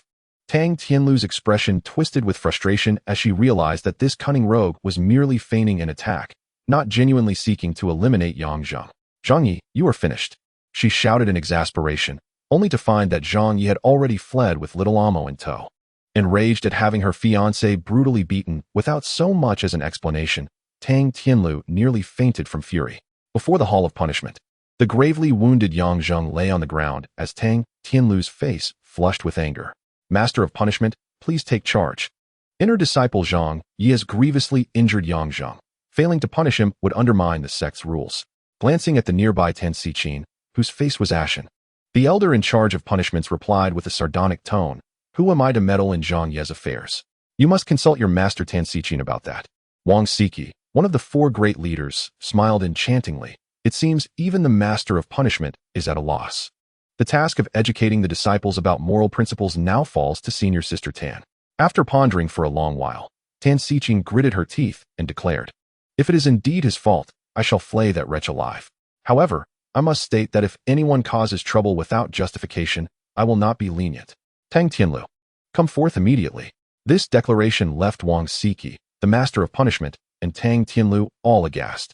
They understood that Tan Xichin was truly enraged, and provoking her would be unwise. Her words were not mere bluster, but a promise of action. Thus, the master of punishment pretended to be oblivious, while the usually jovial Wang Siki adopted a serious demeanor. "Tianlu, think carefully before you speak. Do not attempt to deceive your master Tan. Moreover, your terminology is inaccurate. Unless you were severely injured, Zhang Ye's actions against Yang Zheng do not amount to insubordination. At most, it is merely a conflict among inner disciples. Our sect strictly forbids true disciples from fighting among themselves, but there are no regulations regarding conflicts among inner disciples." Taken aback by her master's sudden gravity, Tang Tianlu pondered for a long time, but could not articulate her reasoning. Indeed, Yang Zheng had been somewhat irksome at that moment and had deserved a beating. Furthermore, it was clear from the events that Zhang Ye had indeed taken action against Yang Zheng. Tang Tianlu began to stutter. Tan Xichin looked at her with ill intentions. "Speak up. The moment you do, I shall immediately flay that wretch alive. Some things simply cannot be tolerated." Ultimately, Tang Tianlu dared not utter a word and took the injured Yang Zheng to seek healing. After delivering a punch to Yang Wei, Zhang Ye took the little hand of Xiao Amo and walked towards his small courtyard. "Little girl, starting today, do not remain at Tianying Peak. Come stay with me. And bring your sister along as well," Zhang Ye said as they walked. "Brother Yi is right. Once senior sister returns, we can move back." Amo nodded in agreement. Upon entering the courtyard, Amo chattered away until she noticed a beautiful woman with a cold demeanor standing in the snow. Recognizing Tan Xichin, she immediately knelt and said, "Outer disciple Amo greets you, master." Zhang Ye followed suit, kneeling as well. "Master, what brings you here? You wretched creature, are you finished yet?" Tan Xichin scolded, though she did not appear overly angry. While Zhang Ye was not particularly fearful, Amo was frightened and hid away. "Speak honestly. Not a detail of today's events can be omitted," Tan Xichin said, her expression softening as Zhang Ye refrained from arguing. He then recounted the situation as it had unfolded. Tan Xichin did not doubt him. After the incident involving Lan Tianying, many had become emboldened, and this was no secret. After a long contemplation, Tan Xichin uttered a startling remark. "You young lad have not progressed. You might as well have dealt with Yang Zheng decisively at that moment to avoid future troubles." Zhang Ye was left speechless. Tan Xichin seemed to take some pleasure in this, glancing at him sideways and saying, "So, you are quite protective of your sister's interests?" Zhang Ye replied, "With senior sister absent, I feel it is my responsibility to care for them." Tan Xichin nodded. "Having a sense of responsibility is commendable, but you must not act impulsively." "Understood, master," Zhang Ye replied, though he thought to himself that it was just earlier that she had suggested it was regrettable he and T dealt with Yang Zheng. Tan Xichin continued, "In the pharmacological valley, there is an outer disciple named Tao Linger. I hear you know her?" Upon hearing this, Zhang Ye smiled. "Ah, so she has also arrived at the mountain gate." "Yes, I know her. We are friends." Tan Xichin's eyes glimmered with amusement, though she maintained a stern demeanor. "That is good. I have some connections with her, but it is inconvenient for me to intervene. When you have the opportunity, please look after her. I trust your ability to protect your sisters is equal to that of Lan Tianying. Very well, I bestow upon you the 5th grade Yin-Yang mystical art. Cultivate it diligently, for you have not disappointed me." Her voice lingered before she vanished, leaving Zhang Ye with a jade slip containing the Yin-Yang mystical art. It had been a long time since he felt such a sensation. Contemplating the Yin-Yang mystical art and then reflecting on the previous 3-in-1 technique, he recognized that both were 5th grade techniques, yet their approaches were entirely different. The previous 3-in-1 technique was solely focused on a dominant state, prioritizing advancement. In contrast, the yin-yang mystical art emphasized balance, the equilibrium of yin and yang. According to the teachings of the yin-yang technique, the Tao generates one divides into yin and yang, hence termed the two forms, which is the foundation of all. Any transformations in heaven and earth, any changes in phenomena, are inextricably linked to the realm of yin and yang. The essence of existence lies in balance, in giving and receiving in return. From this perspective, it harmonized with Zhang Ye's cultivation approach, further elucidating the theory of dual cultivation. After careful examination, Zhang Ye found the yin-yang technique to be somewhat unsatisfactory. He began to make modifications. After applying numerous patches, he combined the previous 3-in-1 technique with the yin-yang mystical art, uncovering a fragmented structure. Interestingly, the current structure of the yin-yang mystical art could seamlessly integrate with the earlier 3-in-1 technique. With the rising and setting of the sun, Zhang Ye dedicated himself to refining the technique, setting aside his previous tasks in the medicinal fields. The process of perfecting the technique was no longer as straightforward as before. The higher the level, the more intricate the details, and the more complex the structure became. It was akin to constructing a skyscraper from the ground up. Finally, after 7 days, Zhang Ye produced a refined version of the 4-in-1 technique that he deemed flawless. Following the new structure, he efficiently cycled through it twice. Zhang Ye felt invigorated. The pace of advancement was swifter than before. While not drastically faster, this increasingly fundamental structure was more harmonious, devoid of malevolence, and allowed for gradual, pure refinement. The presence of the purple-clad figure in his sea of consciousness regarded this as a 6th-grade technique. Chapter 63. The new Spirit Emperor pill. The previous incident where Yang Zheng was thoroughly beaten seemed to have been forgotten, with no one daring to mention it. Additionally, due to Yang Zheng's recuperation, the responsibilities of the interdisciplinary hall were handed over to Xiaoying. Originally, Zhang Ye awaited the arrival of medicinal herbs, but it was Yang Zheng who intervened. This time, with Su Ying's assistance, the plan was successfully executed, and 100 portions of auxiliary herbs were dispatched to Zhang Ye's small courtyard. Carrying a bamboo basket, Tao Linger trudged along the mountain path, her pace laborious. She wiped the beads of sweat from her forehead and looked up. Finally, the inner courtyard came into view. Located halfway up Taishan Peak, Tao Linger, lacking any cultivation, found her journey exceptionally arduous. Upon entering the courtyard, she resembled a little snowman, her hands and face flushed with cold. "Brother Yi, do you remember me, Tao Linger?" she asked, trembling, as she approached Zhang Ye, who was leisurely sipping wine in the courtyard. "Of course, we are friends. Have you forgotten?" Zhang Ye replied with a faint smile. "Sister Suing asked me to deliver these herbs to you. Please check them," Tao Linger said. Zhang Ye accepted the herbs without glancing at them, brushing off the snowflakes from her clothes. Remembering his promise to Tan Xichin, he inquired, "Has it been tough over there? Would you like to move in with me?" Tao Linger gasped and turned to flee. "No, my mother told me not to get too close to men. She said there are no good men." Zhang Ye couldn't help scratching his head, then chuckled softly. Tao Linger had not changed at all. With the herbs in hand, Zhang Ye began preparations. By the time everything was ready, evening had fallen. Hiding within his 7 treasure gourd, he followed his previous alchemical insights, combining the first ratios of the 3 sets of herbs. Channeling his spiritual energy, he activated the 5 spirits' divine cauldron. With a rumble, heat radiated outward, igniting the 5 yang flames within. Although the flames were fierce, Zhang Ye's ability to control them had become remarkably precise. Furthermore, having cultivated the 6th-grade incantation, he found himself at ease with understanding and controlling his spiritual energy. Thus, the process became significantly more efficient. Previously, it took him at least 2 hours to refine a batch of pills, leaving him utterly exhausted. He could only manage 2 batches every 3 days. Now, however, he completed the refinement in merely half an hour, with energy to spare. Even though Zhang Ye was confident in his ability to refine pills without relying on the golden bud's essence, at the critical moment, the small golden bud erupted with a wave of more intense, bitter brilliance. The light swept through, dissipating the pill's chaotic aura, and a rich, bitter herbal fragrance wafted from the cauldron. 3 Spirit Emperor pills emerged successfully from the process. After observing the pills for a while, Zhang Ye distinctly sensed a difference in quality compared to previous Spirit Emperor pills. While the core quality remained the same, the additional bitter essence, influenced by the golden bud's enhancement, was more pronounced. "What is this?" Zhang Ye murmured to himself. "Come out." A sharp voice called from outside. Zhang Ye, startled, scrambled out of the gourd and quickly knelt to pay his respects. It was Tan Xuan. Each time she regarded his innocent and harmless demeanor, her irritation grew. Though she often felt sympathy for Zhang Ye, she invariably learned of his exploits, how he had killed and robbed others, how he had obliterated his foes. To an observer, he appeared to be a ruthless harbinger of death, yet in truth, he was rather endearing. Enough, I am not swayed by such antics. Stand up, Tan Xuan commanded, waving her sleeve, and Zhang Ye was naturally lifted to his feet. I must uphold etiquette. I shall never forget your kindness, Master Xuan. You are cold in demeanor but warm-hearted, and I hold you in great esteem, Zhang Ye said earnestly. Am I cold-hearted? When did I become so? Tan Xuan responded, her brow furrowing. Are you praising me or criticizing me? Zhang Ye found himself at a loss for words. His master truly had a peculiar temperament. Now, how goes your alchemical progress? She inquired. Zhang Ye, not wishing to withhold anything, promptly presented the 3 newly refined pills. The first batch is complete. Please review, Master.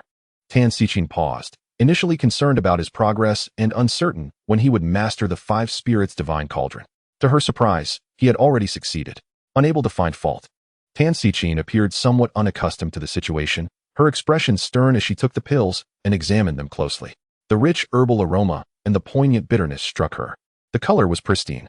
As a connoisseur, she recognized at a glance that this pill vastly surpassed the usual Spirit Emperor pills, even exceeding the descriptions by Wang Shan.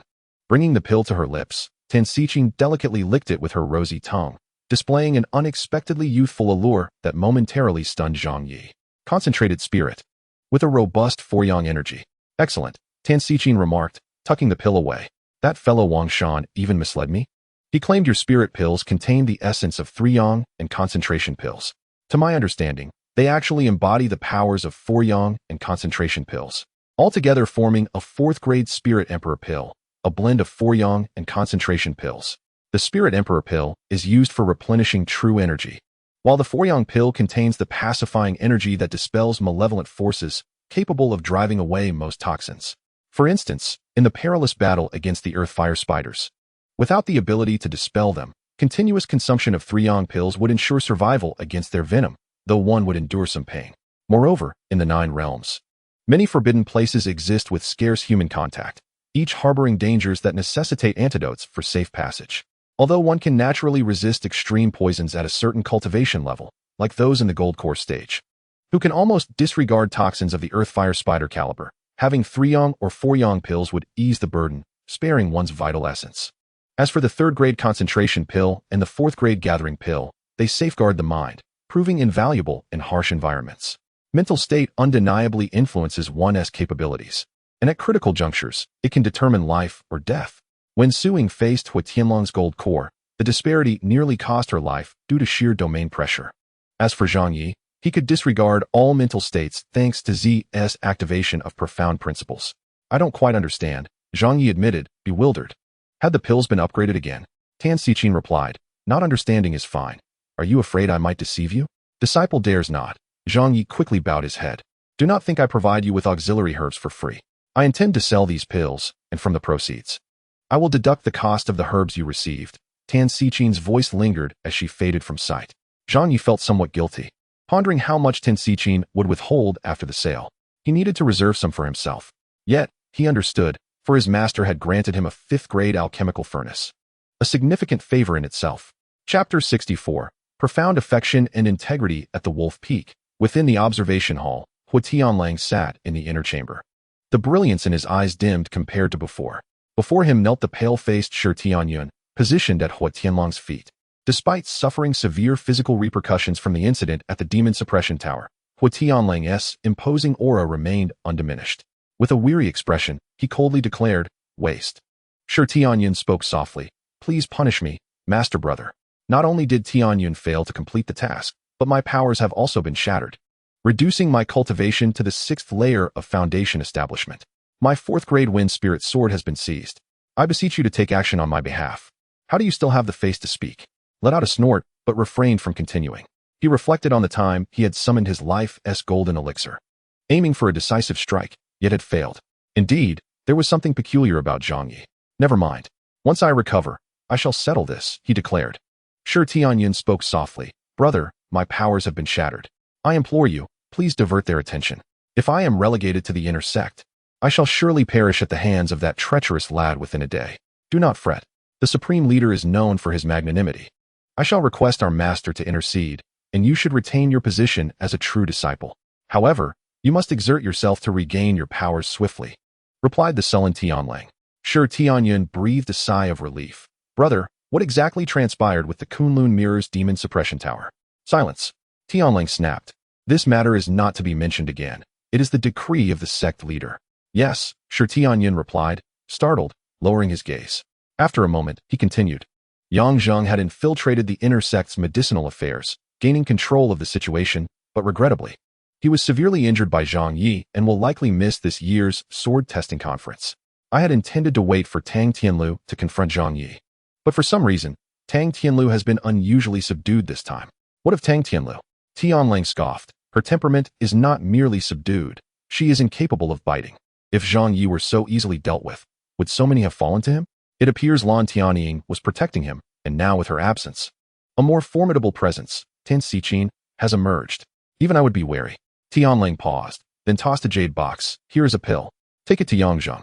Once he recovers, let him come see me. I shall forcibly elevate his cultivation. I cannot afford to be embarrassed at the sword testing conference." "Yes." Sure Tianyun accepted the jade box and departed. That evening, a peculiar guest arrived at Tai Xuan Peak. In the hall of the commanding elders of the floating city, Wang Shan, ever the genial businessman, raised a cup of fine spiritual tea and remarked, "I happened to pass by and thought I would visit Elder Tan Xichin and inquire about Zhang Ye's progress." Tan Xichin tossed him a jade box. "The first batch of pills has been produced. Take a look and see if they are effective." Wang Shan was momentarily taken aback, expressing curiosity. According to reports from the island, Zhang Ye is merely at the initial stage of foundation building. I had thought it would take him much longer to master the five-spirit divine cauldron. It must be thanks to Elder Tan Xichin's assistance that he has progressed so swiftly. I am not so generous. Do not flatter me. It is his own determination. Tan Xichin replied coldly. Having known her for decades, Wang Shan was unfazed by her temperament and smiled, choosing not to elaborate further. After examining the 3 pills for a considerable time, he was astonished. Has there been an upgrade? This is clearly a 3-in-1 combination of the 4-yang pill, gathering spirit pill and spiritual emperor pill, with no reduction in potency. At least you speak the truth. Last time, I thought you were deceiving me, Tan Xichin commented. Wang Shan chuckled. In business, particularly for a large enterprise like ours, credibility is paramount. This is not a one-time deal. You can rest assured. Enough of the pleasantries. Name your price. Tan Xichin was direct. Wang Shan promptly produced 12 jade vials, each containing 50 gathering yuan pills, totaling 600 pills. This is merely a deposit. I did not come prepared today, so I do not have much on hand. Elder Tan, please accept these, and we can discuss further later. After exchanging a few words about various realms, Wang Shan took his leave, carrying samples of 3 soul pills. As the snow dwindled, heralding early spring, the golden sprout shed its first tear, and the bitter aura seeped through the gourd, awakening Zhang Ye, who had dozed in the small courtyard. Upon inspecting the gourd, he found that the soil, now imbued with a stronger bitterness, had enhanced its potency and spiritual energy, improving its quality. However, the small golden sprout appeared unwell, wilting slightly. Though uncertain of the cause, Zhang Yi sensed that this was not a good sign. The imbalance of yin and yang violated the laws of the Tao. This was not mutual nourishment, but rather the sprout sacrificing itself for the benefit of the soil. Gently touching the sprout, Zhang Yi murmured, "What troubles you, little one?" The sprout swayed sadly, unable to voice its concerns. It was worried about Lan Tianying. After a long silence, the elusive Zhe spoke softly from within his mind. "What does the senior sister have to do with the golden sprout?" Zhang Yi pondered. Zhe replied, "I should not reveal this, but I did not anticipate the profound impact it would have on the sprout. This golden sprout was nurtured by the heavens, yet it emerged from the earth due to a tear of utmost sincerity from Lan Tianying. Is that true?" Zhang Ye's voice turned hoarse. Zhe recounted the circumstances, adding, "At that moment, I too was somewhat moved. To stabilize your chaotic aura, she forcibly utilized her golden elixir to help you break through, drawing immense amounts of her life essence in the process, which severely harmed her. You were unaware and mistakenly misunderstood her intentions. You will come to understand the value of life essence in time. Only Lan Tianying would make such sacrifices for you, were it not for such harsh realities. The cultivation world would be filled with greater masters, as everyone could rely on their elders for advancement, thereby losing the true meaning of the Tao. Lan Tianying was practically defying the heavens, losing at least 2 layers of cultivation. After a pause, Zhang Ye continued, of course. It was her deep feelings that allowed the golden sprout to break through the earth. Zhang Ye finally comprehended why Zhang Ye had so confidently urged him to seek the 7 treasures gourd from the senior sister, stating she would give her life for it. His senior sister was indeed a simple soul. In turn, Zhang Ye, devoid of any thoughts, suddenly burst into tears. Zhang Ye, wishing to say no more, faded away, leaving Zhang Ye to weep alone in the courtyard. Zhao Ku, with his tangled hair, and Wu Go, bright as frost and snow, a silver saddle on a white horse, galloping like a shooting star. 10 steps to slay a man, 1,000 miles with no trace left. Once the matter is settled, I will brush off my robes and hide my name. Leisurely, I drink with friends of Xianling, resting my sword across my knee. I'll feast on roasted meat with Zhu Hai, raising a toast to lording. 3 cups yield promises, 5 mountains feel light. After the dazzling sights and sounds, my spirit ignites with vibrant colors. Rescuing Zhao with a golden hammer, we first astonished Handan. Through the ages, 2 heroes, renowned in the city of Liang. Though I die, my chivalrous spirit lingers, unashamed among the world's elite. Who can inscribe beneath the eaves the Tai Xuan Sutra for the aged? At this moment, Zhang Ye finally recalled the poem his senior sister had bestowed upon him along with the incantation. In this situation, the words took on a deeper meaning, and he vaguely perceived the path ahead, forged through determination and fervor. The snow in the sky suddenly grew heavy and boundless, revealing the hidden stars. And the long-absent moon peeked through, shimmering like the sun. Day and night converged, as stars and snow danced together. Above the floating city, the supreme leader of the Tai Xuan Sect, in seclusion within the alchemy tower, suddenly opened his eyes, rising to gaze through the tower's apex at the extraordinary celestial phenomenon. Day and night converge, as stars and snow dance. In the blessed land of the East Sea, atop the viewing tower of the vast sea divine palace, a middle-aged man in white, hands clasped behind his back, turned and commanded, "Summon the 4 elders for a council." "Yes," the sword's servant responded, departing. Chapter 65. Stars and snow. The snow has finally melted. Spring has arrived. Zhang Ye continued his daily life, tending to the fields, refining pills, and cultivating. He awaited his promotion to true disciple. Without the identity of a true disciple, it would be futile to protect the many others. It is impossible to engage in the core discussions of the sect, thus rendering any conversation about retrieving the senior sister futile. Zhang Ye is diligent, yet financially motivated. As he concocts his 35th furnace of elixirs in hopes of great fortune, a debate is underway at the Donghai Blessed Land. The Guanhai Tower stands resolutely amidst the vast ocean, akin to a stabilizing needle in tumultuous waters, while waves crash violently against the cliffs and storms rage above. The tower remains steadfast in the storm.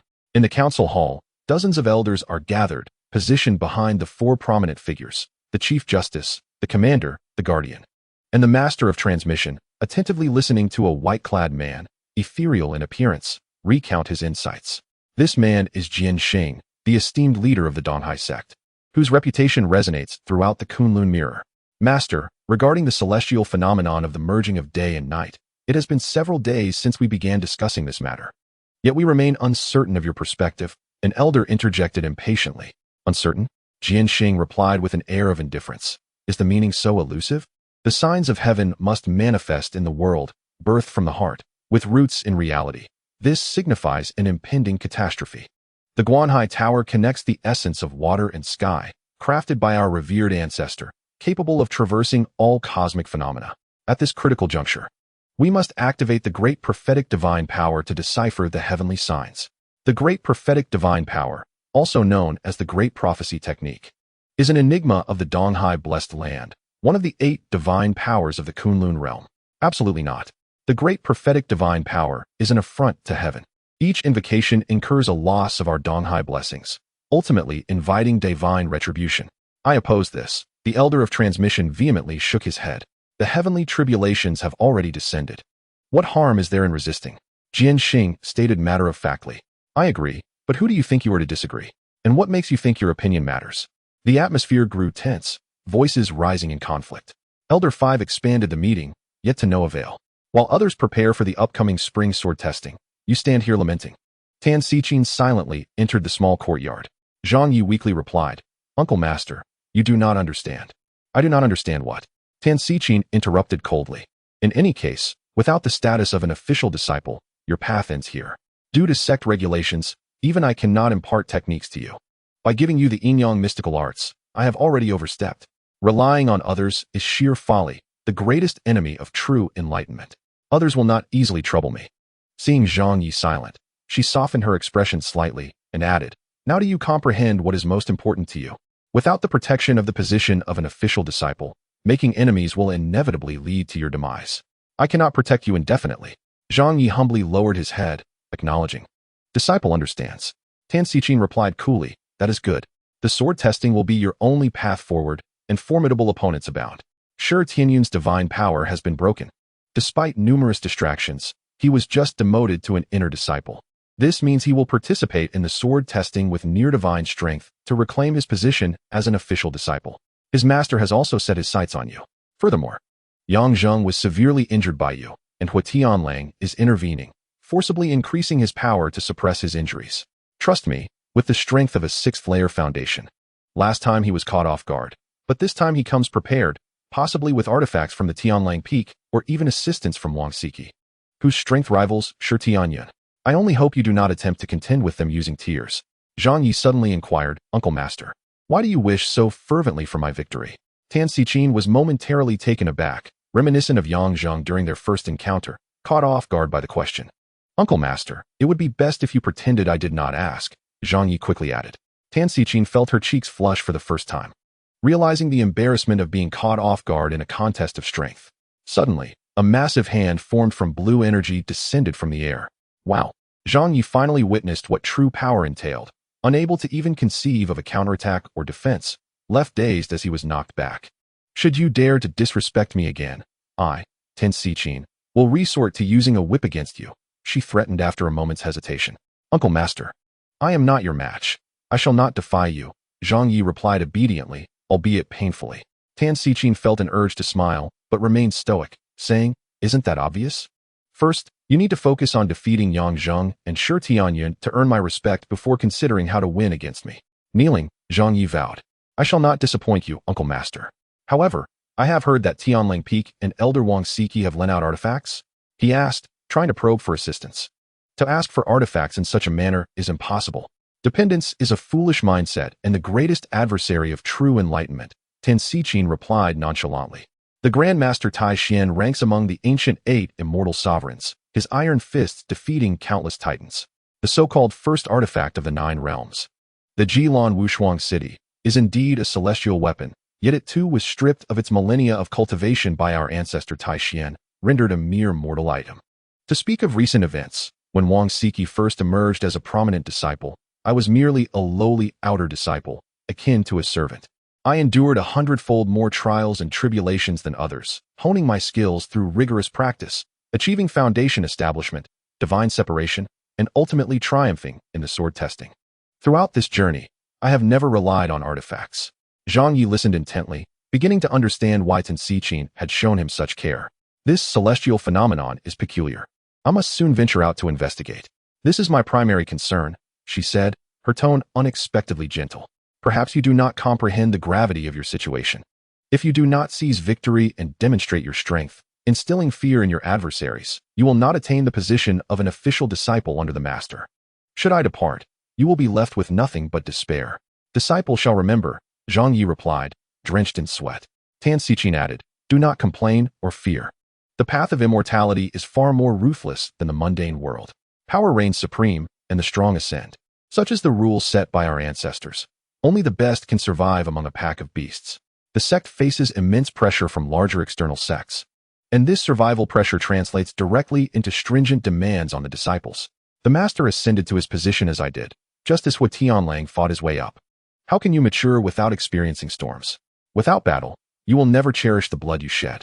Without battle, one will never appreciate the value of blood, Zhang Ye murmured. Do not mimic my speech, Tan Xichin admonished, her expression hardening once more. Oh, Zhang Ye replied, meekly nodding. Tan Xichin then asked, although I can no longer impart techniques, do you have any questions regarding cultivation? None. I have my own path, my own thoughts, Zhang Ye replied, a hint of pride escaping as he subtly raised his head. Tan Xichin was momentarily taken aback, but did not take offense at his pride. Very well, she conceded. How has your elixir refining progressed? Zhang Ye immediately presented 110 soul elixirs. Chapter 66. The qualitative disparity as he contemplated how much Tensichin might deduct from his yield. Suddenly, countless jade vials erupted from her gourd, each containing 50 gathering essence elixirs, filling the courtyard entirely with 100 vials. Zhang Ye was left utterly astonished. The Revitalization Sect is very pleased with the elixirs you have refined. This time, I specifically requested an advance payment from them. After deducting the 1,000 elixirs worth of materials you received, here is 5,000 as a prepayment. Keep it well, Tensichin stated. With a flourish, Zhang Ye swept the elixirs into his gourd, leaving 2 vials, which he obediently offered to Tensichin, saying, "Uncle Master, you have worked hard for me. Please take these to replenish your vitality. Go away. Trying to bribe me with such trifles? Have you lost your mind?"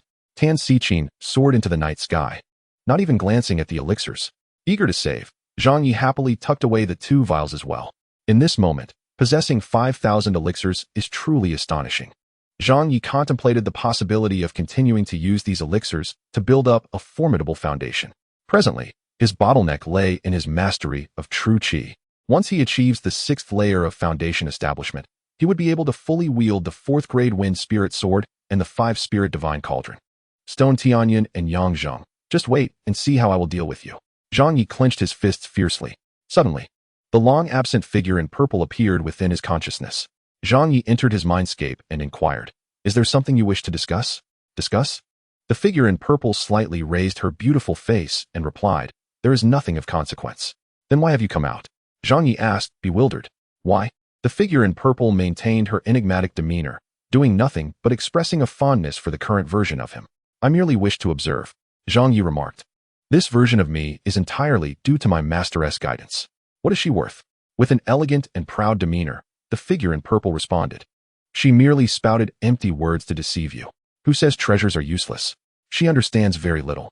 Zhang Ye conceded, "That is true. Ultimately, personal strength is paramount. The efficacy of treasures depends on how one utilizes them." The figure in purple said with a hint of indifference, "Take good care of Xiao Bao and Jinya. Once they grow up, they will be capable of anything." Zhang Ye asked, "Can you tell me what they might be able to do when they grow?" The figure in purple shook her head softly. "What Jinya will do is beyond even my comprehension. However, Xiao Bao will consume the stars. When the day comes that he devours the moon like a celestial dog, do not be overly astonished. That is merely the beginning." "What?" Zhang Ye was not elated but rather startled, jumping up in shock. "What is so strange about it?" The figure in purple spoke softly. "He does not need to eat to survive. Given the bond you share with him, he will heed your words. And you? Will you heed mine?" Zhang Ye suddenly asked a peculiar question. "If you were to pledge your life to me, I would never forsake you." The figure in purple slightly tilted her head, exuding an air of pride. "That is a promise I have made, and it endures eternally." Zhang Ye responded, "By the way, you continuously stay with me. What can you actually do?" "Nothing." The figure in purple shook her head. "My primordial spirit has nearly dissipated, and I cannot cultivate on my own. After sharing with you, the only path forward is for you to grow stronger. However, from another perspective, once you become strong, does it make a difference whether I am present or not?" Zhang Ye, sensing a peculiar tone in her words, quickly replied, "There is still a distinction. In any case, I do not mind your presence here. I would miss you during your absence. I only thought you were avoiding me because you had achieved some result in your cultivation. Who told you I was cultivating?" The figure in purple stated, "I simply do not wish to see you." Zhang Ye was taken aback. "Why?" The figure in purple did not conceal her thoughts. "No reason. I simply did not want to see you when you were infatuated with Lan Tianying." Zhang Ye replied defiantly, "Shouldn't I consider her? Of course you should. Without her, you would remain forever asleep. But should I wish to see you?" Zhang Ye nearly felt his composure slip at her words. The figure in purple, uninterested in further banter, turned her focus back to the matter at hand, with elixirs in hand. "We can proceed with a more aggressive approach to break through to the 6th layer of foundation establishment. Remember, at this stage, you cannot afford to falter. If one chooses to fight, they must do so with the ferocity of a lion battling a rabbit, ruling over the realm." "Understood." Zhang Ye nodded obediently. Xiao Bao would not be able to consume 4th-grade treasures for a while, which would hinder his growth. In the sword trial, Jinya might not prove useful either.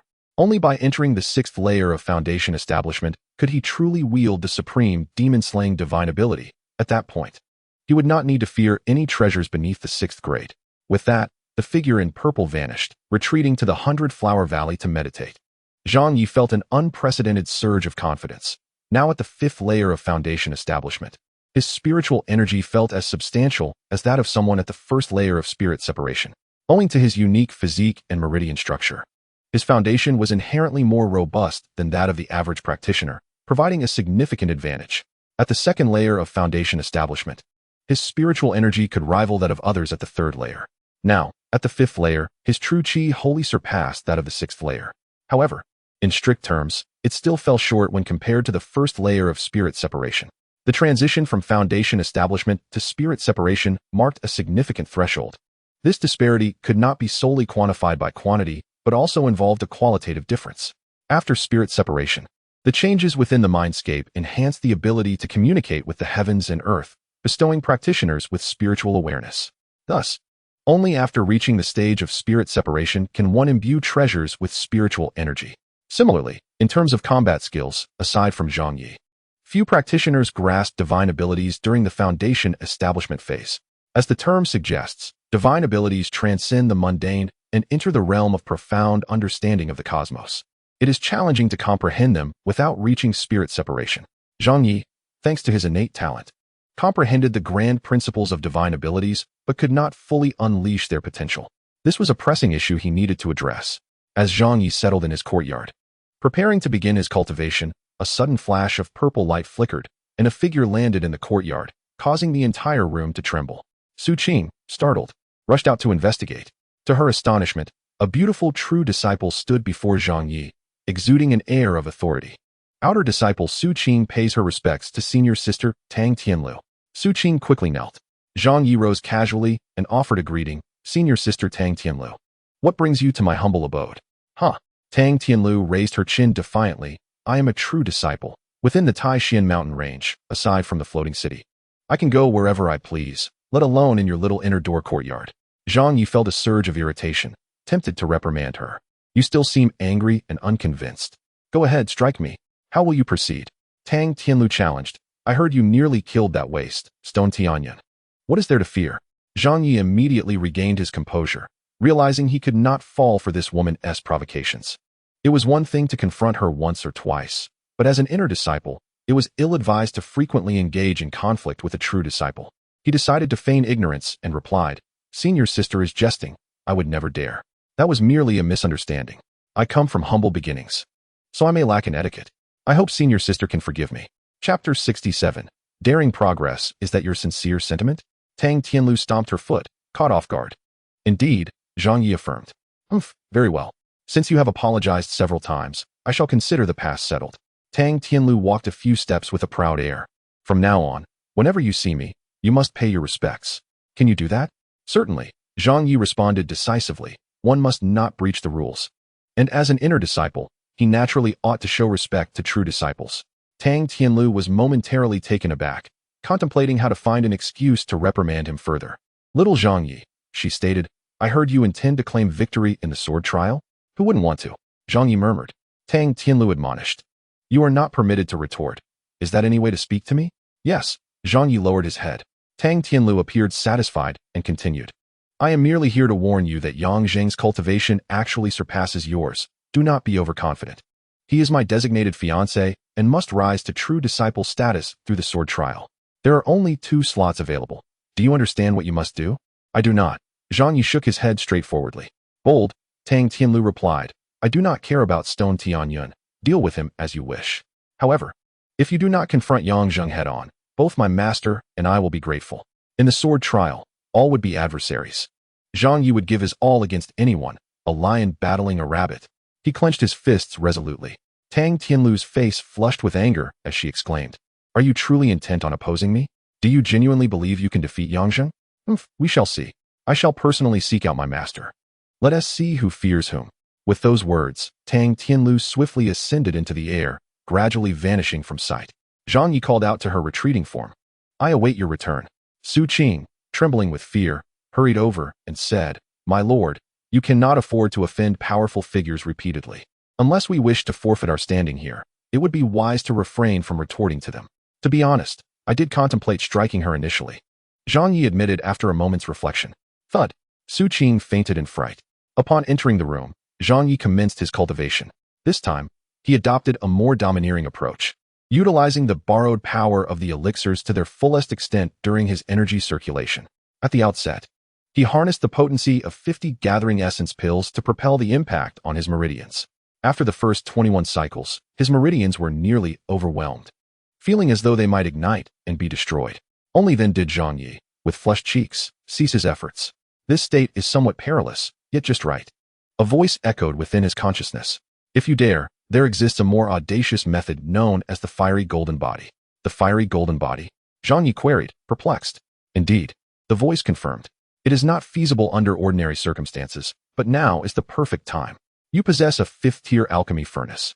By simultaneously inhaling the essence of the 5 yang flames during your cultivation, you can drastically accelerate the thermal expansion of your meridians, effectively doubling their capacity for a brief period. At that moment, you may increase the borrowed gathering essence pills to 100. While the previous method allowed for a 2-fold increase in burden, the fiery golden body technique will enable a 4-fold increase.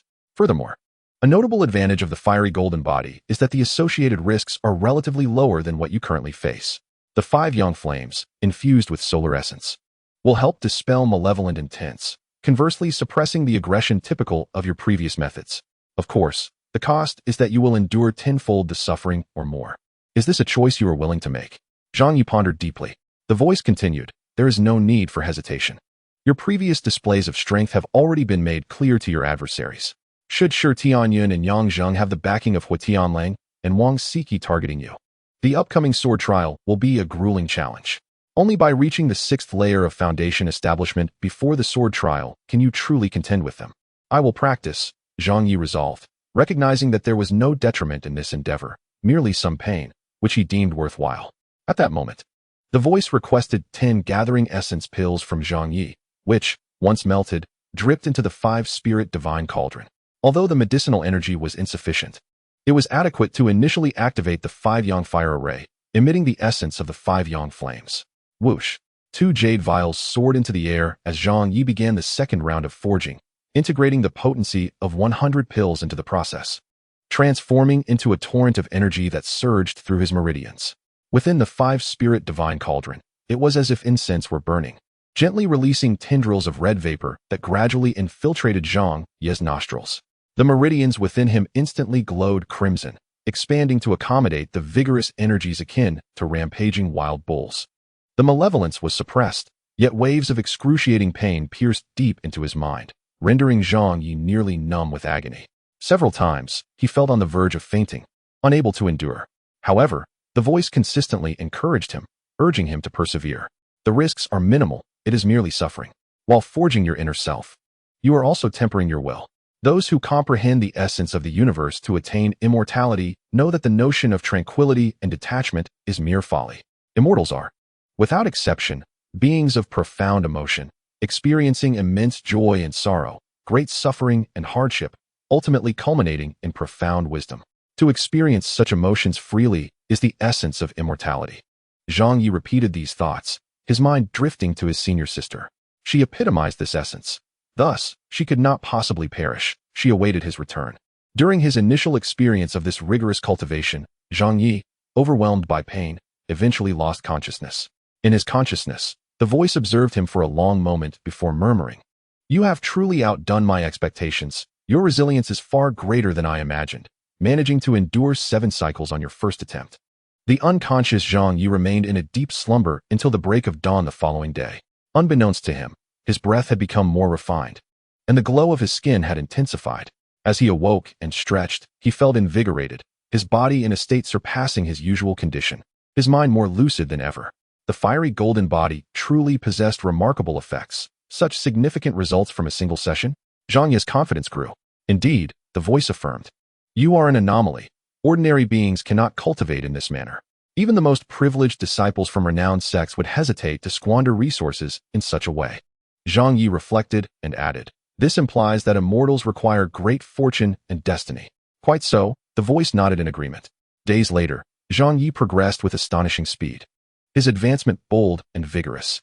During this period, he had no cause for concern. It was the crucial moment leading up to the sword trial, and Tan Siqin ensured Zhang Ye's protection, with no one daring to disturb him. Tan Siqin visited once, leaving behind 9,000 gathering essence pills as a token.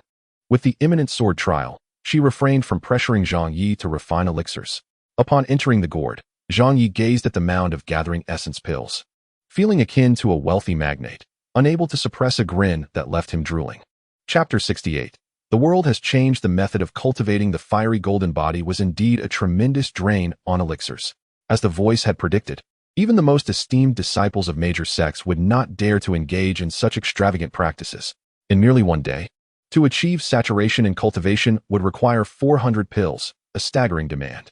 Moreover, the voice had warned that a threefold increase would be necessary during the final breakthrough. Sensing the voice's heightened urgency, Zhang Ye inquired, "Why the sudden haste?" The voice delivered an astonishing revelation. "I sense time is running short.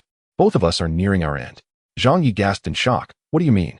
After a moment's contemplation, the voice explained, "Your talents are exceptional. Your understanding divinely bestowed, and your constitution is unique. You are a prodigy, a rare find in a millennium. However, extraordinary talents often invite jealousy from the heavens, resulting in a shorter lifespan than the average person. Coupled with your years of enduring harsh conditions, insufficient sustenance, and exposure to damp and cold without the protection of true energy, your already limited lifespan has been further diminished. If I am not mistaken, without breaking through to the golden core, you will not live past 48. When I shared your lifespan, you had at most 30 years left. Even after drawing from it, it remains insufficient to compensate for the deficit. Were it not for your senior sister assisting you with her golden core's true essence, I would not have awakened, and you would have perished long ago." Upon hearing her name, Zhang Ye murmured, "Senior sister," yet felt less anxious about his lifespan. The voice continued, "Now that our true essences are entwined, our fates are bound together. If my estimations are accurate, we likely have no more than 2 years left." Zhang Ye responded, "It is said that only by breaking through to the golden core can one truly communicate with the bridge of the heavens and transcend the limits of lifespan. If that is the case, without achieving the golden core within 2 years, we are doomed." The voice shook its head. "Achieving the golden core in 2 years is nothing more than a fantasy. It is impossible, even for you. The higher you ascend, the slower the progress. Given your unique constitution and solid foundation, future advancements will be exceedingly challenging. Reflect on how effortlessly you broke through the first 3 layers of Qi refinement. Even your last breakthrough to the 4th layer of foundation establishment required merely 800 gathering essence pills. But what of now?" Zhang Ye asked. "What can be done to compensate for the loss of lifespan?" In a gentle tone, the woman in purple remarked that alchemy was the only opportunity available. Once you attain the position of true disciple, with more time and energy at your disposal, leveraging the unique properties of the golden bud and the strength of the rejuvenation hall, if you could acquire a superior alchemical furnace, I would then instruct you in the crafting of new elixirs." Zhang Ye couldn't help but sigh. Almost all the treasures now rested upon his ability to secure the top position. As the days passed, the atmosphere within the sect had become relatively calm. As Ten Sichin had noted, everyone was engaged in arduous preparations. The sword testing conference occurred only once every 4 years, serving as the sole opportunity for inner disciples to showcase their talents and prove their abilities, a chance to escape the depths of hardship with a single decisive strike. Suing was also preparing diligently. Her innate talent was merely average, yet her social connections were commendable. With the aid of her senior sister, she had barely managed to establish her foundation successfully. This was her first attempt to make a mark at the sword testing conference. During this time, Zhang Ye visited Su Ying numerous times, each time leaving behind a handful of gathering yuan pills.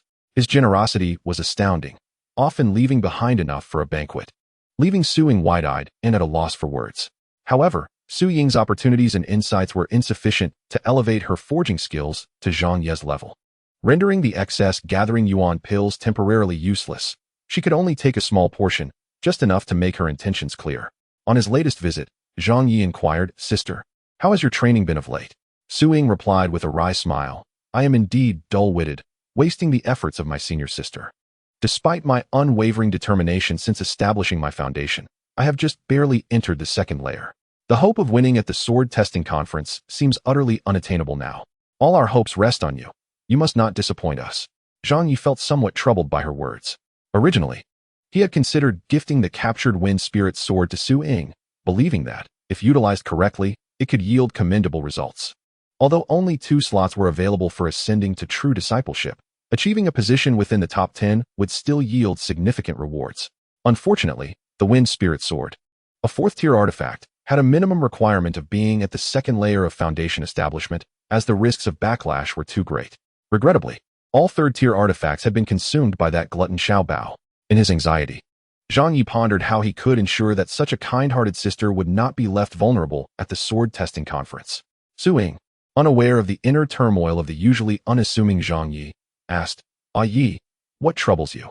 "Nothing. Sister, continue your hard work.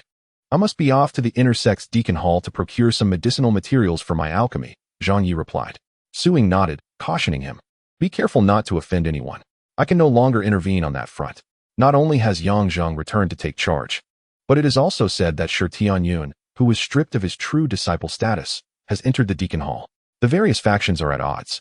And without our senior sister here, we must tread carefully. "I understand, sister," Zhang Ye nodded obediently.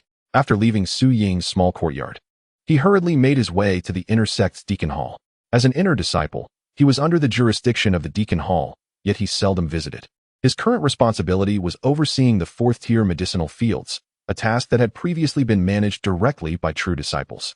Fourth-tier medicinal herbs were no longer associated with the deacon hall. This had previously been overseen by senior sister Lan Tanying. But that authority had now been reclaimed by Tan Siqin. Having exhausted the 104th-tier Spirit Emperor herbs he had secretly cultivated, Zhang Ye found his own 10 acres of land nearly depleted, with only a few remaining, about 4 acres still available. If he worked swiftly, he could plant another 40 Spirit Emperor herbs. Zhang Ye knew that with third-tier seeds, he could cultivate fourth-tier herbs. Hence his need to visit the deacon hall to acquire seeds. Upon entering the deacon hall, he found it difficult to spot the familiar faces of the female disciples from days gone by. Times had changed, and with the absence of Lan Tianying, Yang Zheng had taken the opportunity to assign all female disciples to labor in the fields. Even the young girl, Xiao Abu, was burdened with heavy tasks. The male disciples now wandering the halls were predominantly from the two major factions, Shi Tianyun and Yang Zheng's groups. Many who passed by cast peculiar glances at Zhang Ye. His reputation within the Tai Xuan Sect had soured immensely. Once regarded as a harmless young lad, he was now seen as a ruthless tyrant known for his countless transgressions. It was said that when disobedient outer disciples, as young as 7 or 8, heard that Zhang Ye was coming, they would instantly behave themselves. "Brother Ye, Brother Ye," they greeted with a mixture of trepidation and respect, despite their odd expressions.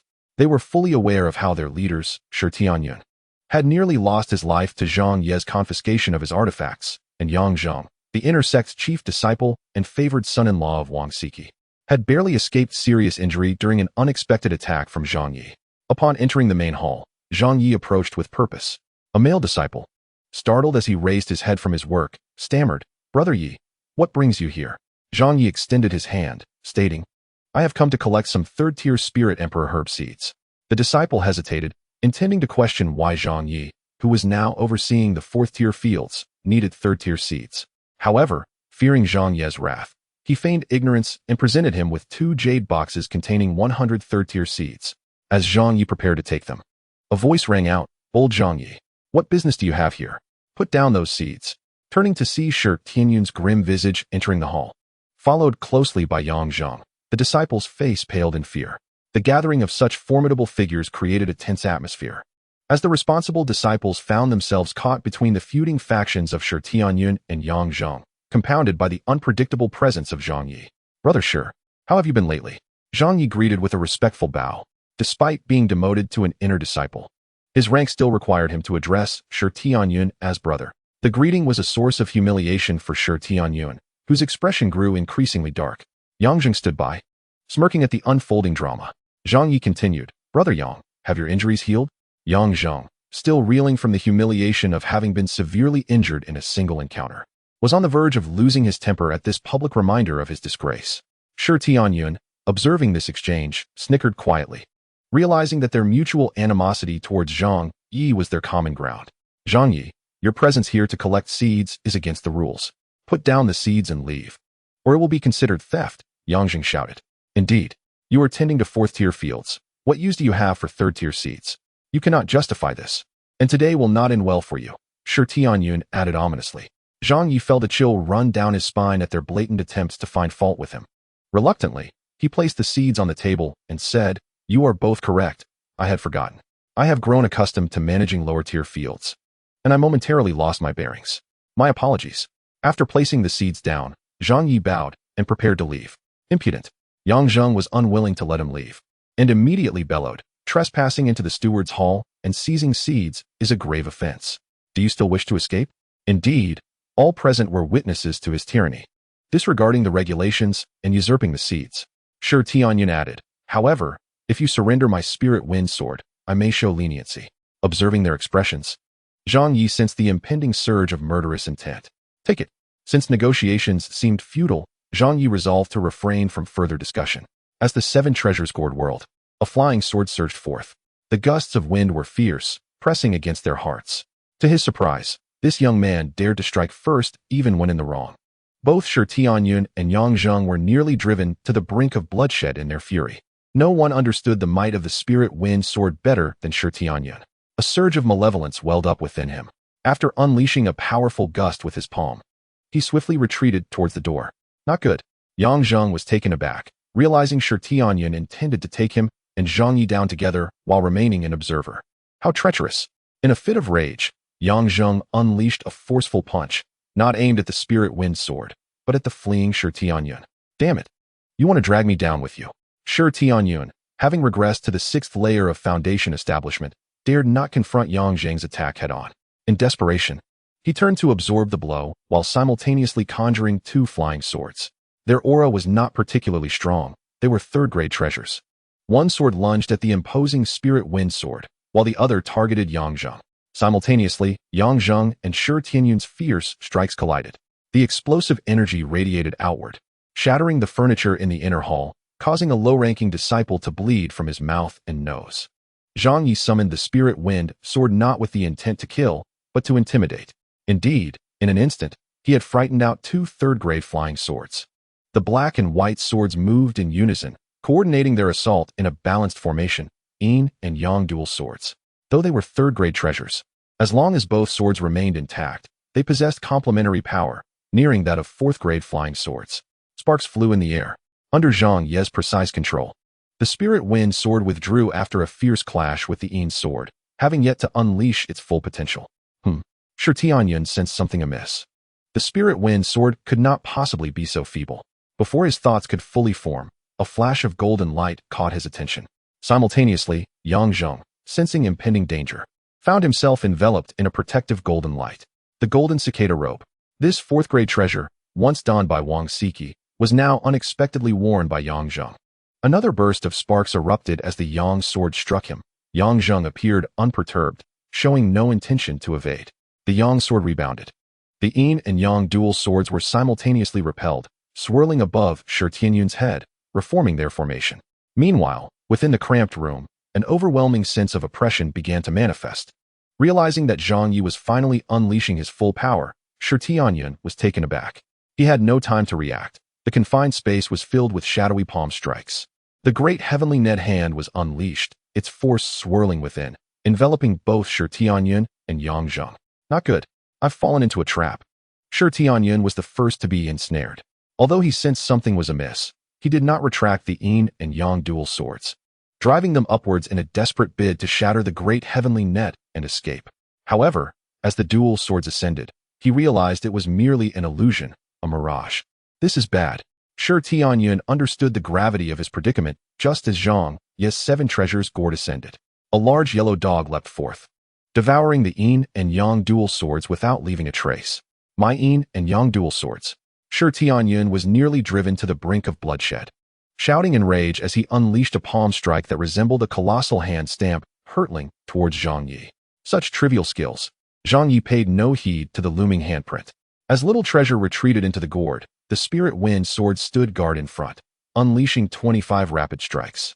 The sword energy surged forth, fracturing the force of the large handprint. Concurrently, Zhang Ye launched his offensive. The void meteor fist intercepted Shi Tianyun, while Zhang Ye's colossal fist relentlessly pursued Yang Zheng. Yang Zheng, already in flight, began to attack only when he sensed Zhang Ye holding back with the appearance of his treasures. Upon witnessing the large yellow dog devouring the yin and yang dual swords, he was struck with fear and seized the chance to escape. Chapter 70. A resounding victory. Can you escape? The colossal fist chased after Yang Zheng, who was attempting to flee through the roof. Feeling the insatiable murder intent behind him, he knew he was in peril. That brat has improved again. I shall face you. Yang Zhang, having barely survived a previous near-fatal strike, now faced Zhang Ye's more powerful fists. Fully aware that summoning his treasure robe would bring trouble, yet prioritizing his life. He activated the golden cicada robe once more. The golden light flickered, enveloping Yang Zhang. With a powerful punch colliding against the treasure robe, shockwaves erupted. Zhang Ye's current strength was exceedingly formidable. Even the fourth-grade golden cicada robe nearly faltered against his might. Yang Zhang's body was propelled higher into the sky, and as he coughed up blood, he hastened his escape. Junior brother Yang, do not flee. At this point, we should join forces to eliminate this scoundrel.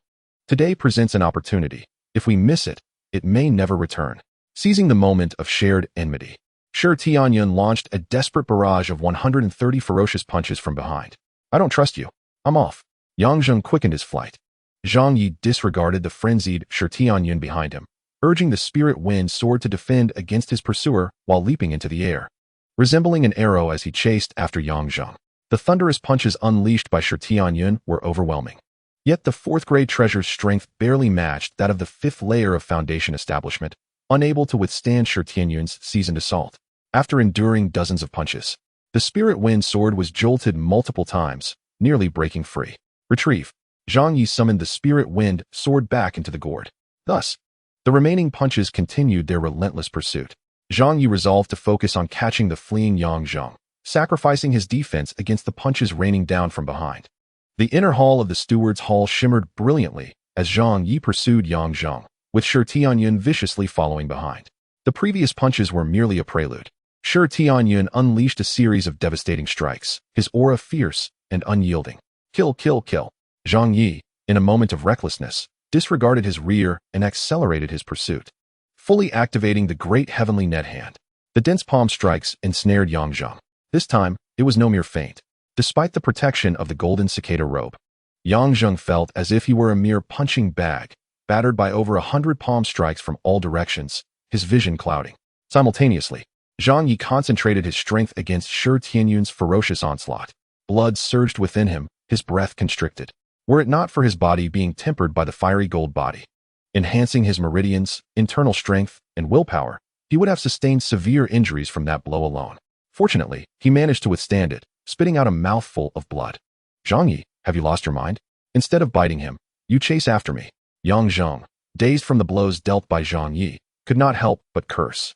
No one can escape. Zhang Ye finally unleashed a heavy strike. With a thunderous punch, he struck Yang Zhang's golden cicada armor. At this moment, although Zhang Ye's strength was merely at the 5th level of foundation establishment, he was nearly on par with someone at the 1st level of spirit separation. Even the golden cicada armor, having endured several relentless attacks, could not withstand any more. Whoosh! The spirit of the golden cicada armor momentarily fainted, its golden light scattering, separating from Yang Zhang's body and shrinking to the size of a palm, before Yang Zhang could retrieve it. The little treasure within the 7 treasure gourds spit out the yin-yang dual swords, which had been stripped of their spirit, and darted away. With a crunch, the golden cicada armor was devoured by the little treasure. My armor! Yang Zhang shouted in fury, I'll fight you to the end. I'll join you in this fight. The furious Shi Tianyun came chasing after from behind. With the aid of Zhang Ye's profound magical energy, the Xian Kong shadow movement transformed into a mere phantom. In an instant, it vanished from sight. Bang! This was akin to a clash in midair. As Shi Tianyun and Yang Zhang collided fiercely, their blood surging in mutual fury, Zhang Ye had already slipped into a position before them, his face cold as he declared, Let us die together. One person slain every 10 steps. Upon hearing this devastating threat, Shi Tianyun's expression changed dramatically, and he shouted, Junior brother Yang, do not act recklessly. Run. Whoosh whoosh. The two fled desperately to the sides. There was no sound. When they turned back to look, there was no sign of the promised 10-step kill. Even Zhang Ye had vanished. They exchanged glances, bewildered that a mere 5th-level foundation establishment cultivator had come to their doorstep, defeated them, and taken their treasures. Both were so furious they spat blood. Countless inner and outer disciples watching below rubbed their eyes in disbelief. Was Zhang Ye truly that formidable? In midair, Shi Tianyun and Yang Zhang began to hurl insults at one another. It's all your fault, coward. Why did you run? If we had joined forces, how could he have succeeded? Don't start with me. Weren't you the first to flee? Their argument grew so intense that it seemed the sky would collapse. Zhang Ye returned to his courtyard, letting out a sigh of relief. The management at the Tai Xuan Sect was exceedingly strict. Causing a ruckus at the sect's residence was a grave offense. Inner disciples were already granted their own quarters, which was a red line. While fighting outside might be somewhat acceptable, within the residence, even Tang Tianlu, who had previously intruded upon Zhang Ye, only dared to engage in a verbal spat. And that was because she held the status of a true disciple. Ordinary individuals would not dare cross such boundaries. Zhang Ye swallowed 2 pills, meditated briefly, and restored his breath. When he opened his eyes, he was startled to see Tan Xiqin standing before him, her face ashen, not knowing how long she had been there. Disciple greets you, Master Ant. Zhang Ye bowed his head. Tan Xiqin scolded. Why not just storm into the floating city and steal my things outright while you're at it, and then greet me as your Master Ant? You've misunderstood. Zhang Ye replied weakly. Misunderstood? Tan Xiqin's face remained stern.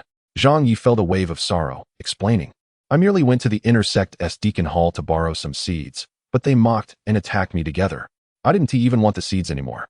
Yet they still ganged up on me. I feel wronged. Wronged. Tan Xiqin rebuked. You chased them to their territory, creating chaos, and even seized 3 pieces of their treasures. How can you claim to be wronged? Zhang Ye was at a loss for words.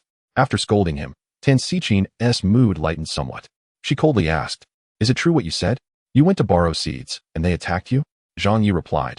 The situation was such, but what? Tan Xiqin frowned. I was the one who struck first, Zhang Ye murmured. Tan Xiqin, furious, paced back and forth, ultimately raising a large blue hand. Wow.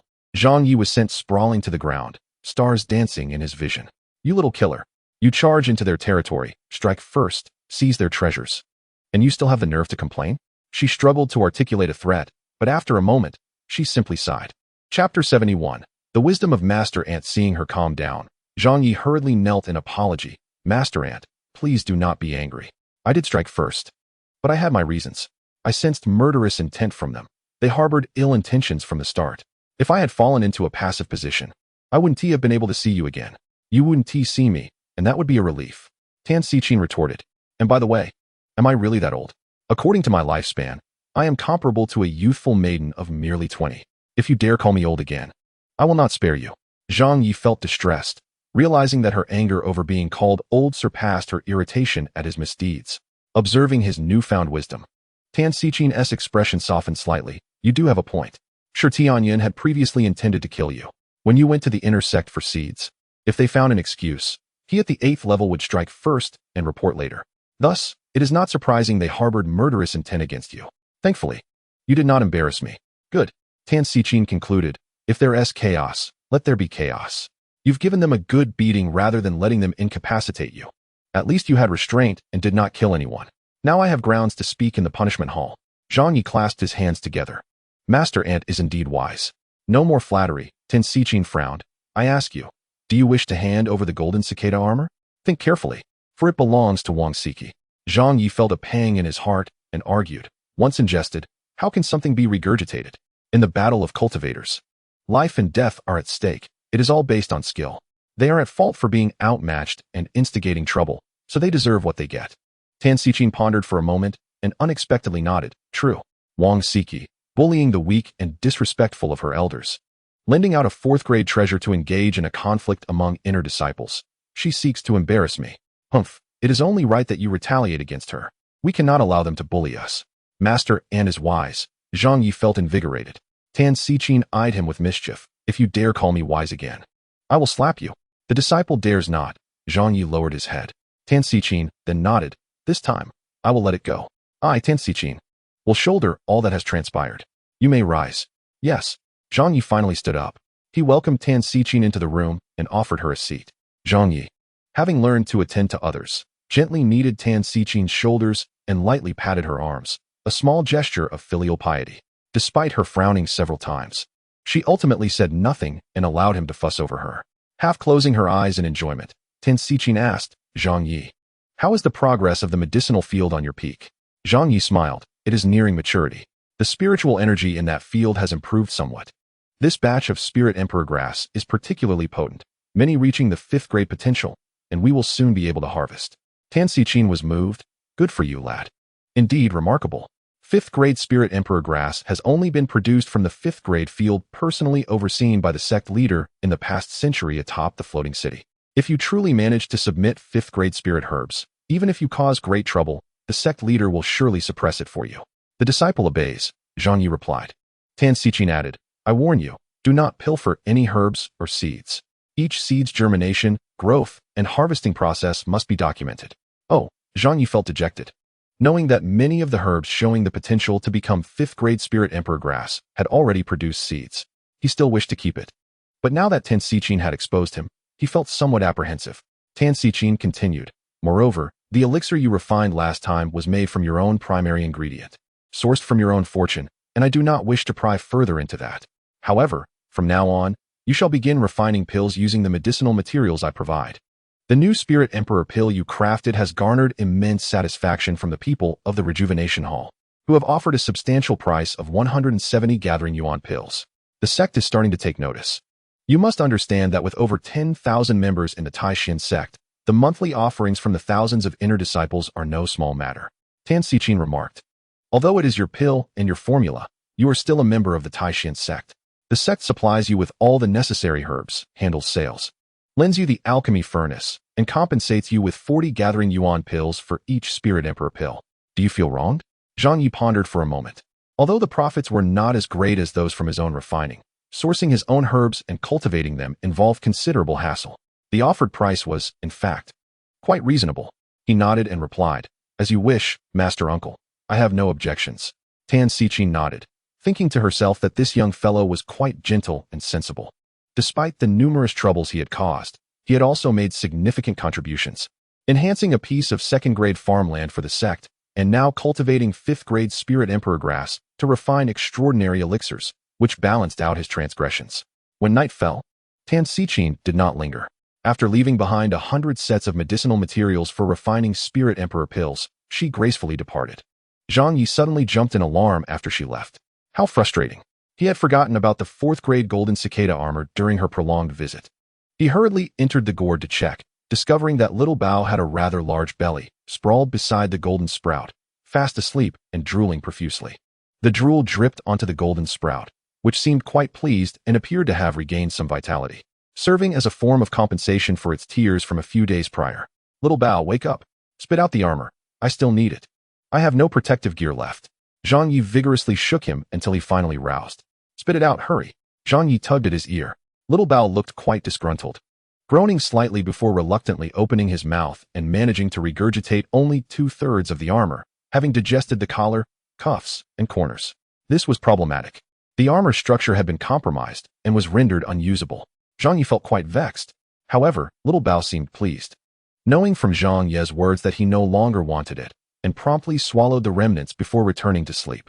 Casting a glance at the yin-yang twin swords resting nearby, Zhang Ye felt somewhat reassured. After all, Little Bao had temporarily regurgitated these 2 swords for tastier morsels. The spiritual imprint had been erased after being consumed by Little Bao. Zhang Ye picked up the twin swords, feeling their resonance for quite some time without rushing to claim them. Though the yin-yang twin swords were 3rd-grade treasures, their combined formation power was nearly equivalent to that of a 4th-grade artifact. He contemplated whether senior sister Su Ying could wield the twin swords. For her cultivation level, controlling a 4th-grade treasure wasn't merely a matter of sufficiency, but rather the potential for backlash due to her inability to suppress the artifact's power. However, 3rd-grade treasures were different. Generally, a 1st-layer foundation establishment cultivator could manage 1, and a 2nd layer could handle 2, while she might not unleash their full potential and would incur significant energy loss. The enhancement to her combat prowess would be undeniably substantial. As for the issue of consumption, Zhang Ye had ample pills to compensate. Very well. I shall set them aside for senior sister Su Ying, Zhang Ye decided. Having acquired the 4th-grade wind spirit sword himself, the necessity for the yin-yang twin swords diminished. Selling them would yield considerable value, especially the unique formation of the twin swords, but Zhang Ye was currently capable of earning enough pills, so there was no urgency. Chapter 72. Tao Linger arrives in the dead of night. The floating city was anything but tranquil.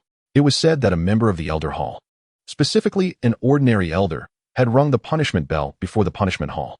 This was no trivial matter. Only true disciples and elders held the right to perform such an act. The tolling of the bell echoed for a prolonged duration, placing all matters on the table. Reluctantly, the punishment elder had no choice but to attend the punishment hall. Additionally, the atmosphere that night was abuzz with activity, as Tan Xichin, Wang Siki, and others had all gathered. Upon seeing this, the punishment elder felt a headache coming on, sensing that this commotion was undoubtedly related to Zhang Ye. "Please, punishment senior brother. Take charge," the elder who had rung the bell implored. Inner disciple Zhang Ye has been unruly, barging into the inner disciplinary court, injuring my disciple Shi Tianyan, and seizing the yin-yang twin swords. The punishment elder was momentarily taken aback. The yin-yang twin swords were once his treasured artifacts, conferred to his beloved disciple Hu Tianlang. Suddenly, it all clicked. Hu Tianlang must have covertly supported Shi Tianyun, lending out the artifact. "Punishment senior brother." Wang Siki approached with a smile. "I feel quite wronged." Zhang Yi stormed into the inner disciplinary court, injured Yang Zhang, and even took my golden cicada armor. The punishment elder felt a sense of relief. Realizing he was not alone in his misfortune, even Wang Siki's treasure had been taken. "Punishment senior brother." Tan Xichin interjected coldly. "I too find myself drawn into this legal battle. What grievances do you have?" The assembled crowd stared at her in stunned silence. Tan Xichin continued. "Zhang Yi is alone and destitute, much like I was in my youth, his character gentle as a lamb. If there is a matter at hand, he would naturally swallow his grievances. However, I cannot abide this and shall speak on his behalf. As an inner disciple responsible for the herb fields, it is only natural for him to enter the inner disciplinary court for medicinal materials. I wonder how the rest of you came to intrude. Furthermore, the once true disciple Shi Tianyun and the so-called chief disciple Yang Zhang, both of whom are of a higher cultivation level than Zhang Yi, attacked him with unfounded claims. How splendid. Two cultivators of higher rank, armed with treasures bestowed by the elders, ganging up on a mere nobody. Is this not bullying? The hall erupted into chaos as voices clashed, each party asserting their own rationale. After a lengthy uproar, before Wang Siki and the other elder could propose that Zhang Yi compensate for the treasures, Tan Xichin interjected, "I believe those causing the disturbance should be punished," requiring Shi Tianyun and Yang Zhang's elders to each compensate Zhang Yi with a treasure. "What? Tan Xichin, have you no shame?" Another round of chaos ensued. The bickering continued until dawn, yielding no resolution. In such a situation, where responsibilities were unclear and no loss of life had occurred, it was all too commonplace. Even if the facts were established, the punishment elder had limited recourse. He could not even revoke Zhang Ye's inner disciple status. Ultimately, the punishment elder lost interest and waved his hand, saying, "All right, everyone, let's conclude for today. We are all quite busy. Every cause has an effect. Since the issue is not severe, let it be, and let us refrain from intervening in the affairs of the younger generation. It cannot be settled so easily." Wang Siki retorted, "I propose revoking Zhang Ye's qualification to participate in this sword trial. His own cultivation is already formidable. Allowing him to participate after repeatedly seizing countless treasures is unjust to others." Tan Xichin replied, "If that is the case, you elders intervened in advance, lending out so many treasures, intending to prevent the other disciples from competing?" The argument escalated without resolution. Zhang Yi remained oblivious to the commotion outside, engrossed in tilling fields, refining pills, and cultivating. His strength had increased, granting him even greater mastery over the five-spirit divine cauldron, with Zhang Yi now possessing a 6th-grade cultivation technique. Such prowess cannot be underestimated. Within the esteemed Tai Xuan Sect, even among the true disciples, the acquisition of a 6th-grade technique is not guaranteed. Reserved only for those who demonstrate exceptional potential, like the likes of Tianlang and Lan Tianying, who become core true disciples with the approval of the elder responsible for passing down teachings. Techniques above the 6th grade are regarded as the core techniques of the Tai Xuan Sect. Even if one ascends to true disciple status and formally becomes a disciple of a prominent master, the master has no authority to impart techniques exceeding the 5th grade. Techniques beyond this threshold must undergo rigorous evaluations by the transmission hall, whereupon they are meticulously registered and personally imparted by the elder in charge of teachings. Thus, even a figure of Tan Xichin's stature found it imprudent to pass down techniques to Zhang Yi at that time. These regulations truly represent the stringent boundaries of the Tai Xuan Sect. The skirmishes among inner disciples or the life-and-death struggles of outer disciples pale in significance. The 6th grade techniques facilitate rapid cultivation. Should one's vital energy wane or should they sustain injuries, the recovery process is considerably swifter compared to 5th grade techniques. Hence, with his 6th grade technique, Zhang Yi, if he so desires, can concoct 6 batches of elixirs in a single day, each batch yielding 3 pills, totaling 18. It is imperative for him to earnestly pursue financial gain, as his recent forging and cultivation of the fiery gold body technique has been relentless.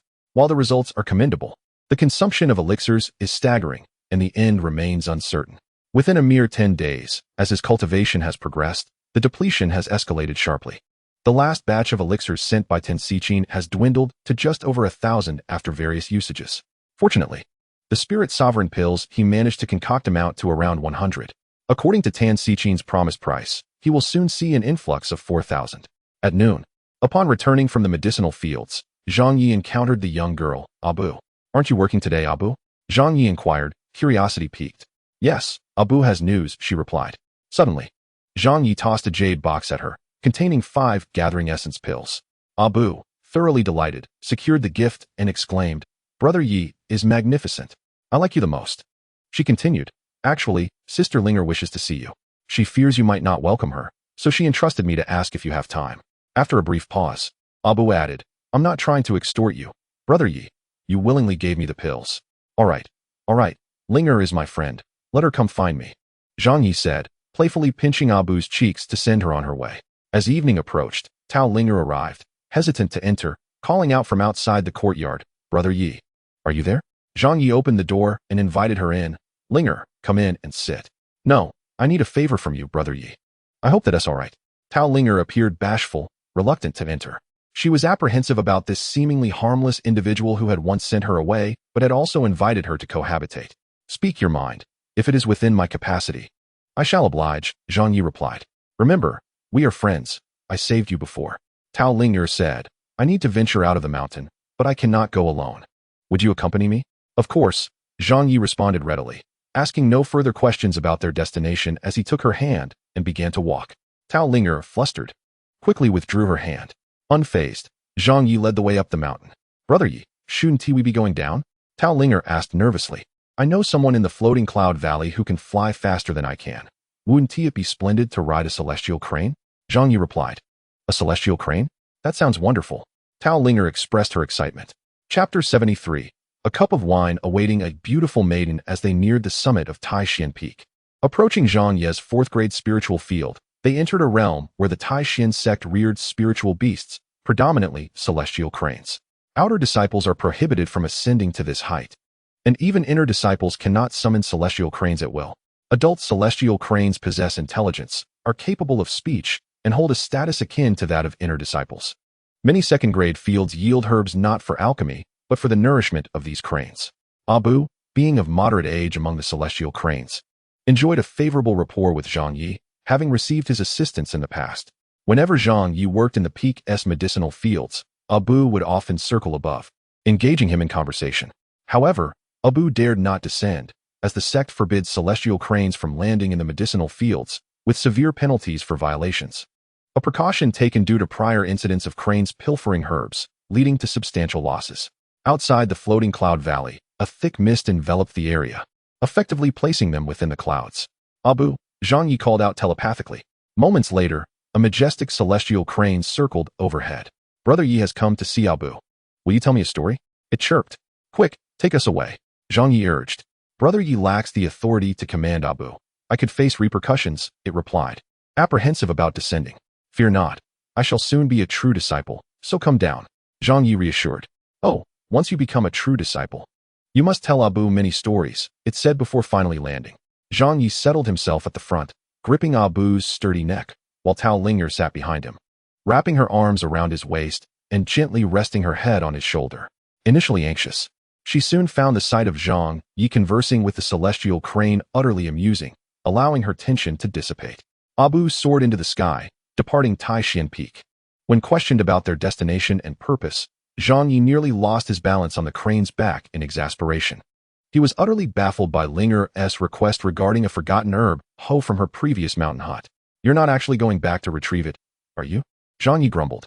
"No, I'm accustomed to that one. It was made by my mother. That hoe is all I have left from her, and after that, she ceased to care for me." Tao Linger fibbed slightly from behind. Zhang Ye paused, contemplating. "I see. That must be very significant to you. Let us go retrieve it." Thus, the two engaged in a nonsensical discussion about the hoe for a while. Even Abu found their conversation rather dull, deeming them rather dim-witted. They descended into a valley not far from Tai Xuan Peak, discovering an uninhabited small hut, cloaked in cobwebs and dust. Beside the hut lay a small patch of abandoned medicinal fields. Intrigued, Zhang Ye crouched to inspect the fields, sifting through the soil. To his surprise, he found that it was a degraded spiritual field. Typically, such fields are first grade. However, it was evident that this plot was once second grade before its neglect. Linger, did you cultivate this alone? Zhang Ye asked curiously. Yes, I did. Initially, the yield was modest. I would sell the herbs at the market after harvesting. Eventually, I'm not quite sure how, but the herbs began to grow more rapidly, and then disciples from Tai Xuan Sect came to purchase them, Tao Linger explained. Haha. Zhang Ye chuckled, recognizing that while Tao Linger may lack other abilities, her talent for cultivation bore a resemblance to his own, filling him with delight. Brother, is there something peculiar about this field? Tao Linger inquired. Nothing unusual, it's simply that you have a knack for planting. You're just like me. Once we return, I'll share my insights on cultivation with you, and you'll be able to grow excellent herbs, Zhang Ye assured her. Thank you, Brother Yi. I adore planting herbs. I'm not fond of fighting. My mother wanted to teach me, but I was reluctant to learn, Tao Linger replied. Zhang Ye exclaimed in astonishment. Did you not say that after your mother gave you the medicine hoe, she vanished? Tao Linger scratched her head in confusion. Zhang Ye, unfazed, took a look at Linger's medicine hoe. It was nothing extraordinary, merely crafted with a bit more finesse. Brother Yi, let us return quickly. Abeo is going home for dinner. The immortal crane urged. Upon hearing about dinner, Zhang Ye paused, a myriad of indescribable emotions swirling within him. After a lengthy silence, he said, Abeo, please take Linger back. I shall linger here for a while, to gather my thoughts. Why linger? Abeo and Tao Linger inquired simultaneously. Go on, do not mind me. Zhang Ye waved his hand dismissively. As he watched the immortal crane and Linger vanish into the clouds, Zhang Ye leaned against the small cottage, savoring the vibrant hues of the sunset. Oh, a message in a bottle. While lost in thought, a familiar object drifted slowly towards him from afar. It must not be for me. It is intended for Tao Linger, Zhang Ye murmured. Suddenly, the bottle plummeted directly onto Zhang Ye's head, and with resignation, he caught it. Hey, you've got the wrong address. He shouted towards the mountains, but received no response. With no other choice, Zhang Ye smashed the bottle, retrieving a note from within. It read, Hey girl, you owe me 35,999 drunken nights. By the creek of green pines, waiting for the beauty with wine. Fuming, Zhang Ye jumped up and shouted, You are the girl. You are the beauty. Your entire family is composed of beauties. After venting his frustration, he paused and chuckled softly. In truth, discovering the note during this moment of yearning provided him with a sense of solace. A splendid 36,000 nights of drunkenness, waiting for the beauty with wine. With nothing else to occupy his mind, Zhang Ye wandered eastward, following the creek until he found himself by the water's edge. Seated upon a green stone beside the pines was the strikingly handsome Lan Jinghong, clad in a green robe and a headscarf, exuding an almost otherworldly beauty. You dare return? Last time, you tricked me out of 100 elixirs, Zhang Ye remarked as he sat beside him, feigning anger but lacking genuine ire. Lan Jinghong gazed at him for a moment and asked, Does it matter? I happen to have them. Would you like them back? Zhang Ye hesitated before replying, Forget it. Once given, it is like spilled water. I am not so petty. You may keep them. Lan Jinghong nodded slightly. Very well. By the way, what brings you here to release a message in a bottle, and how did you find me? Zhang Ye inquired. Why? Lan Jinghong blinked, momentarily taken aback. Because I wanted to see you, he replied. What a good friend. Zhang Ye clapped Lan Jinghong heartily on the shoulder. Lan Jinghong frowned slightly, curiously observing Zhang Ye's hand resting on his shoulder. You truly are naive. This is merely a gesture of courtesy. If you dislike it, then forget it. Zhang Ye withdrew his hand. Oh, Lan Jinghong nodded, a hint of curiosity sparking in his eyes as he smiled faintly. They began to drink. Zhang Ye had become quite adept at drinking, indulging freely. Lan Jinghong spoke little, often quietly observing him as he drank. You have changed. What has transpired? Lan Jinghong asked. You would not understand if I told you, Zhang Ye replied, downing his drink. If you do not speak, how can you be certain I would not understand? Lan Jinghong countered. True, Zhang Ye laughed heartily. Last time we met, I was out in the world honing my skills. Upon my return, I was eager to see my senior sister, but she was gone. No one informed me of her fate. I longed to see her. Lan Jinghong regarded him for a long moment. How much do you long for her? I simply want to find her, that is all. Zhang Ye took another sip of his drink. Where did she go previously? Lan Jinghong inquired. I heard she went to the Demon Tower in Kunlun Immortal Realm. Zhang Ye said, feeling a bit dizzy. Lan Jinghong tilted his head back, lost in thought. No wonder the stars and snow have converged, he murmured after a long pause. What did you just say? Zhang Ye asked, feeling a bit tipsy. Lan Jinghong, snapping back to reality, softly asked. What if seeking her leads to the collapse of heaven and earth? And if it does? Zhang Ye lifted the entire jar and drank deeply before bursting into laughter. On the path of immortality, one must cultivate a tranquil heart and nurture one's nature. Do you not fear the admonishments of your elders for such recklessness? Lan Jinghong questioned. You are mistaken. Zhang Ye, now half drunk, declared. They are all mistaken. The path to immortality may very well be about following one's heart and indulging one's desires. If one cannot live freely and unrestrained, what is the point of becoming an immortal? No wonder there exists the saying, the Mandarin ducks envy not the immortals. He continued to laugh heartily, indulging in more drink, until he suddenly collapsed. Brother Ye's insights are quite amusing, Lan Jinghong chuckled as Zhang Ye succumbed to drunkenness. Miss, what interest could he possess that you would dare to touch your noble form? Let us punish him. A girl disguised as a young scholar emerged under the moonlight. Nonsense. Lan Jinghong scolded the young girl before quietly departing. When Zhang Ye awoke, it was already dawn. He looked around and found no one. Just a line of words written on the stone. Still missing 35,998 nights. Jinghong. Zhang Ye scratched his head. Realizing he had once again been intoxicated by that scholar, it was quite embarrassing. Upon his return, he was met with a stern reprimand from Tan Xichin, who was stationed at the mountain gate.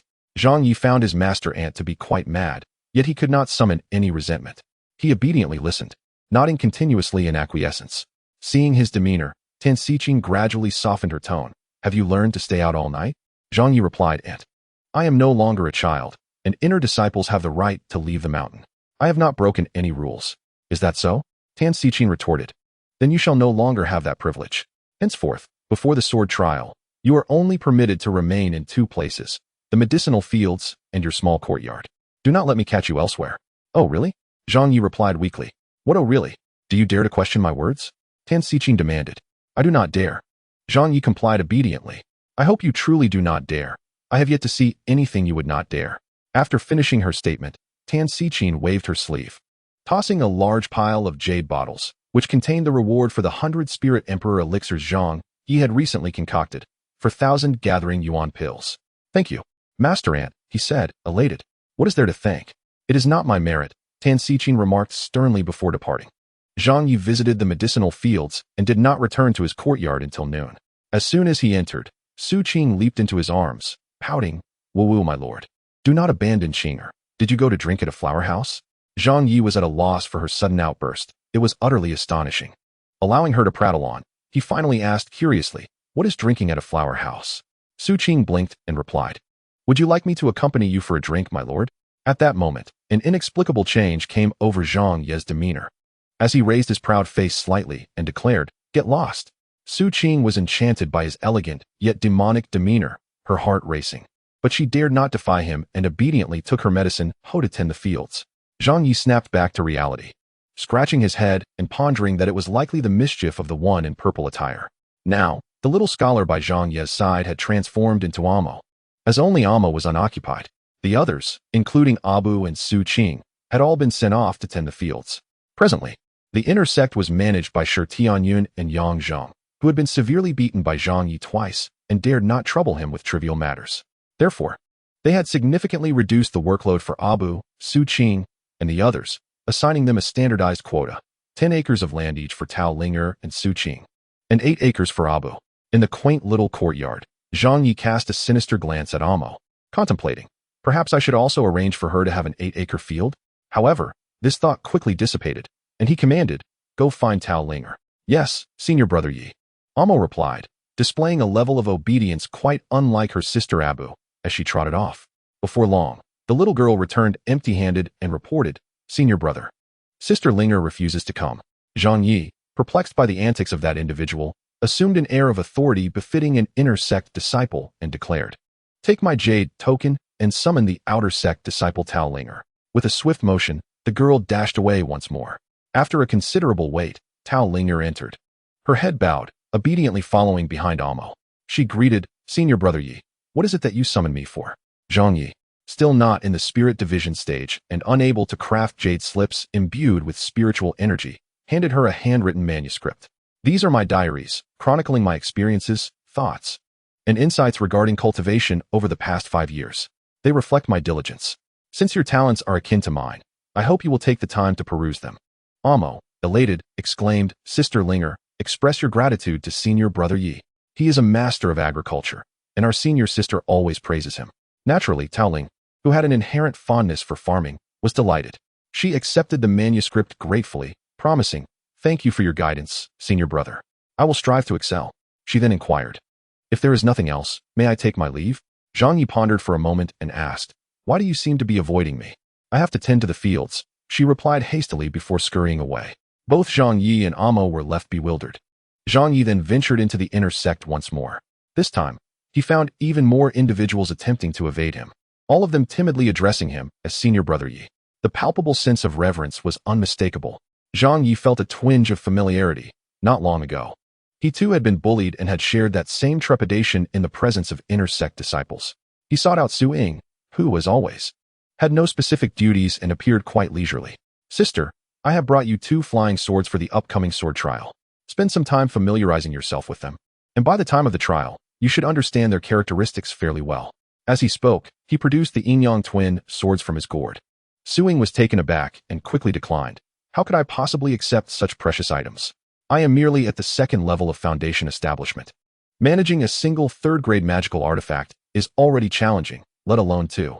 Zhang Yi reassured her, "Theoretically, that is true, but I have some insights. If you can handle one, you can manage 2. It merely involves a matter of consumption, which can be mitigated with medicinal pills. While this approach is unsuitable for real battles, it poses no detriment in the context of the sword trial." Despite her reluctance to accept 2 3rd-grade artifacts at once, Zhang Yi insisted, "Take them. Do not be modest. Achieving good results in the sword trial benefits us all." He firmly placed them in Su Ying's hands. Reluctantly, she accepted and stowed them in her 4-treasure gourd, which conveniently accommodated 3rd-grade artifacts. Chapter 75. The sect master summons. As always, Zhang Yi was consumed by his bustling routine, traversing the medicinal fields and the small courtyard, remaining oblivious to everything else. His diligent efforts began to yield rewards. In the 15 acres atop the peak, many herbs were nearing maturity. Notably, a quarter of them radiated an extraordinary concentration of spiritual energy, shimmering resplendently. Though Zhang Yi had never encountered 5th-grade herbs, he instinctively believed that these particular specimens had indeed advanced. 5th-grade herbs were undoubtedly high-grade commodities, scarce even in grand sections. The Tai Xuan Sect, a medium-sized but traditionally established sect, possessed but a meager few acres of 5th-grade spiritual fields, overseen personally by the esteemed sect master atop the floating city. Thus, theoretically, only the few plots tended by the sect master could yield 5th-grade herbs, rendering them exceedingly rare.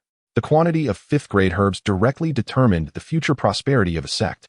The simplest method to gauge a sect's vitality was to observe the number of foundation establishment disciples it had.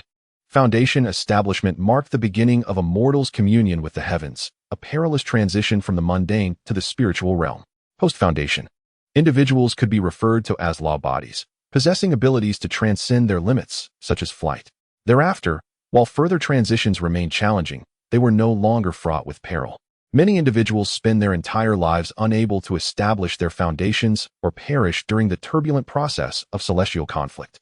Foundation establishment pills could significantly alleviate this predicament. However, they ranked among the 5th-grade medicinal pills, necessitating numerous 5th-grade herbs as primary ingredients for their refinement. As the grade of pills increased, the likelihood of successful refinement diminished, further compressing the yield of 5th-grade herbs in the transformation into 5th-grade pills. Hence, the rarity of foundation establishment pills became apparent, and the number of foundation establishment disciples directly indicated a sect's prosperity. As for 6th-grade fields, it was said that only the Eastern Sea's blessed land and the Tai Xuan Sect possessed them, their numbers exceedingly limited. This scarcity dictated that 6th-grade herbs commanded exorbitant prices in the market, while 7th-grade materials were often elusive, existing only in name, not in reality. 8th-grade herbs were categorized among miraculous treasures, their discovery reliant on immense fortune, for they had largely transformed into spirit herbs capable of cultivating themselves. Many highly advanced herbs could shape-shift into various creatures, or even humans, perpetually in search of suitable realms for their cultivation, making their appearances exceedingly rare. Having indulged in such daydreams, Zhang Yi gazed at the herbs on the verge of advancing to the 5th grade and murmured, "I shall surely make a name for myself this time. Aside from causing trouble, your self-praise is rather impressive," came the voice of Tan Xichin from behind him. Zhang Yi, overwhelmed with trepidation at encountering his elder, hurriedly turned and knelt, bowing his head in respect. "Elder, I wish you well." Disciple Zhang Ye pays his respects. Tan Xichin furrowed her brow. Have you been up to no good again? The sweeter your words, the more ominous I feel. Zhang Ye, meekly, offered explanations for a time. Only then did Tan Xichin's expression soften as she approached the fields, scrutinizing each herb meticulously. As the legends foretold, this young man could indeed challenge beyond his level in battle, and he was equally capable of surpassing expectations in agriculture. To her astonishment, she confirmed that a fifth of the herbs had indeed entered the 5th grade tier. You have exceeded my expectations. It was worth my efforts, Tan Xichin remarked. I personally approached the sect master to quell any dissent and obstacles against you. He too bears significant pressure, but that is inconsequential now, as long as you can deliver results. Zhang Ye continued to bow. I have been obedient, diligently tending to the fields, not wandering aimlessly, nor bullying the younger ones. Tan Xichin, witnessing his playful demeanor, scolded him. I would prefer you to bully the little ones rather than provoke those who are difficult to handle. At least that way, both the sect master and I would feel less pressure. Zhang Ye, taken aback, replied, Does that not eliminate all challenges? Tan Xichin, momentarily flustered, appeared somewhat disheartened for the first time. After inspecting the medicinal fields, she hastily departed, leaving without a word of encouragement, and Zhang Ye found himself reprimanded once more. Returning to the small courtyard, Zhang Ye resumed his rigorous training regimen for the fiery golden body. Though this practice was excruciating and demanded an immense amount of medicinal pills, the results were undeniably remarkable. Within a mere half-month, Zhang Ye had made significant strides, advancing from the early stages of the 5th layer of foundation establishment to its later stages. Though the path grew increasingly arduous, it appeared feasible for him to break through to the 6th layer before the sword trial commenced. A total of 400 medicinal pills were consumed, and 21 cycles of the celestial rotation were completed. Upon awakening from his agonizing ordeal, Zhang Ye was drenched in sweat. Hardly had he caught his breath when Tan Xichin arrived. The sect master summons you personally. Come with me. Without further ado, she grasped Zhang Ye's hand and soared into the air. In the blink of an eye, with his hair tousled by the wind, Zhang Ye found himself standing in the floating city atop Tai Xuan Peak. As it was his first visit, he felt a flutter of trepidation at the prospect of meeting the esteemed sect master. Do not worry. He is more amiable than you might imagine, though he can also be quite cunning, Tan Xichin reassured him, sensing his unease. It was reasonable to assume that few could be as formidable as her master. Tan Xichin thought. The residence of the sect master was located at the central moon-watching platform of the floating city. Beside the platform lay a clear water pond, and behind it stood a 6-story pagoda. At the time of the full moon, the pond offered a glimpse of the moonlight illuminating the pagoda's peak, giving rise to the name Moonwatching Valley. Contrary to expectations of opulence, there was a simple 2-story bamboo house by the pond, with the upper window ajar, from which a gentle mist of incense wafted out. Disciple Zhang Ye pays his respects to the sect master. Following the proper etiquette, Zhang Ye knelt before the bamboo house. Come in, a melodious voice called from the window. Tan Xichin then withdrew, stating, I will speak with him privately. She looked up, seemingly unconvinced. Why? The person within hesitated for a moment before conceding, Very well, as you wish. Tan Xichin took Zhang Ye's hand and led him inside. Come along. I shall look after you. Zhang Ye finally witnessed Tan Xichin's fierce demeanor and felt her protective warmth, which filled his heart with comfort. Upon reaching the 2nd floor, the space was remarkably simple. Several cushions encircled a bamboo tea table, at which a figure clad in brown robes sat with his back turned. A fragrant incense burner released a tranquil aroma into the air. This was none other than Gu Sihong, the revered sect master of Tai Xuan Sect. Gu Sihong's slender silhouette and the serene ambience evoked a sense of nostalgia in Zhang Ye, as he momentarily envisioned his former self in a dilapidated hut from years past. Brother, Tan Xichin called out. Gu Sihong turned, gently raising his hand. Sit. Tan Xichin guided Zhang Ye to sit around the tea table. The sound of trickling water resonated as an old teapot poured forth refreshing tea. Enjoy your tea, Gu Sihong gestured again. Zhang Ye was fortunate to behold the sect master's visage for the first time. His skin was as delicate as a child's, and his face bore a charming, youthful quality. This appearance surprised Zhang Ye and eased some of his tension. After a moment of observation, Gu Sihong spoke in a calm tone. Indeed, you are a prodigy. In less than a year, you have established your foundation and attained such a level. Zhang Ye, you truly astonish me. I have yet to exert myself sufficiently. Zhang Ye replied humbly. Tan Xichin frowned. There is no need for false modesty. If you are not diligent, then who is? She dared not elaborate further, adding, You are far more industrious than the sect master was in his youth. Gu Sihong, with a hint of resignation, inquired, Do you think I seem old, sister? Both Tan Xichin and Zhang Ye fell silent. Gu Sihong continued earnestly. I have heard much about your affairs. Different versions and interpretations from various individuals. Let the past be bygone. Your experiences are your blessings, and I shall not pry further. One heart, one world, 3,000 paths. Every path leads to immortality. I shall remember your teachings, Zhang Ye replied obediently, though he struggled to comprehend the meaning behind the sect master's words. Gu Sihong shifted the conversation, stating, setting aside your progress in cultivation, what truly astonishes me is your cultivation of 5th-grade medicinal herbs. This is of great significance to our sect. Zhang Ye nodded in acknowledgement. Gu Sihong's tone shifted. Extraordinary individuals must tread extraordinary paths and undertake extraordinary deeds. There has been much dissent regarding you. Many junior disciples have approached me, requesting the revocation of your qualification for the sword trial. Do you understand? Even if I wish to support you, I cannot disregard the opinions of so many. He elaborated. When many walk a path, it becomes a road. When many believe, a doctrine emerges. Similarly, too much dissent can render even justified claims unreasonable. I disagree, Tan Xichin interjected. Did we not agree to bring him here to discuss only the positives, avoiding discouraging words that might distract him? Gu Sihong appeared momentarily taken aback by his sister's boldness. I have suddenly changed my mind, he explained. What?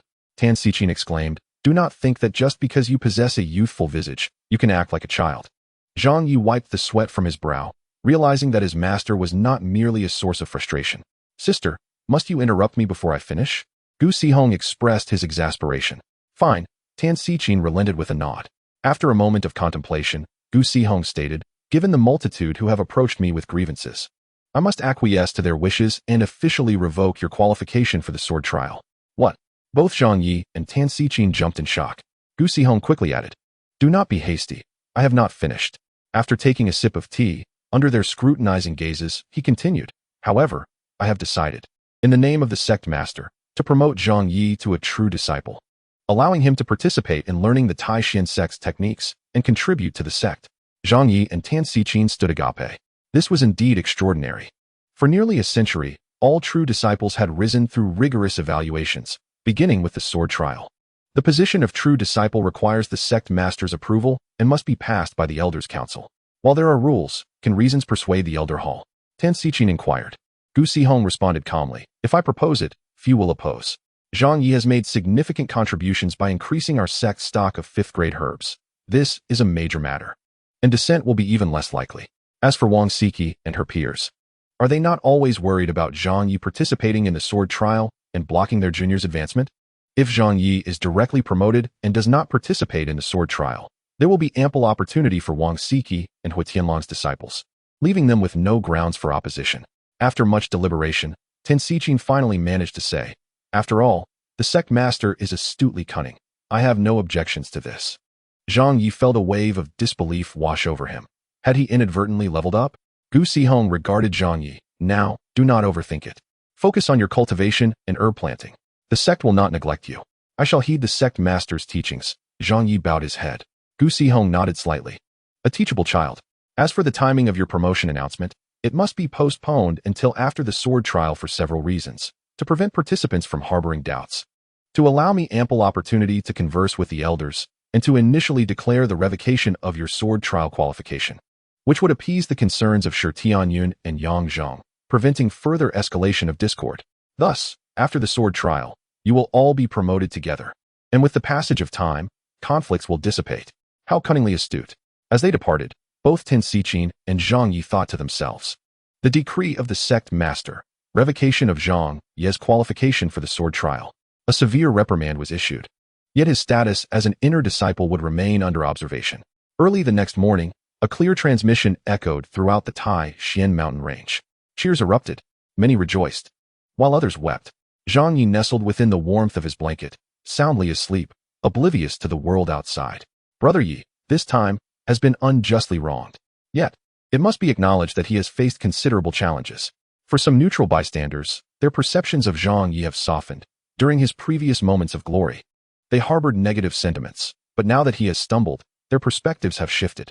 Upon returning from the medicinal fields at noon, Zhang Ye found the courtyard nearly overwhelmed with visitors, all there to offer their condolences. Many female disciples were present, along with a few male ones. Surprisingly, Wei Min, who had inherited Zhang Ye's former humble abode, was among them. "Oh, Brother Yi, though we have faced setbacks this time, do not be disheartened.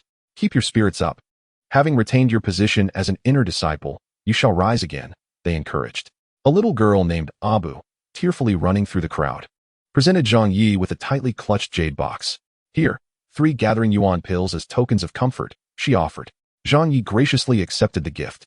"I do not possess anything of value to offer you, but here is a mountain chicken I caught yesterday. Please make soup with it," said Wei Min, who, much like Zhang Ye before, appeared frail. In the absence of the senior sister, this group had not fared well and could only present humble offerings, ordinary beverages, wild produce, and their own homegrown tea. Su Qing, acting in her capacity as a caretaker, busied herself with organizing the gifts, urging everyone not to rush and to come one by one to receive their tokens. As she spoke, a deluge of eggs, tea leaves, and soy sauce bottles came forth, almost burying her in the process. Zhang Ye's spirits lifted, and with a hearty laugh, he waved his sleeves and instructed Su Qing to distribute 5 gathering yuan pills to each junior disciple in return. "Now, everyone, disperse quickly. Surely a day of sweet rewards will come after this bitter trial." And so, the atmosphere became lively. Chapter 77. The decision of the purple garb. After a prolonged period of bustling activity, Su Qing and Xiao Amo finally saw the guests off. By evening, tranquility returned to the courtyard, leaving only Su Ying, Su Qing, and the Abu sisters. The Abu sisters went to prepare dinner, while Su Qing tended to the plethora of condolence gifts. Su Ying, holding Zhang Ye's hand, spoke tenderly for a while before taking her leave. In the days to come, it appeared there would be an abundance of food. Many who had reached the foundational stage had little appetite for common grains, their physical transformations leading them to desire simplicity and tranquility, focusing primarily on elixirs. However, Zhang Ye had never subscribed to such a regimen. While others sought serenity, he indulged his thoughts, reminiscing about the time spent with his senior sister. While they abstained from indulgences, he embraced wine and moon-gazing, allowing his heart to roam freely. Initially, even Zi felt that Zhang Ye's behavior deviated from the path of immortality. Yet now she found herself perplexed, sometimes questioning whether Zhang Ye possessed a more profound essence of immortality than those who adhered strictly to the rules. As night fell, Zhang Ye, holding a jug of coarse wine, drank quietly. Suddenly, a flash of purple light startled him, heralding the arrival of an unwelcome acquaintance, Tang Tianlu. "Zhang Ye, I pay my respects to you, senior sister," he said, resignedly folding his arms and remaining seated. "You seem calmer than I imagined," Tang Tianlu remarked, hands clasped behind her back. "Is drowning your sorrows in drink truly a solution?" "Indeed," Zhang Ye replied absently. "Do not lose heart. Your progress has been commendable. There is no necessity to rush into this year's sword trial," she continued in a sisterly tone. "You can strive next year as well.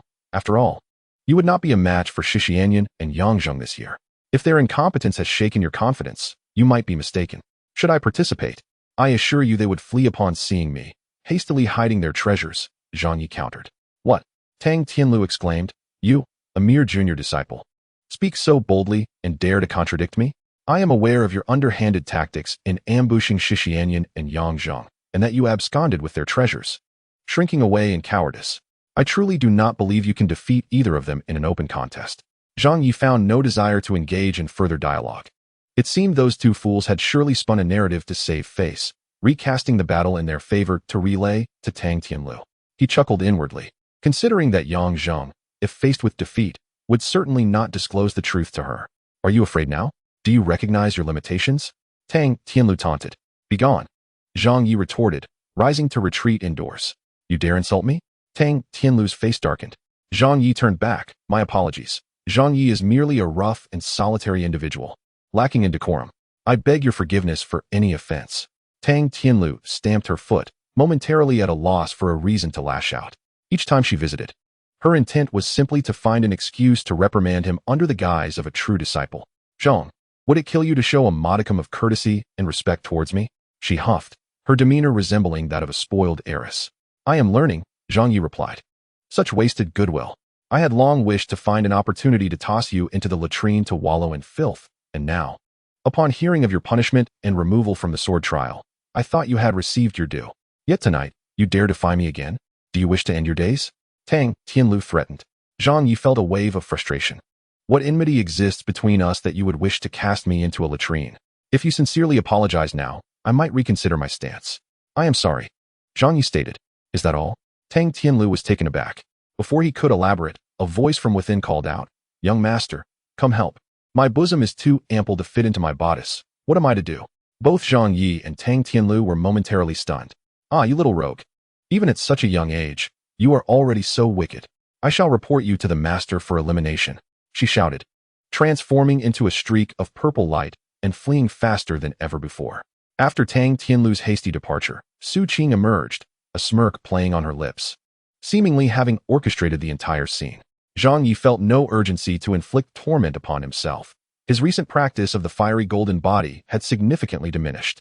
Concurrently, he accelerated his alchemical endeavors, seeking to amass elixirs that might assist suitable sisters in elevating their cultivation through the fiery golden body method. These thoughts had not merely arisen in the past few days. Zhang Ye had long contemplated this and was observing potential candidates. The fiery golden body method was too demanding, and few possessed the willpower to endure its rigors. Thus far, he had identified 2 individuals who might be receptive, Tao Linger and Su Ying. Tao Linger appeared adorable, yet was actually resilient beneath her gentle exterior. Regrettably, she had yet to embark on her training and displayed a reluctance for violence.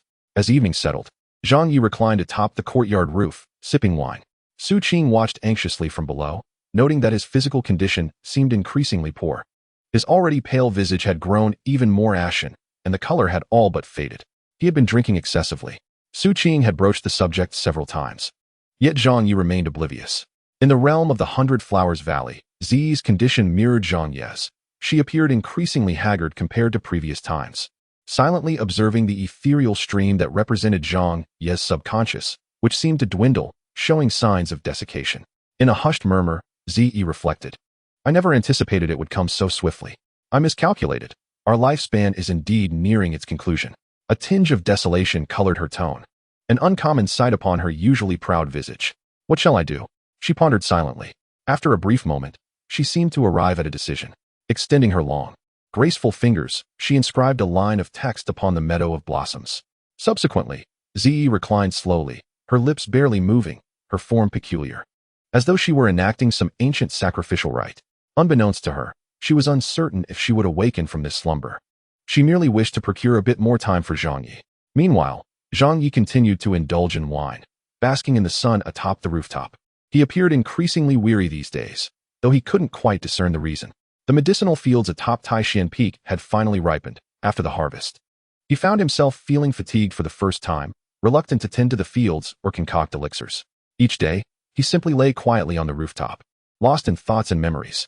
It is often said that those on the brink of death possess an extraordinary clarity of mind and a penchant for reminiscence. Recently, fragments of memories from 6 years prior flickered through Zhang Ye's mind, vague and disjointed, yet he sensed he was not of this world. Shaking his head to dispel these chaotic thoughts, he suddenly felt as though he had transformed into another person. A surge of vitality coursed through him, alleviating his fatigue. Zhang Ye resumed his preoccupation with the medicinal fields atop Tai Xuan Peak and began to contemplate refining some elixirs to amass a modest fortune. As time passed, he became engrossed in his tasks, and as was customary, Zi remained withdrawn, ultimately fading from his thoughts.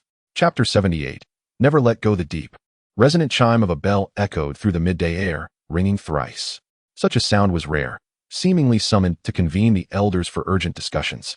Zhang Ye, however, remained oblivious to the happenings outside, having received a multitude of 4th-grade Spirit Emperor herb seeds which he chose to store rather than sow.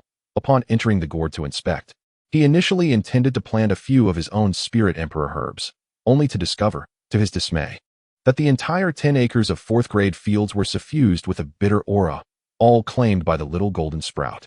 The sprout appeared to have grown taller, its 4 petals now more robust, yet it seemed discontent, swaying gently, a drop of golden liquid falling onto the earth, an apparent tear. Every time the golden sprout displayed such sorrow, Zhang Ye felt a pang of empathy and unease. Contemplating this, he ventured into the realm of his consciousness, intending to seek out Zi. Upon seeing her lifeless form, as still as a corpse, a chill gripped his heart. After a prolonged silence, he knelt beside her, touching her cold body, and asked softly, "What has happened?" No response came. A hollow emptiness filled Zhang Ye's chest as he lowered his gaze. Discovering a message penned by Zi, "Your true essence is weaker than I anticipated. It is nearly at its end. I shall now disperse my spirit. effectively severing our bond to reduce your consumption. If fortune favors you, you may have half a year left. Cherish it well. There are two paths to replenish your essence. Connect with the bridge of heaven and earth to transcend to the golden core, but with only half a year. That is akin to dreaming. The second path involves breaching the demon tower and capturing a demon core. Only then can you refine the solidifying essence pill. In ancient times, demons and immortals coexisted, a paradoxical existence. Demons require the absorption of human essence to thrive, and since demons are naturally endowed with ample lifespan, their cores became the primary ingredient for humans' longevity. Following the battle between demons and immortals, demons were permanently sealed deep within the earth, and thus humanity lost the key to longevity. The cost of losing this key was the overall decline of the cultivation realm. Before the battle, many with even moderate talent could rely on the solidifying essence pill to extend their lifespan and accumulate cultivation. Those who persevered to attain the golden core could enjoy an additional 300 years. However, after the battle, aside from a select few exceptionally gifted individuals who broke through the lifespan limit via golden core attainment, most cultivators dissipated within a mere 70 years. Is this not a reflection of the universal truth? To gain is to lose. Originally, I intended to devise a plan once your cultivation deepened, but that is no longer feasible. Whether you can replenish your lifespan depends on your destiny. The reason you can still see my form is that I have broken my promise of unwavering loyalty. If you consent to my departure, the spell will be lifted, and I shall vanish, granting you half a year's time. I am Zi Xia, but if you prefer to call me Zi, then let it be so. Below was a recipe for the solidifying essence pill. A cursory glance revealed that aside from the demon core, all other required herbs were attainable. The final words read, "Let go, lift the spell, and simply follow your heart." Zhang Ye raised his head and bellowed, "Never shall I release you. Even if the heavens collapse and the earth shatters, I shall remain steadfast." Afterward, the words on the ground vanished, and the waters of the meadow began to flow sluggishly once more. Zhang Ye's complexion suddenly paled, his spirit waning. At that moment, Zi opened her eyes. They exchanged gazes for an extended period. Zi longed to scold him for his foolishness, but ultimately refrained, remaining silent. "Zhang Ye, come out." A voice resonated from above the courtyard.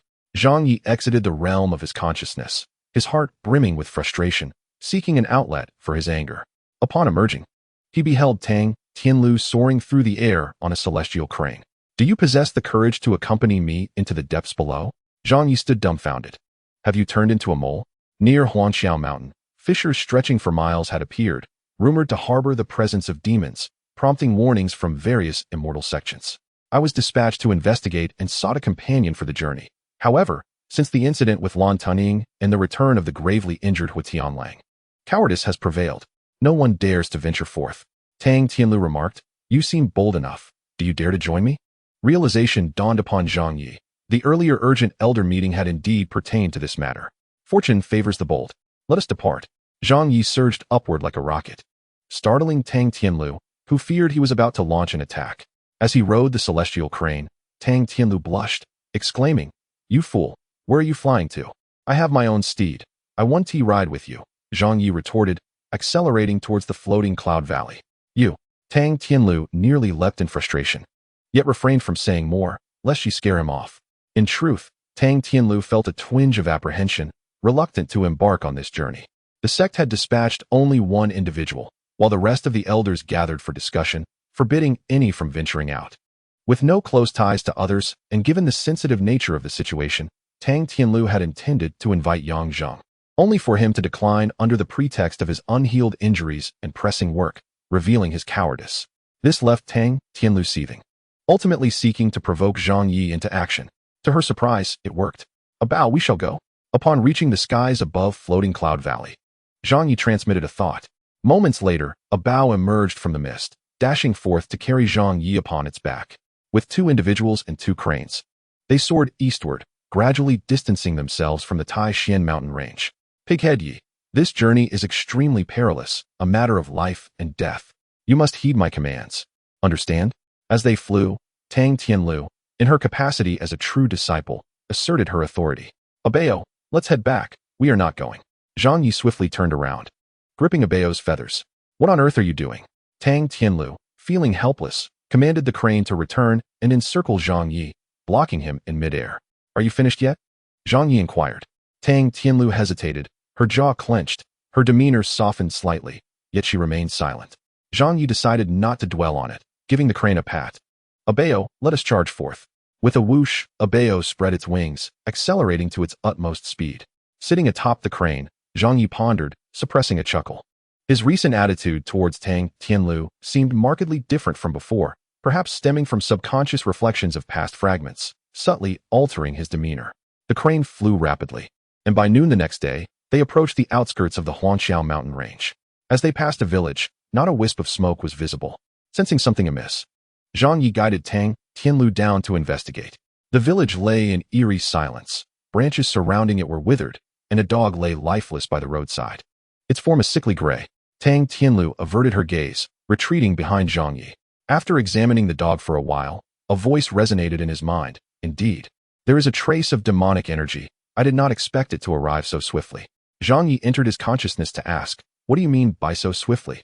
Chapter 79, The Abyssal Battle. After a prolonged pause, the voice replied, "To be honest, I am not entirely certain. Perhaps it is one aspect of the great Tao." In the age of demons, as the cultivation world flourished, a massacre of demons was inevitable, leading to their ultimate sealing deep within the earth.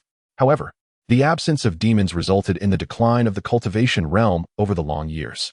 The degradation of the cultivation world is akin to a medicinal field devoid of nourishing herbs.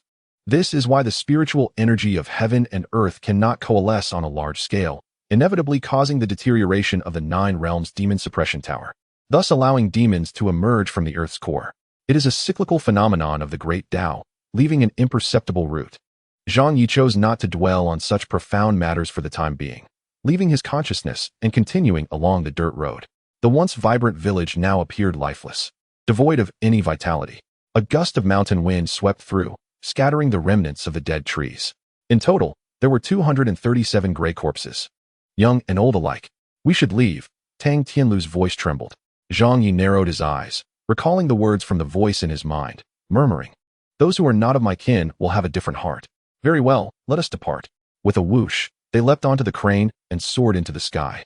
Tang Tianlu's task was to inspect the fissures in the earth's crust. Otherwise, she might have fled long ago.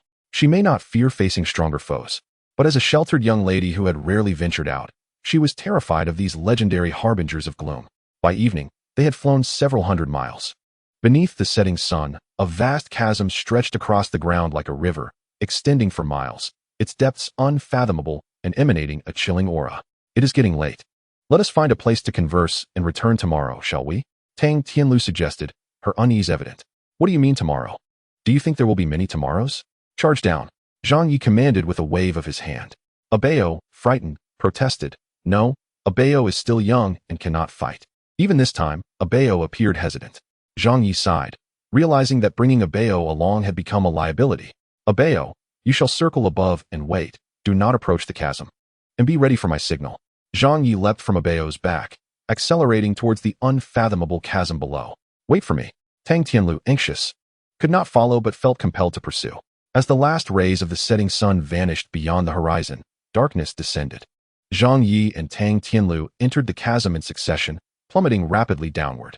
After approximately 15 minutes, the dampness intensified, yet the bottom remained unseen. In the darkness, a swift shadow suddenly lunged at Zhang Ye in the form of a large, furry creature. Reacting swiftly, Zhang Ye reached out and seized it firmly. The creature, a grotesque spider with a human face, writhed in agony as Zhang Ye gripped its neck. This creature was a true manifestation of a fire spider from the depths of the earth, capable of flight and possessing a potent venom. Zhang Ye tightened his grasp. The creature continued to thrash, seemingly clarifying it was not merely a grain of rice.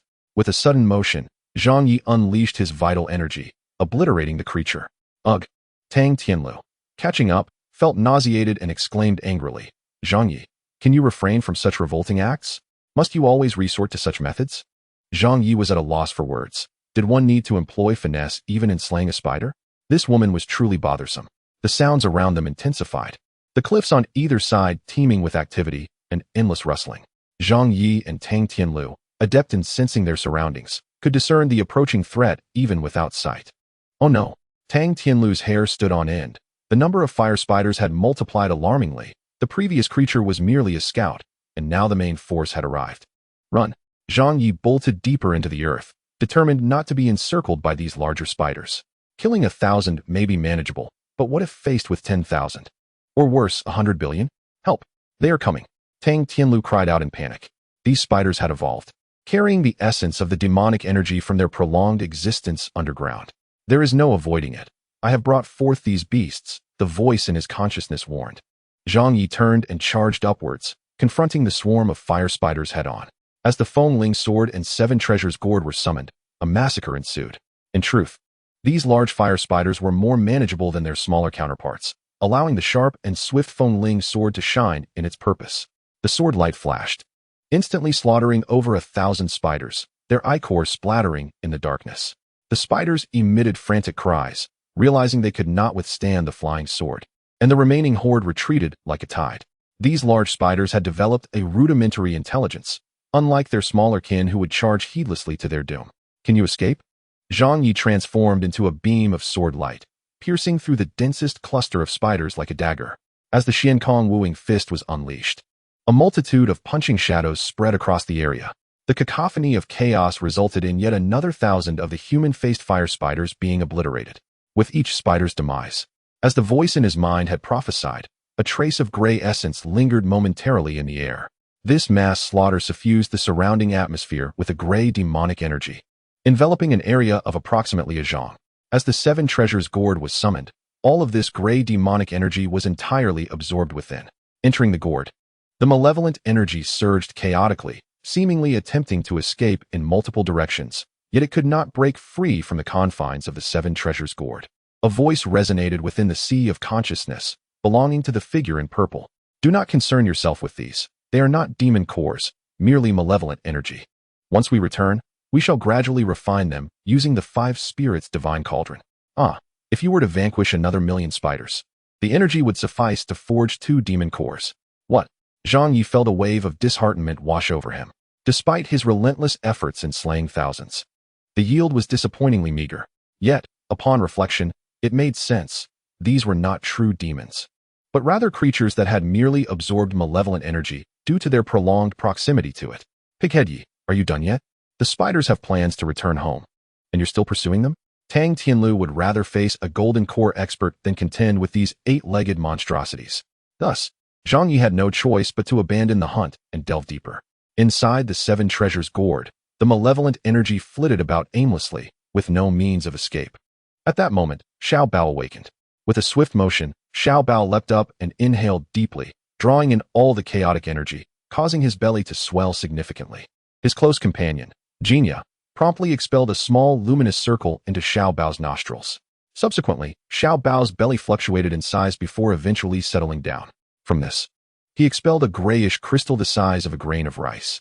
Xiao Bao appeared indifferent to this object, which served only to eliminate the malevolent thoughts within, while Jin Ye's luminous circle effectively dispelled the lingering sinister energy. Chapter 80. Golden Partners. The observing figure in purple could not help but be moved. Splendid. These two truly are a golden duo. Their synergy is akin to alchemy. Furthermore, without the need for yang fire, the consumption is less and the purity greater. Although this is merely 1/20th of a demon core, it is exceedingly valuable. If we were to refine it using your 5 spirits divine cauldron, this amount of malevolent energy could yield at most 1/50th of a demon core. Shall we raid the spider's lair? Zhang Ye inquired eagerly, uncertain of whom he was addressing. Tang Tianlu felt a surge of exasperation. After a brief moment, they finally reached the bottom. Tang Tianlu, whose cultivation significantly surpassed Zhang Ye's, being at the 2nd tier of the separation of spirit realm, expressed her doubts. We are still far from the Earth's core. It seems the rumors are mistaken. The seal at the core remains intact and has not been fully breached. She was correct. The Demon Emperor's primordial spirit was still suppressed by the Demon Suppression Tower. The core had not cracked. However, over the millennia, the spiritual essence of the cultivation realm had steadily diminished, and the Demon Emperor's primordial spirit was awakening, gradually permeating the seal and infecting the surrounding area, giving rise to demons. These demons were few in number and not particularly strong, but their purpose was to continually assault the earth, seeking a way out of the underground world. If they could devour enough human primordial spirits, they would grow stronger, ultimately creating a climate where these demon offspring could assault the core seal to rescue the Demon Emperor. A voice from the figure in purple echoed within the sea of consciousness. After surveying the vicinity, Tang Tianlu appeared increasingly apprehensive. Noting they were still far from the Earth's core, she declared, "Pighead Ye, our task is complete. We must return and report to avoid worrying our elders." Malevolent energy detected. At that moment, the figure in purple provided another alert. With a swift motion, the wind spirit sword was unsheathed, and Zhang Ye followed closely behind it. Confronting the depths as he proclaimed, "If Sister Tianlu wishes to return, she is free to do so. I shall slay this horde of demons." "You." Tang Tianlu was taken aback, but had no choice but to follow. "Do you dare ignore my orders? When have I ever heeded your commands?" Zhang Ye quickened his pace. After some reflection, Tang Tianlu expressed her concerns. "I have a bad feeling about this. We have not yet reached the core formation stage, and if the earth shifts, we could be in grave danger. Fortune favors the bold." Zhang Ye transformed into a streak of radiant light, pursuing the wind spirit sword into the abyss's darkness. "Stupid pighead. Don't think I'm afraid. I, Tang Tianlu, will accompany you." In a moment of recklessness, she summoned a fourth-grade flying sword and followed suit. The two fourth-grade flying swords surged ahead, with Zhang Ye trailing closely, dispatching various venomous insects and gigantic serpents, leaving chaos in their wake. As they advanced, the ground was littered with corpses, and a long trail of gray energy lingered in the air. This malevolent energy was meticulously collected by Zhang Ye and stored within the seven treasures gourd, where Xiao Bao and Jinya, the two conspirators, worked in tandem to refine it. Deep within the abyss, a faint glimmer of light flickered. Zhang Ye and Tang Tianlu slowed, exchanging glances before simultaneously declaring, "A fluctuation of spiritual energy, that is a flying sword." This indicated that other cultivators were engaged in battle ahead of them. "Let us proceed." Tang Tianlu's courage was bolstered by the presence of fellow cultivators. With the Celestial Path Alliance, she felt less apprehensive. Conversely, Zhang Ye furrowed his brow slightly. Before long, they reached the deepest part. The terrain was uneven, with cold, damp air permeating the atmosphere and a chaotic arrangement of jagged rocks. When the sword light flared once more ahead, they beheld countless shadowy figures surrounding that radiance, attacking it. These insubstantial shadows were the demon souls described by the figure in purple. The demon spirits, having coalesced from the malevolent energy permeating the Earth's core, gradually developed consciousness but lacked substantial power, existing merely as ethereal souls, akin to the Qi refinement stage among cultivators. Before they could intervene, approximately 4 shadowy forms surged toward Zhang Ye and Tang Tianlu. Sensing the resentment embedded within these demon souls, Tang Tianlu felt a surge of fear and cried out, "Pighead, I'm scared." "Scared of what?" "Kill, kill, kill." Zhang Ye unleashed the great heavenly Luo technique, dispersing a wave of energy that formed a barrier, ensnaring the 4 demon souls within. As the wind spirit sword responded, it transformed into a whirlwind of hundreds of sword lights, ruthlessly shredding the ensnared demon souls to pieces. However, these smaller fragments did not perish. Instead, they transformed into hundreds of tiny shadows, rushing from all directions. This was somewhat unexpected for Zhang Ye. Before he could react, Tang Tianlu activated her supernatural ability, appearing beside Zhang Ye, enveloping them both in a swirling purple aura. Purple Qi Heavenly Luo. As the hundreds of demon soul fragments collided with the purple aura, their primordial spirits dissipated, transforming into wisps of grayish-white energy that floated away. Zhang Ye summoned the 7 treasures gourd, swiftly collecting all the malevolent energy from the 4 demon souls, allowing Xiao Bao and the others to refine it. Tang Tianlu, perplexed, inquired, "Pighead Ye, is this something valuable? Why do you seize everything you encounter?" Zhang Ye chose to disregard her, focusing instead on his thoughts as he sensed within the gourd that Xiao Bao and Jinya were diligently refining the malevolent energy. This energy, originating from the already sentient demon souls, was far more substantial than the earlier malevolent energies carried by spiders and venomous snakes. The quantity of malevolent energy from just these 4 demon souls equated to that from tens of thousands of previously slain spiders and venomous insects. This time, the gray crystal expelled by Xiao Bao was significantly larger than those from previous encounters. In summary, they had amassed enough energy for 2/3 of a demon core. Suddenly, a flash of a flying sword caught their attention from afar, followed by a verdant gourd soaring into the air, seemingly also in pursuit of treasures. Not good. Zhang Ye felt a jolt of alarm. They were being robbed. This sensation was exceedingly ominous. Simultaneously, 3 more shadows surged from the darkness towards Zhang Ye and Tang Tianlu. As Tang Tianlu gradually regained her composure, her higher cultivation level allowed her to comprehend the situation better, and she felt less apprehensive. However, at this moment, Zhang Ye's voice resounded. "Do not linger in battle. Let us depart and regroup with the cultivators ahead who are making calculations. Indeed, the Celestial Alliance thrives on unity. Tang Tianlu nodded and swiftly followed Zhang Ye's lead. As they approached, a brilliant golden light erupted once more, this time being so close. Both Zhang Ye and Tang Tianlu were taken aback by the overwhelming aura, which exuded an undeniable dominance, emanating from a fifth-grade magical artifact. Who goes there? The individual surrounded by a horde of malevolent spirits remained unfazed, inquiring aloud. Disciples of the Tai Xuan Sect, Tang Tianlu and Zhang Ye, they replied in unison. Good. We of the Celestial Alliance shall act in concert. Heed my command. Following that haughty declaration, another flash of sword light surged forth, scattering countless malevolent spirits into oblivion. Zhang Ye summoned his gourd, intending to collect the remnants, but the other's sixth-grade gourd had already risen, absorbing the dense malevolent energy entirely. With no other recourse, Zhang Ye secured his seventh-grade gourd at his waist.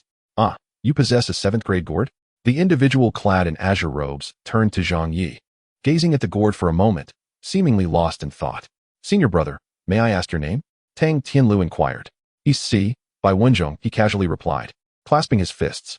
After scrutinizing Tang Tianlu and Zhang Ye once more, Bai Wenzhong remarked, the Tai Xuan Sect has indeed fallen behind, sending a mere foundation establishment practitioner here? Tang Tianlu felt an inexplicable aversion to hearing Zhang Ye disparaged by outsiders and promptly retorted, Senior brother, you are misinformed. Junior brother Ye's prowess is unparalleled among the inner disciples of our sect. He has even triumphed over. Enough, I care not for such matters. We are here. Now follow me. Bai Wenzhong interrupted impatiently, turning to lead the way. Zhang Ye, with a subtle intent, grasped Tang Tianlu's hand. Initially infuriated, she contemplated delivering a swift blow to this presumptuous oaf, only to sense a faint thread of true qi emanating from Zhang Ye's palm, seemingly inscribing a warning, beware of this person. Tang Tianlu paused, then retorted, you are overthinking it. Just because someone criticizes your cultivation level does not make them malicious. Remember, Zhang Ye insisted. Before Tang Tianlu could further argue, the surrounding malevolent energy suddenly thickened. She was alarmed and released Zhang Ye's hand, calling out, everyone, be cautious. No one required her warning. Bai Wenzhong had already summoned a golden fifth-grade flying sword, illuminating the area. Tang Tianlu felt a chill as she beheld a multitude of shadows, overwhelming and pervasive, nearly engulfing the entire vicinity. She understood that while being possessed by malevolent spirits would not lead to immediate demise, one's essence would swiftly diminish, ultimately resulting in the dissolution of their soul. As Bai Wenzhong's warning echoed, the golden sword began to whirl, enacting a sweeping slaughter. Thank you for the reminder, senior brother. Tang Tianlu expressed her gratitude while summoning her own fourth-grade flying sword to engage the oncoming spirits, quickly intercepting another wave of malevolent attacks. With a series of swift strikes, Tang Tianlu, a second-layer spirit separation practitioner, and Bai Wenzhong, wielding a fifth-grade flying sword and boasting a third-layer spirit separation cultivation, unleashed their might against these spirits of mid-foundation establishment level, resulting in a true massacre. Zhang Ye made a token effort to fend off the spirits above, yet he was merely going through the motions. After being labeled a low-level foundation establishment practitioner by Bai Wenzhong, he had been intentionally restraining his power, capable of unleashing strength comparable to a first-layer spirit separation practitioner, but currently only exhibiting the prowess of a fourth-layer foundation establishment. Countless malevolent spirits were obliterated. The onslaught was so relentless that both Tang Tianlu and Bai Wenzhong felt their arms growing weary. This time, Zhang Ye managed to reap no rewards. Any residual malevolent energy from the vanquished spirits was promptly absorbed by Bai Wenzhong's sixth-grade gourd, leaving nothing behind. Zhang Ye observed silently, choosing to remain discreet. He could have summoned his seventh-grade gourd to compete for the spoils, yet he hesitated, aware that provoking Bai Wenzhong might lead to an ambush on his gourd. Despite its status as a seventh-grade artifact, its vitality was far inferior to that of a second-grade defensive artifact, rendering it vulnerable to a single decisive blow. Moreover, Zhang Ye mused, let us see how much her sixth-grade gourd can contain. Though only one grade lower than the seventh-grade gourd, the sixth-grade gourd possessed merely one-tenth of the spatial capacity, significantly smaller. The relentless slaughter continued as Tang Tianlu, entirely forgetting Zhang Ye's warning, became exhilarated in the fray, coordinating her attacks with Bai Wenzhong to decimate the malevolent spirits. All the energy generated was absorbed by Bai Wenzhong, leaving not a trace behind. In an instant, this wave of malevolent spirits was vanquished. As they began to relax, a sense of foreboding gripped Zhang Ye. compelling him to issue a warning just as a sudden surge of energy struck like an arrow. The wind spirit sword surged forth. Swish! The sword light flashed, illuminating 3 streams of gray energy that approached in a triangular formation. Both Tang Tianlu and Bai Wenzhong, seasoned cultivators, deftly evaded to the sides. Boom, boom, boom. As the 3 of them maneuvered away, the 3 streams of gray energy collided mid-air, erupting in a burst of energy. Bai Wenzhong and Tang Tianlu exchanged astonished glances. The collision of such power was akin to a confrontation among 3 Foundation establishment practitioners. This is a Yaoling. Zhang Ye's consciousness was alerted by Ziyi's voice, revealing the unexpected emergence of Yao Ling before they even reached the Earth's core. It appeared the seal within the Earth had suffered more severe damage than anticipated. According to Ziyi's explanation, Yao Ling evolved from Yao Hun through cultivation. Yao Hun was merely a collection of souls, lacking both substance and significant energy, making them relatively easy to deal with. They could silently attach to living beings, draining their essence to facilitate their own evolution. Upon reaching a certain threshold, they transformed into streams of energy, still devoid of physical form, resembling a fusion of true energy and spirit. Thus, Yao Ling was born. Yao Ling was generally comparable to a 3rd or 4th layer Foundation establishment practitioner among human cultivators. Though not particularly formidable, their lack of substance rendered them far more challenging to exterminate than human practitioners. Be cautious. These energy streams are formidable and can rival the true energy of Foundation establishment practitioners. Tang Tianlu comprehended the gravity of the situation and, in response, activated her Great Heaven's Wrath technique, enveloping one of the energy streams with a dense palm barrier. Sizzle! The trapped Yao Ling, ensnared by Tang Tianlu's spirit separation prowess, collided against its confines but could not break free. Haha! At this moment, Tang Tianlu felt a surge of elation, while she feared insects and malevolent spirits. She was unperturbed by this energy resembling true Qi. Surrounding it, she unleashed her fury upon it. Consequently, the trio simultaneously engaged, encircling the 3 streams of energy.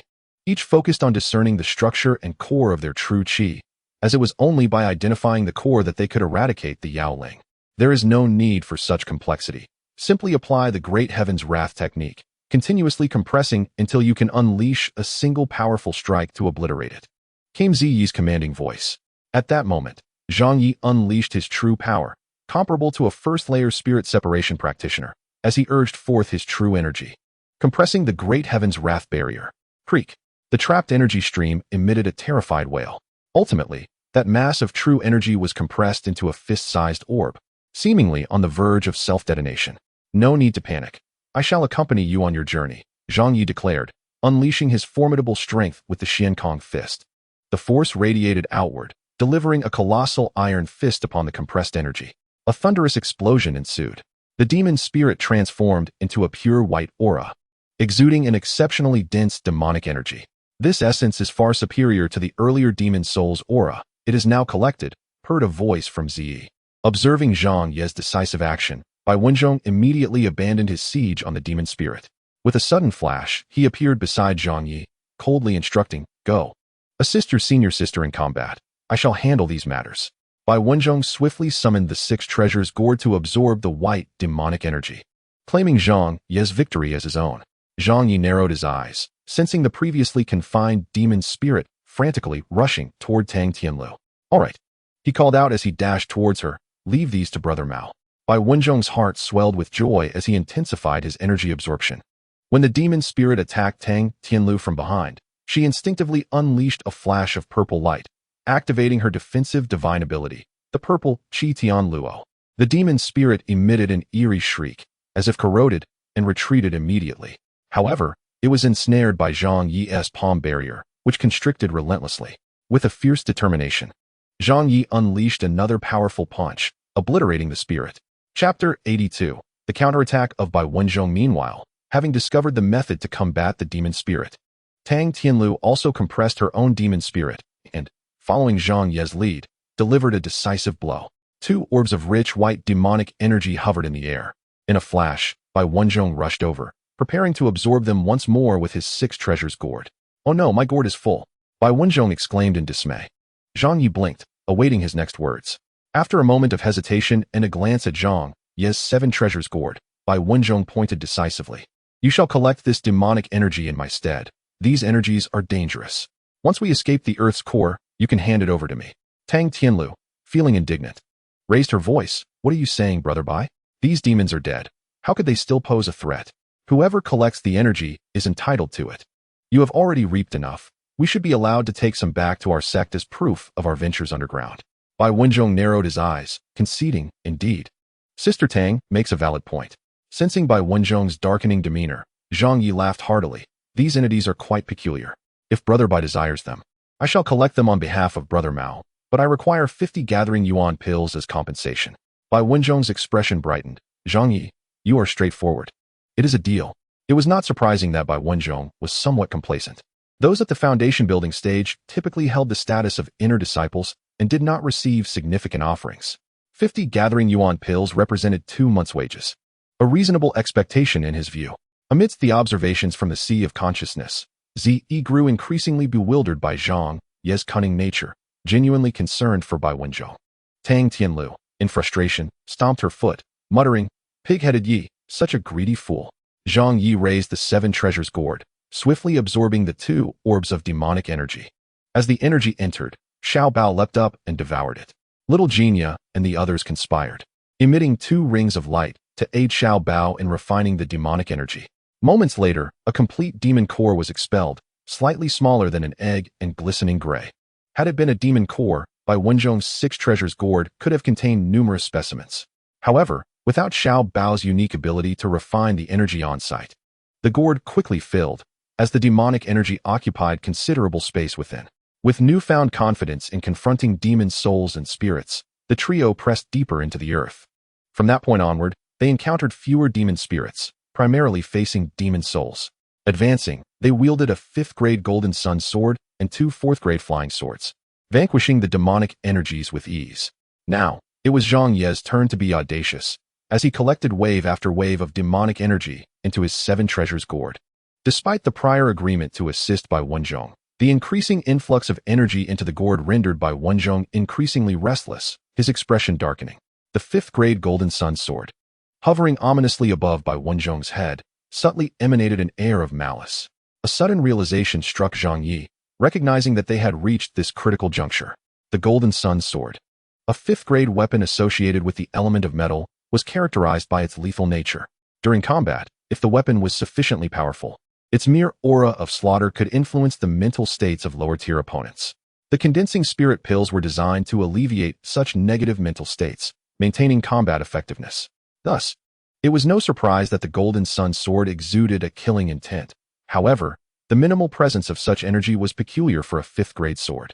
The only logical explanation was that its master was suppressing its murderous aura to the utmost extent. Not a single ounce of silver here, Zhang Ye mused, the thought dawning upon him. As a piercing sword intent surged from the depths of darkness, Zhang Ye and his companions were taken aback.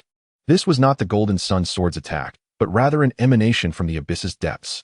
The aura caused even the 5th-grade sword to tremble slightly. A demon cultivator approaches. But only one. Be cautious, Ziyi's voice echoed within the sea of consciousness. Demon cultivators are advanced entities, having evolved from demon spirits into true corporeal forms. Comparable to human cultivators at the 3rd or 4th tier of the divine connection, exhibiting pronounced demonic traits and inherently manifesting minor divine abilities, making them exceedingly challenging to confront. What a rapid speed!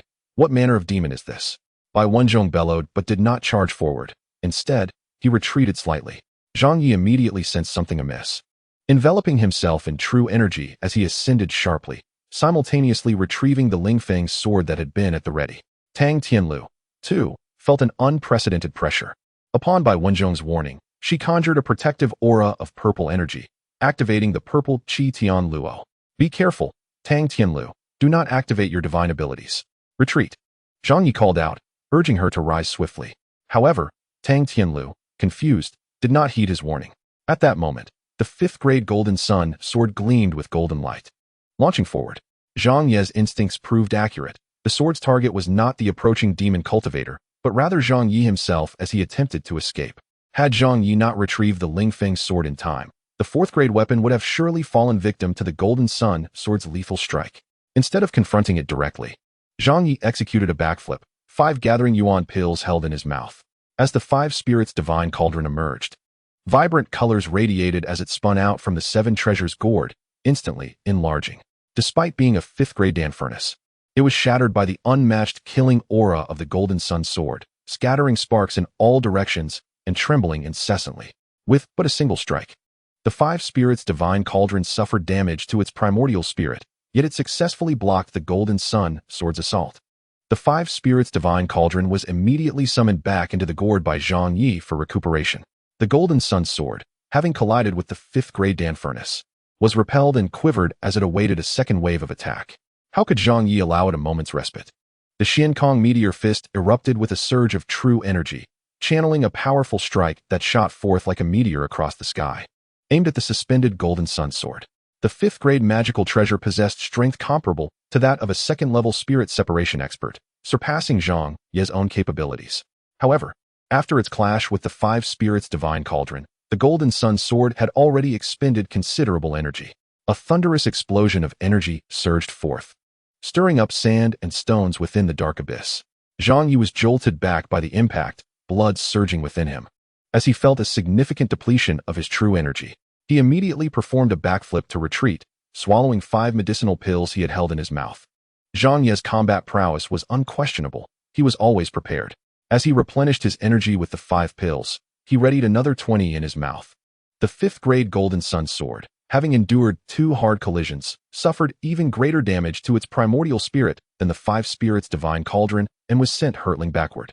In an instant, schemes, betrayals, decisiveness, and tactics unfolded in a comprehensive clash, with Bai Wenzhong at a disadvantage. In the shadows, a humanoid demon cultivator, with his upper body bare and muscles rippling, bore a handsome face yet sported a conspicuously shiny bald head, with a peculiar tuft of hair extending into a mane at the back. While human, perish, the bald demon cultivator suddenly lunged forth, moving with such speed that his figure became a mere streak of light. Demon blood, instant kill. This innate ability of demon cultivators was formidable indeed. Unbeknownst to her, Tang Tianlu, caught in a state of confusion, was enveloped in the purple Qi heavenly net, bracing against the demon blood instant kill. As Zhang Ye faced the fifth-grade Golden Sun Sword, Tang Tianlu's purple Qi heavenly net shimmered and clashed against the demon blood instant kill without yielding. Despite the demon cultivator's superior cultivation, Tang Tianlu wielded a formidable divine ability, the purple Qi heavenly net, which was renowned as Wang Siqi's signature technique in her youth. The demon cultivator was sent reeling, spewing forth a gray liquid. "Sister, be careful," Zhang Ye shouted urgently for the second time. The situation shifted once more. As Tang Tianlu's true energy waned, and the purple Qi heavenly net retracted, Bai Wenzhong's sinister hand morphed into a massive palm print. Bai Wenzhong, cunning as he was, did not aim to attack Zhang Ye with the Golden Sun Sword. Instead, his goal was to force Zhang Ye aside and concentrate on eliminating the more formidable Tang Tianlu. With a resounding impact, the palm struck Tang Tianlu's unguarded back. She coughed up blood, crashing violently against the frigid stone wall, her primordial spirit nearly shattered. A lurking humanoid fire spider swiftly lunged at Tang Tianlu, eyeing her delicate throat as if it had found the most delectable feast. "What business do you have here, spider?" Zhang Ye transformed into a streak of sword light, rushing down. Before he could arrive, the spirit wind sword erupted from the gourd. Such a lowly foundation cultivator dares to vie for a meal. Die! Bai Wenzhong also sprang forth to intercept Zhang Ye. "Just wait and see." Zhang Ye maximized his speed to rescue the gravely injured Tang Tianlu. Meanwhile, a chilling aura emanated as a gray light flickered, and the demon blood instant kill launched again, targeting Bai Wenzhong from behind. Not good. Bai Wenzhong's heart sank as he realized the demon cultivator he had just repelled was counterattacking with alarming speed. The demon cultivator showed no regard for friend or foe, attacking any human in proximity. In desperation, Bai Wenzhong retreated to defend himself, hastily conjuring 70 palm prints that surged forth like the Yangtze River, forming an impenetrable barrier. The Golden Sun Sword, still suffering from earlier damage, was once again commanded by Bai Wenzhong to strike at Zhang Ye. If he could eliminate Tang Tianlu and hold off Zhang Ye for just a moment, the demon cultivator, weakened by its earlier clash with Tang Tianlu, would not pose a threat to him. "I await your Golden Sun Sword." Zhang Ye momentarily set aside thoughts of Tang Tianlu, charging towards the Golden Sun Sword. The Spirit Wind Sword was more than sufficient to deal with the insidious humanoid fire spider. Zhang Ye's unwavering resolve propelled him forward, deliberately slowing the Spirit Wind Sword's speed to lure the fifth-grade Golden Sun Sword into a trap where he could annihilate it. severing Bai Wenzhong's right hand. The battlefield was ever-shifting, and Zhang Ye's ability to seize the moment and adapt was once again showcased in all its glory. As Zhang Ye turned to confront the Golden Sun Sword, he urged the Spirit Wind Sword to accelerate. With a swish, the speed-renowned Wind Sword transformed into a blinding flash, arriving just in time to cleave the spider into pieces before it could devour Tang Tianlu. With a deft maneuver, the Spirit Wind Sword dislodged the rocks surrounding Tang Tianlu, and her gravely injured body soared into the air amidst a flurry of dust and debris. Simultaneously, the Golden Sun Sword surged forward. Zhang Ye summoned all his strength for the Qian Kong Shadowless Fist, enveloping the Golden Sun Sword in an infinite barrage of punches. The Golden Sun Sword was no ordinary weapon. Its blade shimmered with lethal intent as it clashed with Zhang Ye's fists, both sustaining significant injuries and seeing stars from the intensity of their exchange. Sensing Zhang Ye's waning energy, the Golden Sun Sword prepared for a second onslaught. In the ancient city, Zhang Ye swallowed 5 medicinal pills he had held in his mouth. The Qian Kong Meteor Fist unleashed a blow so potent that it caught even the Golden Sun Sword off guard, causing it to tremble and further depleting its primordial spirit. With a sudden turn, the Golden Sun Sword attempted to flee. But could it escape? The 5 spirits' divine cauldron, having lingered in the shadows, whirled forth, radiating a fierce crimson light that illuminated the entire underground realm. Before the Golden Sun Sword could evade, it was ensnared in a conflagration of 5 yang flames. As the Golden Sun Sword found itself in peril, Bai Wenzhong felt a pang of urgency, yet was powerless to intervene.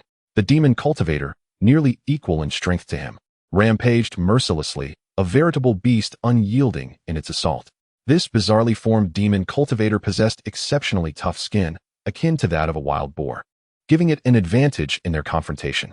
With no means of swiftly resolving the situation and unable to reclaim the Golden Sun Sword, Bai Wenzhong found himself beset by the ominous presence of countless humanoid fire spiders stirred by the commotion, their bloodthirsty instincts awakening.